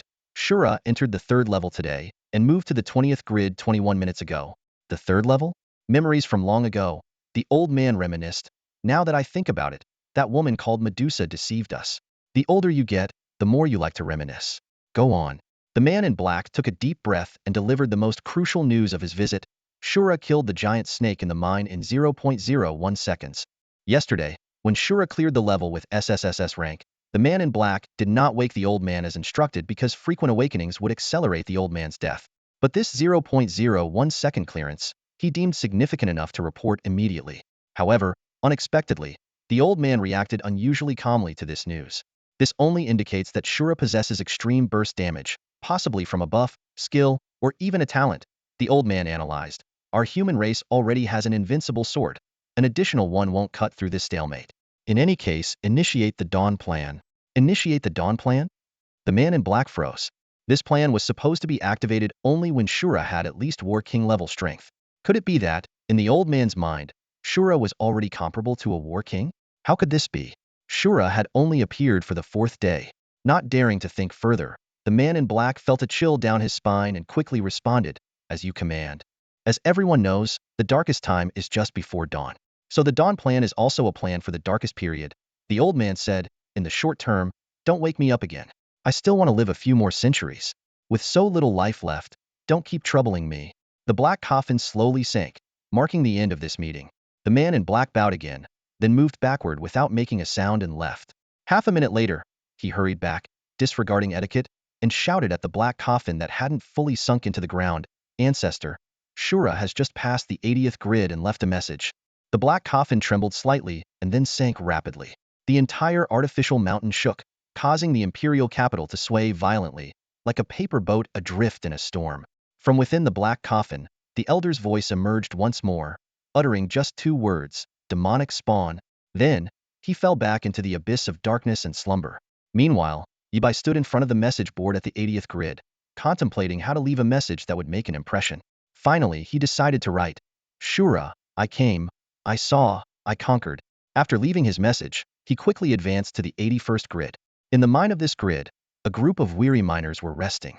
They were covered in dirt and scars, with blackened bandages, some missing limbs and leaning on crutches. Yibai's appearance immediately put them on alert. An older middle-aged man, evidently their leader, stepped forward and warned, Stranger, you are not welcome here. Either move forward or leave. Yibai tried to defuse the tension. Relax, we share a common goal. He took out a miner's hat, explaining it was a gift from a miner he had saved. A young miner questioned, How do we know you didn't kill him and take the hat? The leader immediately scolded the young man and told him to be quiet. Turning to Yibai, the leader apologized, Sorry, we're a bit on edge. None of us want anything bad to happen, right? The miners behind him tightened their grips on their weapons, ready for any sudden move. Ignoring their caution, Yibai continued, The miner I saved also told me about the signs you leave behind. I followed those signs to get here. Hearing this, the miners visibly relaxed. The leader apologized to Yibai and explained that they originally had over 1,000 people, but now only these injured ones remained. Yibai promised to leave the same signs as he moved forward, so they could follow. After a moment's hesitation, the leader asked, Do you have any water? Yibai generously replied, Yes, I have 20 liters. How much do you need? At the mention of water, hope sparked in the eyes of all the miners. The leader requested, There are 32 of us here. If you could give us 32 drops of water. He took out a bag of precious minerals as an exchange. Yibai readily agreed. After the exchange, he continued on his way. Each miner received a drop of water. Miraculously, one miner's sight was restored. A paralyzed person regained feeling, and a young man with a severed arm saw his limb grow back. All their injuries began to heal rapidly. The leader, overwhelmed with excitement, exclaimed, The rumors are true. The rumors are true. Water is the source of life. Eternal Tower, 3rd level. Grid 90. The boss's body crumbled into ashes at Yibai's feet. The heavenly thunder had not only obliterated its life, but also seemed to touch its soul, leading it to willingly choose self-destruction. Yibai scanned his surroundings, his gaze finally landing on a message board not far away. He walked over slowly, deep in thought. Very few could achieve a 90 exploration rate. Many adventurers with S-rank and S-rank talents would often stop at the boss checkpoint, leaving with nothing but regret and their checkpoint ratings. Those who reached this place were already rare, and those who left messages were even rarer. Images of the 3 mightiest human warriors Meng Yin, Wu Hin, and Xiao Yao flashed through Yibai's mind. Their exploits had long been inscribed in textbooks, and even the Abyssal Plane knew them well. Meng Yin guarded Blue Star, Wu Hin fought in the Abyss, and Xiao Yao was responsible for watching over the Eternal Tower and attempting to clear it. Their presence was like a sword hanging over the heads of their enemies, deterring any would-be troublemakers. Among these 3, Xiao Yao was undoubtedly the most enigmatic. Yibai had traversed 90 grids and checked 8 message boards, but he had yet to find a single word from Xiao Yao. With a hint of anticipation, he opened the message board in front of him. Meng Yan's message was as straightforward as ever. 100 exploration, plain and simple. Following that was Wu Hin's taunt. Upstairs, you didn't achieve 100 exploration. Remember my name. The first to do so was me. Beneath these messages from the 2 mighty warriors, someone named Xue Ming left an abrupt comment. I am truly fierce. The contrast was jarring to Yibai, like a slacker posting selfies on social media amidst a group of top students buried in their studies. Yibai took a deep breath and lightly tapped the message board with his fingers. Although leaving a message at this point seemed meaningless, he still felt compelled to leave something for those who would come after him. After a moment of thought, he wrote, Azura, next, witness the moment of miracles. Closing the message board, Yibai glanced at the time. 1 hour and 1 minute. This speed meant he could challenge the 7th level directly after clearing this one. Levels 3 to 6 were connected. Achieving 100 exploration on the 3rd level allowed one to skip the intermediate levels and head straight to the 7th. Guided by the Eye of Insight, Yibai easily avoided deadly traps and negative buffs, progressing smoothly. However, the difficulty of the last 10 grids did not increase exponentially as he expected but remained unusually steady. When Yibai reached the 100th grid, the system indicated an exploration rate of only 98. Frowning, he pondered and suddenly realized. The total number of grids was 100, with each grid increasing the exploration rate by 1. This meant reaching the end would only yield a 99 exploration rate. Like a bolt of lightning in the dark, Yibai finally understood the Eye of Insight's earlier hint to achieve 100 exploration. He had to complete 99 first and then find the extra one. Taking a deep breath, Yibai looked towards the dark entrance ahead. The final step, he stepped into the 100th grid, and as expected, the exploration rate reached 99. In front of him was a vast, empty mine. Surprisingly, it was devoid of anything. Yibai cautiously surveyed his surroundings, searching for traces left by Medusa's husband, but found nothing. No strange notes popped up, which only heightened his vigilance.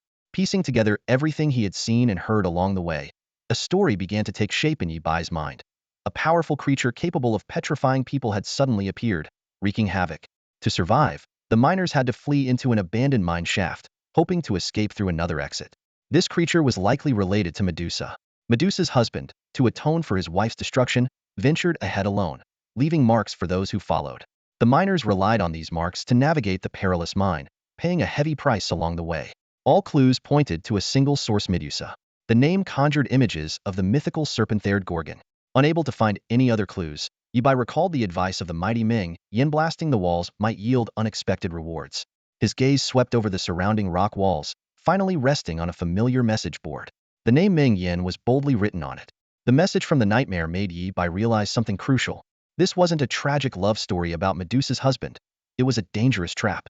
Yibai understood that Medusa was likely the creature that turned people to stone, the source of all the chaos in the tunnels. Yibai recalled the nightmare's instruction to break down the wall immediately after entering, and he became wary. Is this guy trying to get me to erase his dark past? He pondered. If he followed the nightmare's orders, the message board might get destroyed, erasing any evidence of the nightmare's misdeeds. Cautious, Yibai didn't act impulsively. He quickly took out his phone and snapped hundreds of photos. Not stopping there, he pulled out a DSLR camera and pressed the shutter button hundreds more times. To ensure he had backups, he stored the photos on various devices, including film rolls, USB drives, and hard drives. Bringing a DSLR on an adventure to the Eternal Tower seems pretty reasonable, he thought to himself with a touch of humor as he carefully stored the evidence. Though blackmailing a supreme being wasn't the wisest idea, Yibai believed it was always good to have some leverage. He continued reading and found messages from two other supreme beings, Wuhan and Xiaoyao. He took out his phone again and captured these masterpieces as well. Faced with this dilemma, Yibai fell into deep thought. The previous three supreme beings had only achieved a 99 exploration rate. Could he break through this bottleneck? Just then, the Eye of Insight offered two choices. Either break the wall to rescue the miners, or go back and slay the snake woman. After careful consideration, Yibai chose to go back. Today, I'll see for myself if this snake woman is as beautiful as they say, he resolved. The Eye of Insight immediately activated its navigation, and Yibai began his arduous journey back. 300 mining tunnels meant 300 fierce battles, and he had less than 5 hours. The pressure was immense, but Yibai didn't flinch. He charged into the first tunnel like a gust of wind, staff swinging and unleashing his full power. Wind fury, thunder blessing, heavenly thunder, ignite. A barrage of skills roared forth, filling the tunnel with the sounds of intense combat. Meanwhile, the people on Blue Star held their breath. There had been no news from Shura for 19 minutes, and everyone was hoping for a miracle. The world was focused on Shura, awaiting an announcement from the Eternal Tower, hoping for a history-changing event. Tonight, the world was sleepless, everyone waiting for that answer. The Eternal Tower, 3rd floor. The guiding voice of the Eye of Insight echoed in Yibai's ears, prompting, forward wind slash. Gripping his dual blades tightly, he charged into the horde of monsters like a whirlwind. Blades flashed, blood splattered, and Yibai seemed like a god of slaughter, his eyes devoid of any mercy. Kill without batting an eye. You ask if my eyes are dry? Dry as a bone.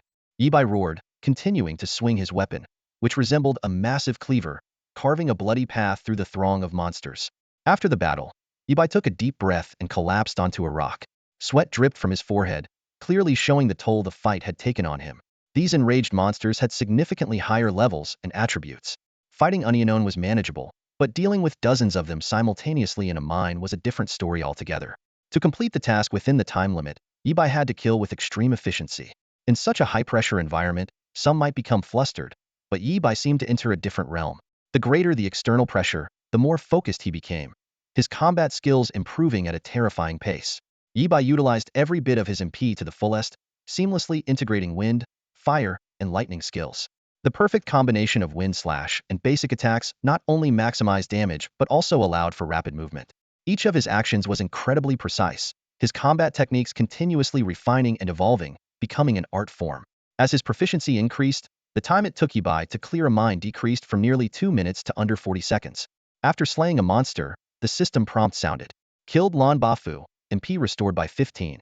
Experience 2,596. With the relentless slaughter, Ibai's level skyrocketed from 28 to 42.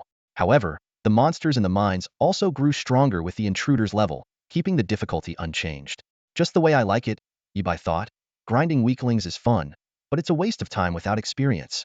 He tore open a healing scroll, restoring his health to a safe level, and his mana to 80. The system showed 135 unclean pits remaining, with 1 hour and 49 minutes left. Ibai took a deep breath, gripped the weighty nature's force, and forced his tired eyes open as he headed to the next mine. This high-intensity battle had been going on for 3 hours. A normal person would have been exhausted long ago, but Ibai's endurance was remarkable. Meanwhile, people on Blue Star were on an emotional roller coaster. In the early hours, media platforms were abuzz with excitement as Shura broke record after record. But starting at 1 a.m., news about Shura suddenly ceased, making people anxious. Good news, Shura hasn't cleared it yet. Bad news, Shura hasn't cleared it yet. This phrase circulated online. People clung to a sliver of hope, but as time passed, more began to waver. 3 supreme experts couldn't do it. Can Shura really succeed? Doubts began to surface. Some reminisced when Wuhan, the supreme expert, rose to prominence. We waited all night, only to be disappointed in the end. Sigh. Despite this, many continued to cheer for Shura. Let's lend our energy to Shura. Everyone below the rank of war soldier, please lend your energy to the 3rd floor of the Eternal Tower. Thank you. At 5:50 a.m., Ibai finally returned to the starting point grid 1 of the 3rd floor of the Eternal Tower. After nearly 5 hours, he had fought his way back from grid 100, mowing down monsters like weeds. Honestly, my eyes are a bit dry now, Ibai quipped to himself. Only the final boss remained. Ibai looked at the pile of stones ahead. With 10 minutes left, he decided to make some preparations. Time to stack some buffs, Ibai muttered, adjusting his status. With 30 layers of momentum gathered and the BGM ready, the prelude to Little Knife Society began. Ibai lightly tapped forward, and the stone pile started to crumble. Why does this sound like Sun Wukong's birth? Am I the villain here? Ibai thought to himself. As the stones collapsed, a woman's voice emerged. Kind soul, have you brought back my husband? Ibai paused for a moment and replied. Sorry, I bring news of his death. The woman began to sob again. Her voice choked with emotion as she asked, Are you saying that he's dead? Ibai shook his head, signaling that she was mistaken and could guess again. At that moment, a massive figure began to emerge from the thick smog. It was a monstrous serpent with 9 heads, each one menacingly baring its fangs and exuding a terrifying aura. Ibai didn't act rashly because his eye of insight indicated that the creature was currently invincible, much like a boss in an RPG game still in its cutscene. As the smog cleared, Medusa's hideous face was fully revealed to Ibai. The level of ugliness was indescribable, and Ibai didn't even want to provide examples. The 9 snake heads glinted with dangerous light, glaring at Ibai from all angles, ready to strike at any moment. Suddenly, a deep roar echoed. Get ready to attack. Countdown 3, 2, 1. Almost simultaneously, 2 attacks launched, Heavenly Thunder and Petrifying Gaze. These 2 cunning adversaries seemed to have coordinated their most powerful skills for a sneak attack, determined to kill in one strike. Medusa's 9 snake heads lunged forward, sacrificing 3 of them to wither permanently for this one attack. However, to Medusa's shock, Ibai stood there unharmed. She screamed in a frenzy. Why? Why haven't you turned to stone? Medusa thrashed around, her body slamming into the surrounding stone walls, sending debris flying. Ibai merely sneered, not in the habit of enlightening his enemies. He thought to himself, shocked? I have the anti-magic amulet. Ibai was always cautious when it came to survival. Even if the amulet failed, he had the everlasting flame to sustain him, and he wore the guardian angel's cloak. With 3 lives, Medusa was no match. Under the influence of the petrifying gaze, Ibai did feel his movements slow down, but this didn't affect his spellcasting. A terrifying red lightning bolt slowly formed in his hand, its sheer power evident at a glance. Medusa seemed to foresee her tragic end. Her most powerful attack had no effect, while the skill Ibai was about to unleash could instantly kill her. In the last 0 0.1 seconds of her life, her eyes reddened, and she began to cry, Please, spare me, I was also fall. With a thunderous crash, the heavenly thunder descended, completely engulfing the serpent and silencing Medusa's unfinished plea. Ibai watched coldly as Medusa turned to ashes, showing no mercy. He muttered to himself, Can't stand this aesthetic. Goodbye. One more look, and I'd end up in a urology clinic as a VIP, enjoying now 8 times, 12 off medication and 24-hour service. As Yibai defeated Medusa, the entire mind tunnel shook violently, and countless petrified creatures suddenly came back to life. At the same time, a familiar notification sounded in Yibai's ear. Calculating clearance rating. On Blue Star, it was 5:57 a.m. As people groggily prepared for a brief rest before the new day's work, they believed Shura wouldn't let them down. Next, it's time to witness a miracle, someone shouted. You said it, Shura. Another voice chimed in. If Shura creates a miracle, I won't direct for a year. If Shura creates a miracle, I'll fight in the abyssal plane for 3 years. However, only 3 minutes remained. Even the most fervent believers in Shura were starting to waver. Maybe, just maybe, there wouldn't be a miracle this time. After all, not every call receives an answer. But this time, things were different. On Blue Star, in the imperial capital, at 5:57 and 48 seconds a.m., a message dropped like a depth charge into the sleepy world, spreading rapidly and creating massive waves. Congratulations to player Shura for clearing the 3rd level of the Eternal Tower with an SSS rating. Congratulations to player Shura for clearing the 4th level of the Eternal Tower with an SSS rating. 3, 4, 5, 6. 4 levels, 4 SSS ratings. Shura had dominated the screens at the last moment. This news bombarded all social media platforms, instantly becoming the sole topic of discussion on Blue Star. In the Wolf's Den, countless people raised their glasses in celebration, surrounded by piles of alcohol. Tonight's expenses are on Shura, courtesy of young Master Zhao. Cheers erupted. Everyone raised their glasses, shouting, to Shura, to the era of the strongest, to the future of the human race. Meanwhile, at a scenic spot in the imperial capital, a black coffin was bouncing up and down as if dancing. While others had tombstone parties, the old man in the black coffin was doing a coffin drift. Finally, the old man left a message. Wake me up when Shura breaks the sky. I have enough lifespan to let him wreak havoc.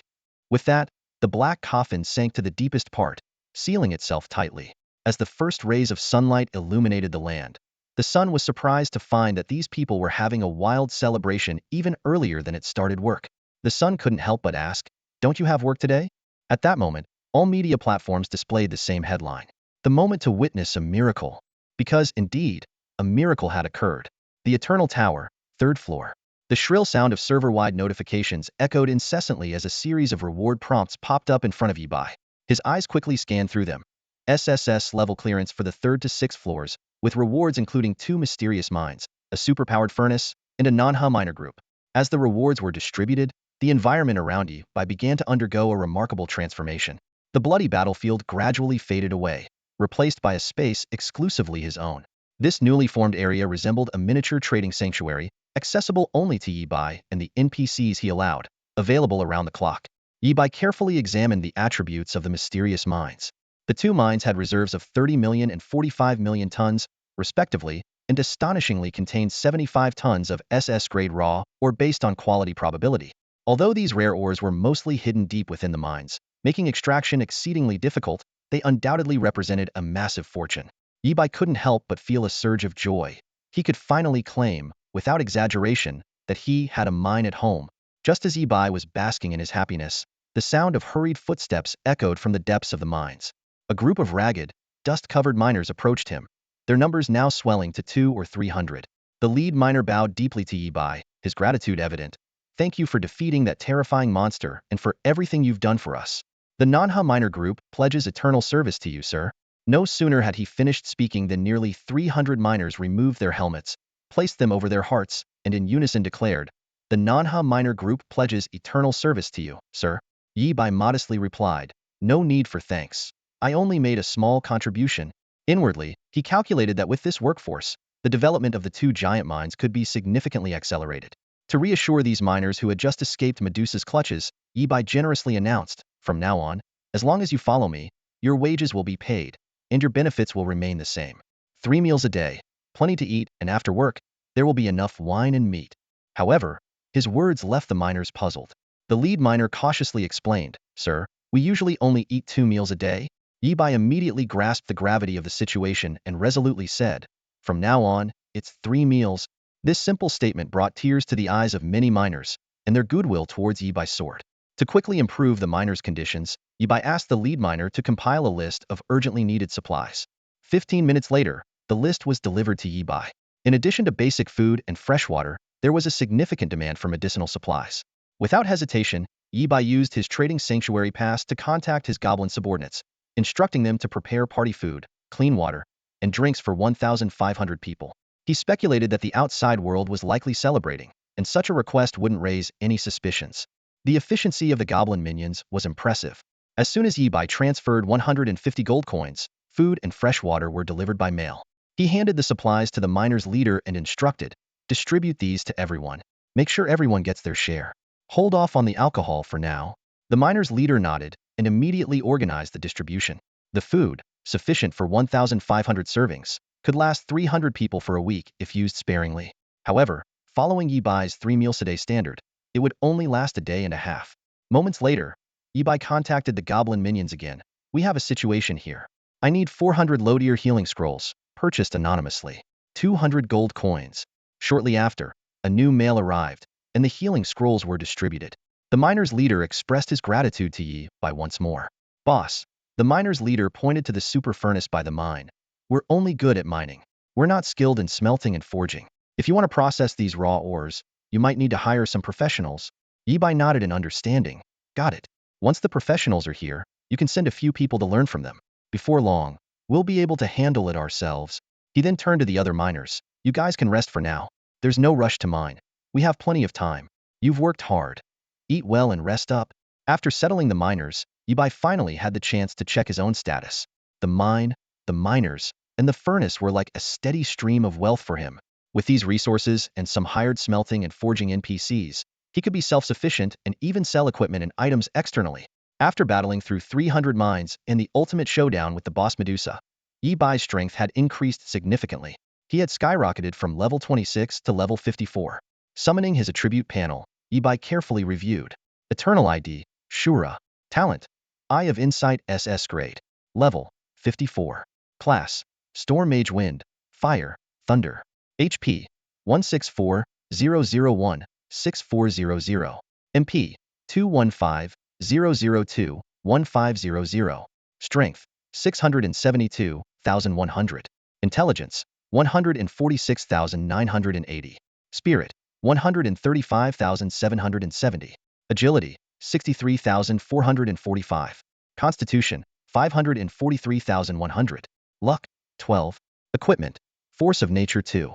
Skills, Lightning Bolt, Thunder Blessing, Charging Up, Heavenly Thunder, Wind Slash, Wind Fury, Ignite, etc. Status, Thunder Affinity, Thunder Specialization, Fire Specialization, Wind Specialization. All 5 basic attributes had surpassed 500, with the most important ones for a mage intelligence and spirit nearing 1500. Yi Bai was finally taking on the form of a true mage. Having a single attribute surpass 1000 was one of the rigid standards for wargrade evaluation. Of course, this was just one of the indicators for a first-tier wargrade. The evaluation for wargrade focused more on actual combat strength and achievements. Recently promoted to a 9th-tier soldier, Yi Bai had no immediate plans to push for the wargrade evaluation. Besides attribute growth, he had 2 other significant gains. In the nearly 5-hour-long battle, he had cast Heavenly Thunder over 10,000 times. Now, its base damage had soared to 58,655. Even without stacking Charging Up, it could kill a low-tier wargrade enemy in one hit and severely injure a high-tier one. The high growth potential of Heavenly Thunder was within Yi Bai's expectations, but such continuous 5-hour battles were rare opportunities. Additionally, the advancement of Force of Nature was one of the greatest gains of this trip. Equipment, Force of Nature LV.25. Grade, S-level. Attributes, Intelligence 80, Spirit 70. Traits, Divine Retribution Staff. Increases thunder damage by 20, increases thunder damage received by 1. Wood skills provide 25 shield healing. Twin spell, 5 chance to cast a wood skill when casting a thunder skill, and vice versa. Thunderstorm, 0.1 chance to deal double damage when casting a thunder skill. Defiance, deals 10 extra thunder damage to enemies higher level than the wielder. Advancement trait, Clash of Thunder and Lightning. Kill a thunder-based boss between levels 25 to 60. After the kill, Force of Nature will advance to the boss's level and randomly acquire one of its skills. Advancement times, 10. Times advanced, 2. The promotion of Force of Nature to S-level exceeded Yi Bai's expectations. The original traits were enhanced, and the newly added Defiance trait would be highly effective in actual combat.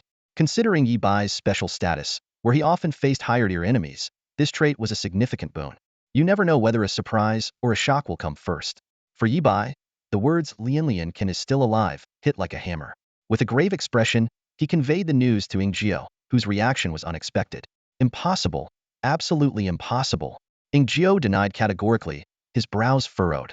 As a master of soul arts, he was confident he had completely purified the soul of the demon sect leader, leaving nothing behind. Yi Bai pondered for a moment before speaking cautiously. Is there a possibility that he had separated a part of his soul beforehand, and, upon the destruction of his main body, used a prepared array to sacrifice 3 of his warlord-level subordinates to restore his soul and extend his life? Ingju squinted, a hint of skepticism in his voice. Your guess is quite detailed, isn't it?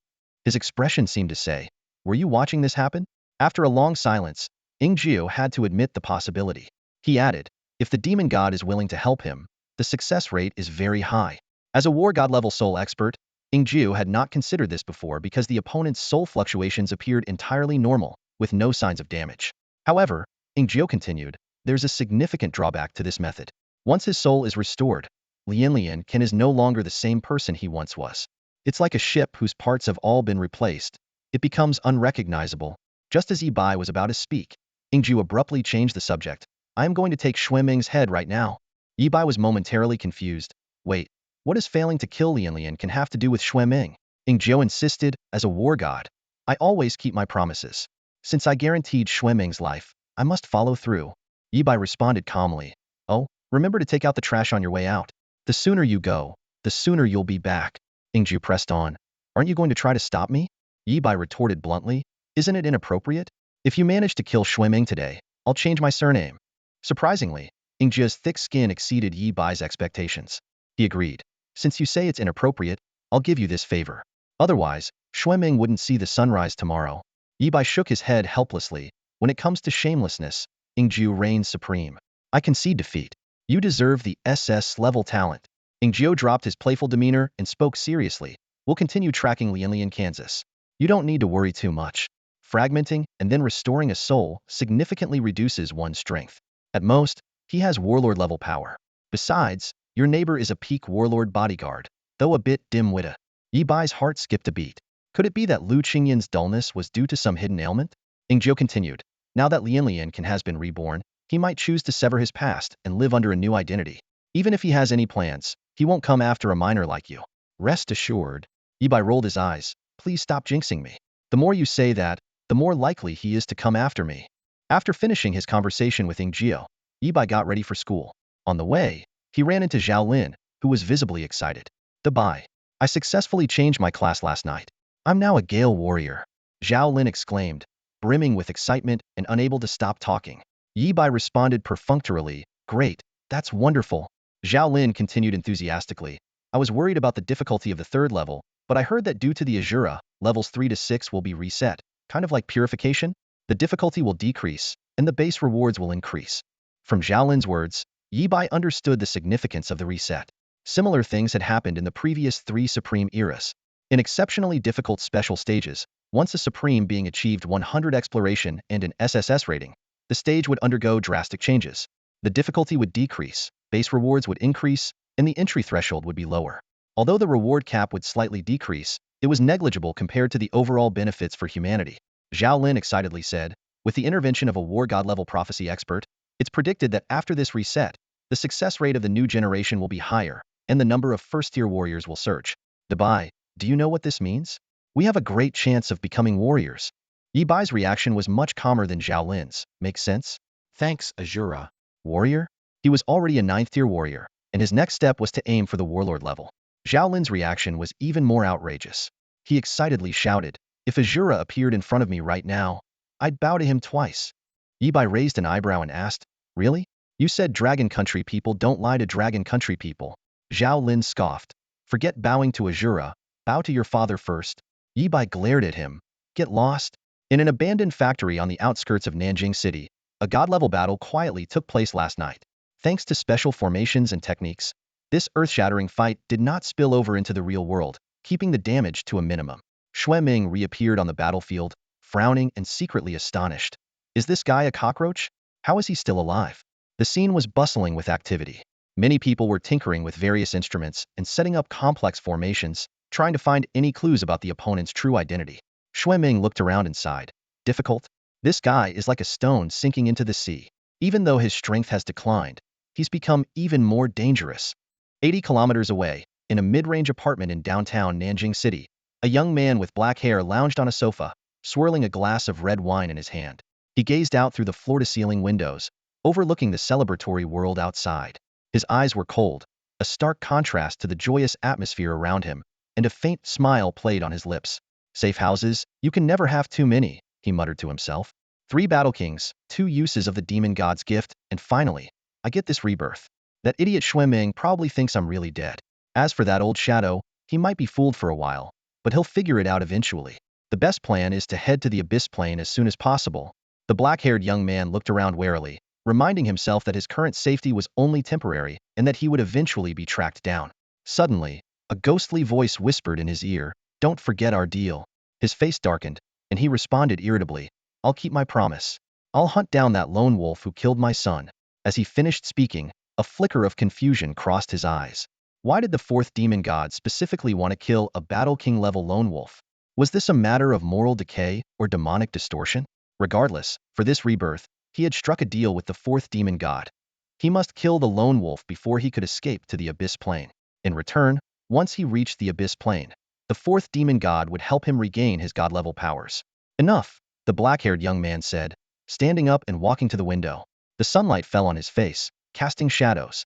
These old grudges should vanish with the death of the 4th demon cult's leader.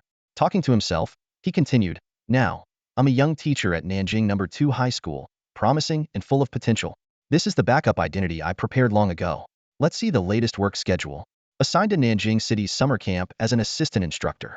Perfect. With these young kids, no one can threaten me, and I'll have the chance to escape to the abyss plane." He downed his glass of red wine in one gulp, a broad, exaggerated grin spreading across his face. Lady Luck is finally on my side. The activity hall at Nanjing No. 3 High School is typically the venue for all school meetings, New Year's Eve parties, entrance ceremonies, and graduation ceremonies. At this moment, the vast space that can hold thousands of people felt particularly empty, with only 20 students scattered around. They sat in small groups, quietly chatting while waiting for the meeting to begin. In the last row of the stands, Yibai and Zhao Lin sat side by side. Zhao Lin leaned in closer to Yibai and whispered, "Debai, have you heard? This time the list of 20 students isn't sorted by grades like usual, but by the first letter of their last names." Feigning curiosity, Yibai asked, "Oh, what's the difference?" Zhao Lin hesitated for a moment before deciding to speak up. "There are some nasty rumors going around. They say Vice Principal Zhang helped you cheat to beat Zhang Yun in that fight, and so the results are still under dispute, which is why they haven't published the rankings yet." He quickly patted Yibai on the shoulder. "But don't worry, I believe in you 100. With your abilities, you wouldn't need anyone's help to cheat anyway." Yibai couldn't help but think privately, that doesn't sound quite right. Cheating on my own is still cheating, isn't it? To Yibai, this little stir was just a ripple. With the summer camp training yet to begin, he didn't want to reveal too much of his strength. Zhao Lin had taken the fall for him before, but given Zhao Lin's small frame, he clearly couldn't bear too much. Yibai thought that once the summer camp started, he could attribute his increased strength to the training. Just then, the school leaders arrived, and the teachers began to organize the students. "Everyone, move to the front." A teacher called out loudly. "There are so many empty seats up front, let's not waste them. Students in the last row, come to the first row." Under the teacher's arrangement, Yibai, Zhao Lin, and the other 18 students were relocated to the first 2 rows, waiting quietly for the leaders to speak.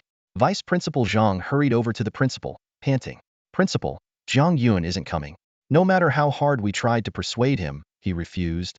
The principal replied sternly, "Time's up. We can't let one person delay the entire summer camp training. This is Zhang Yun's choice. He's an adult and can take responsibility for himself." With that, the principal stepped onto the podium and began his speech. Though the content was meant to encourage and motivate, his monotonous tone made many students drowsy.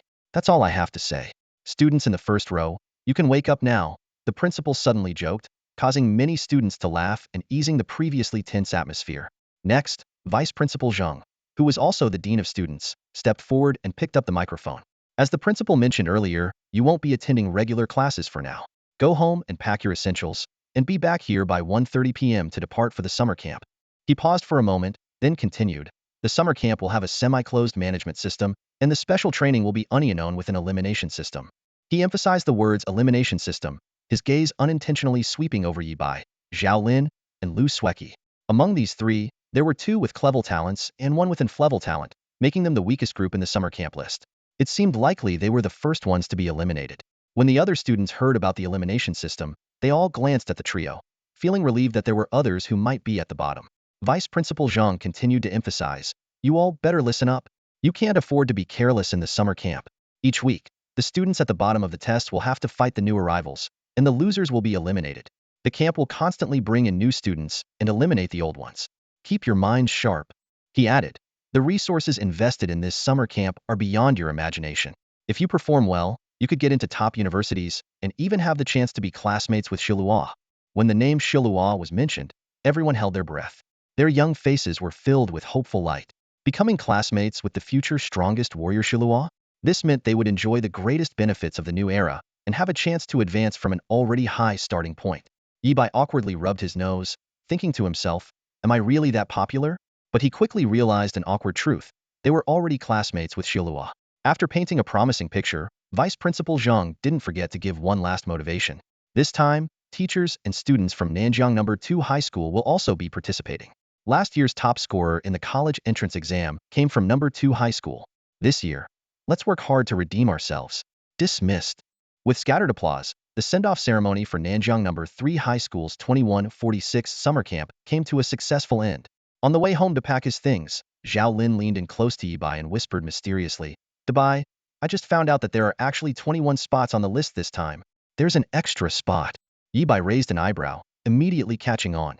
"You mean Jiang Yun?" Images from the combat test flashed through his mind. Jiang Yun had conceded defeat in the first two matches and was defeated again when he challenged Yibai. With 3 losses, Jiang Yun technically shouldn't have qualified for the summer camp. Zhao Lin nodded in confirmation. Yes, according to the summer camp rules, those with an A-level talent can get in without a test. He sighed. But Jiang Yun gave up this spot voluntarily. He said he wouldn't go. He'll probably wait for the second round, win the combat test, and then join the summer camp, which means a week's delay. Oh, interesting, Yibai mused. Jiang Yun giving up his chance to go to the summer camp was unexpected. He thought to himself, this kid's got some resilience. But is losing to me really that embarrassing? If I told Jiang Yun the truth, that he lost to Shura, he might even feel proud. Zhao Lin added, that kid seems to have switched classes. He wasn't in class this morning. I checked and his desk was gone. Got it, Yibai responded, putting the topic of Jiang Yun aside. At home, Yibai quickly packed some clothes. Just as he was about to leave, he ran into Mr. Liu from next door. Well, what a coincidence, Lu Qingyan said with a smile. Over the past few days, he had grown quite fond of this young fox. Noticing the backpack Yibai was carrying, he asked, heading somewhere far? Yibai nodded. Yes, school training camp. Looks like we won't be seeing each other for a while. What a pity. The last part was sincere. Having a top-tier battle king living next door made him feel secure, even if this battle king wasn't the sharpest tool in the shed. But in a fight, the less sharp someone was, the fiercer they'd be. Yibai believed that at the battle king level, this should hold true. Lu Qingyan laughed. We didn't have it this good back in the day. No worries, we'll meet again if it's meant to be. Go ahead, young man. I have high hopes for you. Watching Yibai go downstairs, Lu Qingyan turned back to his room and muttered to himself, summer camp training? Interesting. He picked up his phone and dialed a number. It's me, Lu Qingyan. The person on the other end seemed nervous. A call from a top-tier battle king was not something even the head of Nanjing City could take lightly. Lu Qingyan gave a direct order. I'm signing up for this Nanjing City summer camp training. Arrange a low-profile role for me. Who said I have to stick by Lu Sueki's side? Put me near Yibai from Class 2, Senior Year 3, at Nanjing No. 3 High School. Remember that name, Yibai? After hanging up, Lu Qingyan rubbed his temples, frowning. His head had been hurting inexplicably lately. He thought to himself, strange. Is this a sign that I'm about to break through to the God of War level? Never heard of that before. Should I see a God of War for a checkup? The consultation fee is steep. Maybe I should go to the battlefield, come back claiming injury, and save some money.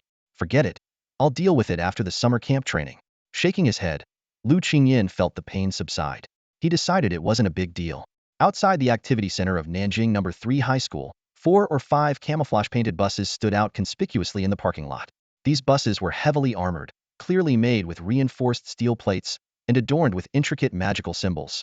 Hey, Dubai, quick, take a picture of me with these buses. Zhao Lin exclaimed excitedly.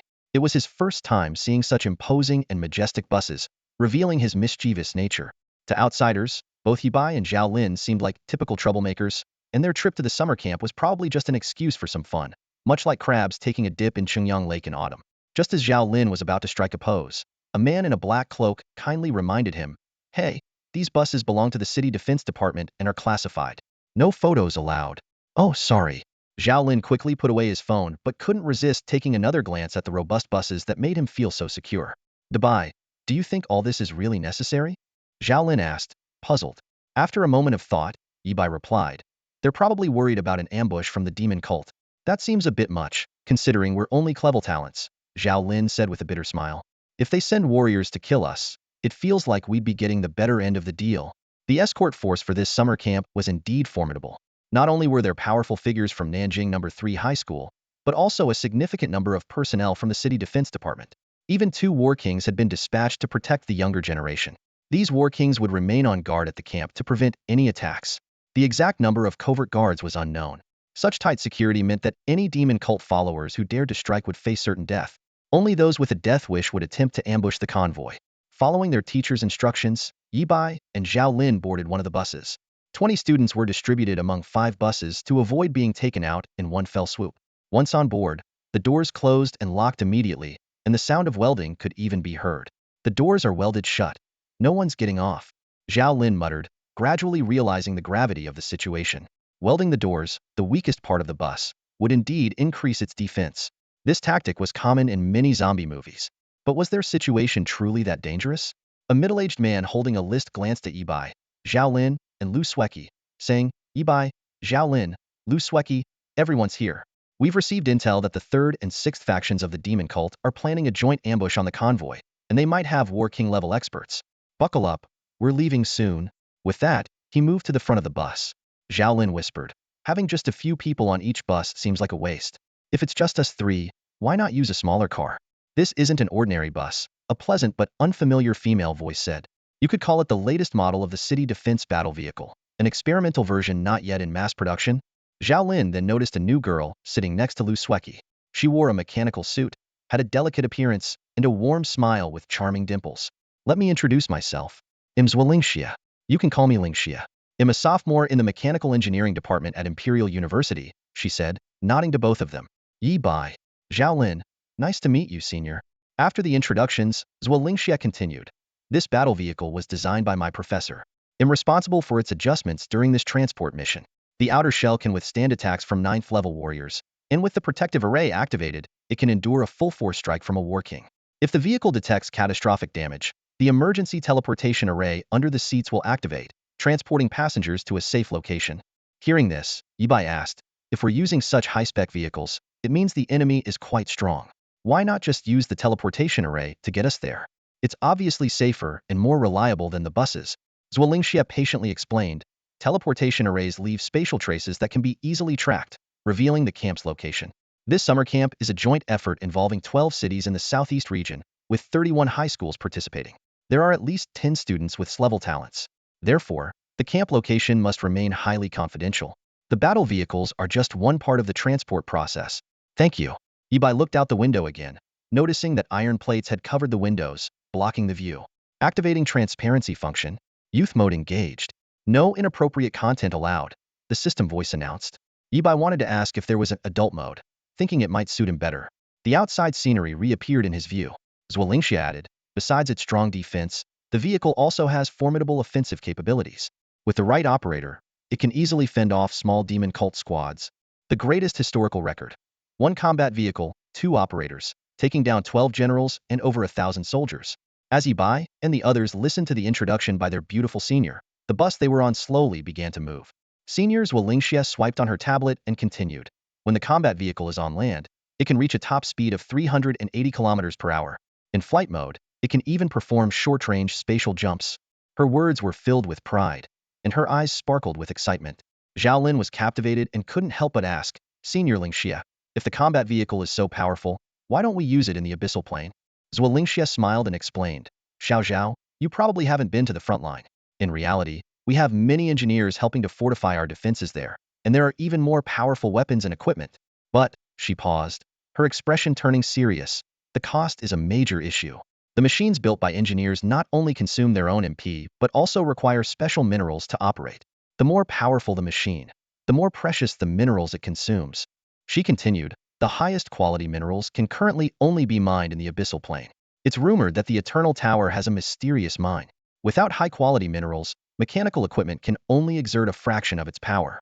High-quality minerals are extremely rare, so we must use them sparingly and only for critical components. When she mentioned the mysterious mine, Zwilingxia's eyes lit up noticeably. My greatest wish is to find that mysterious mine. If I could, my senior brothers. Yibai couldn't help but glance at Zwilingxia. He thought to himself, a mysterious mine? I have too. Did you see me bragging? From what Zwilingxia is saying, the value of the mysterious mine is even greater than I imagined. Pretending to be very interested in the topic, Yibai asked, what kind of minerals are considered high quality? Zwilingxia patiently answered, in the grading system of the Eternal Tower, minerals above grade B are considered high quality. Her attitude was excellent, and she answered every question carefully, without showing any bias due to their lower talent. Yibai nodded. Thank you, senior. He resisted the urge to ask more questions, keeping these matters in mind, planning to ask Xueming at Wolf's Nest when he had the chance. As they chatted, the bus continued to accelerate, heading onto a road that wouldn't appear on any map. Suddenly, the bus shook violently. Zwilingxia quickly pulled out her tablet, her fingers flying over the screen, displaying various data about the combat vehicle. Zhao Lin asked nervously, Senior, what happened? Zwilingxia calmly replied, nothing much, we were just hit by a rocket. The outer shell sustained minor damage. I've dispatched a team of nanobots to repair it. She continued to operate the tablet, locking onto the enemy's position, deploying stipe drones, bombarding the target. Done. She put away the tablet and said nonchalantly, now, where were we? Leaving Zhao Lin utterly speechless. Meanwhile, the summer camp convoy of Nanjiang No. 2 High School was also setting off in a state of high alert. A young teacher with black hair, Teacher Xiao Xiaola, walked unhurriedly towards the bus. After boarding, someone briefed him on the situation. 3rd and 6th Demon Cult ambush?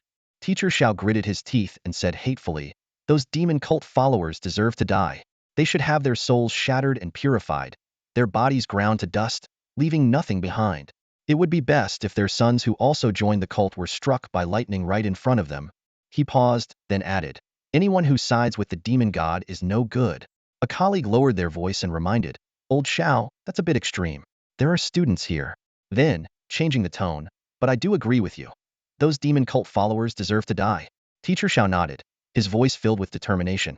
After this summer camp training, I plan to resign and apply to fight in the abyssal plane. His colleague was surprised. Old Xiao, didn't you look at the training content?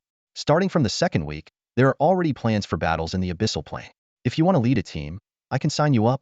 Really? Sign me up. Teacher Zhao's voice was filled with barely contained excitement. I can't wait to fight in the abyssal plane. In an unnoticed corner, Teacher Xiao Xiaola's lips curled into a satisfied smile. Lady Luck had not let him down. The summer camp convoy from Nanjiang No. 3 High School slowly navigated the rugged roads, the armor of the city defense vehicles gleaming coldly in the sunlight. Inside the vehicle, Zwilingxia took out 4 wartime instant meal rations and distributed them to his companions. Everyone, have some food. We'll be there in an hour. As the sealed packages were torn open, a tantalizing aroma quickly filled the cramped space of the vehicle. Zhao Lin's eyes lit up. Having chosen cooking as his secondary profession, he was particularly sensitive to such fragrances. He thought to himself that even if he couldn't become a warrior, his culinary skills could still provide a livelihood. Zwilingxia raised the special ration in his hand and introduced it to his companions. What you have are the regular rations, not much different from ordinary food. But the special rations for warriors are impressive. They can keep you full for 3 days and speed up wound healing. The others gasped in amazement and began discussing this miraculous food. Meanwhile, Yibai silently turned his head to look out the window. Although his view was blocked by thick iron plates, in his youth mode, he was fully aware of the outside situation. The convoy had been attacked several times along the way, but fortunately, the defense vehicles were strong enough to handle it. Yibai pondered, strange. Weren't we warned about a king warrior ambush? Where will they appear? Just then, a message popped up in Yibai's vision.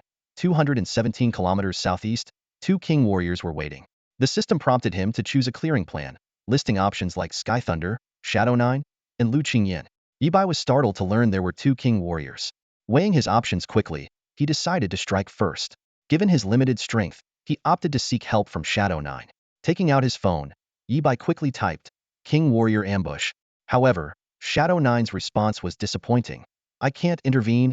Desperate, Yibai played his trump card. I have 100 square units of message board information, including someone's dark history. This finally persuaded Shadow 9. The old man declared righteously, this person is too evil, possibly disguising as a king warrior. To ensure absolute safety, I must investigate personally. With that, he borrowed Yi Bai's forbidden spell scroll. Yi Bai breathed a sigh of relief and glanced at Lu Sueki's shadow. In his special vision, a lowly with dark circles was hiding there. Yawning, this was Shadow 99, a guardian with strength comparable to a war god. The convoy continued on its way, but Yi Bai's thoughts had already flown ahead to the impending battle. He knew that behind this seemingly peaceful journey, turbulent undercurrents were at play. Shadow 99, though often considered the weakest among the shadows, still remains a formidable warrior not to be underestimated. Yi Bai, well-versed in survival tactics, knows that even if Shadow 9 temporarily leaves, this war god level guardian will still be by his side. On the highway, the convoy roared past, the sound of tires grinding against the pavement shattering the night silence. Two demon sect warlords lay hidden underground like dormant hunters, their presence concealed to the utmost. This was their foolproof method to avoid detection, waiting to strike once the convoy drew near. The ground trembled slightly. One of the warlord's eyelids twitched, and he slowly opened his eyes, filled with murderous intent. He knew the time to act had come. The killing intent underground was so thick it was almost tangible, and the temperature dropped sharply in the darkness. This warlord from the third demon sect was very satisfied with his partner's reaction, convinced that this ambush would yield significant results. However, when he turned to check on his partner, he found him missing. An old hunchbacked man suddenly appeared, holding a bloodied head, surrounded by swirling black mist. The old man's raspy voice broke the silence. Looking for this? I checked. He's not the one you call Lianlian, Kansas. Are you? The demon sect warlord, just waking from his slumber, was momentarily stunned by the gruesome sight. Panicking, he stammered. What Lianlian can? I don't understand what you're saying. Who are you? Stay back. With that, he turned to flee, knowing this place was too dangerous to linger. The old man spoke in a low tone. Be good, listen. The black mist surged forward, engulfing the warlord and silencing his screams. Seconds later, the mist receded, leaving only two corpses behind. Shadow 9 looked at the bodies and muttered, this one isn't Lianlian can either. I need to find someone to take the fall. He pulled out a scroll of forbidden spells and activated it. Inferno of the Four Seas. Terrifying flames consumed the bodies, unleashing a powerful force that spread outward. Shadow 9 stood waiting, thinking, I wonder who the lucky one will be this time. Heh, sealing someone's memory once and gifting them the credit for two warlords is a fair trade. He anticipated that warlords would soon come to investigate. Meanwhile, alarms blared within the summer camp convoy. The appearance of the Inferno of the Four Seas triggered warnings in all the vehicles. A hostile warlord-level presence was detected. Zwelingsi's face turned pale as she quickly input commands on her tablet. She shouted, hold on tight. We're accelerating.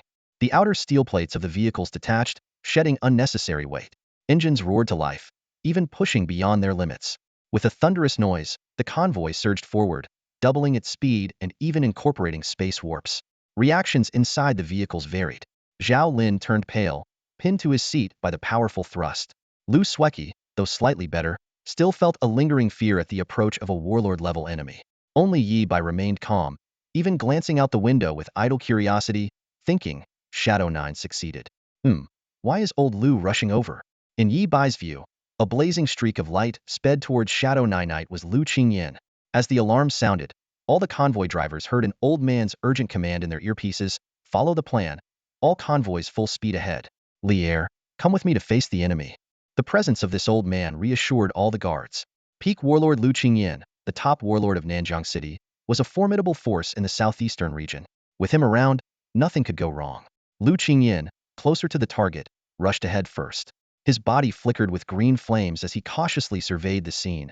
Is this Inferno of the Four Seas? He thought, the power of the one who cast this is only slightly lesser than mine. It must be a warlord skilled in fire techniques. Lu Qingyan's fighting spirit intensified as he searched for the enemy. However, he found only two charred corpses and a cloud of black mist. Lu Qingyan exclaimed with joy, Lord Shadow 9, it's been 30 years, yet your presence feels so familiar, like I've seen you in my dreams. His mind was filled with questions, wondering why Shadow 9 was here and whom he was protecting. A sigh emerged from the black mist. Little Lu, let's just go through the motions. Before Lu Qingyan could react, the black mist enveloped him, and he lost consciousness. 30 seconds later, Lier arrived at the scene, seeing the devastation and traces of the Inferno of the Four Seas. He shouted, Old Lu, say something. Lu Qingyan gasped, opening his eyes. Familiar memories flooded back, and he briefly explained. I burned two thieves to death. They didn't expect me to close in so quickly, Lier exclaimed. Old Lu, you're fierce, killing too. Lu Qingyan suddenly interrupted. How did you know my granddaughter's talent awakened for the second time? Lier sighed. Enough already. This old bastard. We've heard about your granddaughter's talent awakening 100 times. After confirming there were no abnormalities at the battle site, Lier casually asked, Old Lu, you didn't get hurt, did you? Lu Qingyan scoffed. I'm at full health, how could I get hurt? Suddenly, his expression froze as if remembering something. He quickly raised his hand to his forehead. Oh no, my head hurts a bit. The enemy might have been a soul type, too cunning. Lier, you have to vouch for me. This counts as an occupational injury. Lier was speechless, silently watching his old comrade. The summer camp convoy from Nanjing No. 3 High School was speeding down the highway. Suddenly, a siren blared, indicating the possible appearance of a War King-level enemy. Zuolingxia immediately pushed the vehicle to its maximum speed, maneuvering it smoothly with her skilled driving. However, a few minutes later, thick black smoke started to billow from the front of the vehicle. Zhao Lin gripped the overhead handle tightly and shouted in panic, Senior, it's smoking. Zuolingxia remained calm, her voice exceptionally steady. Don't panic. It's not a big deal. As she spoke, she quickly dispatched a team of nanobots to check the engine. The smoke grew denser, soon filling the entire cabin with a choking odor. Seeing this, Yibai raised his hand and conjured an invisible windshield, protecting the group from the acrid smoke. Zuolingxia glanced at Yibai in surprise and remarked, No incantation, no staff. You must have a high affinity for wind magic. She then refocused on the repair work. Good news, the engine is only half broken, Zuolingxia reported. Zhao Lin exclaimed in disbelief. How is that good news? Just as Zuolingxia was about to explain, a series of explosions erupted from the front. She calmly said, Well, the engine is completely shot now, but it's not a big deal. With that, she pulled out a toolbox from somewhere and quickly assembled a strange device.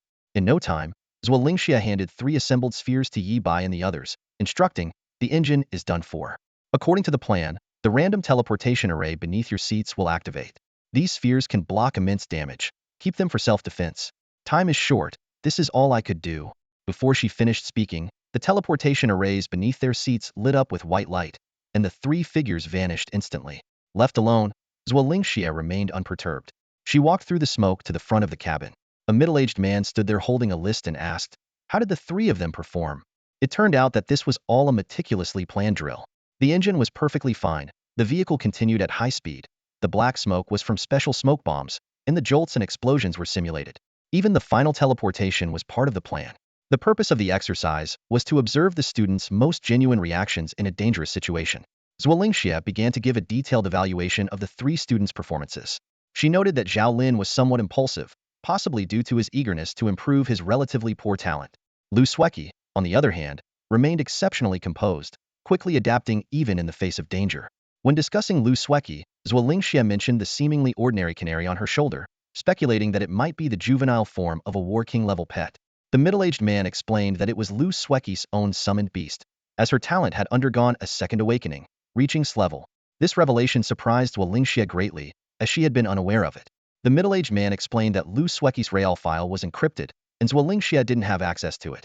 He also jokingly complained that Lu Sueki's grandfather, Lu Qingyan, boasted about his granddaughter's achievements everywhere, while his own grandson, Wang Zheng, had awakened at S level on his first try, yet he had never been so showy. Finally, the middle-aged man asked Zuolingxia for her opinion on Yibai. He revealed that Lu Qingyan had high hopes for Yibai, even believing that Yibai's future achievements might surpass Lu Sueki's.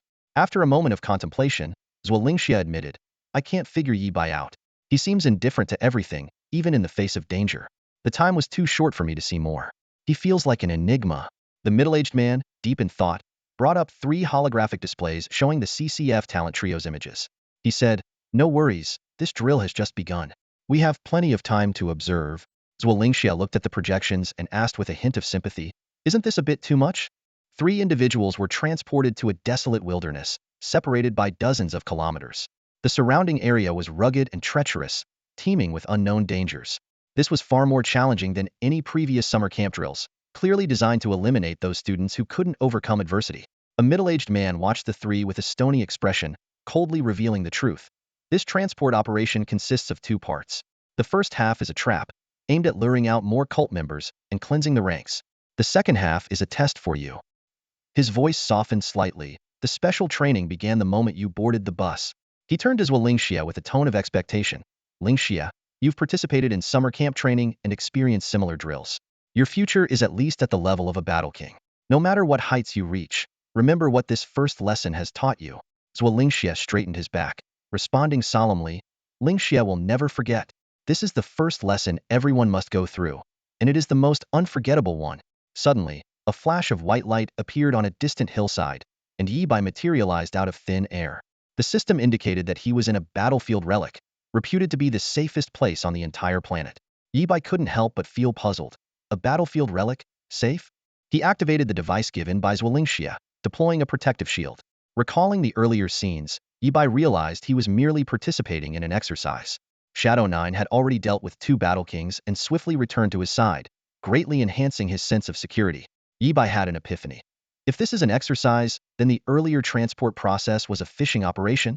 He understood that this was a coordinated effort to eradicate the cult members causing trouble in the rear, alleviating the pressure on the human front lines. Surveying his surroundings, Yi Bai detected no immediate danger. The hillside was surrounded by lush forests, the environment pristine and unpolluted. He pondered his next move. Lightness technique. Yi Bai playfully buffed himself and effortlessly climbed a tall tree. Standing at the treetop, his view expanded dramatically. In the distance, a slender structure pierced the sky, catching his attention. Yi Bai recognized it with surprise as the Eternal Tower. At that moment, the sphere in his pocket floated up and emitted a mechanical voice. Attention all summer camp trainees. You must report to the designated location by 2100 hours tonight. Late arrivals will be considered as forfeiting. Forfeiters cannot re-enter the training list for 3 weeks. Be aware, you may encounter test robots along the way. If defeated, you must stay in place for 15 minutes. The broadcast repeated several times before stopping. The sphere displayed new information. Direction, 6 o'clock. Distance, 180.65 kilometers. Time, 1724. Countdown, 3 hours 35 minutes 46 seconds. Yi Bai put away the sphere and jumped down from the tree. He headed in the indicated direction, staying alert to his surroundings. Gradually, he began to understand the true purpose of this exercise. Along the way, tombstones and memorials told various stories.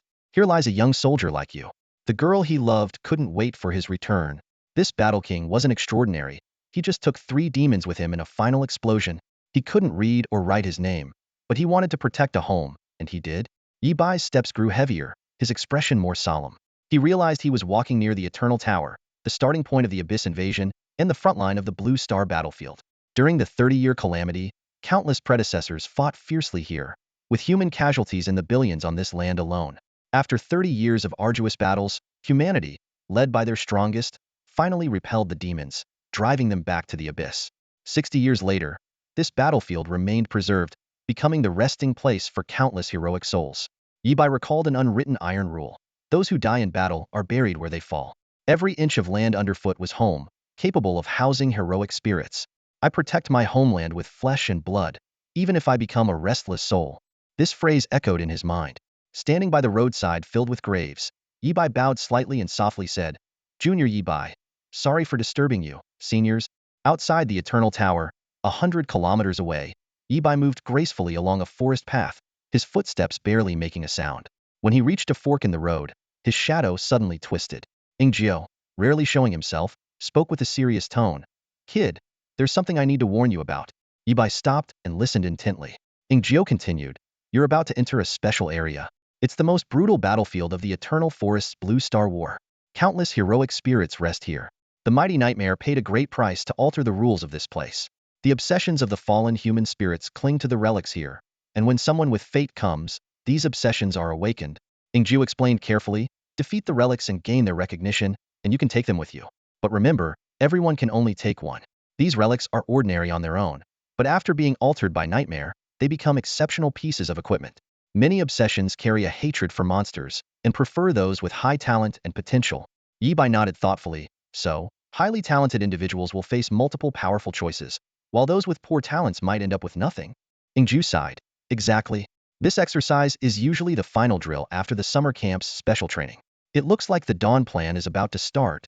Dawn Plan? Yi Bai asked curiously. Also known as the Darkest Plan. The details will be explained at the summer camp, Ingjiu replied, shifting the topic. What's important is that due to your special condition you know what I mean all the equipment will accept you. The choice is yours. Yi Bai pressed on. What about the 2 previous mighty ones? Wu Hen took a sword, and Xiaoyao took a set of bells and drums, Ingzhou answered, then dissolved into black mist and sank into Yi Bai's shadow. I'll help mask the presence of the equipment. You don't need to worry. Thank you, senior, Yi Bai said sincerely. Ingzhou's final reminder was, after this is over, don't forget to send me the photos. Yi Bai chuckled inwardly, knowing the old guy still had an eye on the black history of the mighty nightmare. After adjusting his attire, Yi Bai took a deep breath and stepped forward. As he crossed an invisible line, the eternal forest, dormant for nearly 30 years, suddenly awakened. Countless birds took flight, circling above the forest, and a white cloud descended slowly, as if to conceal something. In the four directions east, south, west, and north shadows lingered. With the forest disturbance, these shadows also reacted. Amidst purple smoke, a young man in black and purple combat attire appeared, a number 7 printed on his right glove. He's here, Ing Chi said coldly, his gaze fixed in Yi Bai's direction. Ripples spread across the blue shadow on the water, and a water spirit's voice echoed, this time, isn't it a bit too early? The bamboo forest swayed, and a youthful voice chimed in, it's definitely him. Only a supreme seed entering the eternal forest would cause such a disturbance. In the shade of the trees, a green shadow flickered, tinged with sorrow. History keeps repeating itself. Ing Si, Ing Wu, Ing Lu, and Ing Chi, the 4 shadow-level powerhouses, appeared simultaneously. They bore the responsibility of guarding the eternal forest, a former frontline battlefield, and a potential breach point for the abyssal plane's counterattack. Their combined strength formed a formidable defense, highlighting their terrifying prowess. Ing Lu asked, who's guarding Shura? Is it Lao Ba or Jiugu? All eyes turned to Ing Si for an answer. Jiugu, Ing Si replied. Lao Ba had to go to the abyssal plane for something, Ing Chi said coldly. Shall we take a look? You'll die. Ing Wu laughed like a bell.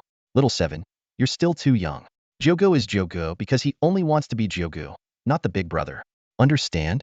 Ing Chi drew half of a short blade, its cold gleam flashing. It's been a while since I've seen fifth brother. I wonder if I can move up in the ranks, he sneered. After all, becoming Ing Chi in less than 10 years is a speed I'm not quite satisfied with myself. Ing Wu let out a strange laugh, as if he'd just heard a hilarious joke. Mockingly, he said, Shao Qi, if you were really that capable, you wouldn't have ended up as a shadow. These words seemed to hit a sore spot for Ing Chi. His hand tightened around the short blade, drawing it slightly from its sheath. In an instant, the surrounding bamboo forest swayed violently, and green shadows flickered unpredictably among the trees. Enough, Ing Si growled. As the highest ranked, most powerful, and most experienced among them, he had to step in to prevent the situation from escalating further. The supreme seed is here. You don't think we're the only ones who noticed, do you? All 4 looked up at the sky simultaneously, seeing a lone white cloud drifting by. In the cloudless blue sky, it stood out strikingly. Instantly, they all understood this was the manifestation of Xiaoyao's will. As one of the 3 supreme beings, Xiaoyao was tasked with guarding the eternal tower. The eternal forest lay beneath this tower, and Xiaoyao could oversee everything below with just a glance. Shura's arrival certainly hadn't escaped his all-seeing eyes. This white cloud was Xiaoyao's silent warning to them. Disperse, Ing Si commanded, then vanished into a wisp of green smoke. Ing Chi snorted, sheathed his short blade, and dissolved into purple mist. Ing Lu moved lightly, his blue shadow merging silently with the ripples of water. Ing Wu, however, remained where he was. Once the other 3 had left, the bamboo forest began to shake violently. Bamboo leaves fell like rain, leaving the bare stalk standing. A whisper emerged from the green shadows among the trees. Shao Qi has grown stronger. No wonder he was called the closest to a supreme being a decade ago. I can't wait to see the meeting between Shao Qi and Shura. Will they fight? As the voice faded, the forest fell silent again. Meanwhile, in the eternal forest, Yi Bai had just stepped into the grove when he heard a familiar call. Dabai, over here. I'm over here. Zhao Lin stood by a tree, waving him over. As Yi Bai approached, he saw Zhao Lin munching on a green fruit. Where'd you get that fruit? And what are you doing standing there? Yi Bai asked. Zhao Lin explained. I got beaten by the test machine and have to stay here for 15 minutes. He pulled another fruit from his pocket and tossed it to Yi Bai, pointing to the tree beside him. This fruit is from the tree. It boosts your energy. Yi Bai casually remarked, oh, there's a War King's remains from the abyssal demon clan buried beneath this tree. That's why the fruit boosts energy. What? Zhao Lin stopped chewing immediately and spat out the remnants. How do you know that, Dabai? It's written right there, Yi Bai replied. Zhao Lin scrutinized the tree but found no inscription. Yi Bai subtly signaled to the shadow, but Ing Jio remained unresponsive. Finally, lines of text appeared on one side of the tree, detailing its history. It's true. Zhao Lin read the text and was instantly furious. He smashed the fruit in his hand to the ground, along with the one he'd taken from Yi-Bai, crushing them to pulp. Ugh, even dogs wouldn't eat this. He took out a water bottle to rinse his mouth, his expression filled with anger. It turned out that this abyssal demon clan war king had invaded Blue Star, first killing 2 human clan war kings before being besieged and ultimately dying here, causing great losses to the human clan. Now, his remains had nourished this tree. Zhao Lin couldn't express his disdain for such an existence with words alone. Even after all this, Zhao Lin still felt unsatisfied. He coughed twice and said to Yi-Bai, "Debai, keep watch for me." With that, he began to unbuckle his pants. Yi-Bai was puzzled but turned away. The sound of flowing water behind him brought back memories of high school bathrooms. "I'm done," Zhao Lin announced after relieving himself, and then invited Yi-Bai. "Do you want to give it a try? It's really satisfying." "No, thank you," Yi-Bai replied solemnly. "I'll save mine for the demon god." Just then, Ingju spoke up. "You guys can chat all you want, but could you move a bit? There's water heading this way, and it's not exactly a friendly gesture." On the outskirts of the eternal forest, Zhao Lin remained rooted in place, the countdown on the sphere in his hand flashing continuously. 2 hours, 58 minutes, 36 seconds, 174.61 kilometers. The numbers were nerve-wracking. "Debai, maybe you should go ahead," Zhao Lin suggested, a hint of anxiety flickering in his eyes. He needed to wait another 10 minutes before he could proceed. Covering nearly 180 kilometers in 3 hours was already pushing the limits, and any delay caused by the testing machines could render this special training futile. Yi-Bai hesitated for a moment before nodding in agreement. "All right." He stepped forward, his figure quickly disappearing into the dense forest. Zhao Lin called after him, "Watch out for the testing machines." "Got it." Yi-Bai's voice echoed from the distance. What Zhao Lin didn't know was that the eternal forest had special rules. If one could gain the recognition of a lingering spirit and successfully obtain a relic, they could traverse the entire forest directly. The 180 kilometers of cross-country distance was not the final test. The real challenge lay in the awakened spirits and the relics that needed to be conquered. As Yi-Bai advanced, he recalled the rules. To complete the exercise, one must cross the eternal forest. If a spirit was awakened, testing machines would appear, forcing students to stay put and face the challenge. The deeper into the forest, the stronger the spirits, the higher the grade of the relics, and the harder it was to gain recognition. The relationship between the spirits and the talented seeds was one of mutual selection. The spirits sought to choose the most promising talents, while the talents yearned for the most powerful relics.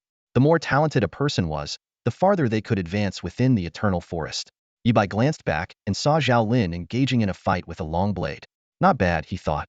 If he gains recognition, that would indeed be a handy weapon. As Yi-Bai continued, a dozen pieces of equipment floated quietly behind him, following at a fixed distance. Each time he acquired a new piece, he would bow slightly, both in gratitude and apology. "Thank you for your recognition. Sorry, but I need to go further." These pieces were shrouded in a shadow, making it difficult for others to see clearly. Not far away, Lu Sweki looked ahead with a serious expression. A canary perched on her shoulder preening its feathers. "Xiao Jian," she said, "my grandfather said the eternal forest is a very special place.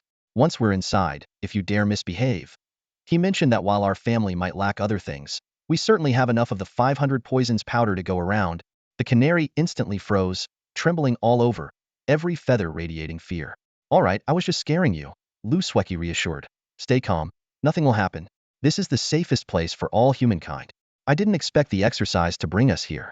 I wonder how Yi-Bai and the others are doing." With that, she began taking items out of her storage space, arranging them neatly on the ground. A fruit platter, some food, 2 bottles of liquor, and a pack of old brand cigarettes. After setting everything up, Lu Sweki stepped back a few paces and bowed solemnly before standing up again. Lu Sweki, descendant of the Lu family of Nanjiang, pays respects to the ancestors. The forest under her feet was the resting place of 46 members of the Lu family. 2 warlords, 7 generals, and 37 soldiers. Their names were etched on the memorial tablet in the Lu family shrine. For the Lu family, the eternal forest held a special significance. Lu Sweki's primary mission was not to obtain relics, but to honor her ancestors. "Grandpa Qingyao," she whispered, "my grandfather asked me to bring you a message. He said he's close to becoming a war god and feels the signs of a breakthrough growing stronger. He asked you to smoke less. It's bad for your health." As Lu Sweki spoke, several items buried deep in the soil of the eternal forest began to awaken, emitting different glows. Feeling a connection, Lu Sweki looked ahead. Is this an invitation to proceed? She didn't move immediately. Instead, she finished her ceremony, paying respects to the 46 Lu family ancestors before finally leaving, her steps heavy, heading deeper into the eternal forest to seek the relics calling to her. The canary on her shoulder continued to tremble, not because of Lu Sueki's earlier threat, but it could sense Ida's terrifying presence lurking nearby in this forest, an existence so fearsome that its very soul began to tremble. Deep within the eternal forest, Yi-Bai was followed by a dense swarm of equipment, blotting out the sky. Among the thousands of floating items, many were relics of warlords, and even some of war gods. One half-broken arrow, though rusted and worn, exuded a sharpness that made even warlords' eyes ache and water if they stared too long. These relics carried the obsessions of their original owners, their power amplified by the rules of the Nightmare Realm. In the Eternal Forest, their potency was even greater. Ingzio found it incredibly taxing to conceal Yi-Bai's presence, as if he were hiding the aura of 9 war gods simultaneously. "Kid, you're making quite a ruckus," Ingzio panted. "The last 2 weren't as troublesome as you." Yi-Bai quickly caught Oni Ingzio had been present when the last 2 supreme beings entered the Eternal Forest. He was about to ask for more details but was abruptly cut off by Ingzio's stern voice. "Is this really the time for gossip? Get a grip, you idiot." Ingzio anxiously explained that Yi-Bai had only covered less than a tenth of the journey and had already caused such a commotion. If he ventured further, the entire forest's obsessions might awaken. Ingzio's power alone couldn't conceal them for long. This forest was the resting place of hundreds of war gods, and if their obsessions were awakened, Yi-Bai's identity might be exposed. Even more concerning was that the abyssal demons, even in their slumber, constantly monitored the eternal forest. Ingzio couldn't possibly seal the memories of all the forest beings. As for seeking help, although 4 war gods guarded the eternal forest, no one but the supreme beings and the 4 of them could know Yi-Bai's true identity until he attained the power of a war god. Ingzio recalled the previous 2 supreme beings who had been equally cautious during their growth. When Wu Hin first appeared on the front lines, an abyssal demon personally descended to eliminate this potential threat. "Kid, if you want to go deeper, you'd better move at full speed," Ingzio said gravely. "Even if all the war gods' obsessions awaken, I can cover for you for 3 minutes at most." 3 minutes, enough time for you to choose one item. Yi-Bai fell silent for a moment, realizing this was his only option. Any further delay would only drain Ingzio's energy more. It was better to make a decisive push while Ingzio still had some strength left. Taking a deep breath, Yi-Bai donned his lone wolf mask and clasped his hands in salute. "Sorry for the trouble." Before his words had even faded, he left an afterimage and sped towards the depths of the eternal forest. In an instant, startled birds scattered, and countless obsessions awakened, joining the procession behind Yi-Bai, forming a massive torrent of steel. Above, the blue sky and drifting white clouds bore silent witness. It was still watching. In the eternal forest, a swift wind swept through, causing the grass to tremble without leaving a trace. Yi-Bai, a tempest mage skilled in wind, fire, and lightning magic, was currently casting a wind spell. His wind magic was doubly effective, combining wind fury with lightfoot, and paired with wind slash, allowing him to move through the forest like a streak of lightning. Yi-Bai pushed his speed to the limit, the scenery around him blurring into a whirlwind of colors. Yet, despite his pace, the steel torrent behind him only grew larger. As he delved deeper into the forest, war god-era equipment began to appear one after another, following closely behind. From the initial 9 pieces, their number had surged to 36. Yi-Bai glanced back briefly, seeing 36 pieces of equipment radiating various glows, vying for the lead. Each piece was unique and eye-catching, colliding with one another and producing a clear, crisp sound, as if competing for Yi-Bai's favor. The sight was so surreal that Yi-Bai felt as though the equipment were eager to be chosen by him, their rivalry intense and palpable. Suddenly, a resounding clang echoed through the eternal forest. All the equipment behind Yi-Bai slowed down abruptly, halting momentarily like a network lag. In the next instant, a cold gleam sliced through the sky as a bronze sword shot forward like an arrow, closing in on Yi-Bai's back within half a meter. "The Heavenly King's sword?" Ingzio's exclamation was filled with disbelief. "How is this possible?" As he continued to sprint, Yi-Bai responded, "I find it odd too. After all, I'm a mage. Have you ever seen a mage wielding a sword in battle? A mage with a sword hardly counts as a mage." Ingzio snorted and asked through gritted teeth, "Kid, which supreme warrior did you encounter during the war soldier test? What does that have to do with the sword?" Yi-Bai asked, puzzled, but he answered truthfully, "Wu Hin. That explains it." Ingzio sighed and explained, "When Wu Hin entered the eternal forest, all sword-related equipment awakened and floated around him. This Heavenly King's sword belonged to a supreme war god who died in battle and left it in the forest, where it had never awakened until that day. If the Heavenly King's sword awakened, why is it still here?" Yi-Bai seemed to have realized something. "Wu Hin didn't choose the Heavenly King's sword?" "Correct," Ingzio recalled. Faced with a myriad of flying swords, Wu Hin casually picked one and said, "One sword is enough to kill my enemies." He then went to the front lines and slew gods and demons with a single sword. Hearing Wu Hin's story, Yi Bai couldn't help but marvel. Second brother really nailed the style. Ingju rolled his eyes and continued, the Heavenly King's sword wasn't chosen, so it must be feeling resentful. Since you fought Wu Hin's projection, its appearance makes sense. Supreme War God weapons are no ordinary items. To put it bluntly, the Heavenly King's sword is one of the most powerful pieces of equipment in the Eternal Forest. Before Ingjia's words had fully landed, another loud noise erupted. A dark shadow shot out like a cannonball, following closely behind the Heavenly King's sword. It was a pitch-black stone slab, emanating boundless malevolence, matching the Heavenly King's sword in power. Yi Bai glanced back again and muttered, this Supreme War God isn't really dead. Hush, keep it down. All the demon gods know this secret. Well, Yi Bai exclaimed, a human warrior faking death? Is this some grand emperor's script, faking death to kill enemies? Since the predecessor wasn't actually dead, Yi Bai decided not to consider the black stone slab. He thought, if the predecessor jumped out of the coffin and found his equipment following someone else, it would be a massive NTR scene. Not appropriate at all. Kid, hurry up. Ingjiao heard a third loud noise, signaling the appearance of another Supreme War God's relic. Even concealing the presence of regular War God equipment was taxing for him, let alone that of a Supreme War God. Got it. Yi Bai refocused and dashed forward. He had a feeling that something in the deepest part of the Eternal Forest was calling to him. Through dense grasslands, over clear streams, and past low shrubs, he sped towards the forest's heart, guided by that faint call. Meanwhile, in the eastern part of the Eternal Forest, ethereal purple mist floated. Ingqi stood alone on a giant rock, his gaze piercing through the fog, fixed on the forest's depths. Shura, Shura, he muttered repeatedly, his eyes reflecting complex memories. 10 years ago, Ingqi awakened an S-grade talent, rising like a dazzling meteor and fading just as quickly. No one expected that the young genius once hailed as the closest to a supreme warrior would now be part of the shadows, ranked 7th. In just 10 years, even Xuemeng couldn't match such achievements.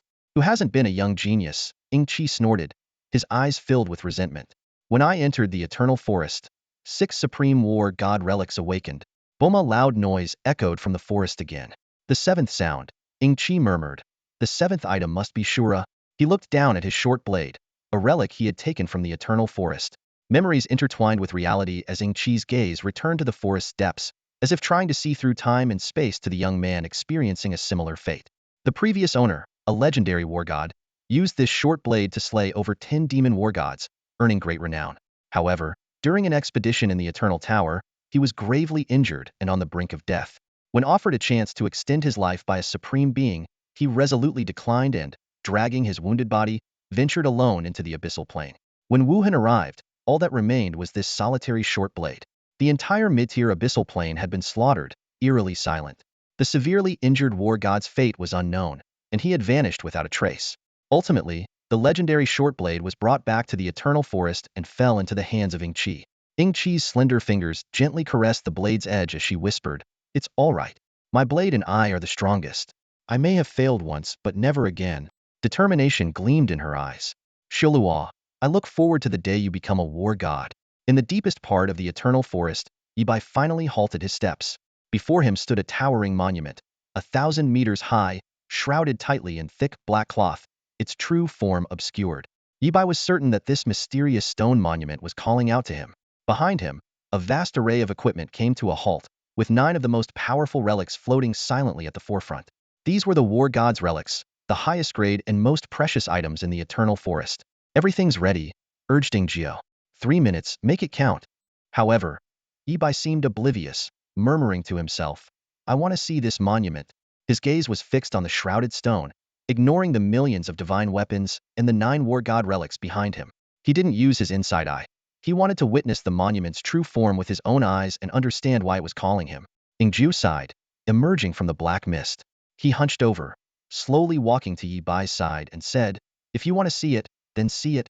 With that, he reached out his withered hand, gently pinched the corner of the black cloth, and gave it a light tug. The heavy cloth fell away. The true appearance of the monument was finally revealed to Yi Bai. The massive stone was covered in countless inscriptions and names, written in blood-red paint. Yi Bai's eyes scanned the lines, as if seeing the vivid faces of those who had written them. Zhou Jiantang sought death alone, for the lives of 10,000 families. His only goal before dying was to kill the enemy. "Qing Yin, this battle is perilous. Take care of everything at home. Your brother can rest easy, do not worry." "Lu Qingyao, I'm tired, I want to rest." "Take care." Yi Bai muttered in shock. This is the monument of last words, or a monument of wills. Ingju sighed again and explained, in every great war, there are always warriors who face death without fear, charging ahead of the army. They hold the line and sacrifice themselves for the nation. Gazing at the solemn monument of last words, Yi Bai seemed to hear the thunderous sounds of battle. He envisioned scenes of warriors in golden armor, wave after wave charging forward, unafraid of death. He suddenly realized that the peaceful land beneath his feet was reclaimed inch by inch with the blood and sweat of their ancestors. Now, peace still required blood to be defended. An arrogant demon once proclaimed, "Kill. If we slaughter enough humans, they will naturally submit." And this solemn monument was humanity's silent reply. Humans do not fear death, so how could they be intimidated by it? The monument of resolve stood tall in the desolate wilderness, its inscription exuding a solemn aura. Yi Bai stood before it, his eyes scanning the stone with curiosity and doubt. He had been searching for the motivation to propel him forward, and this monument seemed to offer an answer, yet it also felt as if something was missing. Suddenly, Yi Bai's gaze was drawn to a poem in the upper left corner of the stone. Surrounded by various messages, the poem still stood out. Upon closer inspection, it was a quatrain, but only the first 3 lines were present. With flesh and blood, I guard the land. Though my bones may rest, my soul cannot. With one sword, I vanquish demons. The poem left some space, clearly lacking the final line. Yi Bai furrowed his brows and examined it carefully, noticing the unique writing style. The first 2 lines were in regular script, powerful and concealed, while the third line abruptly shifted to cursive script, free-spirited and bold. This stark contrast puzzled Yi Bai. If I'm not mistaken, these lines were left by 3 mighty warriors? Yi Bai muttered to himself, but something still felt off. Shadow 9, standing nearby, clarified Yi Bai's confusion. Indeed, they were left by mighty warriors, but not 3, only 2. The first 2 lines were left by Nightmare, and the third by Wuhan. As he spoke, Shadow 9 glanced at a stationary white cloud in the blue sky. Yi Bai, intrigued by the explanation, remarked, "You know, I have OCD. Seeing a poem with a missing line is really irritating." Shadow 9 was taken aback by Yi Bai's thought. "You want to complete the poem?" He quickly reminded, when Nightmare left the first 2 lines, he had just slain a demon god. When Wuhan left his line, he was heading to the front lines to break the enemy. Both warriors left their inscriptions on the monument of resolve in life-threatening situations, declaring their resolve with their lives. But Yi Bai was even more excited. That makes it even more necessary to complete it. Who knows? Maybe after I finish it, the missing pieces will fall into place. Shadow 9, helpless, relented. "You have a minute and a half. If you can complete the last line in such a short time, I'll write it for you." He explained that the monument's material was so special that even a battle king's strike could only leave a white mark. To leave an inscription required at least a war god's strength. Yi Bai took a deep breath and solemnly declared, "I've got the final line. I vow not to return until the abyss is vanquished." Shadow 9 exclaimed in surprise, "You must be cheating." Given Yi Bai's literacy level, it was improbable for him to come up with such a fitting line so quickly. Yi Bai admitted frankly, "Sort of, I took a shortcut. You're tired. Let's finish this and get out of here." Though skeptical, Shadow 9 was moved by the final line. With a surge of black mist, his thin fingers pressed against the monument of resolve, carefully inscribing in running script, "I vow not to return until the abyss is vanquished." Yi Bai looked at the completed poem with satisfaction. "With flesh and blood, I guard the land. Though my bones may rest, my soul cannot. With one sword, I vanquish demons. I vow not to return until the abyss is vanquished." However, Shadow 9 didn't stop there. Yi Bai, anxious, urged, "Master 9, we're running out of time. We need to leave." Shadow 9 leisurely replied, "What's the rush? We still need to sign." He added several names at the end of the poem: Nightmare, Wuhan, Shura, Shadow 9, Lu. Seeing this, Yi Bai couldn't help but admire Shadow 9's shamelessness, realizing he had much to learn. As Shadow 9 finished the last character, the black cloth on the ground suddenly rose, shrinking into a tattered black cloak that draped itself over Yi Bai's shoulders and fluttered in the wind. The cloak, having chosen Yi Bai, caused the other 9 relics of the war gods to dim, and even all equipment imbued with residual will retreated, unwilling to compete. Yi Bai examined the tattered cloak on his shoulder and joked, "Not bad, the uglier the gear, the stronger the power." He reminded himself to maintain the demeanor of a mage and not resort to smashing people with his staff. Suddenly, a note appeared. Nightmare's cloak, battle-damaged version. Yi Bai realized why the war gods' relics retreated upon seeing the cloak. They held absolute respect for the supreme warriors. "Retreat," Shadow 9 commanded, merging into Yi Bai's shadow. The two swiftly left the monument of resolve, leaving behind the newly completed poem, silently narrating the boundless valor and determination in the wilderness. The cloak lifted Yi Bai's body, carrying him away from the monument of death's will, crossing the eternal forest. Yi Bai and Ing Jia's figures gradually faded into the distance, leaving only the white clouds hovering over the monument, as if waiting for something. Once the two had completely left, the clouds slowly descended. A plainly dressed Taoist appeared in front of the monument of death's will, gazing up just as Yi Bai had earlier.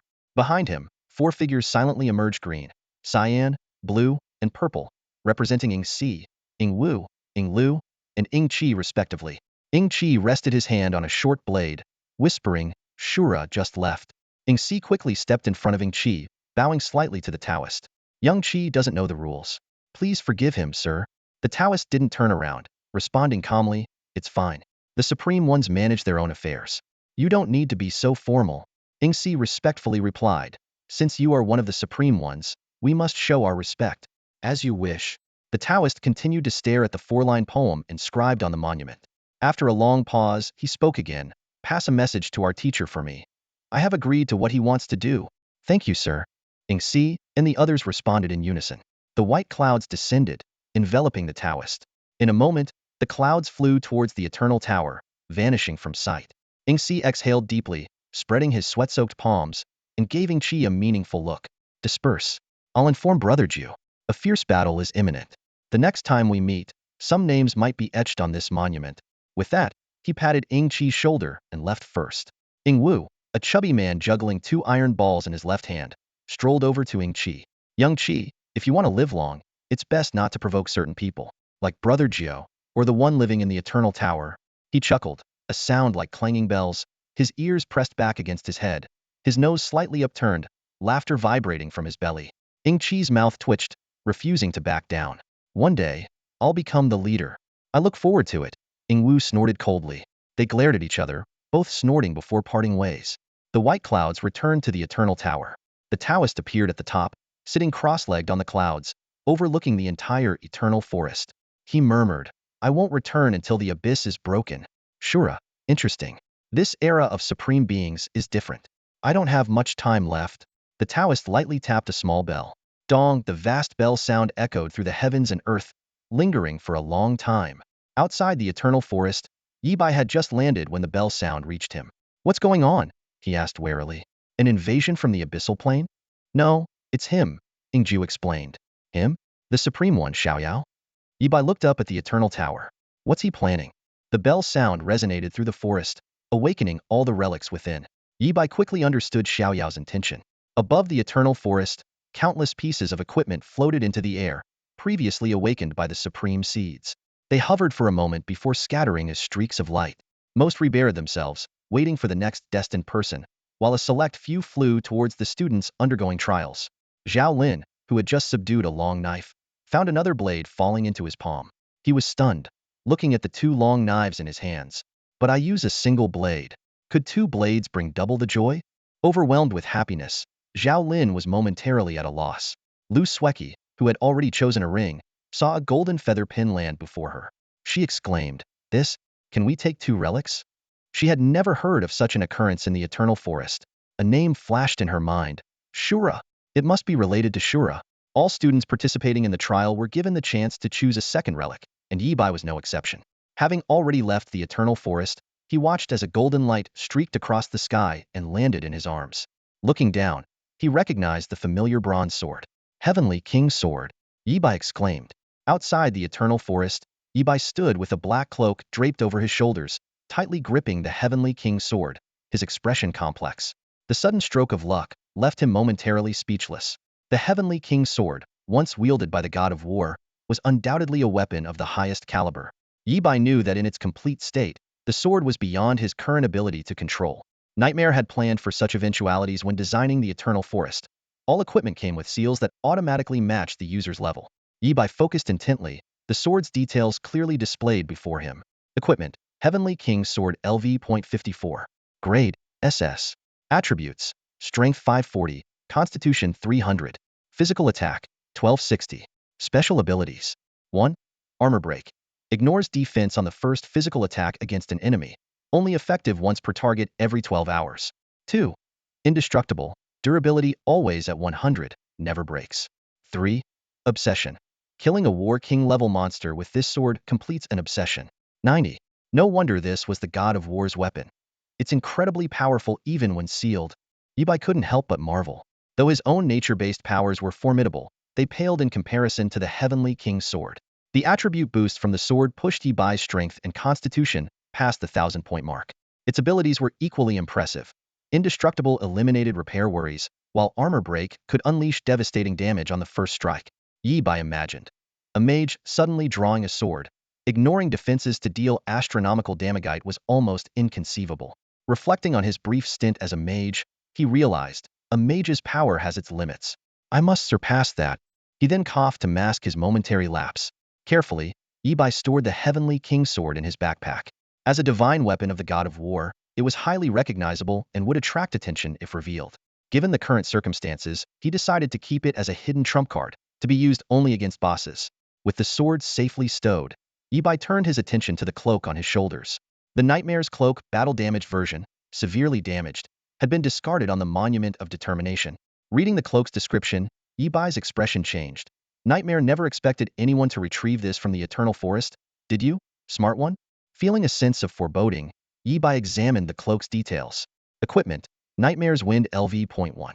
Grade, SSS. Durability, 0.001. Attributes, Agility 1. Physical Magical Defense, 1. Special Ability, Unbroken, please fix me. I really miss my pristine state. Ibai muttered in frustration. How am I supposed to fix this? Both Insight and Shadow 9 suggested the same solution. Feed the cloak SS-grade materials to restore its durability. SS-grade materials were incredibly rare and expensive, but Ibai happened to have won the skull of a hellhound. He tentatively asked, 9. Is the area safe? Shadow 9, seemingly aware of Ibai's intentions, cautioned, it's not safe. What are you planning? Save it for the Eternal Tower. After a pause, he added, when you cleared the SS level novice dungeon, you obtained part of the hellhound skeleton, right? Yes, the skull. Ibai confirmed. Shadow 9 fell silent, saying no more. In the Eternal Forest, Shadow 9 had spoken more than usual that day. Typically, he remained quiet, silently following Ibai. His return to silence did not surprise Ibai, who continued toward his objective as indicated by the sphere, preparing to complete this exercise. Meanwhile, deep within the Eternal Forest, one of the four guardians, Shadow 7, faced an unexpected visitor. Shadow 4. Without a hint of emotion, Shadow 4 said, Brother 9 has a task for you. They had already met 3 times that day, more than in the past year. Shadow 7 raised an eyebrow and asked, what task? Shadow 4 replied calmly, Brother 9 wants you to go to the Hell Abyss dimension and find a Hellhound Emperor. Except for the skull, bring back the rest of the bones intact, Ing Si ordered. As soon as he finished speaking, Ing Chi's voice began to tremble slightly. An adult Hellhound Emperor is a war god level entity.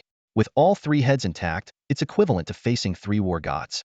If they act in unison, they are even more formidable than 3 war gods. Fear flickered in Ing Chi's eyes. The danger of this mission was evident. Even other war gods would likely hesitate.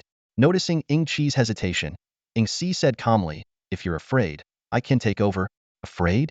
Ing Chi's voice raised to a shrill pitch, his whole demeanor suddenly becoming extremely agitated. I've been stuck here for 3 years. I'm going mad. If I had known being Ing Chi meant guarding the Eternal Forest, I would have stayed as Ing Shi, looking after kids. His emotions were nearly out of control, clearly harboring long-standing resentment. After taking a few deep breaths to calm himself, Ing Chi asked, what about my guarding duties? I can't leave without special circumstances. Even with Ing Jie's orders, Ing Chi had to ensure someone took over his responsibilities. Third brother is returning from the battlefield. He will be here to heal and help guard the Eternal Forest, Ing Si explained, then added seriously, you have 3 days? Understood. When do we leave? Now. Before Ing Si finished speaking, Ing Chi transformed into a purple mist and shot away. His entire being exuded a murderous aura, like a gluttonous beast starved for 100 years, thirsting for blood. Abyssal Plane, I, Ing Chi, am back. His roar echoed through the air. Watching Ing Chi's receding figure, Ing Si sighed helplessly, this kid, almost 30 and still so immature. Maybe I should advise his parents to have another child. This one is a lost cause. Meanwhile, in a sizable town at the foot of the Eternal Tower, Ibai followed the instructions from the orb to the meeting point, a large square. In the center stood a 100-meter-high stone monument that seemed familiar. Ibai, over here. Before reaching the square, Ibai heard Zhao Lin shout. Lu Sueki and Zhuo Lingxie were already there. with Yi Bai being the last to arrive. As Yi Bai approached, Zhao Lin quickly reminded him, "Don't mention your findings in the Eternal Forest. It's top secret." Yi Bai looked puzzled. "I wasn't planning to. Even if I did, who's going to believe I found a celestial sword and a battle-damaged cloak?" The moment he finished speaking, everyone's eyes turned to Zhao Lin. Clearly, the weak link had been identified. Lu Sueki sighed and added, "Now everyone knows Zhao Lin found 2 blades in the Eternal Forest." Yi Bai shook his head with a smile. "It doesn't matter. The summer camp training is an elimination process. To avoid getting eliminated, we have to give our all in the tests. In other words, our trump cards can't stay hidden. Whether others know or not makes no difference." Hearing this, Lu Sueki blinked and smiled silently. She thought she could still keep some cards hidden. Little did she know, Yi Bai had far more cards up his sleeve. After chatting for a while, the countdown on the orb ended. Zhuo Lingxie suddenly stood up straight, his expression becoming extremely serious as he looked towards the other end of the square. "It's time." "Time for what?" Zhao Lin asked, puzzled. "Sure." Lu Sueki gestured for silence and whispered, "A legion is returning from the abyssal plane." As soon as she finished speaking, a massive portal opened at the far end of the square. A shadow rushed out first, shouting, "Safe," before flying east towards the Eternal Forest without stopping. Then the ground began to shake. Rows of soldiers marched out of the portal, stepping in unison into the square. Each step felt like it was pounding on the hearts of the onlookers, making their pulses race. These soldiers, expressionless and exuding a thick aura of blood and killing intent, moved in perfect synchrony, obeying orders without question. Many boys watched in awe, Zhao Lin among them, utterly captivated by the unprecedented scene. Yi Bai gazed at the rows of soldiers passing by, his eyes gleaming. He silently admired, "Magnificent, a legion of 100 battles." The assembly square was filled with a chilling atmosphere. Rows of soldiers marched out from the portal in perfect formation, their movements synchronized and swift. Within minutes, the entire army had assembled. Following them were the commanders, dressed in officer uniforms, with numbers on their shoulders indicating their rank, and medals on their chests showcasing their divisions and achievements. They quickly found their respective units, dividing the large formation into dozens of smaller squads with seamless precision. 30 seconds later, all the commanders were in position. Suddenly, a thunderous sound erupted as a giant over 2 meters tall stepped out from the portal, carrying 2 blood-stained, grotesque heads of abyssal beasts on his shoulders. Each step he took made the ground tremble. The giant reached the central stone monument and slammed the heads onto the ground, roaring, "2 deputy commanders of the 4th Demon God's Berserker Legion slain, 2 demon heads as offerings to our ancestors." As soon as he finished speaking, a wave of cheers erupted. "Fong! Fong! Fong!" The soldiers chanted in unison. Next, a valiant female warlord appeared, holding a lantern. She placed the lantern beside the demon heads and said coldly, "3 deputy commanders of the 4th Demon God's Wrath Legion slain, 3 demon souls as offerings to our ancestors." Inside the lantern, 3 faint flames flickered, as if they could extinguish at any moment. After the 2 warlords stepped back, a towering figure emerged from the portal. His armor was shattered, resembling a broken fishing net adorned with metal fragments. His helmet concealed his face, and he held a broken blade, with severe injuries on his back still emitting demonic energy. He walked slowly towards the stone monument, each step seemingly exhausting all his strength. Battled the commander of the 4th Demon God's Wrath Legion, severed 1 rotten hand as an offering to our ancestors, he declared, bending down with difficulty to place a severed arm. His words left everyone present in awe, stunned by the human warrior's formidable power. The man turned to face the formation, his voice deep and slightly scholarly. "In this battle, the Fenglan Legion first defeated the Berserker Legion, then crushed the Wrath Legion, slaying 12,000 enemies and wounding countless others. This battle, we have achieved a great victory. Great victory! Great victory! Feng! Feng! Feng!" The soldiers chanted in unison. The man raised his hand to signal for silence, then issued orders. "Left Deputy Commander, tally the spoils of this battle and record the achievements. Right Deputy Commander, assess the casualties and arrange care for the wounded. For the fallen, inscribe their names on the Death Wall monument." Dismissed. With that, he soared into the depths of the Eternal Forest. The 2 deputy commanders responded and went about their tasks, while the rest of the soldiers, led by their respective commanders, moved towards the nearby town. The square was left with only the students participating in the summer camp special training, still immersed in shock. Suddenly, a man with a microphone appeared in front of the stone monument, breaking the silence. "Ahem, can you hear me? Students, come a little closer." Hundreds of people gathered in front of the stone tablet, looking at each other in confusion. A middle-aged man in military uniform stood at the front, his piercing gaze sweeping over the crowd. "My name is Lin, and I am the chief instructor of this summer camp. You can call me Instructor Lin, he announced, his voice powerful and commanding, instantly drawing everyone's attention. Instructor Lin smiled faintly and continued, "First, congratulations on passing the first stage of the summer camp's special training. Out of 672 participants, 466 have successfully made it through, which gives us a pass rate of nearly 70, exceeding our expectations." Hearing this number, Zhao Lin, standing amidst the crowd, turned slightly pale and instinctively glanced at his companions, Yibai and Lu Sueki. 30 of the participants were eliminated, he thought, astonished. Then he remembered that his CCF group was considered the least talented among the genius seeds, yet they all passed. Must be luck, he mused, shaking off his thoughts to focus on Instructor Lin's speech. Instructor Lin pointed to a nearby portal, his tone filled with pride. "What you saw earlier was the triumphant return of our Windstorm Legion from the Abyssal Plane. You must have noticed that when the portal opened, the soldiers came out first, followed by the generals, then the war kings, and finally, the war gods." Seeing the crowd nod, he elaborated, "That is the order of retreat. But in an assault, the war gods lead, followed by the war kings, generals, and then soldiers." This revelation left many students wide-eyed, their surprise evident. Instructor Lin's voice grew more resolute. "This is the iron rule of our race's century-long warfare. Strength leads the charge. In great battles, the strongest always join the death camp, with war gods at the forefront. Those who show cowardice in the face of battle are immediately dismissed and never reinstated." He turned and pointed to the forest behind him, his tone solemn. "Students, the forest you walked through earlier is the resting place of countless heroic spirits of our race." This brief introduction brought tears to the eyes of many female students, while the male students clenched their fists, their knuckles white, and their jaws tight, as if ready to rush into the abyssal plane to fight the monsters. Instructor Lin's gaze swept over each face, as if to etch their expressions into his memory. "The equipment you hold is the legacy of those heroic spirits. The determination you carry is theirs as well. The homeland you will protect in the future is their homeland, and it is also our homeland." His voice grew almost to a roar. "Remember, 90 years ago, when the abyssal plane invaded Blue Star, our race entered a state of war. To this day, that state has not been lifted, not once." Instructor Lin's eyes seemed to hold the weight of the stars, each word striking the hearts of the crowd like a heavy hammer. "You live in an era of war, merely enjoying the brief peace guarded by your ancestors. Do not mistake this false peace for lasting tranquility, nor take the cradle of infants as your lifelong home. This world is harsh and cold, and the monsters in the darkness will never give up any chance to invade Blue Star." His words resonated deeply, making everyone acutely aware of their current situation. Instructor Lin continued, "As the ancients said, in times of peace, prepare for war. But since 90 years ago, our race has not known peace. Every moment, we have been teetering on the brink of life and death."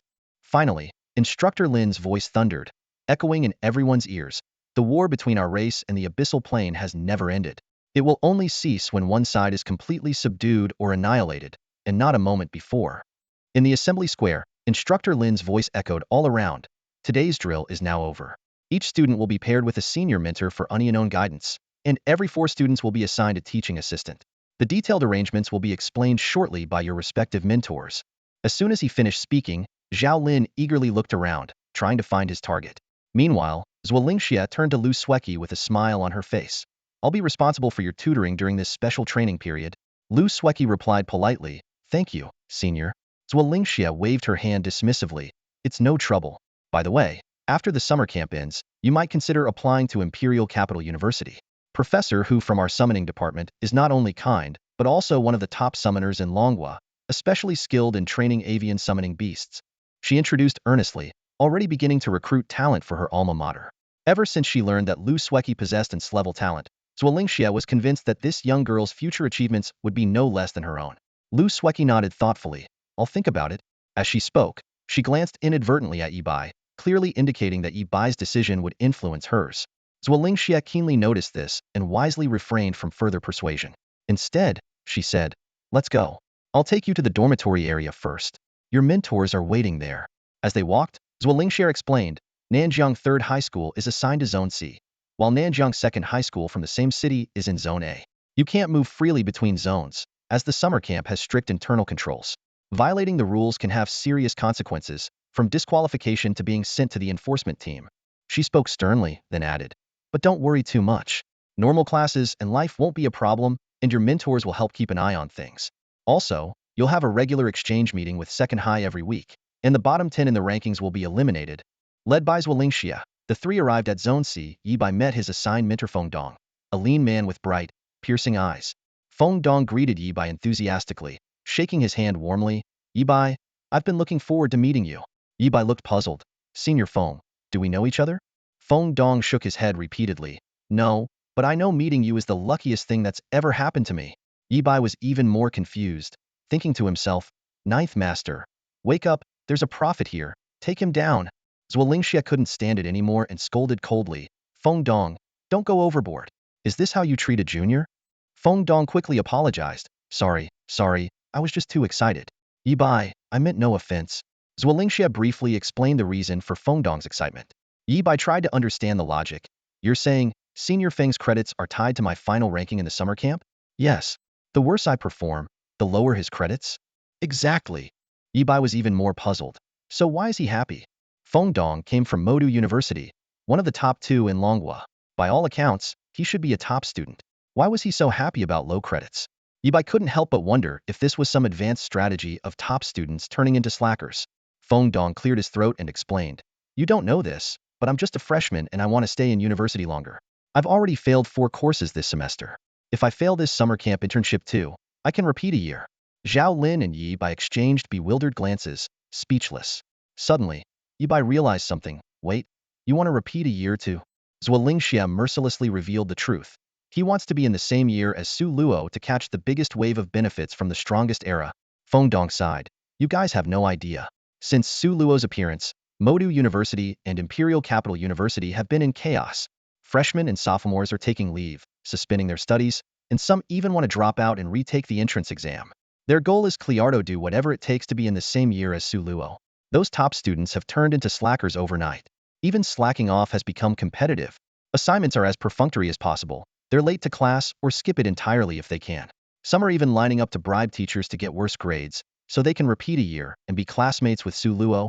An elderly professor was so infuriated by this that he ended up being hospitalized. The atmosphere at the summer camp was tense and bizarre. Instead of striving to improve their grades, the students were racking their brains to lower their credits and repeat the year. Among this group of peculiar students, Feng Dong stood out the most. Before coming to the camp, Feng Dong had already failed 4 courses. Failing one more would allow him to repeat the year as he wished. When he drew Yibai, a student with a mere clever talent, as his junior, Feng Dong was ecstatic, as if he had received an invitation to study alongside the gods of hell. Looking around, Feng Dong felt a sense of smug satisfaction. Who in this entire camp could have a talent worse than Clevel?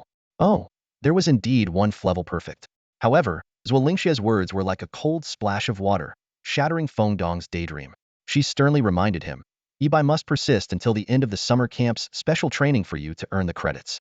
If he gets eliminated early, you'll be assigned a new junior. Want to fail? Ha. Feng Dong's heart tightened, and he nodded repeatedly. He turned to Yibai, his eyes gleaming with eagerness. Junior, for the sake of letting your senior become a classmate of the gods, you must strive hard and stick it out until the end of the camp. Yibai hesitantly replied, I'll do my best. Don't worry, as your senior. I'll spare no effort to support you for my future. Feng Dong patted his chest confidently. He was calculating in his mind if Yibai got eliminated. Where would he find another junior with a clever talent? If luck turned against him and he got assigned in level talent, his plan would be ruined. As they were talking, a burly Western man approached. He fixed his gaze on Zhao Lin and said in a deep voice, Fight. Second year at Modu University, heavy armor warrior. Trembling, Zhao Lin responded, Hello, senior Fight. I'm Zhao Lin. Fight frowned as he scrutinized the frail Zhao Lin, expressing his discontent. You're too skinny. I feel like I could knock you over with a single stomp. How can there be such a weak warrior? With that, he pulled out a 0.5% high meat slab from his storage space and handed it to Zhao Lin. Your task today is to eat this. If you don't finish it, you can't enter the Eternal Tower. Zhao Lin gasped, questioning his life choices. How many jaw muscles would it take to finish such a huge meat slab? He weakly asked, Do I have to eat this much every meal? Meal? Who said this was a meal? It's a midnight snack. Fight's response left Zhao Lin in utter despair. Despite arriving last, Fight was the first to get into the swing of things. He demonstrated with his actions how a good warrior is forged, starting with learning how to eat. Zuolingxia pulled Lu Sueki away, and Feng Dong took Yibai aside. Junior, this week's task is tough, so be mentally prepared, Feng Dong explained. Each week, there's a designated task. The better you perform, the higher your score. This score determines the ranking for the final combat test. High scorers get to choose their opponents, while low scorers cannot refuse. The final elimination list is based on a combination of combat performance and weekly task scores. Yi Bai listened attentively and couldn't help but ask, "What's the task?" Feng Dong's expression turned serious. "Clear the third, fourth, and fifth floors of the Eternal Tower.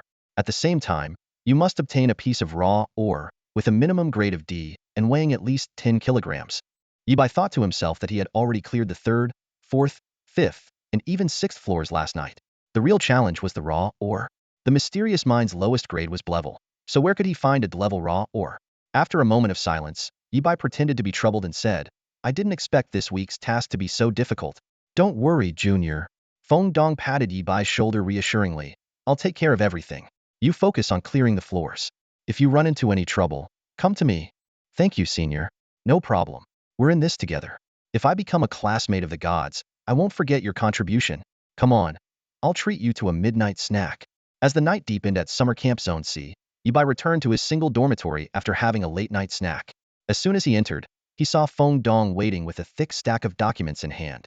"Junior, hey, race the complete strategy guide for levels 3, 4, 5, and 6. Feng Dong handed over the documents, his tone carrying a hint of apology. "But it's a bit outdated. Due to the Azura reset, these levels have been adjusted, making them much easier. I'll bring you the updated version tomorrow. For now, try tackling the third level." Yi Bai accepted the guide and said sincerely, "Senior Feng, it feels awkward calling each other junior and senior like this. Just call me Brother Bai." Feng Dong was momentarily stunned, a flicker of surprise crossing his eyes before he broke into a cheerful smile. "All right, Brother Bai. My future as a classmate with Azura depends on you. If you have any questions, feel free to reach out." After Feng Dong left, Yi Bai sat alone in his dormitory, taking stock of the day's gains. Besides inscribing a poem on the Monument of Will, he had acquired a heavenly king's sword. Glancing at the tattered cloak, he couldn't help but sigh and rub his forehead. It wasn't just a piece of equipment, it was a money pit.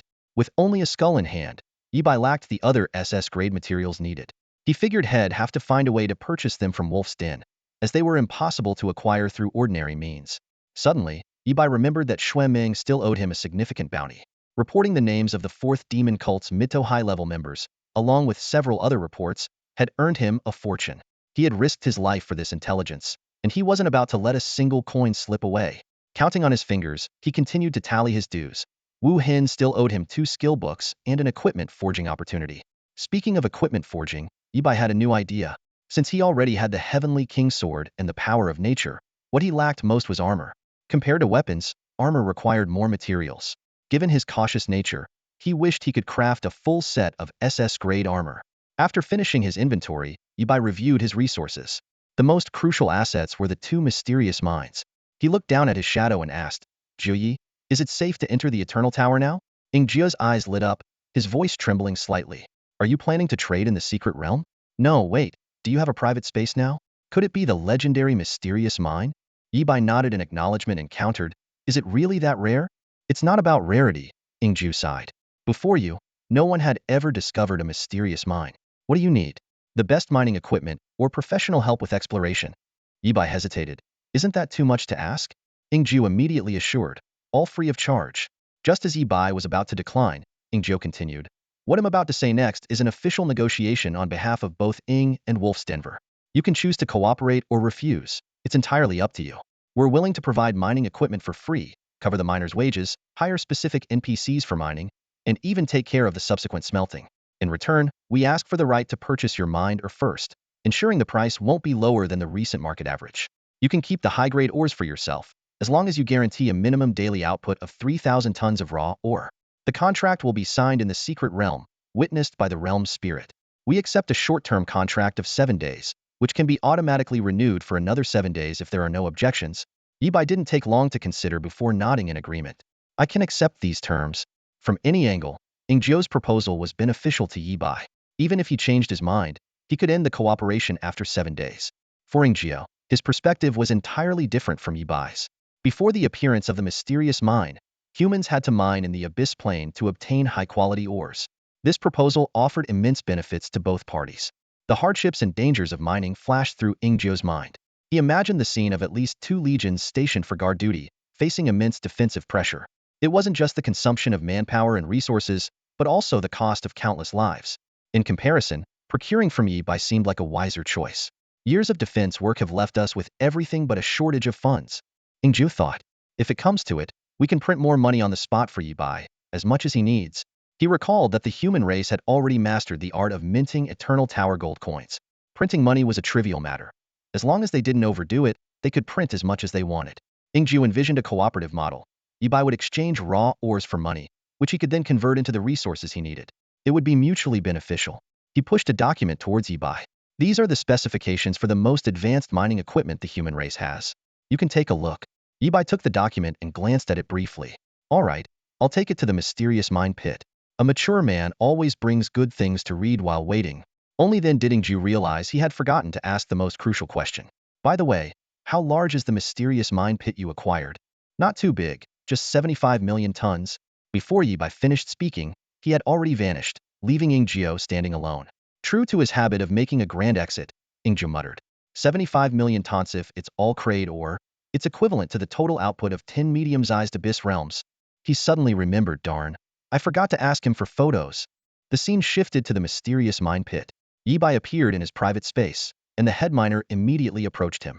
Boss, we're ready to start any time. No rush. First, take a look at this equipment and estimate the production capacity. Yibai handed over the specifications to the head miner, and a few other miners gathered around to analyze them.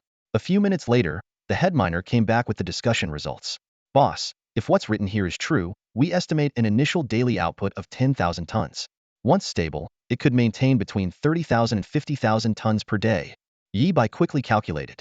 With a daily output of 50,000 tons, it would take about 1,500 days to deplete 2 mysterious mine pits, which is over 4 years.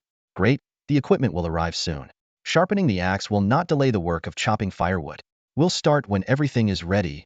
He then inquired about their living conditions. Do we have enough food and water? The head miner looked embarrassed. We have enough water, but the food is only enough for one more meal. If we stretch it, we might last a few more days. Yibai frowned. I remember purchasing food for 1,500 people. Boss, it's mostly because of that big eater that escaped from the mine pit. We didn't want to chase it away. The head miner led Yibai to reveal the culprit. A giant lizard was lounging lazily by the mine entrance, basking in the moonlight. Seeing Yibai, it excitedly called out, Why by Babu? Why by Babu? Yibai felt good, recalling how the lizard had brought him 50 liters of water back in the mine pit, a significant gesture. All right, you can stay here from now on. Although the lizard had a big appetite, it was friendly and could communicate with Yibai. After being freed from its petrification, its strength was comparable to a general. If any mining accidents occurred, the giant lizard could rescue people immediately. As an earth element creature, it thrived underground. With the help of his insightful eye, Yibai communicated with the giant lizard. Buddy, keep an eye on this place. It's our turf now. The giant lizard responded. AB. Having dealt with the giant lizard, Yibai reminded them before leaving. I'll solve the food problem as soon as possible. Make sure to eat 3 meals a day, and if you do a good job, we might even add a midnight snack. At midnight, the Eternal Tower opened. Welcome to the Eternal Core City. Yibai headed straight to the Wolf's Denver. As expected, Xuemeng was there, along with the young lady called Dai Meng from before. You're here? Xuemeng immediately recognized Yibai by his mask. Wait, Yibai interrupted Xuemeng's spellcasting. I heard that all expenses at the Wolf's Den were waived last night? Yes, we were celebrating Shura's success in passing 4 trials. All expenses were waived, Xuemeng said, puzzled. Why do you ask? Yibai felt indignant. As Shura himself, he hadn't enjoyed the benefits of the celebration. This reminded him of his second-place finish in the Shura impersonation contest. Determined not to miss out, Yibai asked confidently, Did you place the order for the 5,000 single meals I asked for last night? Xuemeng took a deep breath. Did you ask me to order them? Didn't I? Think again. Xuemeng turned to Daimeng. Prepare 5,000 single meals for him. Daimeng was practical. And the money? We can prepare 5,000 single meals, but who's paying? We can't use yesterday's free pass to buy today's food. Xuemeng lowered his voice so Yibai couldn't hear. Put it on my dad's tab. In the depths of the Wolf's Den within the Eternal Core City, Yibai didn't even sit down before getting straight to the point. Let's get this over with quickly. I still need to challenge the Eternal Tower. Today's mission, SSS level rating 01. One thing at a time. Xuemeng cautiously closed the door and handed over a list, detailing names and corresponding bounty amounts. The list you provided earlier has been fully verified, and the values have been calculated, he explained. You reported a total of 64 people. Of those, 25 have been captured or eliminated, 6 were our undercover agents, and 9 are under our surveillance. That leaves 24 valid reports, resulting in a total bounty of 19 million gold coins. Hearing this number, Yi Bai's eyelid twitched involuntarily. Xue Ming continued. This achievement also upgraded your lone wolf rank from gold to star. As he spoke, he cast a spell on the lone wolf medal, enveloping it in a white light that gave it a silver sheen. The wolf's head emblem transformed, appearing less fierce and more composed, with a glint of wisdom in its eyes. Congratulations, by the way, on becoming the number 1 on the Star Soldier leaderboard, Xue Ming added. Yi Bai curiously asked, how many are on the Star Soldier leaderboard? 1. Xue Ming replied succinctly. Yi Bai thought to himself that being both the first and last on the leaderboard was a unique situation. Indeed, very few could accumulate enough merit to reach the star rank at the soldier stage. Most would advance to general rank directly. Yi Bai was an exception among exceptions. Without waiting for Xue Ming to elaborate, Yi Bai moved to the next topic. What about the bounty for the 4th demon cult leader? While 19 million gold coins was an astronomical sum, it still fell short of Yi Bai's current needs. Repairing the Nightmare Wind required SS-level materials, and crafting top-tier armor demanded high-quality materials, preferably S-level or above. The costs for these were unpredictable. Xue Ming replied gravely, you know the demon cult leader isn't dead yet. The full reward should have been given to you, but now it has to be discounted. Yi Bai was taken aback, realizing the predicament. If he had known earlier, he would have claimed the rewards before reporting consecutively. This would have maximized the value of his reports, allowing him to profit multiple times. One cannot step into the same river twice, but Yi Bai could have reported consecutively twice. Fine, I'll remember this, Yi Bai said, sounding as if he had lost money. Had I known, I wouldn't have stopped old Master Jiu from fulfilling his promise. Sitting across from him, Xue Ming suddenly felt a chill down his spine, as if something ominous was descending. Yi Bai quickly changed the subject. Let's not dwell on these happy topics. Let's get straight to Itho much? He understood clearly that their relationship was purely transactional. Xue Ming replied, we'll convert it to 12 war god merit points, but I think you might need this more. Saying this, he pulled out a 3-meter-long bone staff from his coat. Yi Bai stared in astonishment at the bone staff, still covered in fresh meat strands and emitting steam, with the bone marrow still warm, indicating 100 freshness. Clearly, the bone had been delivered to Xue Ming immediately after being extracted. The right leg bone of the Hellhound Emperor? Yi Bai exclaimed. Xue Ming nodded, confirming, yes, SS-level material. You could use it, right? Yi Bai looked at the steaming bone, momentarily speechless. The Hellhound Emperor, once matured, was a war god-level entity. Despite its 3 heads often disagreeing and even fighting each other, it was still a war god. Yet here it was, reduced to a state akin to a fish in a grill house, killed without hesitation. But Yi Bai quickly made up his mind. I'll take it. To hell with the killing. I'm here to do business. Xue Ming pulled out a detailed anatomical chart, explaining seriously, apart from the cartilage, a mature hellhound offers 72 usable bones. If you order the full set excluding the skull now, you get a 12 discount. A deposit of 12 war god merit points can offset 20 merit points. Yi Bai laid out all his assets. 19 million gold coins. 12 war god merit points, how much can I get? Xue Ming calculated for a moment. Normally, 1 war god merit point equals 1 million gold coins. So, combined, you have 31 merit points. This can buy the limb bones, but you're still 60 merit points short of the full set. Yi Bai considered reporting a few more demon cult followers, but he gritted his teeth and said, I'll take the set. I'll pay the deposit now and figure out the balance later. Xue Ming looked at Yi Bai with a serious expression. Don't you dare pin this on me. Yi Bai retorted with a smile. What are you talking about? Do I look like that kind of person? Xue Ming's eyes silently conveyed the message. Yes, you do.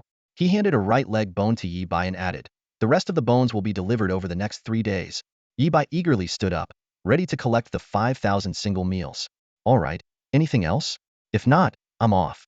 Let's catch up over tea some other time. Wait a minute. Xue Ming stopped him and pulled out a few books from his coat. Someone asked me to give these to you. Second uncle said to send you 2 skill books. Yi Bai's eyes lit up. Xue Ming's second uncle was actually his second brother. Finally, the skill books from Wuhan had arrived, and he even had options to choose from. As expected from the most reliable powerhouse, everything was always in order. Xue Ming pushed 5 skill books towards Yi Bai and explained, these are all close combat skills. It's a bit odd for a mage like you to learn them. There are 5 in total. Take them back and study them. Once you use 2, the remaining 3 will disappear automatically. Yi Bai's first instinct was to find a way to keep the other 3 books. Exploiting glitches had become second nature to him, and he couldn't let such an opportunity from a powerhouse slip by. Xue Ming seemed to read Yi Bai's mind and suddenly spoke animatedly. It is possible, using a god-ear sword of the war god rank, to temporarily seal the 3 skill books until you're strong enough to learn them. But do you have a god ear, S-rank sword? Do you? I don't even have one. All I have is a hammer. He almost roared the last few words. Do you understand how I feel? I'm a swordsman, and yet, after becoming a war god, all I can use is a hammer. A hammer. Yi Bai initially wanted to say he had the Tianwang sword, but seeing Xue Ming's agitated state, he swallowed his words. Instead, he said, I understand your feelings. Indeed, such equipment is rare, and not something everyone has the chance to own. Xue Ming let out a long sigh. As he reached the door, he suddenly turned back to remind, oh, and be careful. Careful about what? Recently, the frequency of demonic contamination in the Eternal Tower has increased significantly. If you go to the 7th floor tonight, you'll likely run into some trouble. Xue Ming frowned. I don't know what that crazy old Taoist is up to. Yi Bai pondered. He had encountered the minions of the demon god on both the 1st and 2nd floors, and given that the Eternal Tower was supposed to be guarded by powerhouses, it shouldn't be this poorly defended. After Yi Bai left, Xue Ming suddenly burst into laughter. No, I was overthinking it. Anyone who runs into this shameless kid is the one in real trouble. This kid brings disaster wherever he goes. Leaving the office, Yi Bai applied for a private space at the Wolf's Den reception. Lone Star Wolf, S-level confidentiality. The staff member explained, you can conduct combat tests, practice skills, and forge equipment in there. He overheard faint whispers behind him. A 9th rank warrior, Lone Star Wolf. Did I see that right? He's the junior Xue Ming has high hopes for. Maybe he accomplished something significant. There have been precedents. True, the reputation of a Lone Star Wolf at the warrior rank is greater than their actual strength. Only when he becomes a warlord will his true potential show. Wow, he took so much food. Can he eat it all by himself? Yi Bai thought to himself, first, prepare the Nightmare Wind, then check out the skill books from Wuhan. Xue Ming's final reminder made him more vigilant. If the 7th floor was contaminated by a demon god, achieving 100 exploration would be challenging. Given the chance to clear it with an SSS rating, Yi Bai wouldn't miss it. He needed to be fully prepared before setting out. Let's get started. Yi Bai looked at the eager Nightmare Wind and tossed in the Hellhound skull. In an instant, the Nightmare Wind devoured the skull and even let out a burp. Burp tastes like chicken, nice and crunchy. After devouring the skull, the Nightmare Wind let out a satisfied burp. Seeing this, Yi Bai unhesitatingly tossed in the large bone stick he had just bought. This time, the Nightmare Wind consumed it even faster, accompanied by a chilling grinding sound, and the bone vanished without a trace. After consuming 2 pieces of SS-grade material, the durability of the Nightmare Wind had noticeably increased. Yi Bai's eyes focused on the information that appeared before him. Equipment, Nightmare Wind LV.21. Grade, SSS. Durability, 0.201. Attributes, Agility 201, Strength 200, Constitution 200. Physical Magical Defense, 201. Special Effects, I'm broken, please fix me. I really miss being in perfect condition. 3 Elements Mastery. Choose any 3 elemental types, all spell effects too. Hellhound Shadow. Summon a LV.20 Hellhound Shadow to fight for you. Once defeated, it needs 24 hours to recover before it can be summoned again. Yi Bai frowned, quickly calculating. 2 bones only increase the durability by 0.2. A Hellhound Emperor could provide 72 bones, which means 7.2 durability. To fully repair the Nightmare Wind, it would require nearly 14 Hellhound Emperors. His face darkened, clearly underestimating the Nightmare Wind's insatiable hunger. However, from the 3 Elements Mastery and Hellhound Shadow effects, it seemed that different materials might trigger chain reactions, enhancing the corresponding special effects. Yi Bai began to strategize. After using all the Hellhound Emperor bones, he would need to find other suitable SS-grade materials. To maximize the combat potential of the Nightmare Wind, the variety of materials used in the repair process was crucial. He set the 3 Elements Mastery to Wind, Fire, and Lightning. Although it only provided a 2 boost, it was still beneficial. Once all the Hellhound Emperor bones were used, this percentage should increase. Thinking about the 60 million gold coins he still owed, Yi Bai felt a headache coming on but quickly put this worry aside. Yi Bai fastened his cloak and with a thought, summoned Hellhound Shadow. In an instant, a ferocious dog, half as tall as a person, leaped out from the shadows, baring its teeth menacingly. Yi Bai joked, hey there, little cutie. Tastes like chicken, crunchy and delicious. Monster, Juvenile Hellhound LV.20. HP, 45,000. MP, 30,000. Physical Defense, 380. Magical Defense, 400. Skills, Ferocious Roar, Guard Dog. In terms of combat power, this shadow could easily sweep through 6th-tier soldiers. Although it wasn't much for Yi Bai now, considering it was nurtured with just 2 bones, its potential was undeniable. Once all the bones were gathered, it might not reach the war god level, but it could at least rival a war king. Yi Bai nodded in satisfaction, feeling more secure. He softly commanded, "Return." The hellhound immediately turned into a shadow and merged back into the nightmare wind. As long as it wasn't killed, it could exist indefinitely, and even if defeated, it could be summoned again after 24 hours. Putting aside the matter of the nightmare wind, Yi Bai began to study the 5 skill books gifted by Wuhan. Seeing that 4 of them required a minimum level of 200 to learn, he couldn't help but roll his eyes. It was only now that he understood why Wuhan had given him all 5 at once. However, Yi Bai quickly adjusted his mindset. The higher the level requirement, the stronger the skill. Since he planned to exploit the Heavenly King's sword to its fullest, these 5 skill books would eventually be his.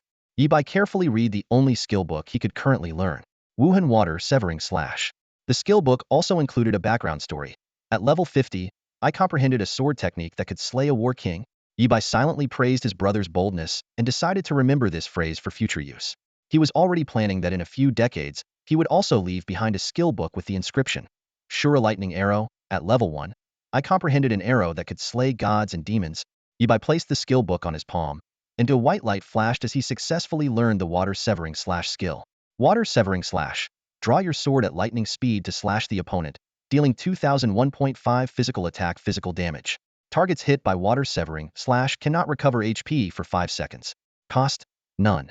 Cooldown? 5 seconds. The skill description was concise and clear. Water Severing Slash mainly had 2 effects, high damage and healing immunity. Yi Bai marveled at the power of this skill, especially the healing immunity effect, which was practically a godsend. However, one thing puzzled Yi Bai. Apart from the healing immunity, the damage of Water Severing Slash wasn't particularly high. But his brother had claimed this sword could slay a war king. Was he exaggerating? Given Yi Bai's understanding of Wuhan, that seemed unlikely. He speculated that the Water Severing Slash might synergize with his brother's innate talents, unleashing such terrifying power that it could indeed slay a war king. After putting the remaining skill books away, Yi Bai tried releasing the Water Severing stream a few more times and felt quite satisfied. The sword energy was as thin as silk, drawing beautiful arcs in the air, as if it could truly cut through water. He was secretly delighted his second brother probably hadn't taught this move to anyone else. Great, from today onward, I am the master of the Water Severing stream. Yi Bai gripped the Heavenly King's sword tightly, feeling invincible. I, Shura, am not targeting anyone specifically. I'm just saying that all the demon gods present are trash. However, he quickly thought of Xue Ming. If Xue Ming saw the Heavenly King's sword, it might cause the middle-aged man's blood pressure to spike. To safeguard the health of the middle-aged and elderly, Yi Bai decided to keep a low profile and carefully put the sword away. Leaving room SS-002, Yi Bai went to the front desk. Dai Ming recognized him instantly and proactively asked, "Anything else?" To prevent Yi Bai from haggling again, she quickly added, "Xue Ming has instructed that you can't charge anything to his account anymore. Do I look like that kind of person?" Yi Bai felt quite indignant, thinking that they were underestimating him. He said seriously, "I just wanted to ask if there are any special promotions for achieving an SSS rating in Shura." Dai Ming was taken aback for a moment, thinking this guy was still hung up on getting freebies.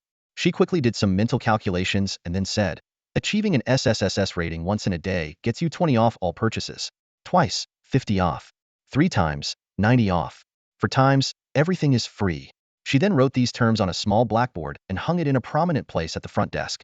"Thanks, I got it." Yi Bai calculated in his mind. Given the 6 hours today, he could achieve an SSS rating at most twice, which meant only a 50 discount on food. Not worth it. Why spend money when you can get it for free? He had just extorted 5,000 portions of food from Xue Ming, enough to feed the miners for a few days. He decided to come back for supplies once he was confident he could achieve at least 3 SSS ratings. After bidding farewell to Dai Ming, Yi Bai walked out of the combat assessment hall and onto the street. He summoned the Eternal Core Crystal and placed his palm on it, feeling a slight chill. "Please select a floor." The 7th floor. A white light engulfed Yi Bai, and a familiar chime echoed in his ears, "Wishing you a swift clearance of the Eternal Tower." The Tower of Eternity, 7th level. The frigid cliff. The piercing cold wind cut through the air like blades, mercilessly attacking every inch of exposed skin. As Yi Bai was about to step into the 7th level, several figures cloaked in black had already gathered at the cliff's edge, standing in a tense standoff. "We shouldn't be meeting like this. It's too dangerous." A processed voice broke the silence, sounding as if dozens of people, men, women, young, and old, were speaking simultaneously, like a bizarre chorus. Even the weakest among them were at the rank of Battle King, who under normal circumstances would never appear on such a low level. Moreover, the Tower of Eternity was guarded by Xiaoyao. and trying to pull any tricks under his watch was akin to courting death. He began his seclusion yesterday. The strongest figure among them revealed a shocking piece of news, instantly making everyone present breathe a sigh of relief. It was well known that once Xiaoyao went into seclusion, he wouldn't show himself easily. It could last as short as 7 days or as long as several years. Even when the war god faced a life-or-death crisis, Xiaoyao had once ignored it. Such confidential information was supposed to be highly classified, indicating that the one who spoke earlier held a significant position among the humans. Is he attempting to reach the final level again? A trembling voice cautiously asked, filled with fear. Upon receiving a confirmation, the person hastily announced, the 12th demon god faction is withdrawing from this operation. It's too dangerous. My master, the 8th demon god, is not interested. Farewell. Several figures vanished instantly, as if they had never been there. They were all mid to high-level members of various demonic cults, like rats hiding in the shadows. Since the appearance of Shura, their living space had been shrinking, with the 4th demon cult being completely eradicated and its leader missing. They knew well that on Shura's path to ascension, there was no room for compromise between humans and demons. The conflict would only escalate, potentially causing the fall of war god-level powerhouses. And the first to be eliminated would be these lackeys of the demonic cults. The tide had turned, and many members of the demonic cults fled to the abyssal plane, never to return to Blue Star. Those who remained mostly had other tasks or harbored delusions of evading capture. Only 4 figures remained on the frigid cliff, the convener, 2 war gods, and a battle king. Since he's in seclusion, we can talk a bit more. One person spoke up. Make it quick. I only have 3 minutes, another urged. You're the leader of the first demon cult, right? Do you need any more people? I have experience as a cult leader, am optimistic, hardworking, and, most importantly, I've always had good luck. The battle king suddenly interjected, sounding out of place. The convener in the center spoke again. Who I am is irrelevant to you. All you need to know is that I have a weakness of Shura's that can stop him at the 7th level. The 3 immediately showed interest. Tell us your plan. If it's feasible, my master is willing to provide some resources. You all know that Shura once killed the cave serpent in 0.01 seconds, which indicates he has extremely high burst power, the convener explained. That's correct, continue. I need each of your demon gods to contribute some of their essence to create a monster that will replace the 7th level's boss. If the plan succeeds, Shura will have no chance of clearing it. The convener revealed detailed information in his palm and distributed it to the 3. They were all powerful and experienced, needing only a glance to understand the depth of the plan. A 2-phase boss, interesting. The first phase is immune to physical damage and only takes magic damage. After being killed, it enters the second phase, immune to magic damage and only takes physical damage. They nodded, satisfied with the information. Agreed. Even if Shura has thought about training in close combat, there's no way he can solo this boss in such a short time. Plus, the second phase has high health regeneration, so we have a good chance of stopping him. Indeed, even at level 200, I wouldn't confidently say I could defeat this boss. Are you sure the first demon cult isn't hiring a leader? And what about you two? I'm experienced in bankruptcy reorganization and excel at leading demonic cults to rise again. The Battle King interjected again. The originally serious conspiracy discussion became bizarre due to this joker's frequent interruptions. The 3 war gods tacitly chose to ignore him and continued discussing their plan against Shura. I have one more question. One of them spoke up. A shadowy war god spoke, his voice deep and filled with authority. He acknowledged the boss's strength, but then posed a critical question. What if we send our strongest to eliminate it directly? The war god recalled events from a few days ago. A Minotaur warrior had broken into the first layer, significantly weakened by severe injuries. The humans underestimated it, treating it as easy prey for the Shura. Indeed, the Shura effortlessly dispatched it and gained substantial rewards. However, this time was entirely different. The war god's tone grew solemn. They've created monsters using the essence of demon gods. On paper, they're only level 60, but they're true combat power rivals that of a war king. He analyzed that in this scenario, humans would inevitably send their strongest to ruthlessly kill the threat, inadvertently clearing the path for the Shura. The host spoke slowly, revealing the essence of their plan. He explained that by leveraging the eternal rules of the 7th layer, they had created a level 60 boss with a special attribute. All is illusion, any being above level 60 couldn't harm it.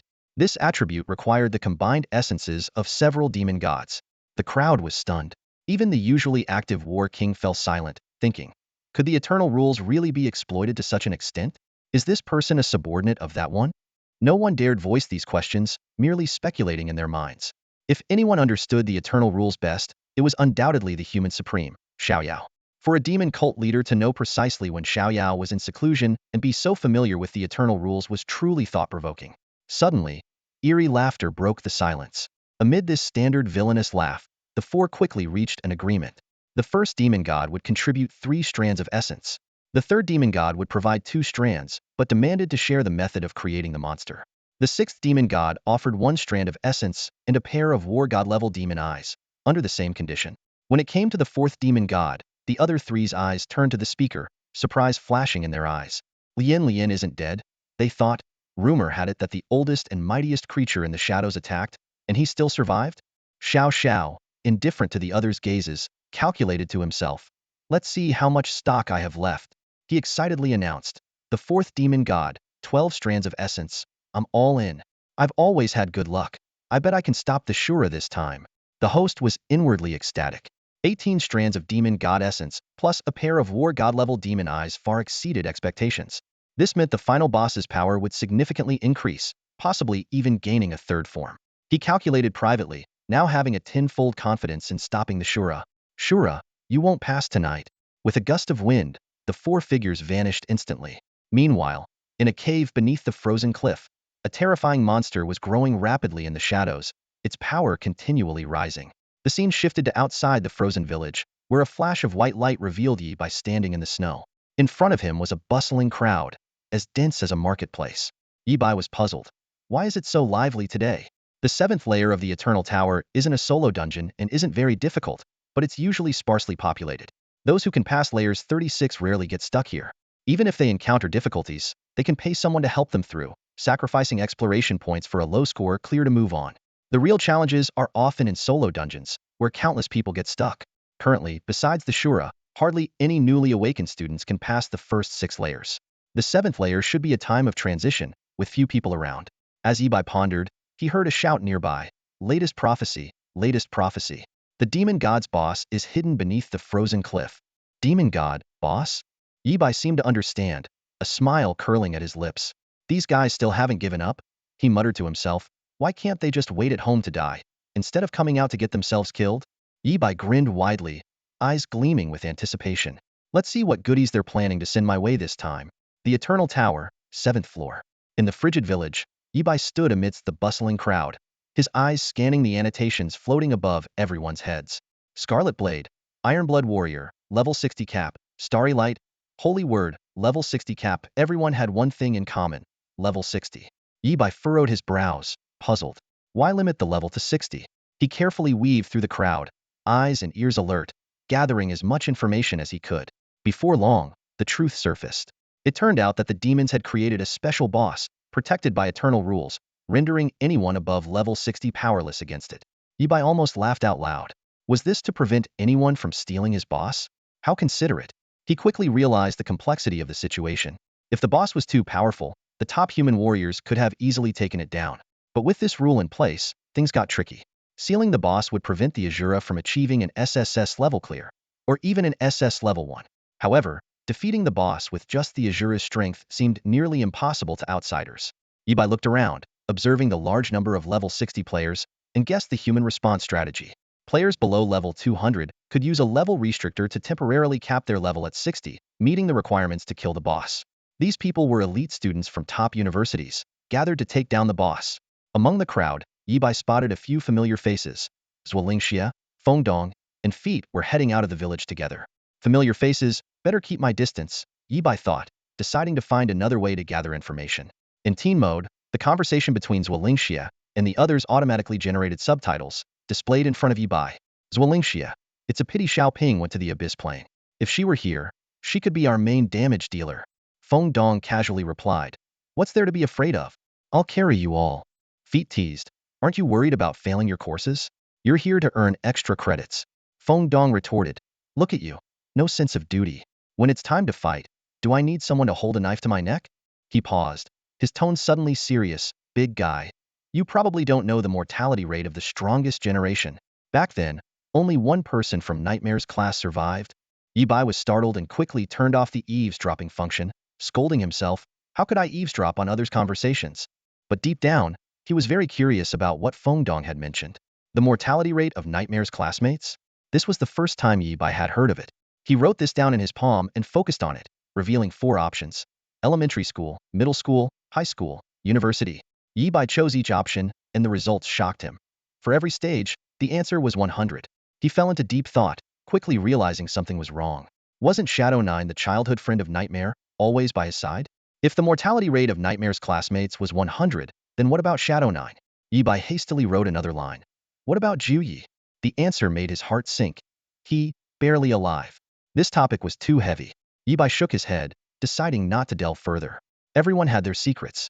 Azura contributed to humanity, and Shadow 9 protected Azura. This was a mutually acknowledged fact, with no debts owed. The secrets carried by Jiu Yi were not something the current Yi Bai could touch. Soon, Yi Bai learned two more shocking statistics from the inside eye. During the strongest time at Wuhan University, the mortality rate of classmates was 64. For Xiaoyao, it was 43. These staggering numbers made Yi Bai think about his own situation. What about Azura? Based on past experiences, getting close to the strongest seeds meant losing half your life. Shadow 9 had once said that the strongest always appeared in the most dangerous places. And those who chose to follow the strongest also put their lives at risk. Clearly, the mortality rate was no secret in top universities. Even Feng Dong could casually mention it, meaning it was common knowledge. Yi Bai's heart grew heavier. Despite this, Feng Dong and others still tried to lower their credits, risking failure, just to be classmates with future strongest warriors. No matter how great the risk, even if they knew exactly how high it was. Don't get close to the strongest, or you'll become unfortunate? Yi Bai muttered to himself, grabbing a handful of snow to wash his face, trying to perk up. Feeling the pressure. Time to kill a boss to blow off some steam. In the snowstorm, a figure swiftly moved past, unnoticed by anyone. After all, there were too many lone wolves like him. Once the war god of prophecy obtained the boss information, the Defense Bureau quickly formulated a strategy. Top universities were notified. All students below level 200, prepare for battle. Free level 60 limiters are being distributed. Players are invited to participate in a boss raid on the 7th floor of the Eternal Tower, with corresponding credits awarded based on performance. The announcement caused an immediate uproar among players. Most of them eagerly abandoned their previous plans, rushed to grab the level limiters, and headed straight for the Frost Village. Yi Bai stood at the village entrance, observing the bustling scene. The once desolate Frost Village was now teeming with life, with players coming and going, preparing for the upcoming boss battle. Their eyes sparkled with excitement, as if they could already see the hope of achieving an SSS rating. Yi Bai's actions seemed ordinary among the throngs of enthusiastic players. He was just one of many participants. On the frost cliff, the wind howled. Feng Dong, holding his staff, finished a long incantation. In an instant, thousands of wind elemental spirits materialized before him and dispersed, searching the vast frost cliff for any trace of the boss. Here, the latest mana potion, Zhuolingxia handed over a bottle. Feng Dong took a swig, his face immediately contorting in disgust. Bitter. So bitter. Bitter? The monkeys we tested it on didn't mention that, Zhuolingxia said, puzzled. Nearby, Feat pressed his ear against the stone wall, eyes closed, forehead beaded with sweat. I can hear. A terrifying heartbeat, he said, his face pale and voice trembling. Just the sound of it is almost unbearable. At that moment, Feng Dong suddenly shouted excitedly, found it. He raised his staff, flight spell, fly. The three of them sped towards the cave where the boss was located, propelled by the spell. Inside the cave, a fierce battle was underway. Hundreds of players were attacking a grotesque, gigantic monster. Each of the boss's attacks severely injured many, but the human players worked seamlessly together. Warriors held the front line, priests continuously healed, mages cast buffs, and ranged classes dealt damage. Even as a makeshift team, they demonstrated impressive combat skills. Yi Bai appeared at the cave entrance. Activating his inside eye, he easily pinpointed the boss's location. A decoy. He murmured to himself, it's a good one. Spawned from the final boss, even if killed, it will quickly revive.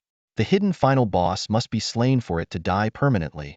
His gaze shifted to a corner of the cave where a secret passage lay hidden. The real boss is in there, he thought. This decoy is just a distraction to draw fire. Seizing the moment while everyone was focused on the decoy boss, Yi Bai moved stealthily towards the corner. He occasionally cast wind blades and other spells to attack the boss, avoiding suspicion. As he neared the hidden passage, he vanished from sight. A sudden flare of light illuminated the dark passage, then quickly extinguished. Why light a fire? Can't see? Night vision mode. Activate, Yi Bai whispered. He advanced through the pitch-black tunnel, the sound of a strong, rhythmic heartbeat growing louder. Thump thump. The powerful heartbeat echoed through the narrow passage, and Yi Bai knew he was getting closer to the real boss. In the cave, Yi Bai advanced slowly. The massive sound of a heartbeat echoed through the narrow passage, creating an enormous sense of pressure, as if submerged thousands of meters underwater, suffocating. Each step he took was accompanied by a heavy thump, and as he moved forward, he vigilantly checked his own condition. He was fully prepared, with the anti-magic disc and the scroll of forbidden spells ready. The Heavenly King's sword hung diagonally at his waist, cleverly concealed by his cloak, while the power of nature was gripped in his left hand. Although casting spells with either hand made no difference, Yibai preferred to draw his sword with his right hand. He mused to himself, men always have their little preferences. It's hard to be completely impartial. With everything set, Yibai glanced at the distance indicator in the lower right corner. Only 1142 meters to the final boss. To be cautious, he immediately activated the forbidden spell Eternal Flame, stored in the scroll of forbidden spells. 16 heart lamps instantly merged into his body, forming a barrier that could withstand lethal damage. As long as the heart lamps remained lit, Yibai would remain standing. Time was of the essence, and Yibai decided to pick up the pace. The boss must have sensed his approach, but was likely preoccupied during its growth phase. Yibai swiftly cast a fireball spell. A scorching fireball shot out from the tip of the power of nature. Simultaneously, the flame rule beneath his feet glowed red, activating the dance with fire skill. Yibai leaped into the flames, his movements unceasing, and immediately followed up with wind slash. The last short distance vanished in an instant, and Yibai burst through an earthen wall, charging into the boss's lair. As soon as he entered, a deafening roar reverberated, making his eardrums ache. The true form of the boss finally appeared before Yibai. A massive ice dragon skeleton, completely encased in ice, with large ice blocks embedded in the stone walls. The entire frozen cliff was built upon these ice blocks. This ice dragon should have been the original boss of this level, but it was now dead. Outside the ice block, a massive, chaotic, and evil aura was frantically absorbing power, trying to grow stronger. The system prompt displayed, Ice Dragon Soul, LV60, immune to physical damage. Yibai raised an eyebrow, thinking, could there be a trap in such a good deal? The enemy couldn't be that foolish. After defeating the Ice Dragon Soul, there was likely a second form. Better to finish it quickly and stack buffs, Yibai muttered to himself. With a light tap of his staff, familiar heavenly lightning struck down. With a thunderous crash, red lightning struck the Ice Dragon Soul, scorching it inside and out, and it disintegrated into nothingness. Yibai remained fully alert, closely monitoring everything around him, not missing a single detail. He had never encountered a boss with multiple forms before and dared not be careless. Sure enough, just as the Ice Dragon Soul completely dissipated, the Ice Dragon corpse within the ice block suddenly opened its eyes wide. What the heck? It's turned into a zombie? Yibai exclaimed, wondering if he had picked up the wrong script and ended up in a tomb raiding story. Could a dragon become a zombie? Inside the transparent ice block, the ice dragon's eyes were wide open, its vertical pupils staring intently at Yibai, motionless. The atmosphere was tense to the extreme as man and dead dragon faced off through the ice. Meanwhile, the scene in the boss's lair was being projected to several individuals. These were members of the demonic cult who had conspired to create the boss, now closely watching the unfolding battle. The moment Yibai appeared, all four held their breath, recognizing a certain possibility. Azura is here. One voice said with a hint of admiration, I didn't expect Azura to be the first to find the boss. Don't underestimate our strongest seed, another person agreed. Our clan? With all the crimes we've committed, do we even deserve to be called people? It was clear that there was no harmony among them. However, one person's attitude remained unchanged. Don't you guys ever recruit? If the leader's position is unavailable, how about considering me for the deputy leader? This person, as persistent as a sticky candy, paid no attention to the battle and instead kept promoting himself. If any of your leaders die, remember to contact me. Shut up. The host finally snapped. If you keep babbling, I'll shut down this projection right now. He recalled how Lian can used to be steady, cunning, and sinister, but now seemed completely different, reckless and unreliable. It seemed Lian can had paid a heavy price to escape pursuit. After being reprimanded, Lian can fell silent. Look, Azura is making a move. On the projection, Azura's heavenly lightning instantly obliterated the Ice Dragon Soul, leaving nothing behind. 3 war gods and 1 war king fell into a deathly silence. Hiss, someone took a sharp intake of breath. This guy is terrifying. He must not be left alive. If you've got the guts, I'll sponsor you with 100 war god merits. Go kill Azura, and I'll burn incense for you every year. Setting aside whether we even know Azura's true identity. With that old monster from the shadow side by his side, unless a demon god intervenes, who can kill him? The atmosphere became tense. Xiao Xiaola, the weakest among them but with the best mindset, said, if I knew Azura's true identity, the first thing I'd do is stay as far away as possible. Why provoke such an existence? Are you tired of living? Or have you forgotten the saying, those close to the strongest always face calamity? The host stepped forward, a confident smile on his face. He scanned the room and spoke steadily. Everyone, stay calm and watch closely. We've long considered the massive burst damage from Shura. Do you think we wouldn't have a countermeasure? Look at the ice walls. All eyes turned to the surrounding ice walls, filled with curiosity. Someone couldn't help but ask, what's special about them? The host's lips curled in a slight smile, tinged with pride as he explained. These ice walls were created using the eternal rule and are linked to the ice dragon's soul. To prevent any inside leaks, I didn't mention one thing earlier. He paused before continuing.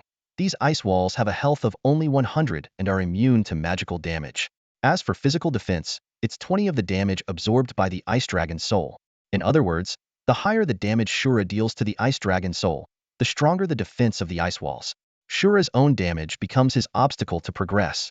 The host's eyes gleamed with a sense of triumph, as if he could already see the dawn of victory. He confidently declared, defeating the second form of the boss? No way. Surrounded by these highly defensive ice walls, Shura could be trapped on the 7th floor indefinitely. Unless the supreme expert Xiaoyao intervenes, no one can break these ice walls. Given Shura's previous damage, the physical defense of these walls is undoubtedly in the billions, maybe even tens of billions. Brilliant. Several people clapped their hands in admiration for the clever design. One praised, well hidden. Even we were fooled, let alone Shura. Another agreed, even I would find it tricky to deal with these ice walls. Well done.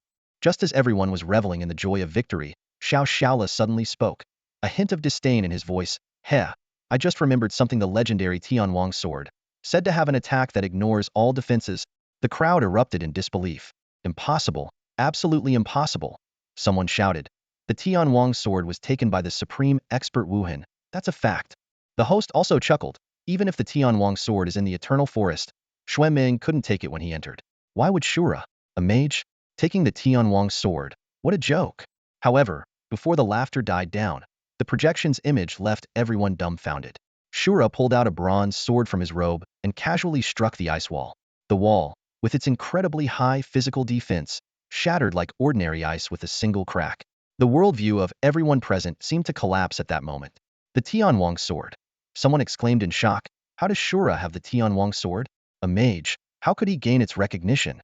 The entire room felt like it was spinning out of control, as if the world had gone mad. Suddenly, two of the war gods turned their fury towards the host, almost shouting in unison. You said you designed the ice walls to prevent any insiders from knowing. You're the traitor, aren't you? In the ice dragon's cave, the projection suddenly changed, causing the audience to gasp. When Xiao Luo drew the Tianwang sword, a spectator abruptly stood up, exclaimed, it's all in vain. Don't bother watching, and hurriedly left, leaving his stunned companions behind. The remaining audience members exchanged glances, their eyes filled with frustration. One muttered to himself, we should have known. The existence of a supreme seed is beyond our comprehension. His voice was laden with regret and helplessness. The host, unwilling to give up, stubbornly argued, even if Xiao Luo has the Tianwang sword, it doesn't mean he can solo the Icebone Dragon. Wake up. His words carried a faint trace of unrealistic hope. Xiao Xiaolu, however, was the most excited person in the room. He sneered and said, if he has the Tianwang sword, he must have learned some physical skills. Xiao Luo is meticulous. There's no way he'd just use normal attacks with a divine weapon. Maybe even the one from the Abyss Realm is willing to teach him. Mentioning the one from the Abyss Realm, the supreme warrior Wu Hin instantly made the atmosphere in the room tense. Members of the demonic cult rarely mention the names of the supreme warriors, not even their eternal IDs. The three supreme warriors were like mountains pressing down on them, making it hard to breathe. Xiao Shaola continued disdainfully, what a trash Icebone Dragon. If you ask me, you just created an experienced baby. He turned to the host, angrily demanding, refund? Is this what we deserve? The host finally lost his temper and shouted, shut up. The room fell into dead silence as the three of them turned their attention back to the projection, each with their own thoughts, waiting for Xiao Luo's next move. The scene shifted, showing Yi Bai effortlessly breaking the ice and facing the Icebone Dragon's second form. The system prompt sounded, current form only takes physical damage, ignores magical damage. HP, 50 million. Yi Bai chuckled, playing polar opposites, huh? He waved his cloak, summoning the shadow of the Hellhound. Go, test the enemy's strength, Yi Bai commanded, deciding to probe the situation first. Though the Hellhound was only level 20, it showed no fear facing the level 60 Icebone Dragon. Before charging, it glanced back at Yi Bai, its eyes seemingly saying, when it comes to being a dog, you excel. However, the hellhound was instantly killed upon contact with the icebone dragon, turning into shadows that flew back into Yi Bai's cloak. Despite losing a valuable ally, Yi Bai remained unfazed. Enraged, the icebone dragon roared and swiped its massive ice claw at Yi Bai. Its lower half was embedded in the stone wall, merging with the cliff, leaving only its upper body free to fight. Yi Bai dodged nimbly and shouted, "Wind Fury! Water-severing slash!" The Tian Wang sword flashed, and 2 red numbers appeared above the icebone dragon, along with a healing prohibited prompt. The icebone dragon's HP slightly decreased, but more importantly, it lost its ability to recover. Without giving the icebone dragon a chance to react, Yi Bai followed up with Windstep Slash. He dashed to its side and struck fiercely. In just a second, Yi Bai dealt over 10,000 damage. The icebone dragon swung its bone claws wildly, trying to catch Yi Bai, but always missed by a hair. As a bone dragon, it gained formidable abilities but lost its dragon magic, making its attacks limited and clumsy, unable to even breathe fire. It could only awkwardly chase Yi Bai's agile figure. Originally, the icebone dragon was meant to face melee warriors who needed to sustain close-range attacks to kill it. If their output paused, the icebone dragon could instantly heal with its high regeneration. But it encountered Yi Bai, Master of Water-severing slash, a move that completely halted its healing. The battle was fierce. Yi Bai outsmarted the icebone dragon, while it seemed to be fighting thin air. Yi Bai used water-severing slash to stop its healing and evaded attacks with windstep slash and other mobility skills. Even if hit occasionally, Yi Bai's high HP and undying resilience allowed him to recover quickly. Wind Fury, Water-severing slash, Windstep slash. Yi Bai transformed into a wind warrior, showcasing his skills. With Wind Fury stacking water-severing slash and windstep slash, along with basic attacks, Yi Bai's DPS reached hundreds of thousands per minute, racking up tens of millions in an hour. The icebone dragon only had 50 million HP, and each lost HP could not be restored. One side remained almost unscathed, while the other's life was steadily drained. The outcome was clear. It was only a matter of time. The scales of victory were slowly tipping in Yi Bai's favor. It was only a matter of time before he secured the final victory. Outside the cave, the top students from various schools were still fiercely battling the boss, the scene chaotic and intense. "This boss is damn tough. Kill it once and it revives again," one student shouted, sweat dripping down his forehead. "Come on, guys. Push harder, and drinks are on me at Wolf's Den tonight," another encouraged, swinging his weapon and charging at the boss once more. Suddenly, an eerie silence enveloped the battlefield. "Who the hell cast a sleep spell? All the healers are knocked out," someone exclaimed, watching as their support strength dwindled instantly. Zuolingxia fought on the side, setting up a massive cannon and relentlessly bombarding the boss. Under the group's combined assault, the boss fell once again. But everyone knew it was only temporary. The battle had raged for over 4 hours, leaving everyone exhausted. Feng Dong and Feat withdrew from the fight to rest at the rear. Rubbing his sore shoulders, Feng Dong frowned and said, "Something's not right. I've never seen a boss like this, it just won't die." "Indeed. There might be some condition we need to meet to kill it. We've already sent people to investigate," Feat responded quietly. The group began searching around the frozen cliff, hoping to find any overlooked clues. Suddenly, the usually silent Feat spoke up. "The sound. Something's off." "What sound is off?" Zuolingxia asked, her brow furrowed. "The heartbeat," Feat replied succinctly. He recalled the eerie heartbeat he had heard earlier against the rock wall. As a heavy-armored warrior who was attuned to the earth, this anomaly made him particularly wary. "Are you saying we're fighting the wrong boss?" Zuolingxia's eyes filled with concern. Feng Dong nodded in agreement. "That's a possibility. Big guy, listen for the sound again." Feat pressed his ear to the stone wall once more but quickly recoiled. "Cold," he exclaimed. "The wall is unusually cold. There might be some terrifying ice creature beneath." Zuolingxia made a swift decision. "I'll notify the others. Feat, you and Feng Dong keep searching. Find the source of that heartbeat." The three split up. Feat and Feng Dong cautiously explored and eventually stopped in front of an unremarkable rock wall. As Feat reached out, before he could even touch it, a powerful suction pulled both of them in. Shortly after, Zuolingxia arrived with reinforcements. "Feng Dong? Feat," she called out, but there was no trace of them in the cave. "Send a message," Zuolingxia ordered, but the response came back as a failure. "Search," she commanded resolutely. "Leave a small group to hold off that boss, and the rest of you find Feng Dong and Feat. They might have stumbled into the real boss's lair." Inside the ice dragon's lair, after more than 4 hours of intense battle, the boss's health was finally running low. Yi Bai seized the moment, unleashing 2 powerful slashes, Wind Fury and Water Sever, striking the ice dragon's last sliver of health precisely. With a thunderous roar, the icebone dragon let out a dying howl, causing the surrounding stone walls to crack. The entire cave shook violently as debris flew everywhere. Yi Bai, agile and nimble, leaped gracefully like a dragonfly skimming the water, deftly avoiding the falling rocks and quickly distancing himself from the icebone dragon. However, the battle was far from over. Yi Bai cautiously eyed the icebone dragon, thinking to himself, if it has a second form, who knows if it has a third? Sure enough, the icebone dragon's body began to undergo a dramatic transformation. The two dim soul fires flickering in its skull's eye sockets suddenly turned a sinister green, slowly drifting out of the skull and emitting a chilling, malevolent aura. This aura was filled with intense anger and a desire for destruction, striking fear into the heart.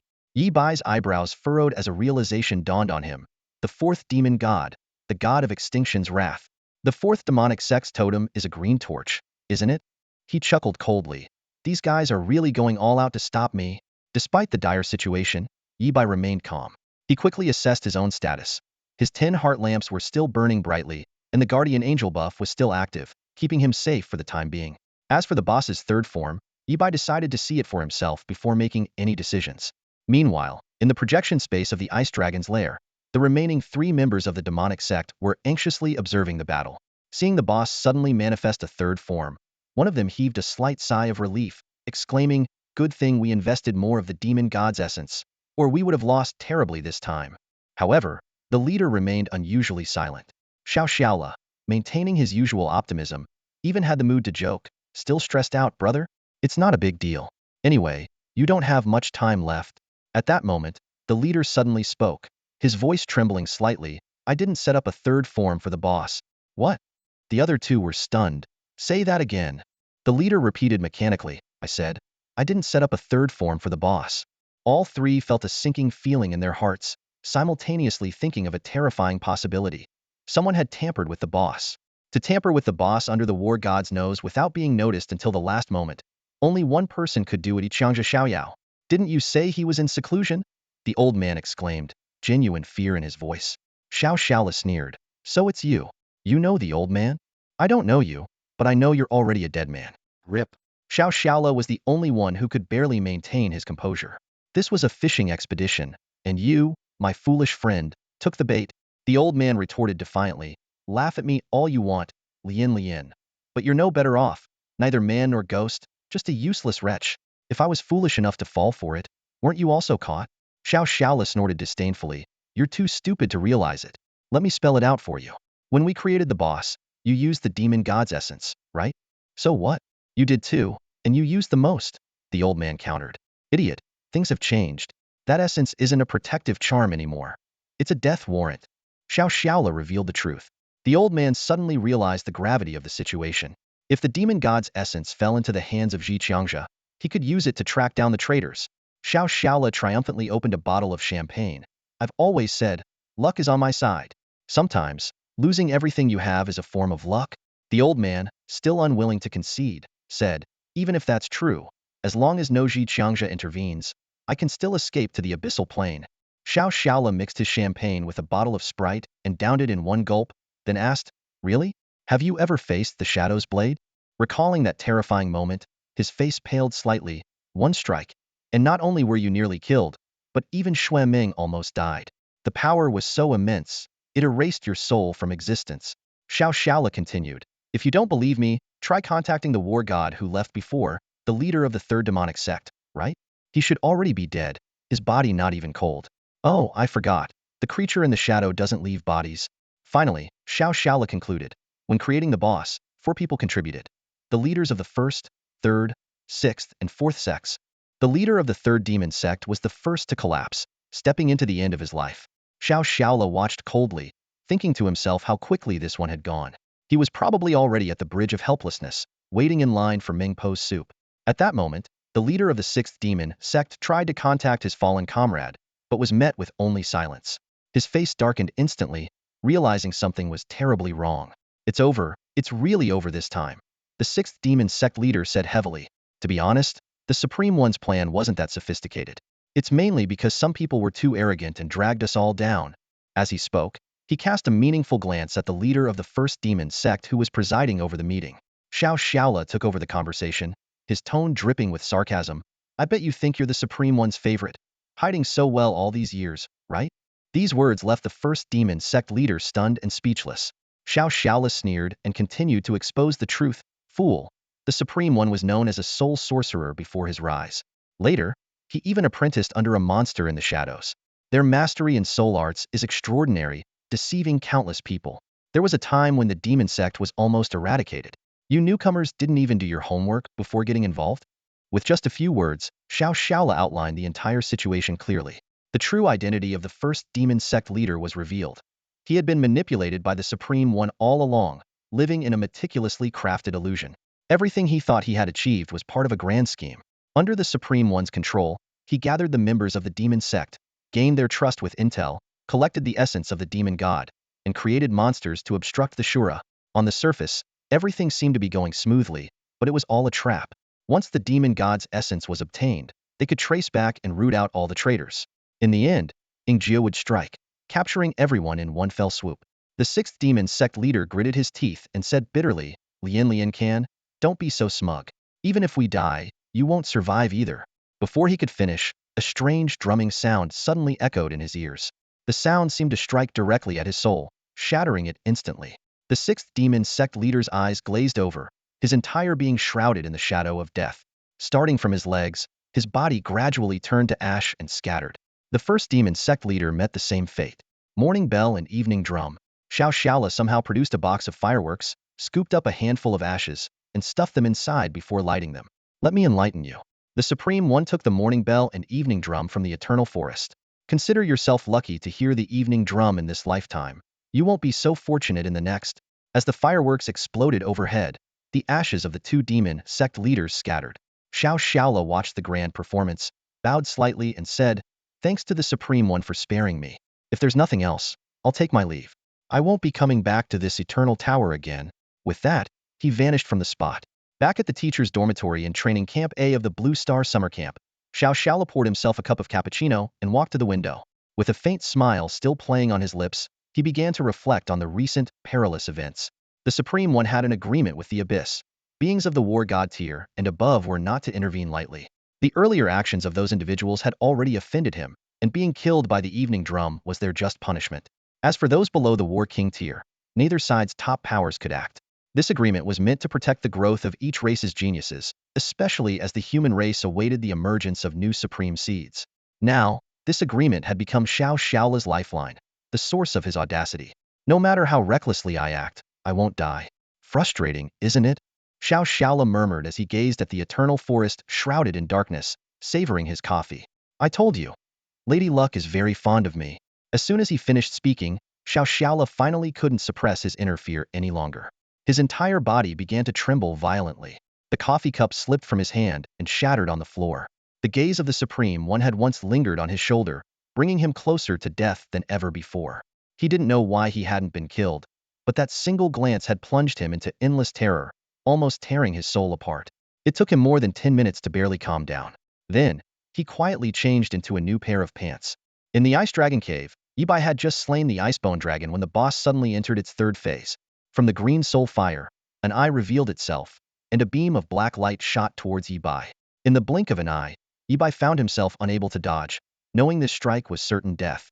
Neither the undying flame nor the guardian angel could save him. At the moment Yibai resigned himself to his fate, a melodious chime echoed through the narrow cave. Yibai instantly remembered that this was the same bell he had heard in the eternal forest yesterday, which had delivered the heavenly king's sword into his hands. As the bell rang, a dark yellow shield appeared in front of Yibai, colliding with the black light. With a loud bang, the shield shook violently, cracks spreading across its surface, barely holding together. Yibai silently rejoiced.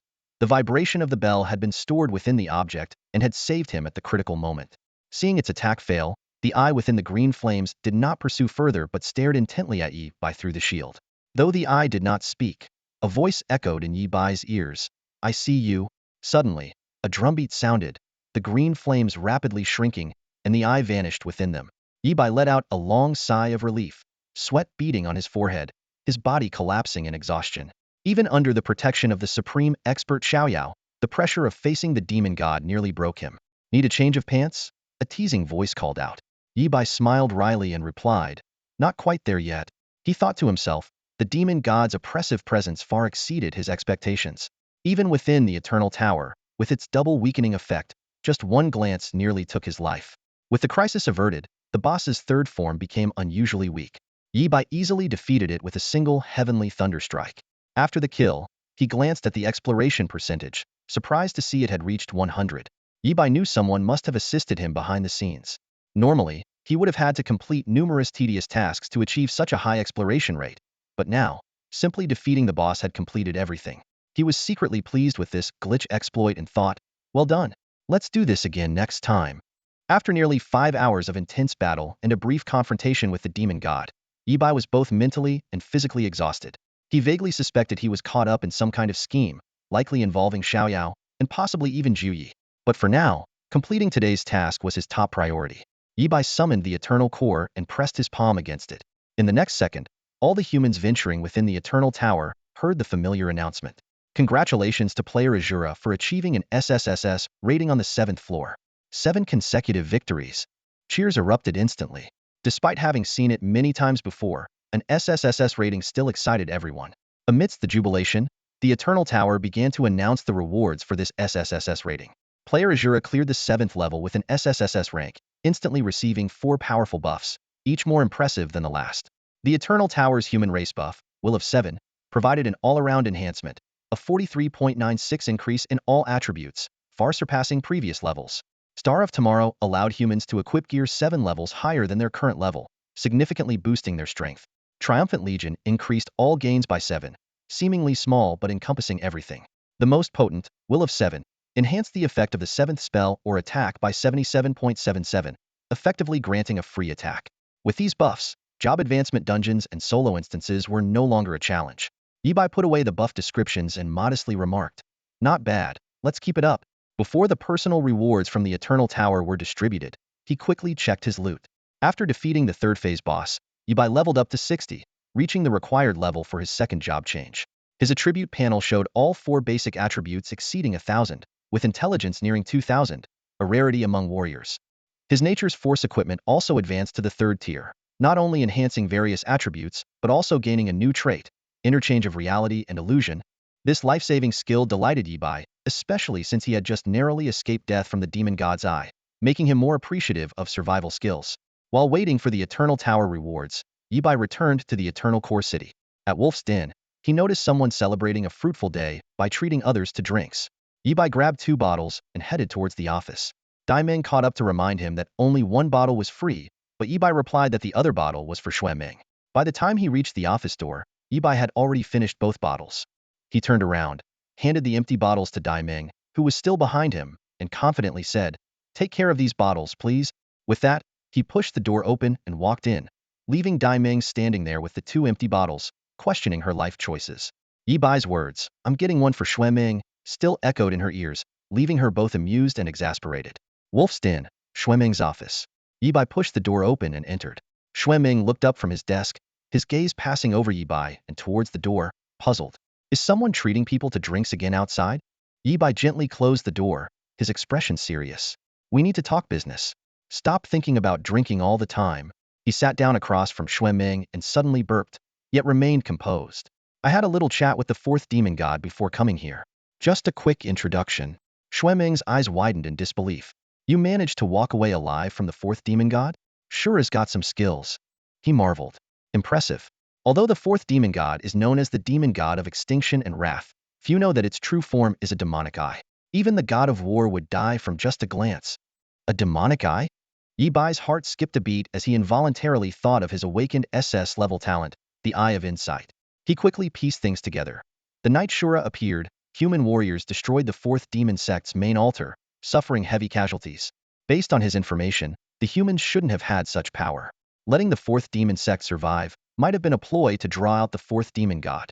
Yi Bai realized that this appearance of the 4th demon god's projection was also part of a plan. Whatever the strongest individuals were plotting, their ultimate target was the 4th demon god, the demonic eye. Are they removing threats for me? Yi Bai wondered but felt that he had too few clues, and even the Eye of Insight couldn't provide more information. A new storm is brewing. Yi Bai sensed that he might face the 4th demon god's threat directly in the near future. He made up his mind. I need to get stronger, fast. Sensing the heavy atmosphere, Xue Ming changed the topic. Did you know that the storylines for levels 3, 4, 5, and 6 of the Eternal Tower have been reset. The previous background stories are gone. Now, players even get help from miners before setting off, making it much easier with markers along the way. That's good, Yi Bai nodded. By the way, Zhao Lin and Lu Sueki should both be on the 3rd level today. The reduced difficulty is definitely a good thing for Zhao Lin. Xueming continued. Oh, and about that thing you said about water being the source of life.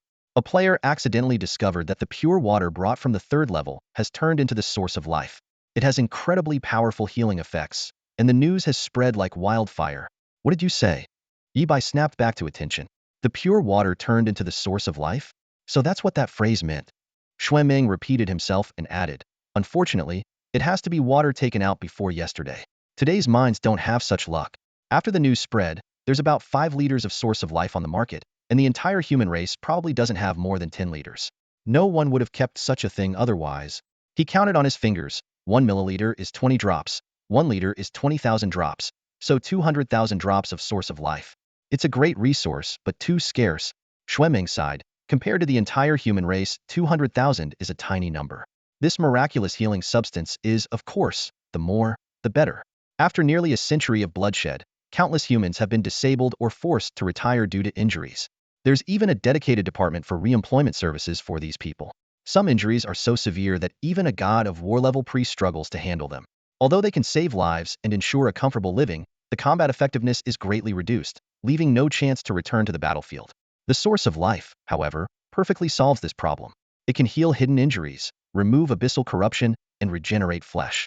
It's the ultimate medicine for adventurers and warriors. Yi Bai casually remarked, oh, the source of life? I think I have about 15 liters of it. Not much, really. What? Xueming stood up abruptly, his eyes turning red with excitement, like a hungry wolf spotting prey. Kid, name your price. We'll take it all at Wolf's Denver. Xueming passionately explained, the source of life, 1 drop, can completely heal injuries for anyone below level 200. 5 drops can cure a general's chronic illness. 100 drops can create a new human warlord. Besides healing the older generation's ailments, the source of life is a crucial asset in battle. Imagine a human warlord fighting a demonic warlord, both exhausted. The human warlord pulls out a bottle of source of life, fully heals and counterattacks. This stuff's value far surpasses ordinary healing items. Yi Bai thought for a moment. The source of life was indeed powerful, and he couldn't possibly consume that much on his own. How about selling it for 60 million gold coins first? I need to pay off my debts. The latest price for the source of life is 200,000 gold coins per drop. Xueming placed the transaction records of the secret market in front of Yi Bai, pointing to the figures, and said, that's equivalent to 200 million dragon coins, which is already a pretty high price. Yi Bai examined the records carefully. Xueming continued to explain, generally, for anyone below level 200, even if you hire a battle king for treatment, it won't cost this much. But to heal a battle king, at least 100 drops are needed, which means 20 million gold coins or 2 billion dragon coins. For more severe injuries, using 300 to 500 drops is not uncommon. Xueming's words made Yi Bai realize the rarity of the source of life. Even a peak battle king might not have enough cash on hand. Ordinary battle kings wanting to use the source of life for treatment might have to bankrupt themselves. But even so, they would be willing because before the source of life appeared, they didn't even have this slim hope. Xueming decisively proposed, we'll buy it at 250,000 gold coins per drop. Sell us as much as you're willing to. Yi Bai quickly did the math and realized that selling just 240 drops would clear his debt to the Hellhound. He immediately decided, 240 drops, 12 milliliters, deal?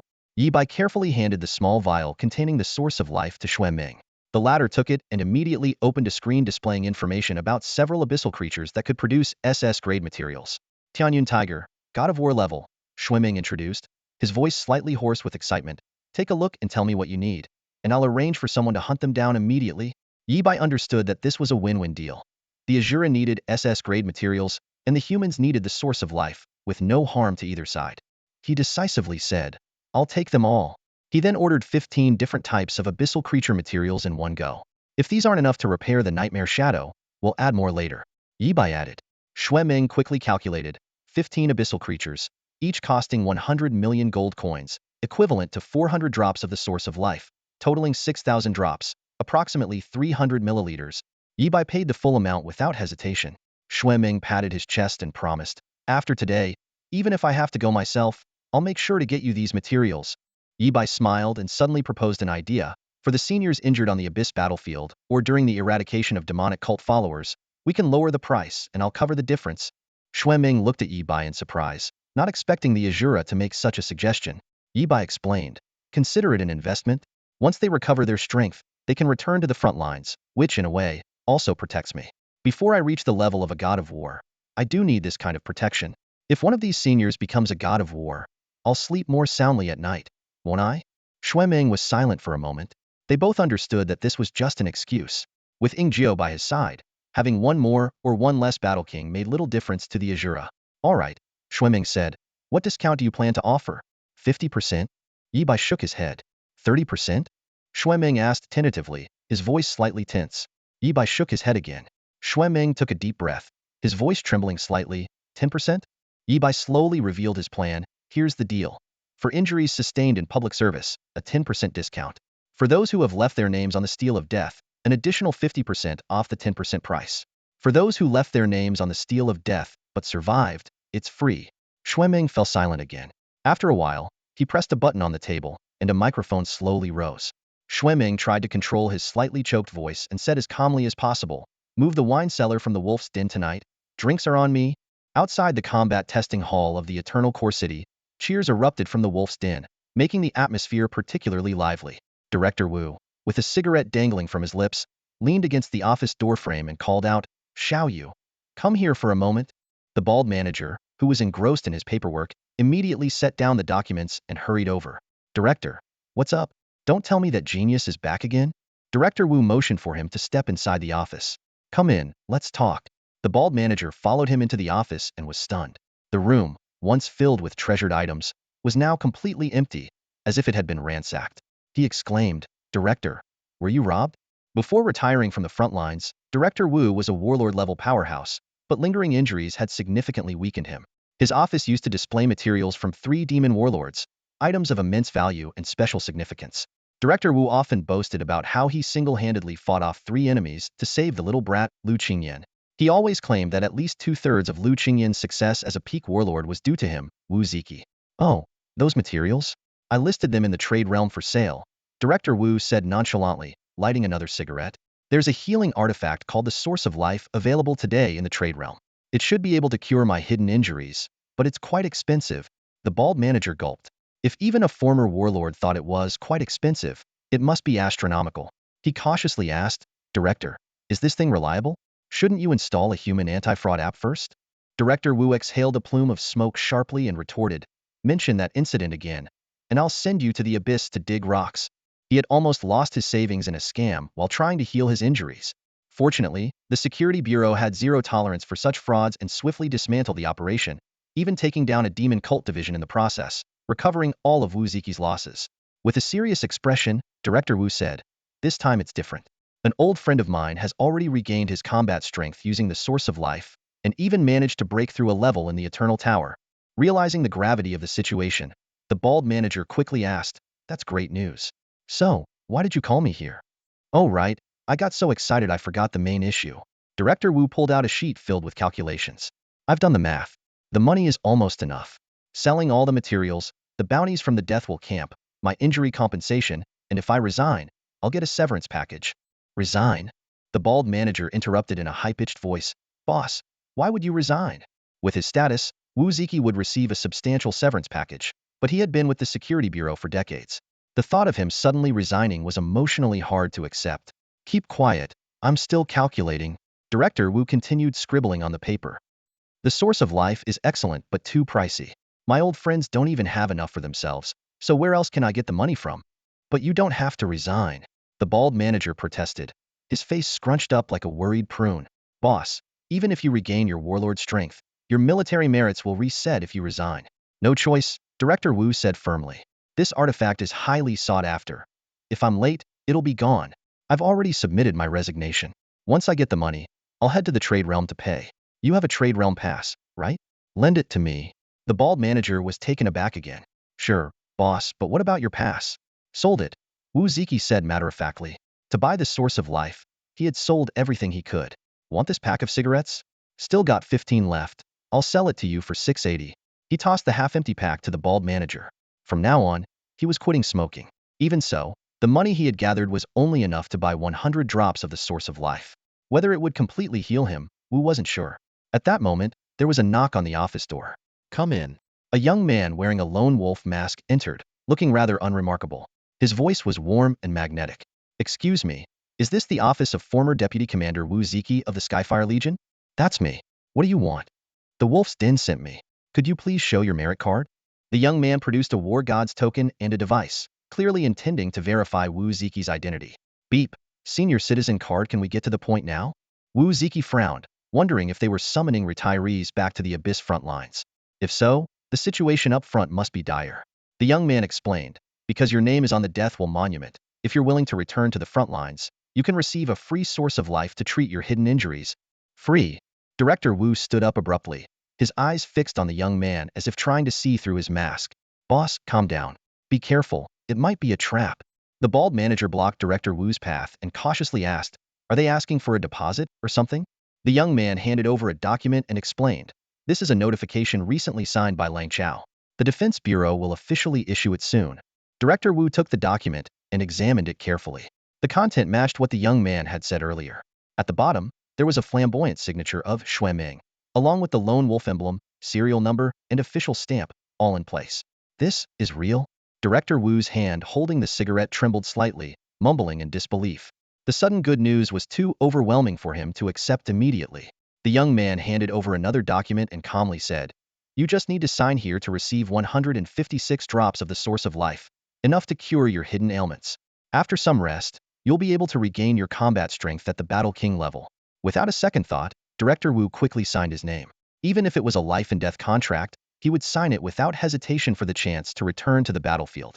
A small vial of the source of life appeared like a dream before them. Director Wu took the vial and drank it in one gulp, instantly feeling a surge of life energy healing all his injuries. The elderly man, over 50, was so excited that he danced with joy, unable to express his happiness with words. The young man bowed slightly, ready to take his leave.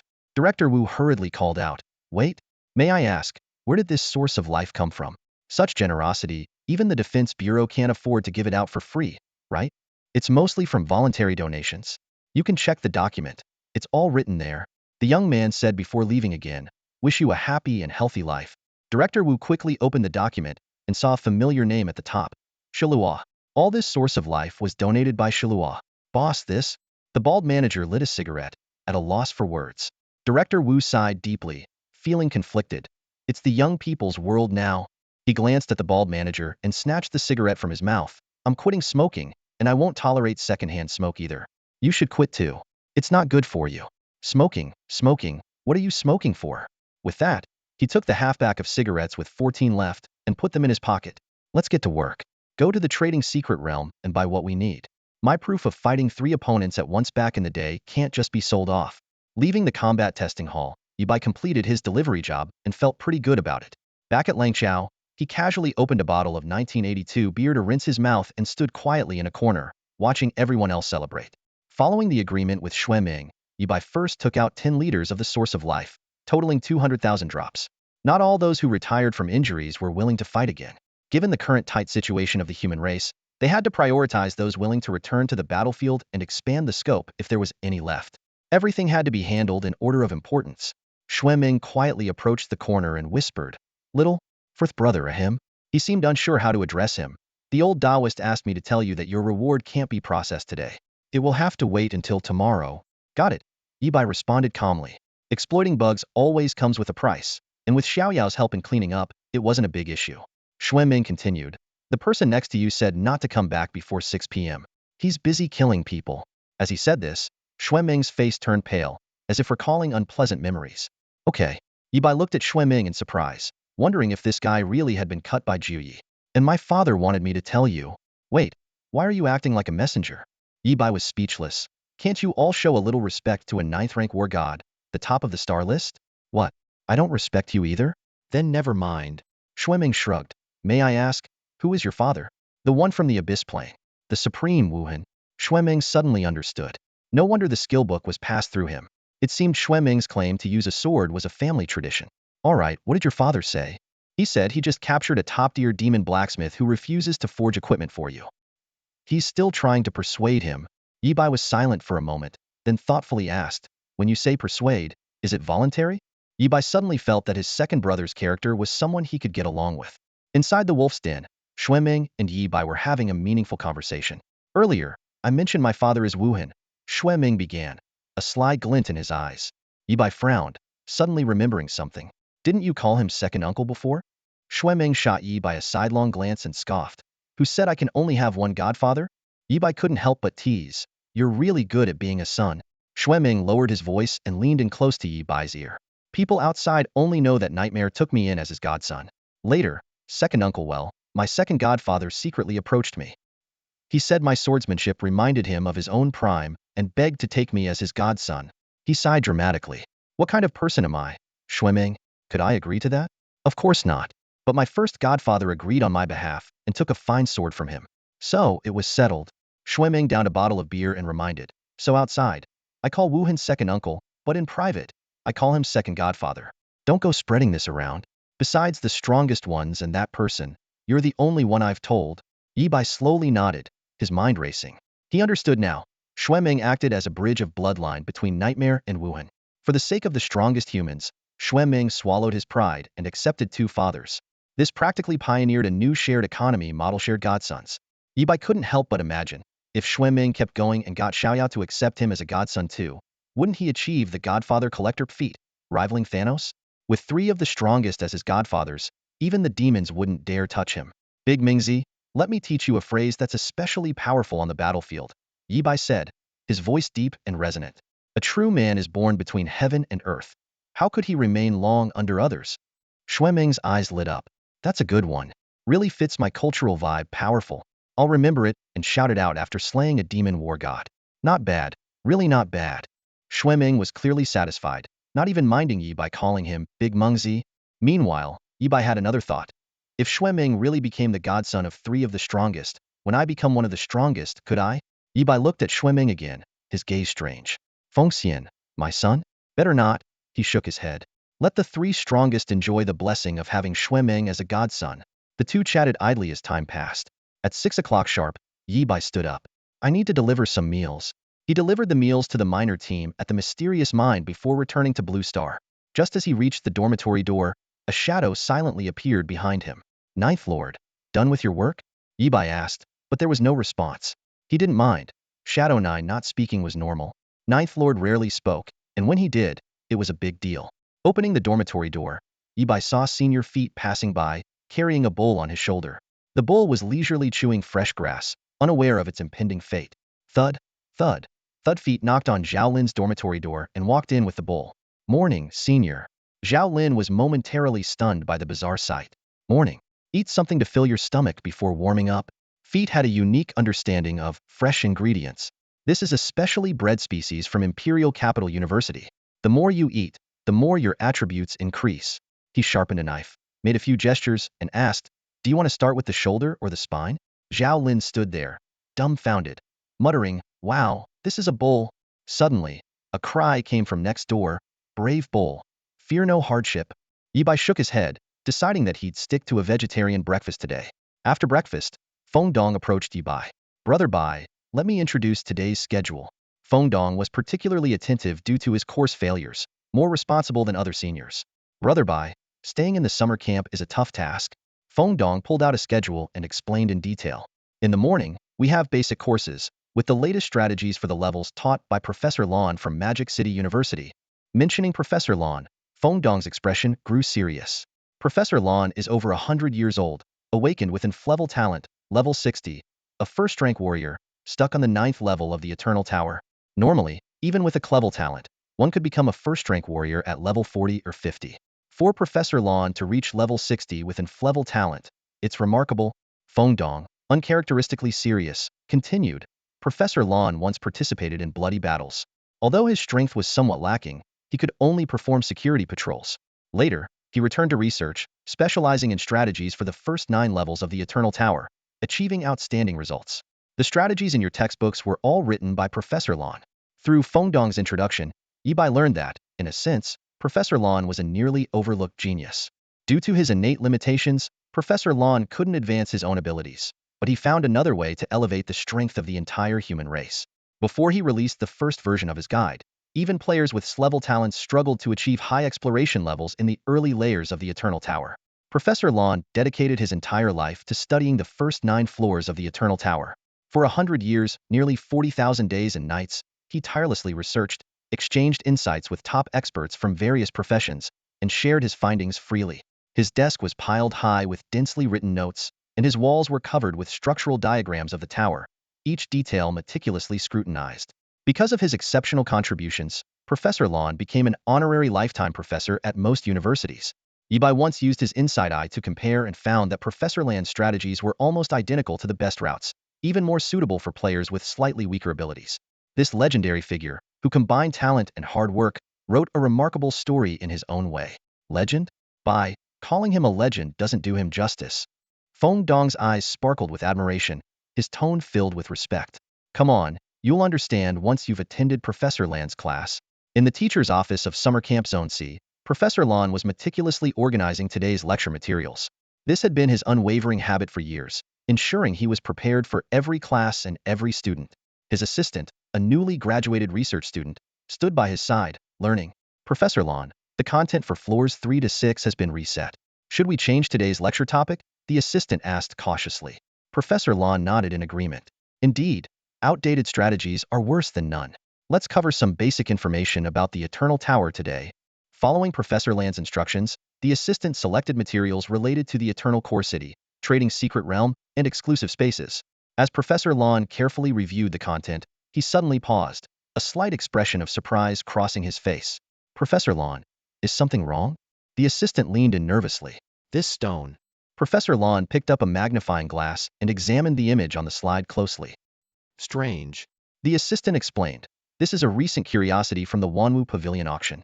Someone listed an ordinary stone for 1,000,000 gold coins. I found it interesting and included it. Professor Lan's expression grew more serious. I'm certain this stone is from the novice dungeon. It's located in the passage after the first checkpoint, on the left side, the 6th stone from the left. His years of research had made him intimately familiar with every detail. So what? The assistant was puzzled. Professor Lan pointed out the wear marks on the front of the stone, speculating that it might have once had a pattern etched into it. He quickly logged into the Wanwu Pavilion auction to check the listing time of the stone. Upon seeing the results, his face changed several times, but soon returned to normal. It's probably a prank. Trying to sell something like this for 1,000,000 gold coins is absurd. Professor Lan feigned calmness. Remove it from the lecture material. Let's not waste everyone's time. After the assistant left, Professor Lan could no longer control his trembling, collapsing into his chair with a pounding heart. He connected all the clues: the novice dungeon stone, the mysterious wear marks, the SS level clearance reward of a trading secret realm pass, the listing time coinciding with Shura's clearance time. A startling conclusion emerged. This stone was likely listed by Shura and was a crucial item for unlocking the novice dungeon's hidden stage. Realizing the gravity of involving the human race's top contender, Shura, Professor Lan took a deep breath and picked up his phone to make a call. Get Xueming. On the other end, Xueming's voice sounded slightly hurried. Hello, Professor Lan. I'm about to head to the Abyss Plane. Please be brief. Professor Lan succinctly issued a series of instructions. Remove a specific auction item, erase the seller's purchase history, change the personnel handling the case, and increase the confidentiality level. However, when Xueming indicated he lacked the authority to execute these actions, Professor Lan realized the situation was far more serious than he had anticipated. Have Lord Shadow 9 come over and seal my memory from this morning. Make it quick, Professor Lan finally said, his tone tinged with resignation and determination. Xueming gasped on the other end. If even Shadow 9 had to be involved, it could only mean one thing. Something major had happened. Professor Lan had likely discovered Shura's alt account in the trading secret realm. In the multimedia classroom of Camp Area C, Yibai was about to move to the back row when Feng Dong pulled him to the front. Feng Dong said excitedly, Professor Lan is always punctual. He'll definitely be here 5 minutes early. However, as time ticked by, there was still no sign of Professor Lan. Just as the two were getting puzzled, Ingjia's voice suddenly rang out. I'm stepping out for a bit, just next door. Yibai nodded slightly and subtly moved closer to Lu Sueki. He thought to himself, just borrowing the war god's protection, no misunderstandings. Without the war god by my side, I feel as uneasy as the human race without Azura. In the shadow of Lu Sueki, a lowly named Ingjujia with dark circles under her eyes stared coldly at Yibai. She suddenly entertained a wild thought. Could this kid named Yi see me? She quickly dismissed the idea. Impossible. He's not at that level yet. I'm already a war god. To avoid aesthetic fatigue, the lowly decided to stop staring at Yi Bai's handsome face. Meanwhile, in Professor Lan's office, 2 cups of tea sat quietly on the table. Professor Lan sat upright, as if waiting for an important guest. Suddenly, a shadow descended, and Ingju appeared in the room. Brother Gio. Professor Lan stood up shakily, greeting him respectfully. It's been over 30 years, Ingju said coldly. Better not to meet. Every time I see you, it's to seal your memories. Professor Lan sighed and sat back down, his eyes filled with memories. These kids are always a handful. Let me think. After the Supreme no trace appeared, I found him on the 3rd day because of a sword aura. For the Supreme Carefree, I ran into him directly in the trading secret realm. To be honest, it's thanks to me that you and Carefree became master and disciple. Ingio said helplessly, every Supreme Seedling is found by you. Then I come to seal your memories. Only when they achieve at least the War God level can I unlock your memories. Why do you keep doing this? Professor Lan was indifferent. We studied this before. The memory seals you use, if removed in the short term, won't significantly affect intelligence. As long as it's not used frequently, there won't be major issues. Don't you remember? We even co-authored a paper on the side effects of memory seals. It was the best paper of the year. They briefly discussed their recent research progress, and then Professor Lan said, all right, let's get down to business. This old body of mine can still handle it. As per usual, you can ask Azura one question. Professor Lan handed over a note. I want to know the trigger conditions for the hidden stage in the novice dungeon. Oh, and one more thing, I really like that stone. Could you ask Azura if it's for sale? I'm willing to give everything I have for it. Ingio took the note, and a black mist enveloped Professor Lan. When the mist cleared, a smile was still lingering on Professor Lan's lips. He suddenly snapped out of it and muttered to himself, getting old, can't deny it. Falling asleep while sitting, and I still have a class to teach. With that, he grabbed his cane and teaching materials and headed to the multimedia classroom. As Ingju returned to the classroom, Professor Lan arrived at the same time. Ingju whispered in Yi Bai's ear, briefly explaining what had happened earlier, including Professor Lan's encounters with No Trace and Carefree. Yi Bai thought to himself, Professor Lan is like a supreme seedling detector, much like the supreme foster father detector, Xueming, always managing to come into contact with supreme seedlings for various reasons. On closer thought, what seems like coincidence is actually inevitable. Professor Lan specializes in the first 9 levels of the Eternal Tower, and supreme seedlings can't skip those levels, so being discovered is just a matter of time. In a way, I might already be the best performing supreme seedling among them all. As for Professor Lan's question, Yi Bai thought, the hidden stage, that's easy. Yi Bai made some calculations in his mind. He had to ensure 2 things. He couldn't reveal his identity, nor could he disclose the rewards of the hidden level. He was well aware that making the rewards public would only bring him harm with no benefits. Their conversation was cleverly shielded by Ingjio, leaving those around them completely unaware. Even Ingjishijiu couldn't sense anything unusual. Suddenly, Yi Bai thought of the stone and couldn't help but shake his head. With the resources he had now, a mere 1,000,000 gold coins were insignificant. Even if Lan Lao was unwilling to spend the money, Yi Bai would gladly give it to him as a gift. Ingjio interrupted his thoughts with a wry smile. You might not fully understand Xiaolan's character. He would never accept your gift. He would rather give up than take something for free. Ingju paused and continued, to be honest, his total assets are much less than you imagine. Yi Bai raised his eyebrows in surprise. This was unexpected. 60 silver coins. Ingjio gave a number that left Yi Bai dumbfounded. This was his first payment for publishing a strategy guide many years ago. He has treasured it ever since, and it's his entire fortune. All other income, he has donated to universities to support their development. After hearing Ingjio's words, Yi Bai fell into deep thought. He suddenly realized that while some people can take up arms and charge into battle, others, though physically weak, still harbor a patriotic heart. Wielding a pen like a sword, tirelessly writing. Isn't this another form of silent warfare? Perhaps Lan Lao's pen was mightier than an army. I'll make this deal, Yi Bai said solemnly. When the conversation ended, Ingju lifted the shield. Yi Bai then had the opportunity to take a closer look at Lan Lao. Whether it was a college student like Feng Dong or a seasoned veteran like Ingjio, their respect for Professor Lan was evident. Lan Lao looked like a kind, neighborly old grandpa, with meticulously groomed white hair and a benevolent face. However, when he started teaching, his voice was strong and clear, his words precise, and his speech logically coherent. Yi Bai couldn't help but marvel. No wonder he could figure out my alternate account from mere clues. I underestimated the heroes of the world. He silently warned himself, I've been cautious enough, but it seems I need to be even more careful. Just as Yi Bai was about to focus on the lecture, a line of text suddenly appeared above Professor Lan's head. Talent second awakening condition. Live to 200 years old. Yi Bai gasped. Professor Lan's talent could have a second awakening? This was extremely rare. Besides SS-level talents, he had only encountered it twice before, once with Lu Sweki and the other with Professor Lon. However, Yibai quickly shook his head with a wry smile. Even if a second awakening were possible, the condition was nearly impossible to meet. Not to mention whether Professor Lon could live to 200 years old. He had just passed his centennial. He would need to wait another 70 to 80 years. By then, it would be too late. Time can't be sped up, Yibai thought helplessly, refocusing his attention on the lecture. In classroom C, within the multimedia room, Professor Lon stood at the podium, radiating energy as he explained fundamental knowledge to the students. His explanations were enlightening, breaking down complex concepts into easy-to-understand pieces. Some students in the audience looked puzzled and asked, if there's an eternal rank, why do we still need combat power tests? Professor Lan's explanation resonated widely, and the students nodded in agreement. He elaborated, this combat power system was initially designed by the Supreme Nightmare. I also contributed to part of the work, and today, they'll share my views from different perspectives. The original intention of designing the combat power system, Professor Lon continued, was to minimize casualties on the battlefield and maximize the combat power available to humanity. This immediately piqued the interest of the students, their eyes sparkling with curiosity.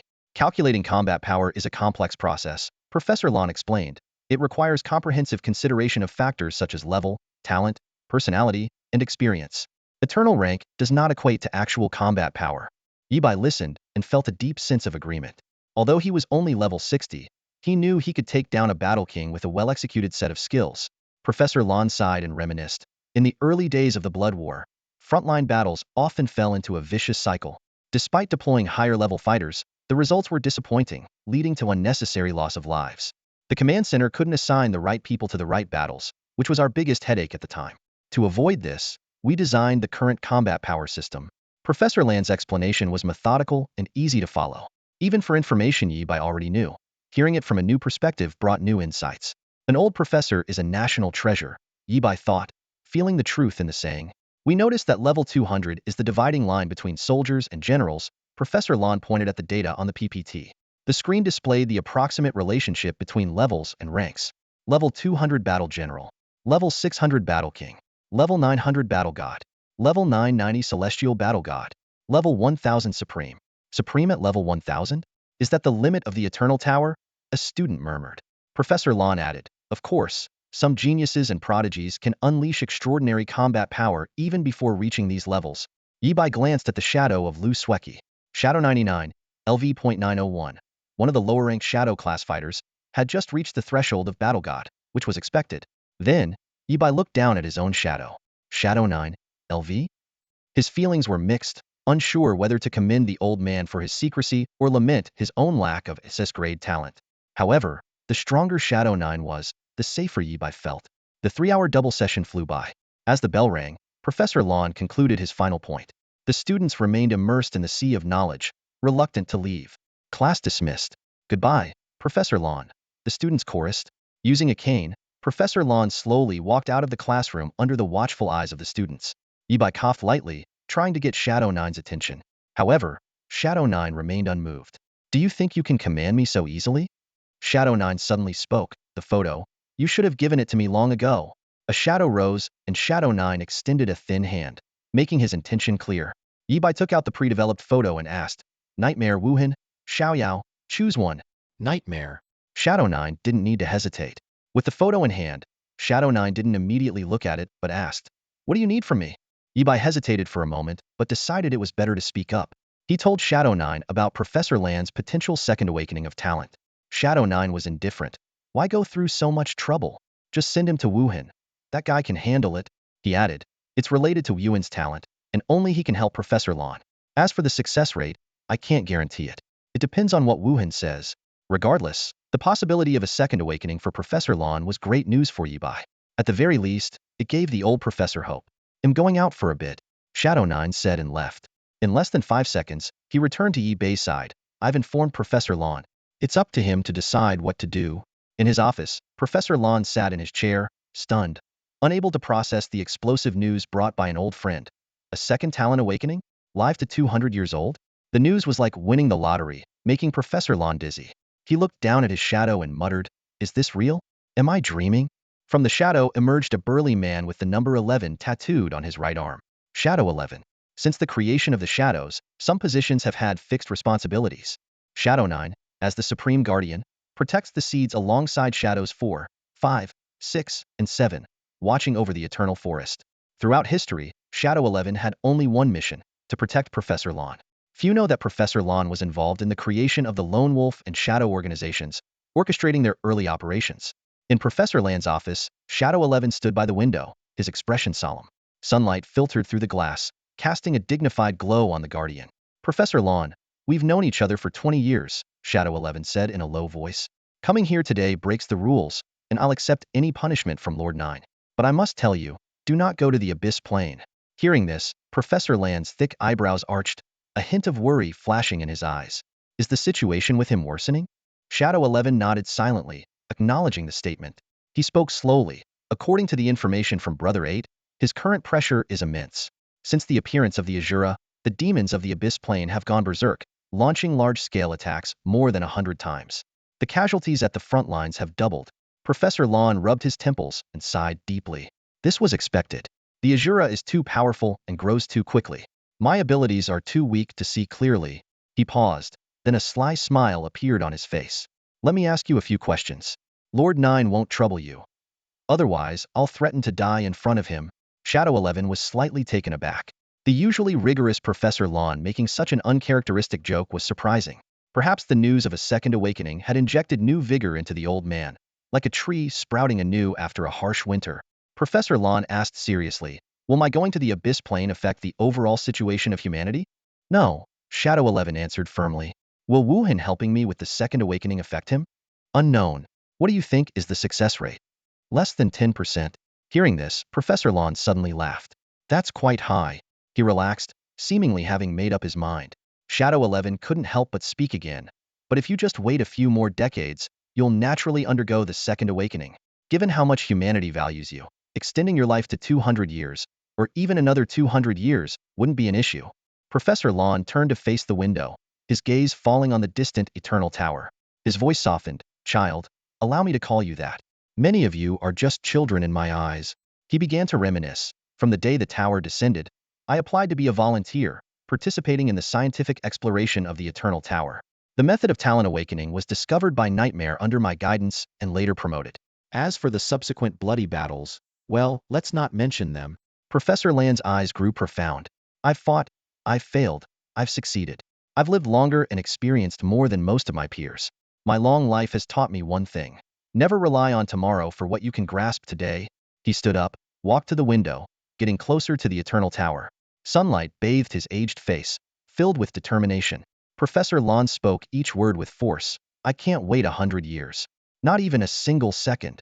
Professor Lawn pulled out an old notebook from his pocket and opened the cover. Inside was a line of wild cursive. Once there was a scholar named Lawn, whose name touched the heavens, but whose fate was as fragile as paper. This was written by Lan Tianqi after awakening his Flevel talent, during a period of despair and self-abandonment. He kept this notebook as both motivation and a reminder of his unwillingness to give up. That day, leaning against the small window, Professor Lawn took out a pen and modified the passage slightly. This time, he used regular script, each stroke precise and powerful.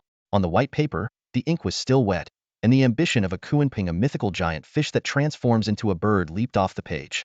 Lan Tianqi wrote, once there was a scholar named Lawn, whose name and fate both touched the heavens. In the summer camp section C, inside Professor Land's office, Professor Lawn was deep in thought, seemingly disconnected from the world around him. Even Shadow 11, standing nearby, didn't notice anything unusual. Suddenly, Professor Lawn turned around and noticed a blurry figure in front of the desk. You're here, Professor Lawn said respectfully, bowing slightly. Nightmare, the Supreme. The figure spoke in a low voice. I received some news and came to check on it. Nightmare glanced at the documents on the desk, ignoring Professor Land's greeting, and continued. You want to go to the Abyssal Plane? Yes, Professor Lawn replied briefly. I permit it, but you can't leave today, Nightmare explained. Something big is going to happen in the next few days, something that might shake the heavens. When the time is right, someone will take you to the Abyssal Plane. Professor Lawn nodded in agreement. Nightmare added, before you leave, go to the Eternal Tower and meet with Xiaoyao. All right, Professor Lawn responded. With that, the figure in front of the desk gradually faded away. Just as Professor Lawn was about to return to reality, he suddenly remembered something and hurriedly asked, wait, don't I need to have my memory sealed? Nightmare's voice echoed in the air. Why bother? Do you really think Shadow 9 doesn't know that you always find a way to break the seal after it's done? Professor Land's face turned red with embarrassment, and he tried to defend himself. It's just out of curiosity, purely academic curiosity, and for the sake of my intellectual capacity. Or do you really think you can break Shadow 9's seal on your own? Nightmare scoffed. Even a pinnacle battle king can't do it, let alone you, Lan Tianqi, at level 60. Give it a rest. Hearing level 60, Professor Lan got anxious and shouted, "Hey, no need to hit below the belt. Come out here, let's have a duel." But Nightmare had already vanished, leaving only Professor Lan's words echoing in the empty office. At this moment, Shadow 11's voice rang out, "Professor Lan, that's not a good idea. A level 60 challenging a level 980. Even if I let you have a head start with 1 head, 2 hands, and 3 legs, you still wouldn't stand a chance." After the morning class, Yibai was about to ask Zhao Lin to join him for lunch when he saw Fett carrying a pig and a barbecue grill. Yibai quickly changed his mind and decided to have lunch with Feng Dong, Lu Sueki, and Zhuolingxia instead. During the meal, Feng Dong animatedly recounted last night's boss battle. Fett and I sneaked into the Ice Dragon's cave. The entire cave was frozen, so we had to break the ice bit by bit to move forward. When the others caught up with us, our speed improved significantly. At this point, Feng Dong suddenly became very angry and slapped his thigh. We were just about to break through the ice layer when we got the news that Azura soloed the boss and cleared the level. Damn it, we were so close. I might have even seen Azura in person. Feng Dong noticed Yibai's discomfort and quickly apologized. "Sorry, I got too excited." Feng Dong continued, "I accidentally earned too many credits last night. Brother Bai, I'm counting on you now." After lunch, Feng Dong briefed Yibai on the afternoon combat training schedule. "Brother Bai, the combat course is divided into 2 parts. The first part is taught by instructors who have fought on the abyssal battlefield. Their skills and experience are far superior to ours. The second part is an unknown session with me, focusing on personalized training for you." Yibai was quite interested in the assigned instructors and hoped to meet one specialized in melee combat to improve his weaknesses. When Yibai and the others arrived at the training hall in Section C and saw their instructors, their reactions varied. Zhao Lin didn't show much emotion, but Lu Sueki was visibly annoyed. Her grandfather, Lu Qingyin, had come to be an instructor. Despite his careful disguise, Yibai recognized him immediately. Lu Qingyin explained various combat basics and how to handle unexpected situations. As it was the first day, his content was mostly introductory, just scratching the surface, but it was very instructive. The group listened attentively and learned a lot. After the lesson, Lu Qingyin left, looking quite pleased with himself. "I spent a fortune on getting a disguise, and it worked quite well. It seems that neither Sueki nor the little fox recognized me." Feeling a sense of pride, I couldn't help but smile. "Now, it's time for some unknown guidance." Feng Dong looked serious, his eyes fixed on Yibai. "Brother Bai, I've been thinking about how to help you stay in the summer camp. There are 2 paths you can take." He raised one finger and continued. "The first path is the traditional wind mage route, which focuses on support and utility. This means your solo combat strength will be relatively weak early on, but you'll become more powerful as time goes on. To be honest, this is the path I took." Yibai nodded thoughtfully, signaling Feng Dong to go on. Feng Dong went on. "The second path is more controversial and is known as the Wind Battle Mage. This route maximizes the mobility of wind magic, creating opportunities for high bursts of damage or combining it with melee combos." A glimmer of admiration flashed in his eyes. The most famous Wind Battle Mage is a war god with an S-level talent. His innate ability allows for massive damage, and combined with wind magic's mobility, he dominates the battlefield, striking fear into his enemies. However, Feng Dong's expression quickly turned serious. "But this path has significant drawbacks. It's powerful early on, but once you reach the warlord level, your damage output starts to falter. The burst and sustained damage of wind mages can't keep up, no matter how fast you are. I tried the Wind Battle Mage route myself but found its ceiling too low, so I returned to the traditional Wind Mage path." Feng Dong explained in great detail, clearly preferring Yibai to choose the Wind Battle Mage path to ensure his early combat strength and secure his place in the summer camp. Yet, he left the choice to Yibai. He sighed and said helplessly, "The truth is, the Wind Mage profession isn't strong enough. Among mages, Fire Mages used to be the most popular, but now it's the Thunder Mages. Azura, known for his thunder magic, has made the entire branch highly sought after." Yibai pondered for a moment, then patted Feng Dong on the shoulder with determination. "I'll give the Wind Battle Mage a try. Reviving the glory of wind magic is our responsibility." Feng Dong scratched his head and chuckled wryly. "Well said. The problem is, wind magic never had any glory to begin with. Otherwise, the Wind Battle Mage wouldn't be such an oddball path." Yibai smiled subtly, his eyes shining with confidence. "No worries. Leave it to me. Reviving the glory of wind magic. Azura will not shirk from this duty." On the afternoon of the summer camp in Zone C, Yibai and the others finished several hours of training, had a simple dinner, and then continued their intense training. Feng Dong, an experienced wind battle mage, patiently guided Yibai. Move quickly, minimize energy consumption, and timing is key. Feng Dong's voice echoed across the training ground. You need to be flexible with different types of movement. You absolutely can't let the enemy predict your pattern, or you'll suffer. Yibai listened attentively, nodding occasionally.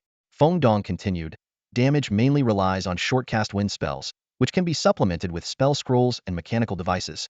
As night fell, the two discussed strategies over a late-night snack. Feng Dong, brimming with excitement, said, when it's time for combat, I'll ask senior sisters what'll lend you 2 submachine guns. You can run and shoot at the same time. You'll be the coolest guy on the field. Yi Bai's eyes lit up. Makes sense.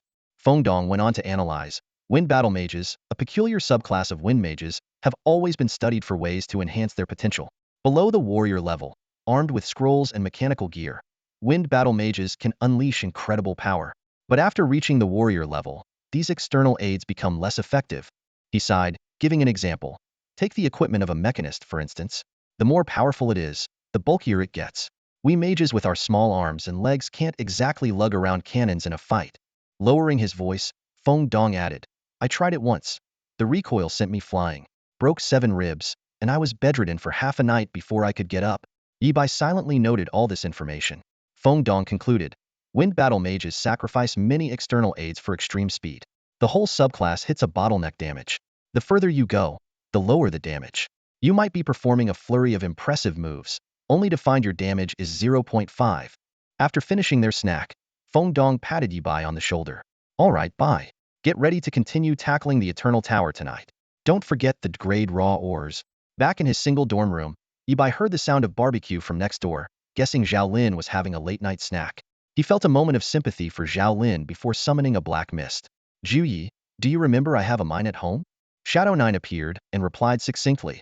The mining equipment is with Xueming. You can get it from Wolf's Nest. The dwarf craftsmen have also been hired. The contract is with Xueming.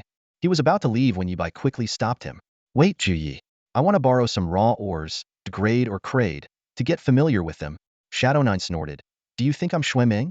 But he still asked. Xiao Yao on the message board is asking if you want crade or grade ores? Crade, degrade is too low. Is this 30 kilograms piece enough? If not, I'll go. Acquire more. The transaction completed. Yibai activated the Eternal Mark and entered the Eternal Tower. Shadow 9 remained, muttering, so, this is what you wrote back then? His voice gradually faded away. In the Eternal Core City, Yibai received his reward for clearing the level Wrath of the Frost. The blue and black shoulder epaulets were adorned with crystalline snowflakes, seemingly capable of lowering the surrounding temperature. Yibai carefully examined the attributes of Wrath of the Frost. Grade physical magical defense, 750 stats, unlimited growth, and it could level up with the holder up to level 600. It also provided a shield value of 10000 spirit, and had a trait allowing it to evolve when killing a same-level boss in extreme anger. To Yibai, who had seen countless divine equipment, this item seemed rather ordinary. Apart from the 5 evolution opportunities and unlimited growth, the other attributes were standard. He didn't plan to equip it immediately, as agility was his weakest attribute. Wearing the Frostbite's Wrath comes at a significant cost. Not only does it reduce agility by 50 points, but it also adds financial strain to an already struggling family. Yibai decided to put aside the matter of the equipment for now, and headed straight to the Wolf's Den. Upon reaching his destination, Yibai found that the necessary equipment and personnel were already in place. 2 complete sets of large-scale mining equipment were neatly arranged, and 50 dwarven craftsmen were busily preparing. He stationed the team at the mysterious mine and handed over specific tasks to the experienced head miner. Using the power of the Eye of Insight, Yibai easily mapped out the optimal mining routes and detailed the layout of the pit. When he handed this meticulously detailed map to the head miner, everyone present was astonished, their eyes gleaming with admiration. After handling these matters, Yibai returned to the Wolf's Denver. As soon as he stepped into the hall, he heard Xueming's slightly apologetic voice. Fourth brother, the materials I promised you might be delayed for a few days. He explained that he had been preparing to go to the Abyss Plane, but was urgently recalled just before his departure. Xueming's expression turned serious as he briefly outlined the cancellation of all counterattack plans and leaves on the front lines, his tone tinged with unease. Although the specifics are unclear, it's evident that the higher-ups are planning something major. Hearing this, Yi Bai's mind raced, and one name instantly came to mind: the 4th Demon Lord. He quickly analyzed the situation. Could it be that the top-tier warriors are setting a trap to severely wound the 4th Demon Lord? But then he reconsidered, realizing this didn't quite match the usual tactics of the human elite. Reflecting on his encounters with these top-tier warriors, besides their shamelessness, they shared a common trait. They always ensured complete eradication, leaving no chance for the enemy to survive. If they expended such effort only to wound the fourth demon lord and let him escape, it would be a futile endeavor for them. Regardless, this was merely the calm before the storm. Yibai nodded to indicate his understanding of the situation, while simultaneously contemplating how to utilize the next few precious days. He pulled out a map and examined it closely. The 8th level was a dungeon for leveling up, while the 9th level was a secret realm for second job transitions. At this moment, Yibai had reached level 60, right at the threshold for his second job transition. If he couldn't successfully transition, his level would be capped. Taking a deep breath, Yibai made up his mind. Today's goal was to achieve a perfect SSS rating on both the 8th and 9th levels. He was determined to push through both levels in one go and witness the true limits of Azura's power. Yibai summoned the faintly glowing eternal core crystal and gently placed his palm on it. As a dazzling white light engulfed him, the system's prompt echoed in his ears, wishing you a swift completion of the Eternal Tower. The Eternal Tower, 8th floor. As Yibai stepped into this classic monster farming and leveling up dungeon, he immediately sensed something unusual. The vast scene was devoid of any players, save for a few NPCs. A smirk appeared on his lips. Perfect, I can go all out, he muttered. Without hesitation, Yibai dashed to the nearest leveling spot and began his efficient slaughter. Wind fury, heavenly thunder, he shouted, and bolts of lightning rained down, felling monsters left and right. On a distant hillside, an elderly man in blue robes leaned on his staff, quietly observing Yibai's performance. The youngsters these days are much more formidable than we were, he remarked with a sigh. Beside the old man, a middle-aged Taoist stood expressionless, his gaze slightly lowered. A multicolored butterfly appeared at his fingertips, only to vanish like a bubble. Boring, the Taoist said flatly. The old man chuckled. You're always calling everything boring. If you ask me, your catchphrase is the most boring of all. He paused, then added, I'd love to see the day when even the mighty Xiaoyao finds something interesting. The human world is the most boring, Xiaoyao replied. Old Lon, are you sure you want to go to the abyssal plane? Yes, didn't you say you wanted to see me? What's the matter? The journey is fraught with danger. Then I'll turn misfortune into fortune. I'm the one seeking boredom, it seems. If anyone else had witnessed this scene, they would have been stunned speechless. The mighty Xiaoyao, acting like a junior in front of Lan Tianqi. Old Lan, you are the greatest soul master. Stop. Old Lan's expression darkened as he struck his staff on the ground. What nonsense are you spouting? Are you not a human? Was your teacher Ingju not a human? He lived more like a human than anyone. His last words were filled with genuine anger. Xiaoyao remained unmoved, murmuring to himself, perhaps I am a butterfly. Perhaps this is all just a dream. The butterfly reappeared at his fingertips, but this time, it was Xiaoyao's figure that began to break apart. Old Lan sighed. You're still hung up on that question. Everything about you is fine except you overthink and worry too little. Before I leave, I have a question for you, Xiaoyao said. Old Lan's face turned serious. Go ahead. The butterfly flapped its wings slowly and asked, is there anyone in the world born with innate knowledge? Innate knowledge? Old Lan looked puzzled. Where did this come from? He was about to speak, but was interrupted by Xiaoyao. No need to answer now. Just before entering the abyssal plane will do. With that, the butterfly flew away, ascending from the 8th floor to the 99th. Old Lan stayed behind, continuing to watch the legendary Azura farm monsters, deep in thought. Yibai glanced at the prompt in the lower right corner and sighed in relief. He hadn't been in the 8th floor long before his inside eye blurred from fear. The last time it blurred was because of the mighty Wuhan. Each time he encountered a supreme being, the inside eye would go blind, utterly intimidated. Can't you have some backbone? Show the spirit of your SS grade talent. Yibai scolded internally. Why do I have such a cowardly talent? Can't the inside eye learn from me and be a real tough guy? Today, Yibai had the 8th floor all to himself, a privilege only Xiaoyao could grant. It was a form of compensation for yesterday. After all, they had schemed to seize the demon god's essence, using Yibai as bait, a very enticing bait. With no restrictions, Yibai's monster-slaying speed was incredibly fast. What would take an average person days to clear, he accomplished in under 40 minutes. Unfortunately, the monsters here were all below level 60, yielding nothing but some copper coins and equipment. Once his exploration reached 100, Yibai summoned the Eternal Core Crystal to settle the clearance. The system prompt sounded. SSS grade clearance of the 8th floor. Reward obtained. Gluttonous Claw. An grade item appeared in Yibai's hand. He gave it a quick glance before stashing it in his backpack for later examination. After settling his personal reward, A server-wide announcement rang in Yibai's ears. Player Azura has achieved an SSS grade clearance of the 8th floor. All human players in the Eternal Tower receive the following buffs. Gourmet from Another World. Limited time buff. Meat and eggs to sate hunger, 30 increased food effects for 6 hours. Limited time buff. Sweep away weakness. No weakness period after death for 6 hours. Limited time buff. Experience boost. 18 increased experience gain for 3 hours. Gourmet from Another World. After eating, gain a powerful buff for 5 minutes, with a 5-minute cooldown, for 6 hours. Among the 4 buffs, sweep away weakness and experience boost were the most valuable. For humanity as a whole, sweeping away weak adversaries is undoubtedly a major advantage. This not only drastically reduces their trial and error costs, but also allows them to efficiently utilize limited time buffs to accelerate their strength growth. As Yibai pondered, the images of the duo, Fit and Zhao Lin, flashed through his mind. These buffs seemed tailor-made for them according to Fit's training plan. Even within the Eternal Tower, Zhao Lin needed to keep eating constantly. Shaking off his distractions, Yibai focused his mind. Next level, he muttered to himself, anticipating the challenges ahead. A flash of white light engulfed him, and Yibai suddenly found himself standing on a giant floating rock suspended in the void. He looked around and saw 3 imposing elemental gates before him: wind, fire, and thunder. Yibai had long heard about the information regarding the 9th floor job change trial. He could choose to complete the trial by conquering one of the elements or challenge all 3. The process of job changing appeared straightforward.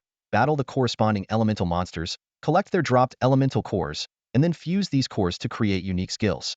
Depending on the strength rating of the created skill, one could complete the job change and clear the level.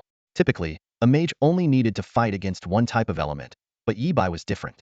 As a mage trained in 3 elements, he needed to create 3 skills if he wanted to advance in all areas, which meant spending 3 times the effort of others. However, Yibai firmly believed that this effort was worth it. The mere thought of creating 3 powerful skills made him excited, causing his hands to tremble slightly. These unique skills had another feature. They could be used to create skill books. Selling skill books was incredibly profitable, with margins as high as 99.99. Because of this, the second job change trial was also known as the wealth trial. Creating a popular or legendary skill could ensure a lifetime of wealth and comfort. Yibai thought of the lucky person who had created the wind/skill and had earned countless fortunes, living a life of envy. After weighing his options, Yibai decided to start with the wind element. I promise to restore the glory of wind magic. I can't go back on my word, he said to himself. As an honorable warrior, my promise is my bond, unlike Shadow 9. He set a goal for himself. Let's aim for an SS rank skill. No need to be too hard on myself. With that, Yibai stepped into the wind elemental gate. An invisible force lifted him off the ground, and he was transported into a mysterious trial space. The winds howled around him, and amidst the countless whirlwinds, the shadows of monsters could be seen. Suddenly, a gust of wind whispered clear instructions into Yibai's ear. Attention! In this trial, only wind skills are allowed. The trial space will continuously refresh wind elemental monsters. The more wind elemental monsters you defeat, the stronger the refreshed monsters will be, and the higher the chances of dropping high-grade elemental cores. Fuse wind elemental cores to create unique skills. If dissatisfied with the unique skill, you can choose to reforge it, consuming half of the wind elemental cores. Yibai took a deep breath, his eyes gleaming with determination. Storm Mage, wind element second job change, officially begins. With these words, he was ready to face the challenge ahead. The Eternal Tower, 9th floor, wind element transition realm. Yibai stood in the howling winds, his left hand gathering the power of nature, while his right hand gripped the king's sword tightly. Rage. Wind slash, he muttered, and 2 streaks of light cut through the air, instantly annihilating a massive wind elemental wolf. As the wolf dissipated, a lower-tier wind elemental core dropped to the ground. The shadow of the hellhound quickly darted forward, picking up the core with its mouth and skillfully placing it into Yibai's backpack. Yibai smiled slightly, finally seeing a hint of dog-like behavior in his summoned creature. Without pausing, Yibai swung the king's sword again, weaving through the hordes of wind elemental monsters. The sword's light flickered, and monsters fell one after another, creating a scene so brutal it was hard to tell who the real monsters were. This wind element transition realm forbade the use of any skills unrelated to wind. Skills like Charging Up, Thunderstrike, and Ignite, which Yibai commonly relied on, were all unusable. However, this didn't disrupt his combat rhythm. His level 60 top-tier attributes allowed him to handle the situation with ease. After more than half an hour, Yibai had collected over 1,000 lower-tier cores and more than 100 mid-tier cores. His gaze shifted to the center of the realm, where a trophy-shaped object floated the skill melter. Yibai quickly approached the melter and tossed in a handful of elemental cores. The trophy absorbed the cores and emitted a pale blue glow, indicating the creation of a drank skill, Wind Howl. Without hesitation, Yibai chose to reset, beginning the long process of skill selection. After resetting 4 or 5 times, Yibai exhausted all his accumulated elemental cores, with the latest skill reaching a rank. As the battle continued, the monsters grew stronger, and the quality of the dropped cores improved accordingly. Yibai kept resetting, and the trophy's glow intensified. Finally, on the 18th reset, an SS rank skill, Dimensional Hurricane, appeared in the options. However, Yibai merely glanced at the skill description before choosing to reset again. Although Dimensional Hurricane was a dream skill for ordinary wind mages, for Yibai, who possessed Charging Up and Thunderstrike, its value was not high. He needed a wind skill that perfectly integrated with his existing skill set. At that moment, a faint red countdown appeared in the lower right corner of Yibai's vision. 2 hours 03 minutes 8 seconds. Time was running out. Yibai swiftly adjusted his strategy, deciding to focus on clearing the wind element transition realm first and leaving the thunder and fire element realms for tomorrow. Yibai knew that if he couldn't acquire a suitable SS rank skill today, he would miss this opportunity and have to start over tomorrow. But with the looming dark threat, he had to seize every minute and second to enhance his strength. For Yibai, the most frustrating aspect of the Dimensional Hurricane was its slightly long casting time. He frowned in thought, his fingers unconsciously tapping against his leg. This skill lacked explosive power, and its fatal flaw made it practically useless, so he decided to reset it. Yibai took a deep breath and decisively reset the Dimensional Hurricane. Then, gripping his staff tightly, he flashed into a new round of combat. Time flew by, and after 45 minutes of continuous intense fighting, beads of sweat appeared on Yibai's forehead. His movements remained agile, and each swing of his staff was precise. During brief lulls in the battle, he swiftly collected loot, filling a basket with valuable high-tier wind element cores. When the battle concluded, Yibai immediately returned to the smelting device. Without delay, he began the skill smelting process. As his level increased, each smelt had the potential to create an SS level skill, the highest tier of skills. Skill generated. Wind of Revival. Learn it? The system prompt sounded. Yibai decisively chose Reset. Skill generated. Multiple Wind Shadows. Learn it? Again, without hesitation, Reset. One after another, SS level skills appeared, but none met Yibai's needs. He ignored support and healing skills outright, while damage skills often required long casting times, which he found equally impractical. Yibai's frown deepened. After more than 10 resets, he still hadn't found a suitable skill. He couldn't help but lament how challenging the path of a wind battle mage was. Being able to reset wind skills to SS level was already a testament to Yibai's exceptional talent. The fact that he could reset over a dozen times was a feat likely unmatched in history. Yibai pondered deeply.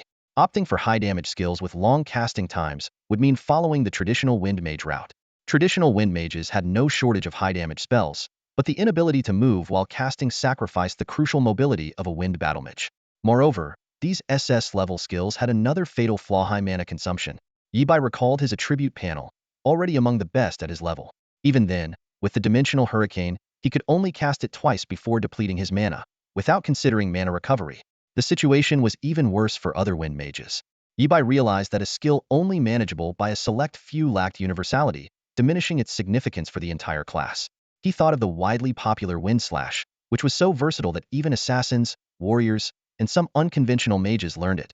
The SS level skill Yibai desired should become the core of the Wind Battlemage class, compensating for its damage shortcomings. If he could create such a skill, it would revolutionize the Wind Battlemage class, potentially making it mainstream in the future. Time was of the essence. Yibai glanced at the countdown. Just over an hour remained. He resolved that today, he must reset to find the right skill. At that moment, a sword light flashed, and another wind element emperor fell. Yibai quickly stepped forward and picked up the quietly lying emperor core on the ground. This was the 9th core. In this wind element dungeon, Yibai had reached his limit. Each emperor core allowed one skill reset, meaning he had 9 more chances. With 5 minutes left on the clock, Yibai sprinted to the smelting chalice and quickly tossed in an emperor core. Skill generated. Gentle Breeze. Learn it? Yibai didn't hesitate. Reset. 6 consecutive resets still didn't yield the ideal skill. Time was running out, with only a minute and a half remaining. Yibai had no time left to hunt more wind element emperors. Just as Yibai was about to despair, the system prompt sounded again. Skill generated. Wind Without Bounds. Learn it? Yibai's attention was instantly captured as he carefully read the skill description. Wind Without Bounds. Deals 2001.5 intelligence 5 distance moved in the past 10 seconds in wind element damage to enemies. While dealing damage, the caster transforms into a breeze, allowing them to dash any distance. up to 20 of the damage dealt in meters. Mana cost, 400 points. Cooldown, 10 seconds. The moment Yi Bai saw this skill, his spirits lifted, and his fatigue vanished. 5 hours of continuous fighting and constant resets all became worthwhile at that moment. This is it. Yi Bai exclaimed excitedly, this is the core skill I've been seeking for the Wind Battle Mage. Without hesitation, Yi Bai chose to learn the skill. Skill learned. Wind without bounds. As the system prompt ended, another voice immediately followed. Sky Fury Mage Wind Specialization Secret Realm, cleared. On the 9th floor of the Eternal Tower, Yi Bai stood on a vast platform, eyes closed, fully concentrated. He had spent the past 5 hours here, repeatedly resetting his SS level skill, aiming to obtain the core skill that perfectly matched his Wind Battle Mage style. Finally, after countless attempts, a dazzling light burst before him, and new skill information appeared in front of his eyes. Windless Distance. The name made Yi Bai's heart race. He carefully read through the skill description, his brow furrowed, indicating the complexity of the skill's mechanics. Skill effect. Deals 2001.5 intelligence 5 distance moved in the past 10 seconds as wind element damage to enemies. Simultaneously, the caster transforms into a breeze, dashing any distance up to 20 of the damage dealt in meters. Mana cost, 400 points. Cooldown time, 10 seconds. Yi Bai mulled over this information repeatedly, gradually understanding the brilliance of the skill. It not only had a fixed base damage, but also converted the caster's movement distance into additional damage. Even more intriguing, after dealing damage, the skill allowed a dash, which then contributed to the damage calculation for the next use of the skill. This is a perfect cycle. Yi Bai exclaimed in excitement, the faster I run, the harder I hit. The harder I hit, the faster I run. He quickly realized that this skill not only compensated for the Wind Mage's damage shortfall, but also significantly enhanced its mobility. As long as he kept moving during combat, the damage of Windless Distance would continuously escalate, like a perpetual motion machine. However, Yi Bai soon calmed down, realizing that this growth was not permanent. Once out of combat, the damage would reset to its base value for the next use. While Yi Bai was deep in thought about the new skill, a white light flashed, signaling that the 6-hour limit in the Eternal Tower was up. He was forcibly transported back to his dormitory in the real world. Back in his dormitory, Yi Bai could hardly contain his excitement. He immediately contacted Ing Jio, eager to share his significant discovery. Jiu Yi, big news. Yi Bai said urgently. Ing Jiu looked unimpressed. You treat everything like it's a big deal. If a useless battle king passed by you, you'd want me to take them all down. But Yi Bai insisted. This time it's really different. Seeing Yi Bai's seriousness, Ing Jiu activated a spatial barrier to ensure privacy. After Yi Bai detailed the Windless Distance skill, Ing Jiu's expression changed from disdain to shock. This. Ing Jiu was momentarily speechless, eventually blurting out. This is an assassin skill.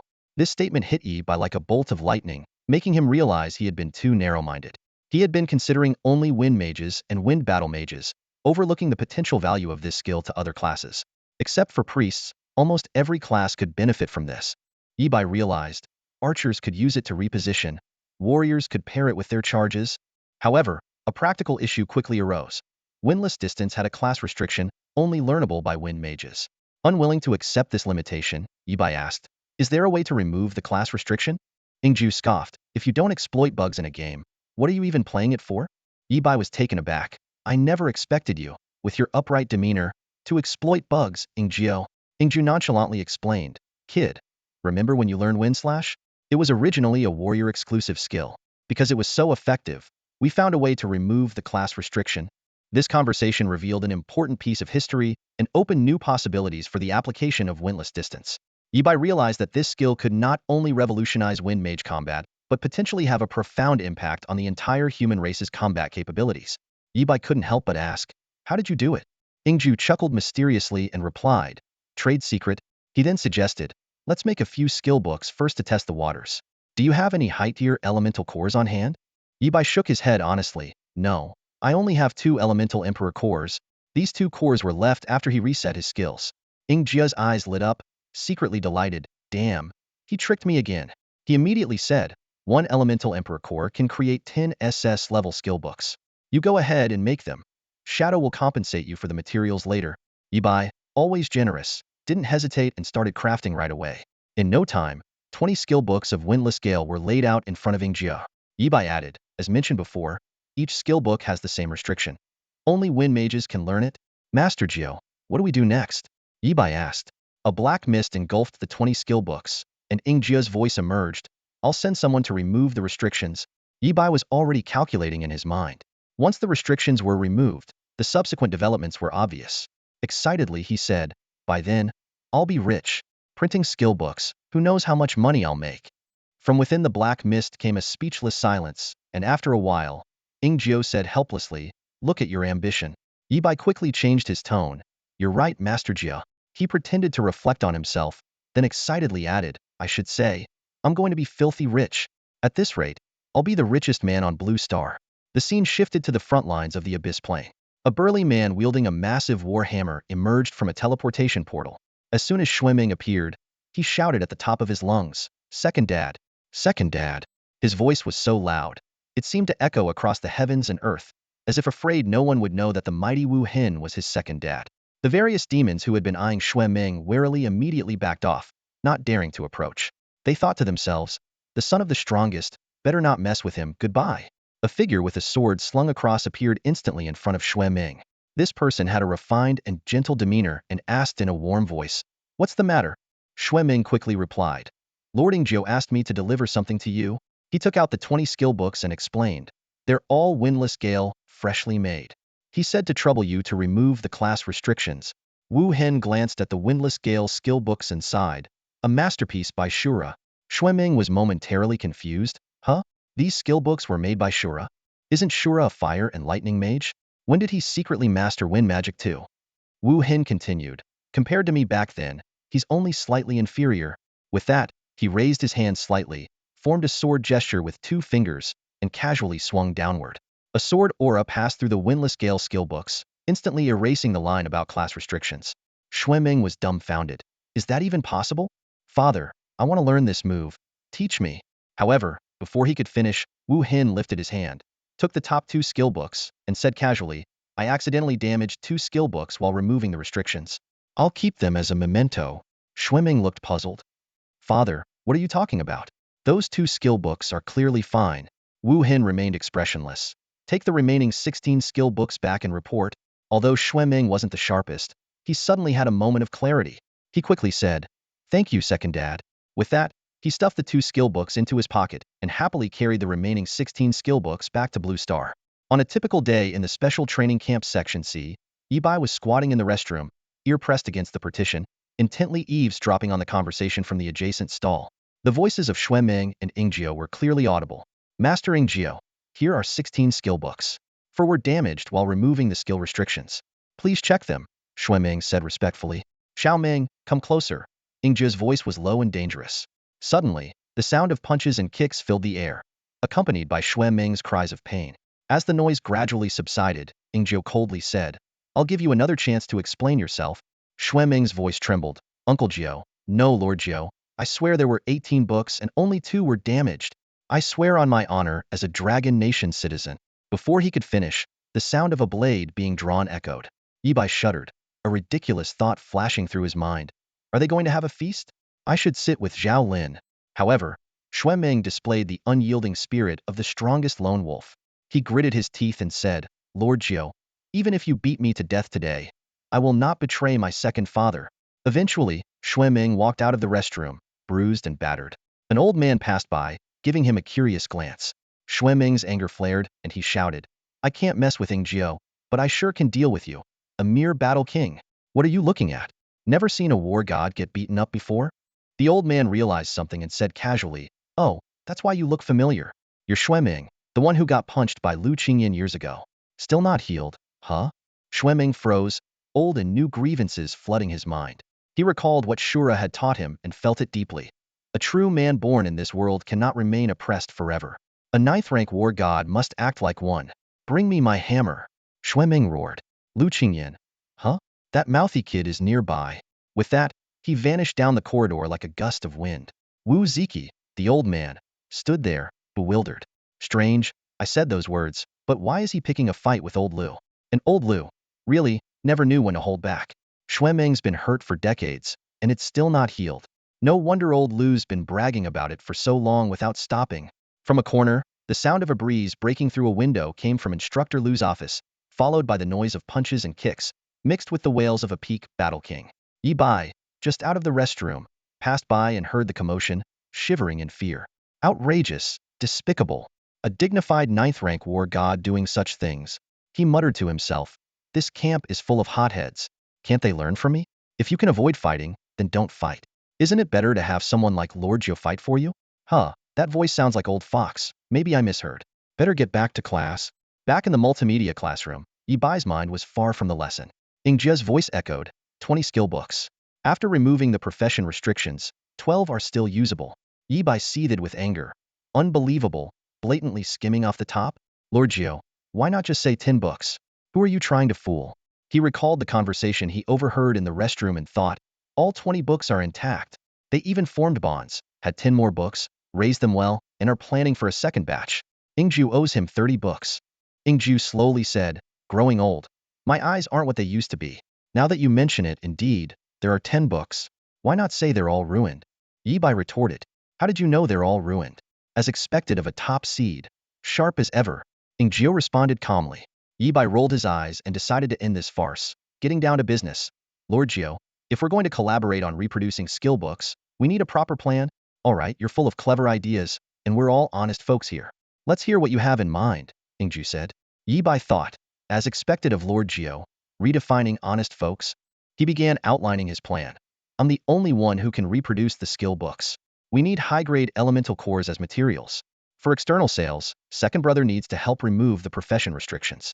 The raw materials, production, and further processing all need to share profits fairly and sustainably. Any issue in these steps, and we can't mass-produce Wind's limitless reach. Without mass production, we can't enhance the overall strength of the human race, which contradicts my original intention of creating Wind's limitless reach. Yi Bai balanced rights and responsibilities meticulously. He continued, out of the 20 skill books, Wu Hin took 2, and Xue Ming was allowed to take 2, totaling 4. Ingju analyzed, Wu Hin's intention is clear. For removing profession restrictions, he wants a 20 cut. 10 will be directly absorbed by the Abyss frontline core, and 10 will go to the rear core for strengthening. No problem.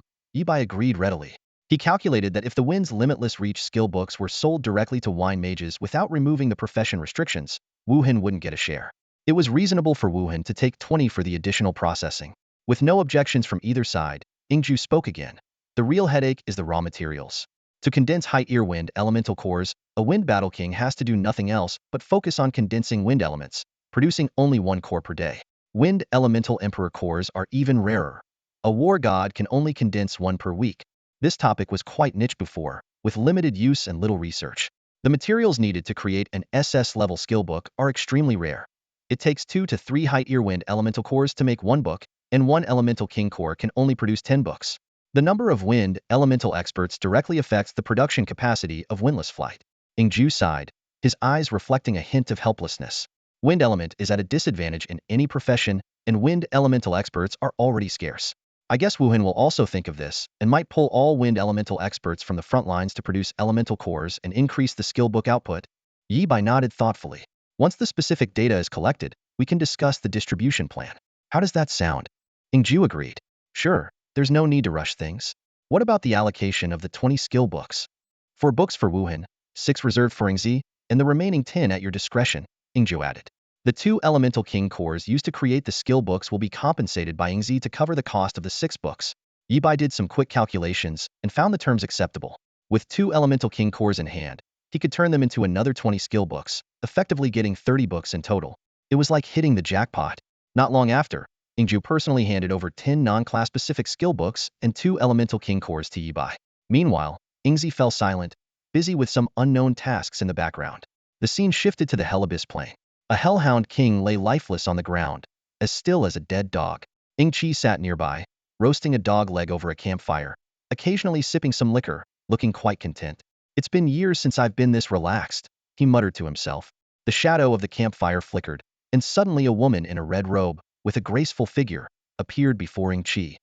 He immediately put down the dog leg and respectfully addressed her, big sister. It was Ingyi. She spoke in a soft, gentle voice. Master Ju said you did well on this mission. He wants you to hunt more demons before coming back. Ingchi responded even more respectfully. Thank you, Master Jiu, for the praise. Being able to fight longer was the best reward for him. Compared to this, the eternal forest felt like a prison where everyone was stronger than him and had harsh words to say. He didn't want to stay there for even a second. Master Joe asked me to bring you something, Ingyi said, tossing a skill book to Ing Chi. Upon seeing it, Ing Chi's breath quickened, and he became exceptionally excited, his voice trembling. What is this? Windless flight. This is tailor-made for me. With this divine skill, what do I have to fear from Azura? Ingyi poured cold water on his excitement. This skill was created by Azura. In a way, you're right. It is indeed the work of a supreme expert. The future supreme expert of our human race. Ing Chi's expression became extremely complex, alternating between red and white, unable to utter a single coherent word. He finally felt moved, only to find out it was created by Azura. Bang! Ing Chi threw the skill book on the ground, turned his head away, and said coldly, if it's created by Azura, I'd rather not learn it. As you wish, Ingyi said before leaving, adding one last sentence. By the way, your mother is pregnant again, with twins. She wants you to work hard in Ingzi and not to worry about the family. Stop writing home to complain and spread negative energy. Instead, find a partner. You're almost 30 and haven't brought anyone home for the holidays. The breeze blew, and the campfire flickered. Only Ing Chi was left, standing there like a stunned single dog, suffering multiple emotional blows. His eyes kept drifting back to the skill book on the ground, filled with a burning desire. Ing Chi looked around to make sure his sister had left. He slowly moved his stiff legs, squatted down, picked up the skill book, and hurriedly dusted it off, checking it carefully for any damage, looking extremely distressed. With the firelight reflecting on his face, holding the skill book in both hands, Ing Chi's expression was numb as he muttered to himself, I'll just take a look. I won't learn it. At Camp Zone C, the sun was shining brightly, and the shadows of the trees danced gracefully. Yi Bai and Ingzio had just concluded a secret meeting and decided to temporarily shelve the matter of wind without distance. They agreed that by tonight, before Yi Bai stepped into the Eternal Tower, he would receive a concise yet comprehensive report. This report would cover the production data of the wind element core, market evaluation of the skill books, and an in-depth analysis of their usage scenarios. With this detailed investigation, all parties could sit down and calmly settle the matter. Yi Bai had successfully sold his 10 unrestricted wind without distance books to the Feng Lan Legion for the price of 2 elemental emperor cores, thanks to Ingjia's connections. This legion had just returned from fierce battles in the Abyss Plane and was in a period of rest, also tasked with protecting the camp students. The legion commander, a skilled wind element warrior, and his team of experts were eager for these skill books. Yi Bai calculated that this deal had doubled his elemental emperor cores, yielding a 100 net profit. He nodded in satisfaction, relishing the feeling of bypassing middlemen. After the morning classes, Zhao Lin enthusiastically suggested treating everyone to lunch to celebrate his achievement of an A-grade clearance on the 3rd level yesterday. Of course, the camp would cover the meal expenses.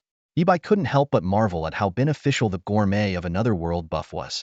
At the dining table, Zhao Lin vividly recounted his exciting experiences from the previous day to Yi Bai. With the gourmet of another world buff, not only did he clear the 3rd level smoothly, but he also unexpectedly obtained a grade mineral. Zhao Lin had now advanced to the 5th level and still had a chance to earn a decent rating. Yi Bai sincerely congratulated him. Congratulations. Then, he shifted the topic, asking, today is the 3rd day of the training camp. Do you have any plans? Zhao Lin looked a bit puzzled inside, admitting, I haven't really thought it through.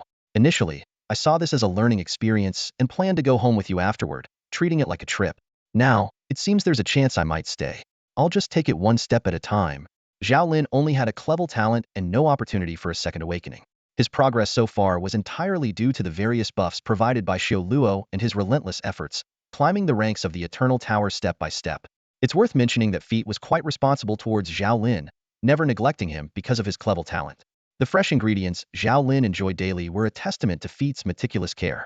Suddenly, Zhao Lin seemed to think of something and asked, Dabai, how about I give you the grade mineral? Isn't it supposed to affect the rating? He paused, then added, do you plan to stay? Yi Bai shook his head, declining Zhao Lin's offer. No need for that. Taking your mineral would be cheating, and if they find out, we'll both be in trouble. He paused, then continued, yes, I plan to stay. Senior Feng Dong keeps calling me brother Bai every day, and I can't let him down, can I? Zhao Lin nodded, somewhat understanding, then looked puzzled again. Why did you suddenly bring this up? Yi Bai casually replied, it's nothing. I'm just a bit worried. With your current appetite, if you go home, your family might go bankrupt within a week.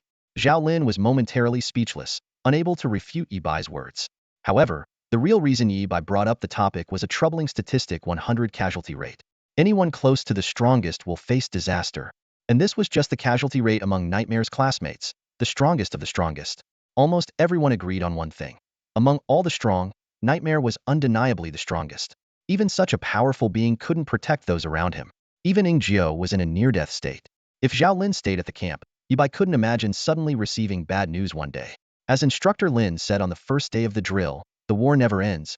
After lunch, Yibai washed his face with clear water, feeling much more refreshed. He temporarily set aside the thought of misfortune for those close to the strongest.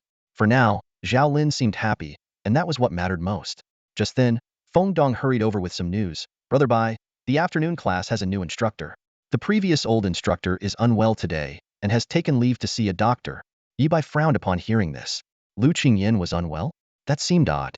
He had used his inside eye to check Lu Qingyin before, and there was no major illness.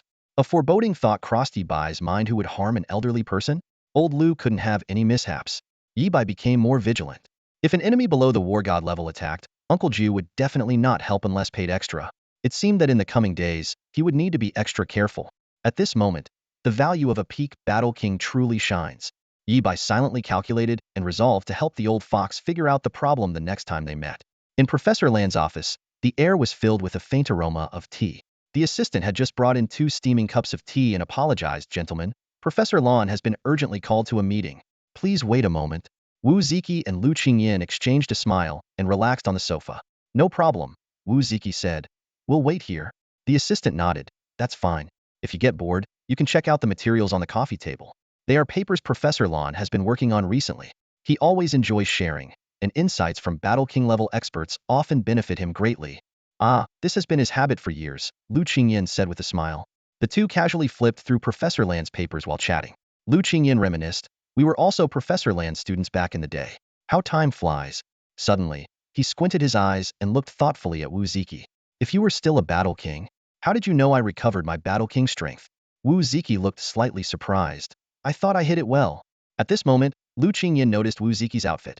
A large king character printed on his shirt, hair shaved on the sides in the shape of the character, a thermos with Battle King Commemorative Edition engraved on it, and shoes that were a limited Battle King edition. Wu Ziki might as well have written, I am a Battle King on his forehead. Lu Qingyin couldn't help but laugh. No wonder the assistant gave you strange looks earlier. He pointed a finger at his old friend from a moral high ground. You boast about the smallest things. Can't you be as mature as I am? Speaking of maturity, do you remember my granddaughter Lu Sweki? Her talent has awakened for the second time. They continued chatting idly until Wu Ziki suddenly asked, Old Lu, why are you looking for Professor Lan? Lu Qingyin replied frankly, I've been having headaches recently. The hospital couldn't find any issues. The battle god who examined me suggested it might be a soul problem. Professor Lan is quite knowledgeable in this area. The battle god recommended I get a preliminary diagnosis from Professor Lan to determine a general direction, then find the appropriate soul specialist for treatment. Wu Ziki's eyes lit up. Oh, you're talking about a soul issue? Coincidentally, Professor Lan has been writing a paper on soul matters recently. It's amazing. He even has data from experiments with Battle King volunteers.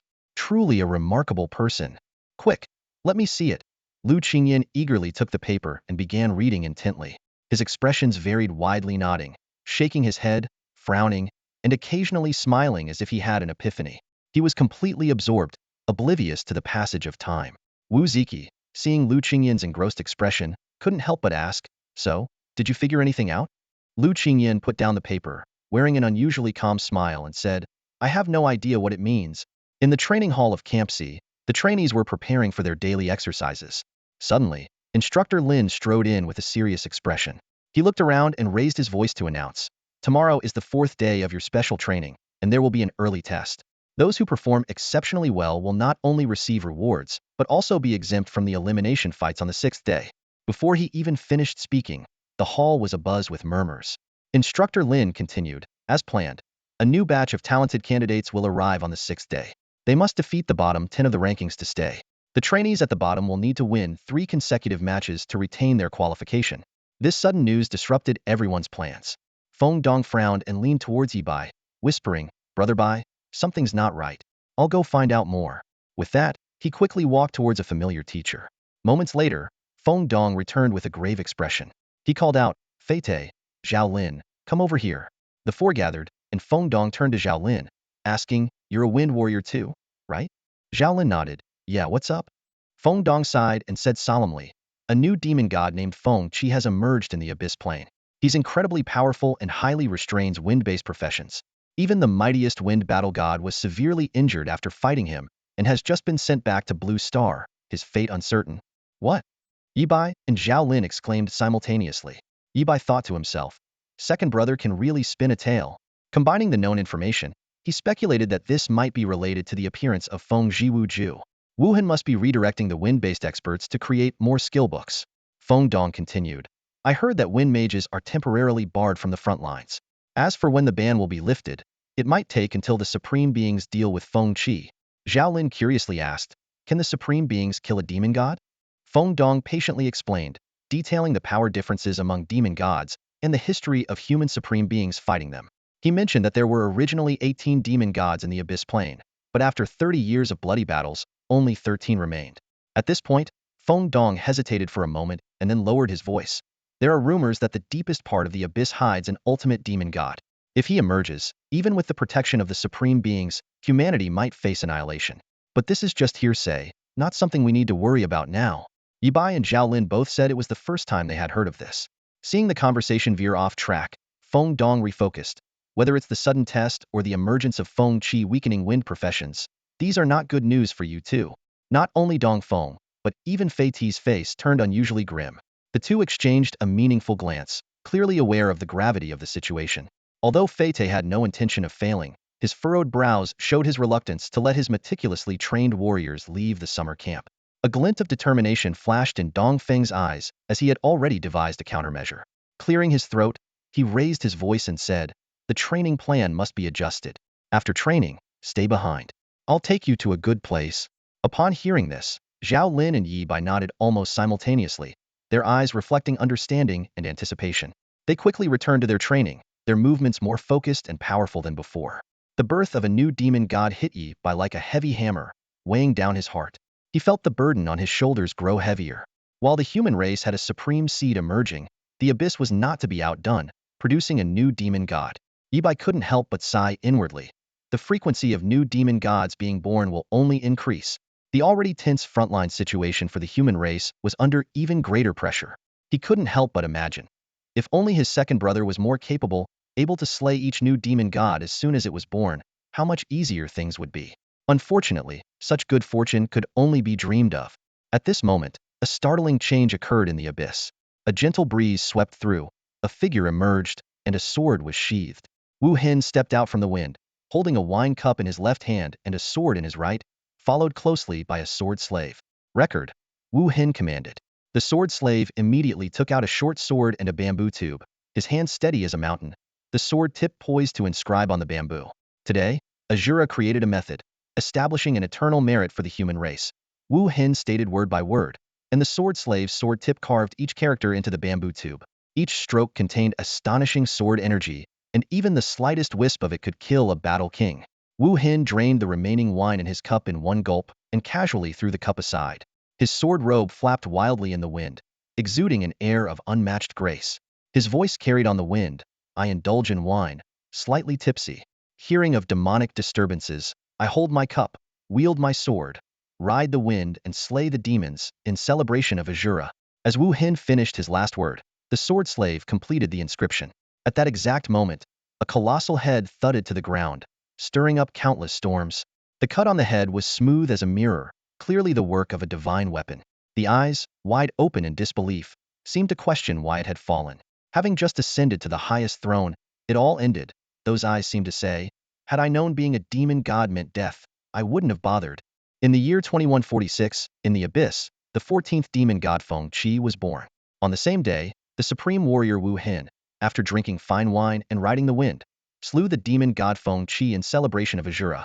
The 14th demon god of the Abyss lived for only 32 minutes and 13 seconds.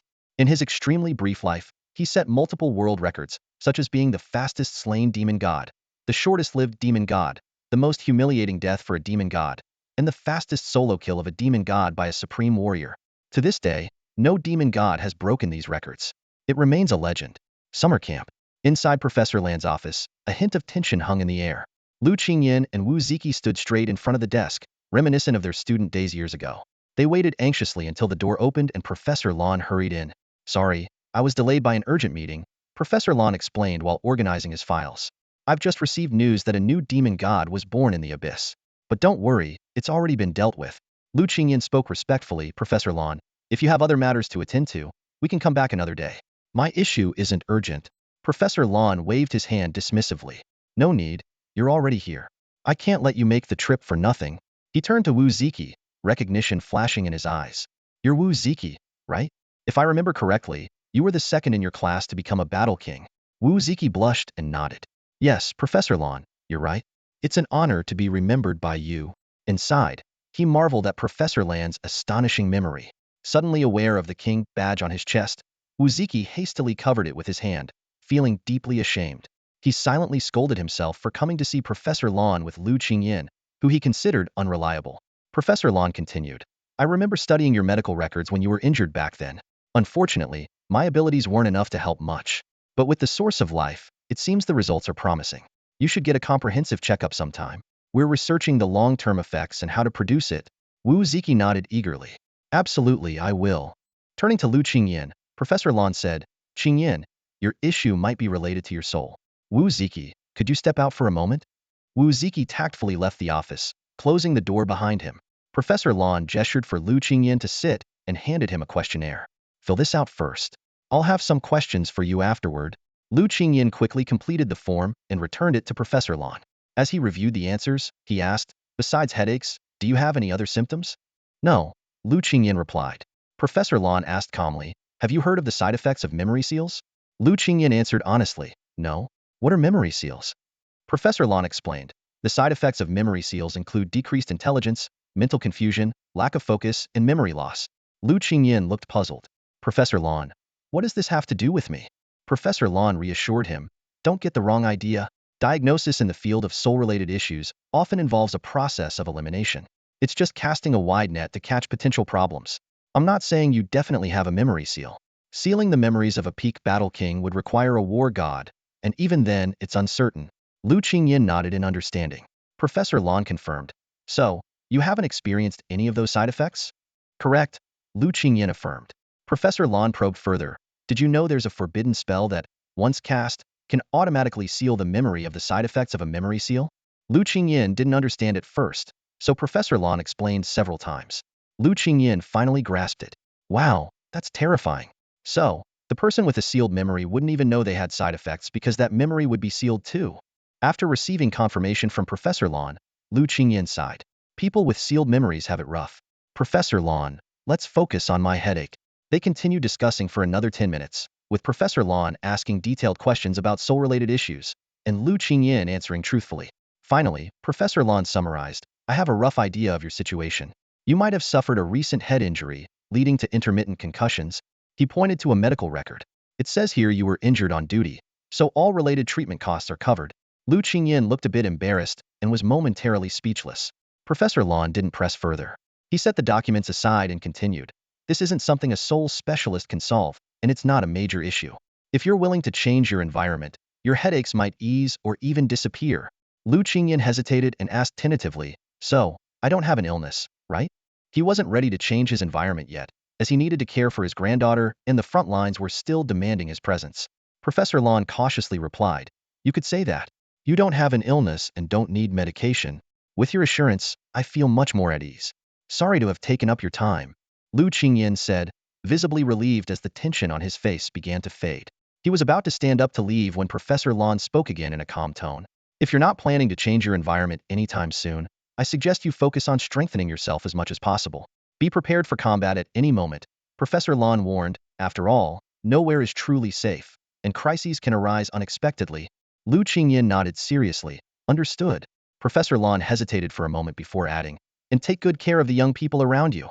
They are the future of Blue Star. Yes, sir. Lu Qingyan responded, then turned and left. Once Lu Qingyan's figure disappeared through the door, Professor Lon exhaled deeply and walked towards his desk. He picked up a pen and began to write his report. The pen moved swiftly across the paper, documenting his observations. Multiple memory seals have a noticeable impact on the intelligence and comprehension abilities of a peak battle king. Intelligence may not decline in a linear fashion but exhibit minor fluctuations, with occasional peaks in specific areas. The significant side effects are likely due to the sudden and irregular nature of the memory seals. If performed in a regular, scheduled manner, the side effects could be minimized or even eliminated, warranting further experimentation and observation. Repeated memory seals may also induce a certain level of resistance to soul-related skills. Meanwhile, in the training hall, Yibai and Zhao Lin had just finished their day's classes and were following Feng Dong. Senior, where are you taking us? Yibai asked curiously. Feng Dong smiled mysteriously. You'll find out soon enough. After several twists and turns, Feng Dong led them to an iron door. A sign next to the door read, Mechanical Equipment Storage. We're here. Feng Dong announced excitedly, his eyes gleaming. Brother Bai, whether I pass or fail depends on this place.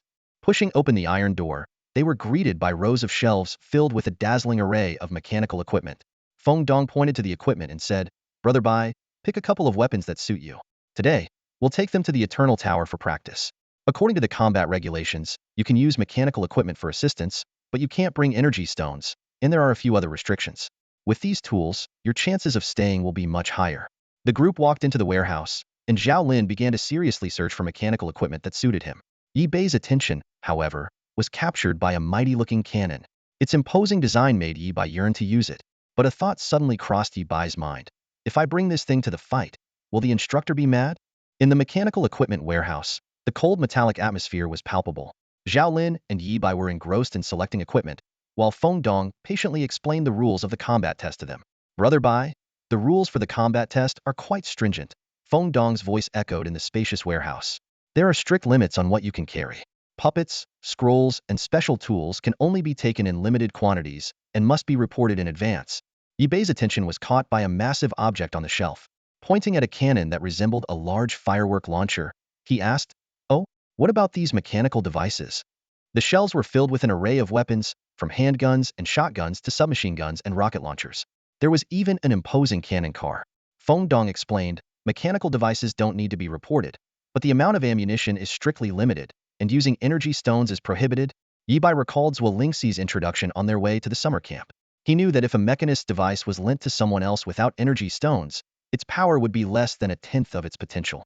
Driven by curiosity, Yi Bei continued to ask, even without energy stones, bringing a cannon car to the combat test could still take out a classmate with one shot, right? Even at a tenth of its power, it's still intimidating.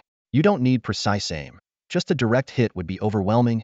Feng Dong pointed to the cannon car in the center of the warehouse, his expression becoming peculiar. You're not seriously considering bringing a cannon car to the combat test, are you? Why not? Yi Bei retorted, his eyes gleaming with eagerness. Ahem, Brother Bai, calm down. Feng Dong quickly explained. Although mechanical devices don't need to be reported, you have to carry them the entire time. Bringing a cannon means you'd have to carry it or hoist it during the entire test. You can't put it down, even during a fight, or you'll be disqualified. These rules are based on real combat scenarios. If you can actually carry a cannon car around the battlefield and fire it, that's impressive. Just then, Fei Te, who had somehow appeared beside the cannon car, effortlessly lifted the several-ton cannon as if it were a dumbbell and even did a few curls. Turning to Feng Dong, he asked expressionlessly, Is it really that hard? Feng Dong was momentarily speechless, then smiled wryly. Even if you can carry it and withstand the recoil, you can only bring one shell. You'd have just one shot, which isn't a wise choice. Reluctantly, Yi Bei turned his attention back to the shelves and, along with Zhao Lin, picked out a few pieces of mechanical equipment to bring to the Eternal Tower for practice. Feng Dong repeatedly reminded him, Brother Bai, forget about that cannon car.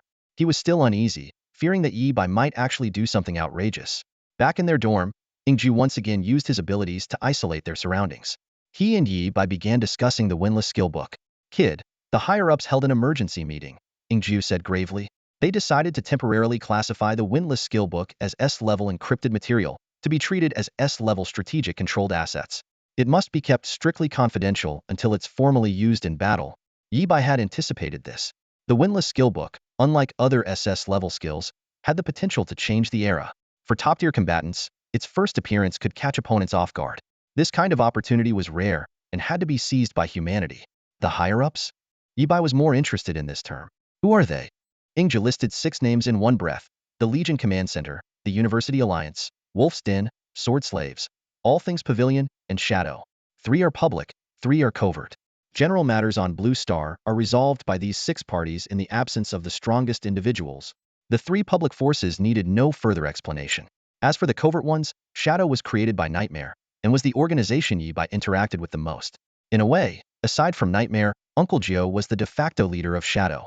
Sword Slaves, as the name suggests, were likely under Second Brother's command. Since they were often fighting in the Abyss Plane, Yibai had yet to meet them. Is All Things Pavilion created by Xiaoyao? Yibai was surprised, not expecting that the All Things Pavilion he dealt with in the trading secret realm had such a significant background. Ingju didn't elaborate, but Yibai could imagine Third Brother's attitude towards All Things Pavilion. He would likely be indifferent, saying boring with a cold expression. If Xiaoyao were genuinely interested in these matters, he wouldn't be Xiaoyao. Regarding the winless skill book, the 6 parties decided not to release it to the free market for now. Instead, they will place collective orders with you. Ingju presented the agreed plan from the meeting. We will provide the raw materials, and the first batch order is for 50,000 copies, to be delivered within 3 days. As for payment, if you prefer gold coins, we can supply enough. We can even sell you a gold coin manufacturing device, so you can make as many as you want. Wow, really? Yibai had heard of using printed money to buy things, but he never thought had experienced such a situation himself. Yibai frowned and said, I've never heard of using a money printing machine to buy things. He pondered silently, realizing the demand from the human race's upper echelon was enormous. 50,000 skill books, enough to arm 3 or 4 elite legions. From this number alone, Yibai could deduce that the humans were planning something big in the near future. Ingjiu, looking serious, continued to explain, the more money there is, the less it's worth. You understand that, right? Yibai nodded in agreement, calculating in his mind. At present, he indeed had no shortage of money. Piles of gold coins were just gathering dust in the warehouse. He couldn't help but wonder, how is this order going to be paid for? I'm open to bartering. Ingjiu was prepared and immediately presented a plan. Spoils of war. Spoils of war? Yibai raised an eyebrow. What kind of spoils? Ingjiu lowered his voice, speaking each word carefully. Within a week, a major battle will occur, involving demon gods. You've probably sensed the tension building, haven't you? Yibai silently nodded. The current atmosphere was akin to the calm before a storm, with everyone feeling the impending turmoil. Ingjiu continued, in this battle, 1/3 of the battlefield gains from everyone who learns Feng Jiwu Ju will be yours. Whether they are battle generals, battle kings, battle gods, or even me, the strongest among us. As long as they learn Feng Jiwu Ju, 1/3 of their spoils in this battle will be yours. Yibai took a deep breath, feeling a thrill of excitement. The pricing Jiu offered was incredibly tempting, a large and alluring proposition. If the strongest were to slay a demon god, wouldn't that mean Yibai could claim 1/3 of the demon god's remains? Just the thought was enticing. More importantly, both sides tacitly avoided mentioning the pricing of Feng Jiwu Ju. This was a complex issue. Producing skill books had a significant cost. If priced too high, battle generals couldn't afford them, and even battle kings would find it challenging. This meant that once all battle gods and peak battle kings had learned Feng Jiwu Ju, Yibai's skill books would be hard to sell unless at a loss. Ingjia's plan was clearly more reasonable. They would cover production costs, allowing for more flexible payment. 1/3 of the battle spoils from a major war, possibly including the fall of a demon god. More importantly, this battle was to defend against Azura, targeting the 4th demon god. Deploying 50,000 Feng Jiwu Ju books in the battlefield could be the key to turning the tide, transforming a narrow victory into a decisive one. After a moment of reflection, Yibai nodded in agreement. All right, I have no issues. After this battle, I can sell Feng Jiwu Ju on the market, right? Correct. Ingju nodded. At that time, you can set your own prices, and we'll discuss new order collaborations. He hesitated for a moment before deciding to offer a personal piece of advice. This is just my personal suggestion, unrelated to the shadows. Yibai perked up, curious about what Ingju had to say next. It was rare for Ju Yi to be this serious. Yibai speculated it likely had to do with the strongest among them, possibly Xian Yao. Ingju spoke each word clearly. You'd best not accept Xian Yao's spoils. Ingjia's warning echoed in Yibai's ears, each word like a knife. You'd better not accept Xiao Yao's spoils. This simple sentence made Yibai feel as if he were sitting on pins and needles. He sensed danger and knew this was no joke. Although Ingju didn't elaborate, both men were smart enough to understand each other. At this moment, Yibai was still just an incomplete second-tier mage. His damage output rivaled that of a war god, but he was severely lacking in other areas.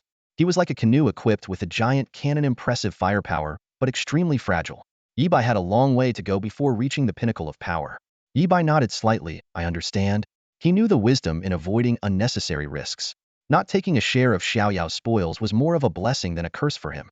With the matter of Feng Ziwuju concluded, Yibai glanced at the time. It was just over an hour before midnight. He turned to Ingjia. Master Jio, we've been mining all day. Who should I hand the goods over to? Xueming. With some spare time, Yibai planned to earn a bit of extra money. At midnight, he still had 2 class change dungeons to tackle. He felt a pang of guilt remembering the goals he had set, but failed to achieve the day before. The 9th floor? Today we will clear the SSS level, I swear. Even Xiaoyao can't stop us. Yi Bai vowed silently. Ingjiu replied calmly, take the goods to the trading realm. Someone from the Wanwu Pavilion will meet you there.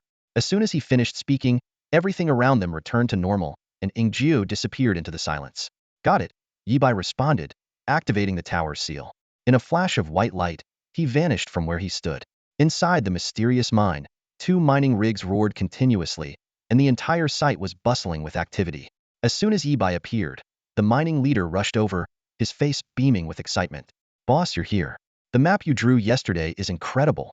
I've never seen anyone detail every underground feature so precisely. Thank you for the compliment, Yi Bai said modestly, knowing it was all thanks to his eye of insight. What's the production situation? Yes, sir.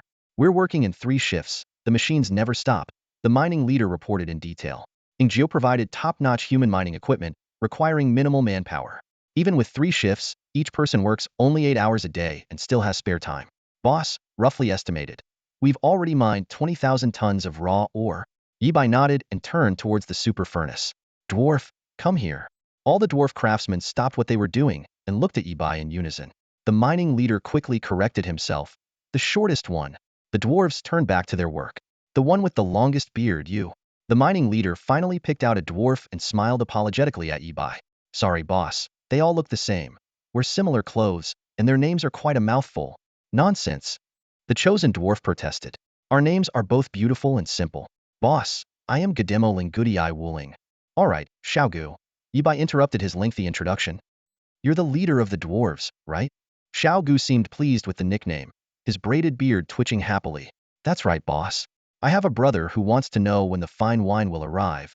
It will be here today, Yi Bai assured him. Let's talk about production capacity first. At the mention of his expertise, Xiaogu's professionalism shone through. Boss, the super furnace is amazing. Better than any furnace I've seen.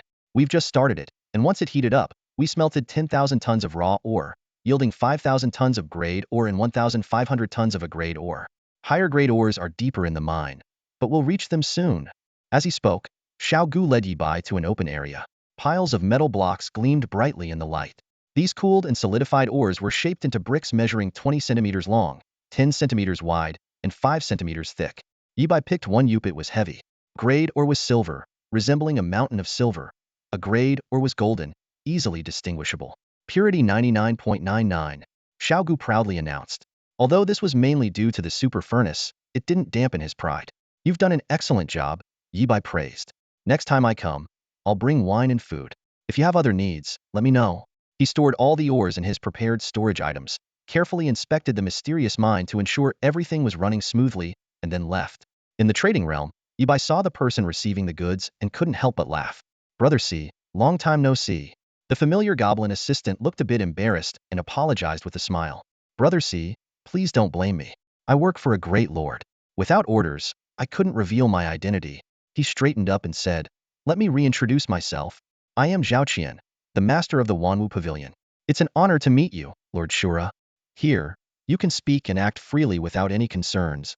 It turned out that the goblin assistant who had been dealing with Yi Bai since he first entered the trading realm was none other than the influential master of the Wanwu Pavilion. Yi Bai had already suspected as much before coming. When the answer was revealed, it was hardly surprising. Yi Bai frowned at the goblin underling in front of him, wondering why his SS-level talent, the eye of insight, couldn't see through the goblin's true identity.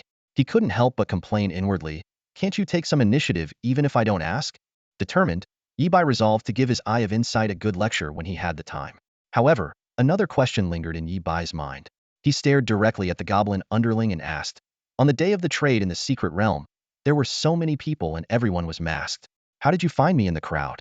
You came to me so quickly after I arrived. Your efficiency is astonishing. Squinting his eyes slightly, Yi Bai's tone carried a hint of suspicion. Are you also someone with a similar talent? The goblin underling chuckled, clearly having received permission from Xiaoyao, and answered readily, when the announcement of an SS-level clearance of the novice dungeon appeared. You were the only one who could enter the trade's secret realm. Hearing this, Yi Bai's expression shifted slightly, and he sincerely remarked, what an impressive move. Xiaoweo's research into the Eternal Tower far surpasses that of the other 2 supreme beings. Achieving this level is no exception. Let's check the goods, Yi Bai said, taking out a large pile of ores. 5,000 tons of grade, 1,500 tons of A-grade. The goblin underling counted the ores, suddenly gasping. Even though he was prepared, Seeing so many ores still left him utterly shocked. This, this is equivalent to the annual output of a large abyssal plane. Swallowing hard, the goblin underling, as the head of the Everything Pavilion and a confidant of Xiaoyao, prided himself on having seen it all. Yet, at this moment, he was stunned for several seconds before regaining his composure. Lord Shura, just call me fourth brother, the goblin underling said, trying to steady his emotions. Is this a day's production? Yes, Yi Bai answered succinctly. The goblin underling rummaged through the metal blocks for a while before suddenly looking up at Yi Bai. No crate ores? Yi Bai shook his head. I really don't have any. Searching his entire body, he only had 30 kilograms of crate raw ore, which was meant for assignments. Are you saying that the worst ores in the mysterious mine are grade? The goblin underling's voice turned sharp, almost breaking. He quickly calculated 7,500 tons of grade raw ore, this output. Halfway through his sentence, he realized his outburst and quickly apologized to Yi Bai. After verifying the goods, the goblin underling reported the price, grade ores, 500,000 gold coins per ton, a grade 1 million, totaling 4 billion gold coins, which converts to 4,000 war god merit points. He handed a black card to Yi Bai, casually remarking, that's equivalent to the merit of slaying a demon war god. Taking the black card, Yi Bai mused, sigh, having too much money is also a headache. I don't know how to spend it. Seriously, he asked, can I deposit this money with your Everything Pavilion to earn interest? You're joking. The goblin underling chuckled, shaking his head. It's okay, just asking. I don't plan to deposit it for now. Yi Bai smiled and then started preparing for today's adventure in the job change secret realm. He bought fire-type skill books for combat, 2 sets of level 60 equipment, and commonly used scrolls and puppets. After completing a business deal worth 4 billion gold coins, the goblin underling generously offered. Tonight's expenses are on Mr. Zhao. Yi Bai's eyes lit up. How can I accept that? He said, then pointed to the Everything Pavilion's inventory list. Let's have another set then. That's all for today. Thank you so much for watching. I hope you guys enjoyed. If you wish to have another part of this recap, please give us at least 1,000 likes. Please don't forget to comment and subscribe to our channel for more content like this until next time.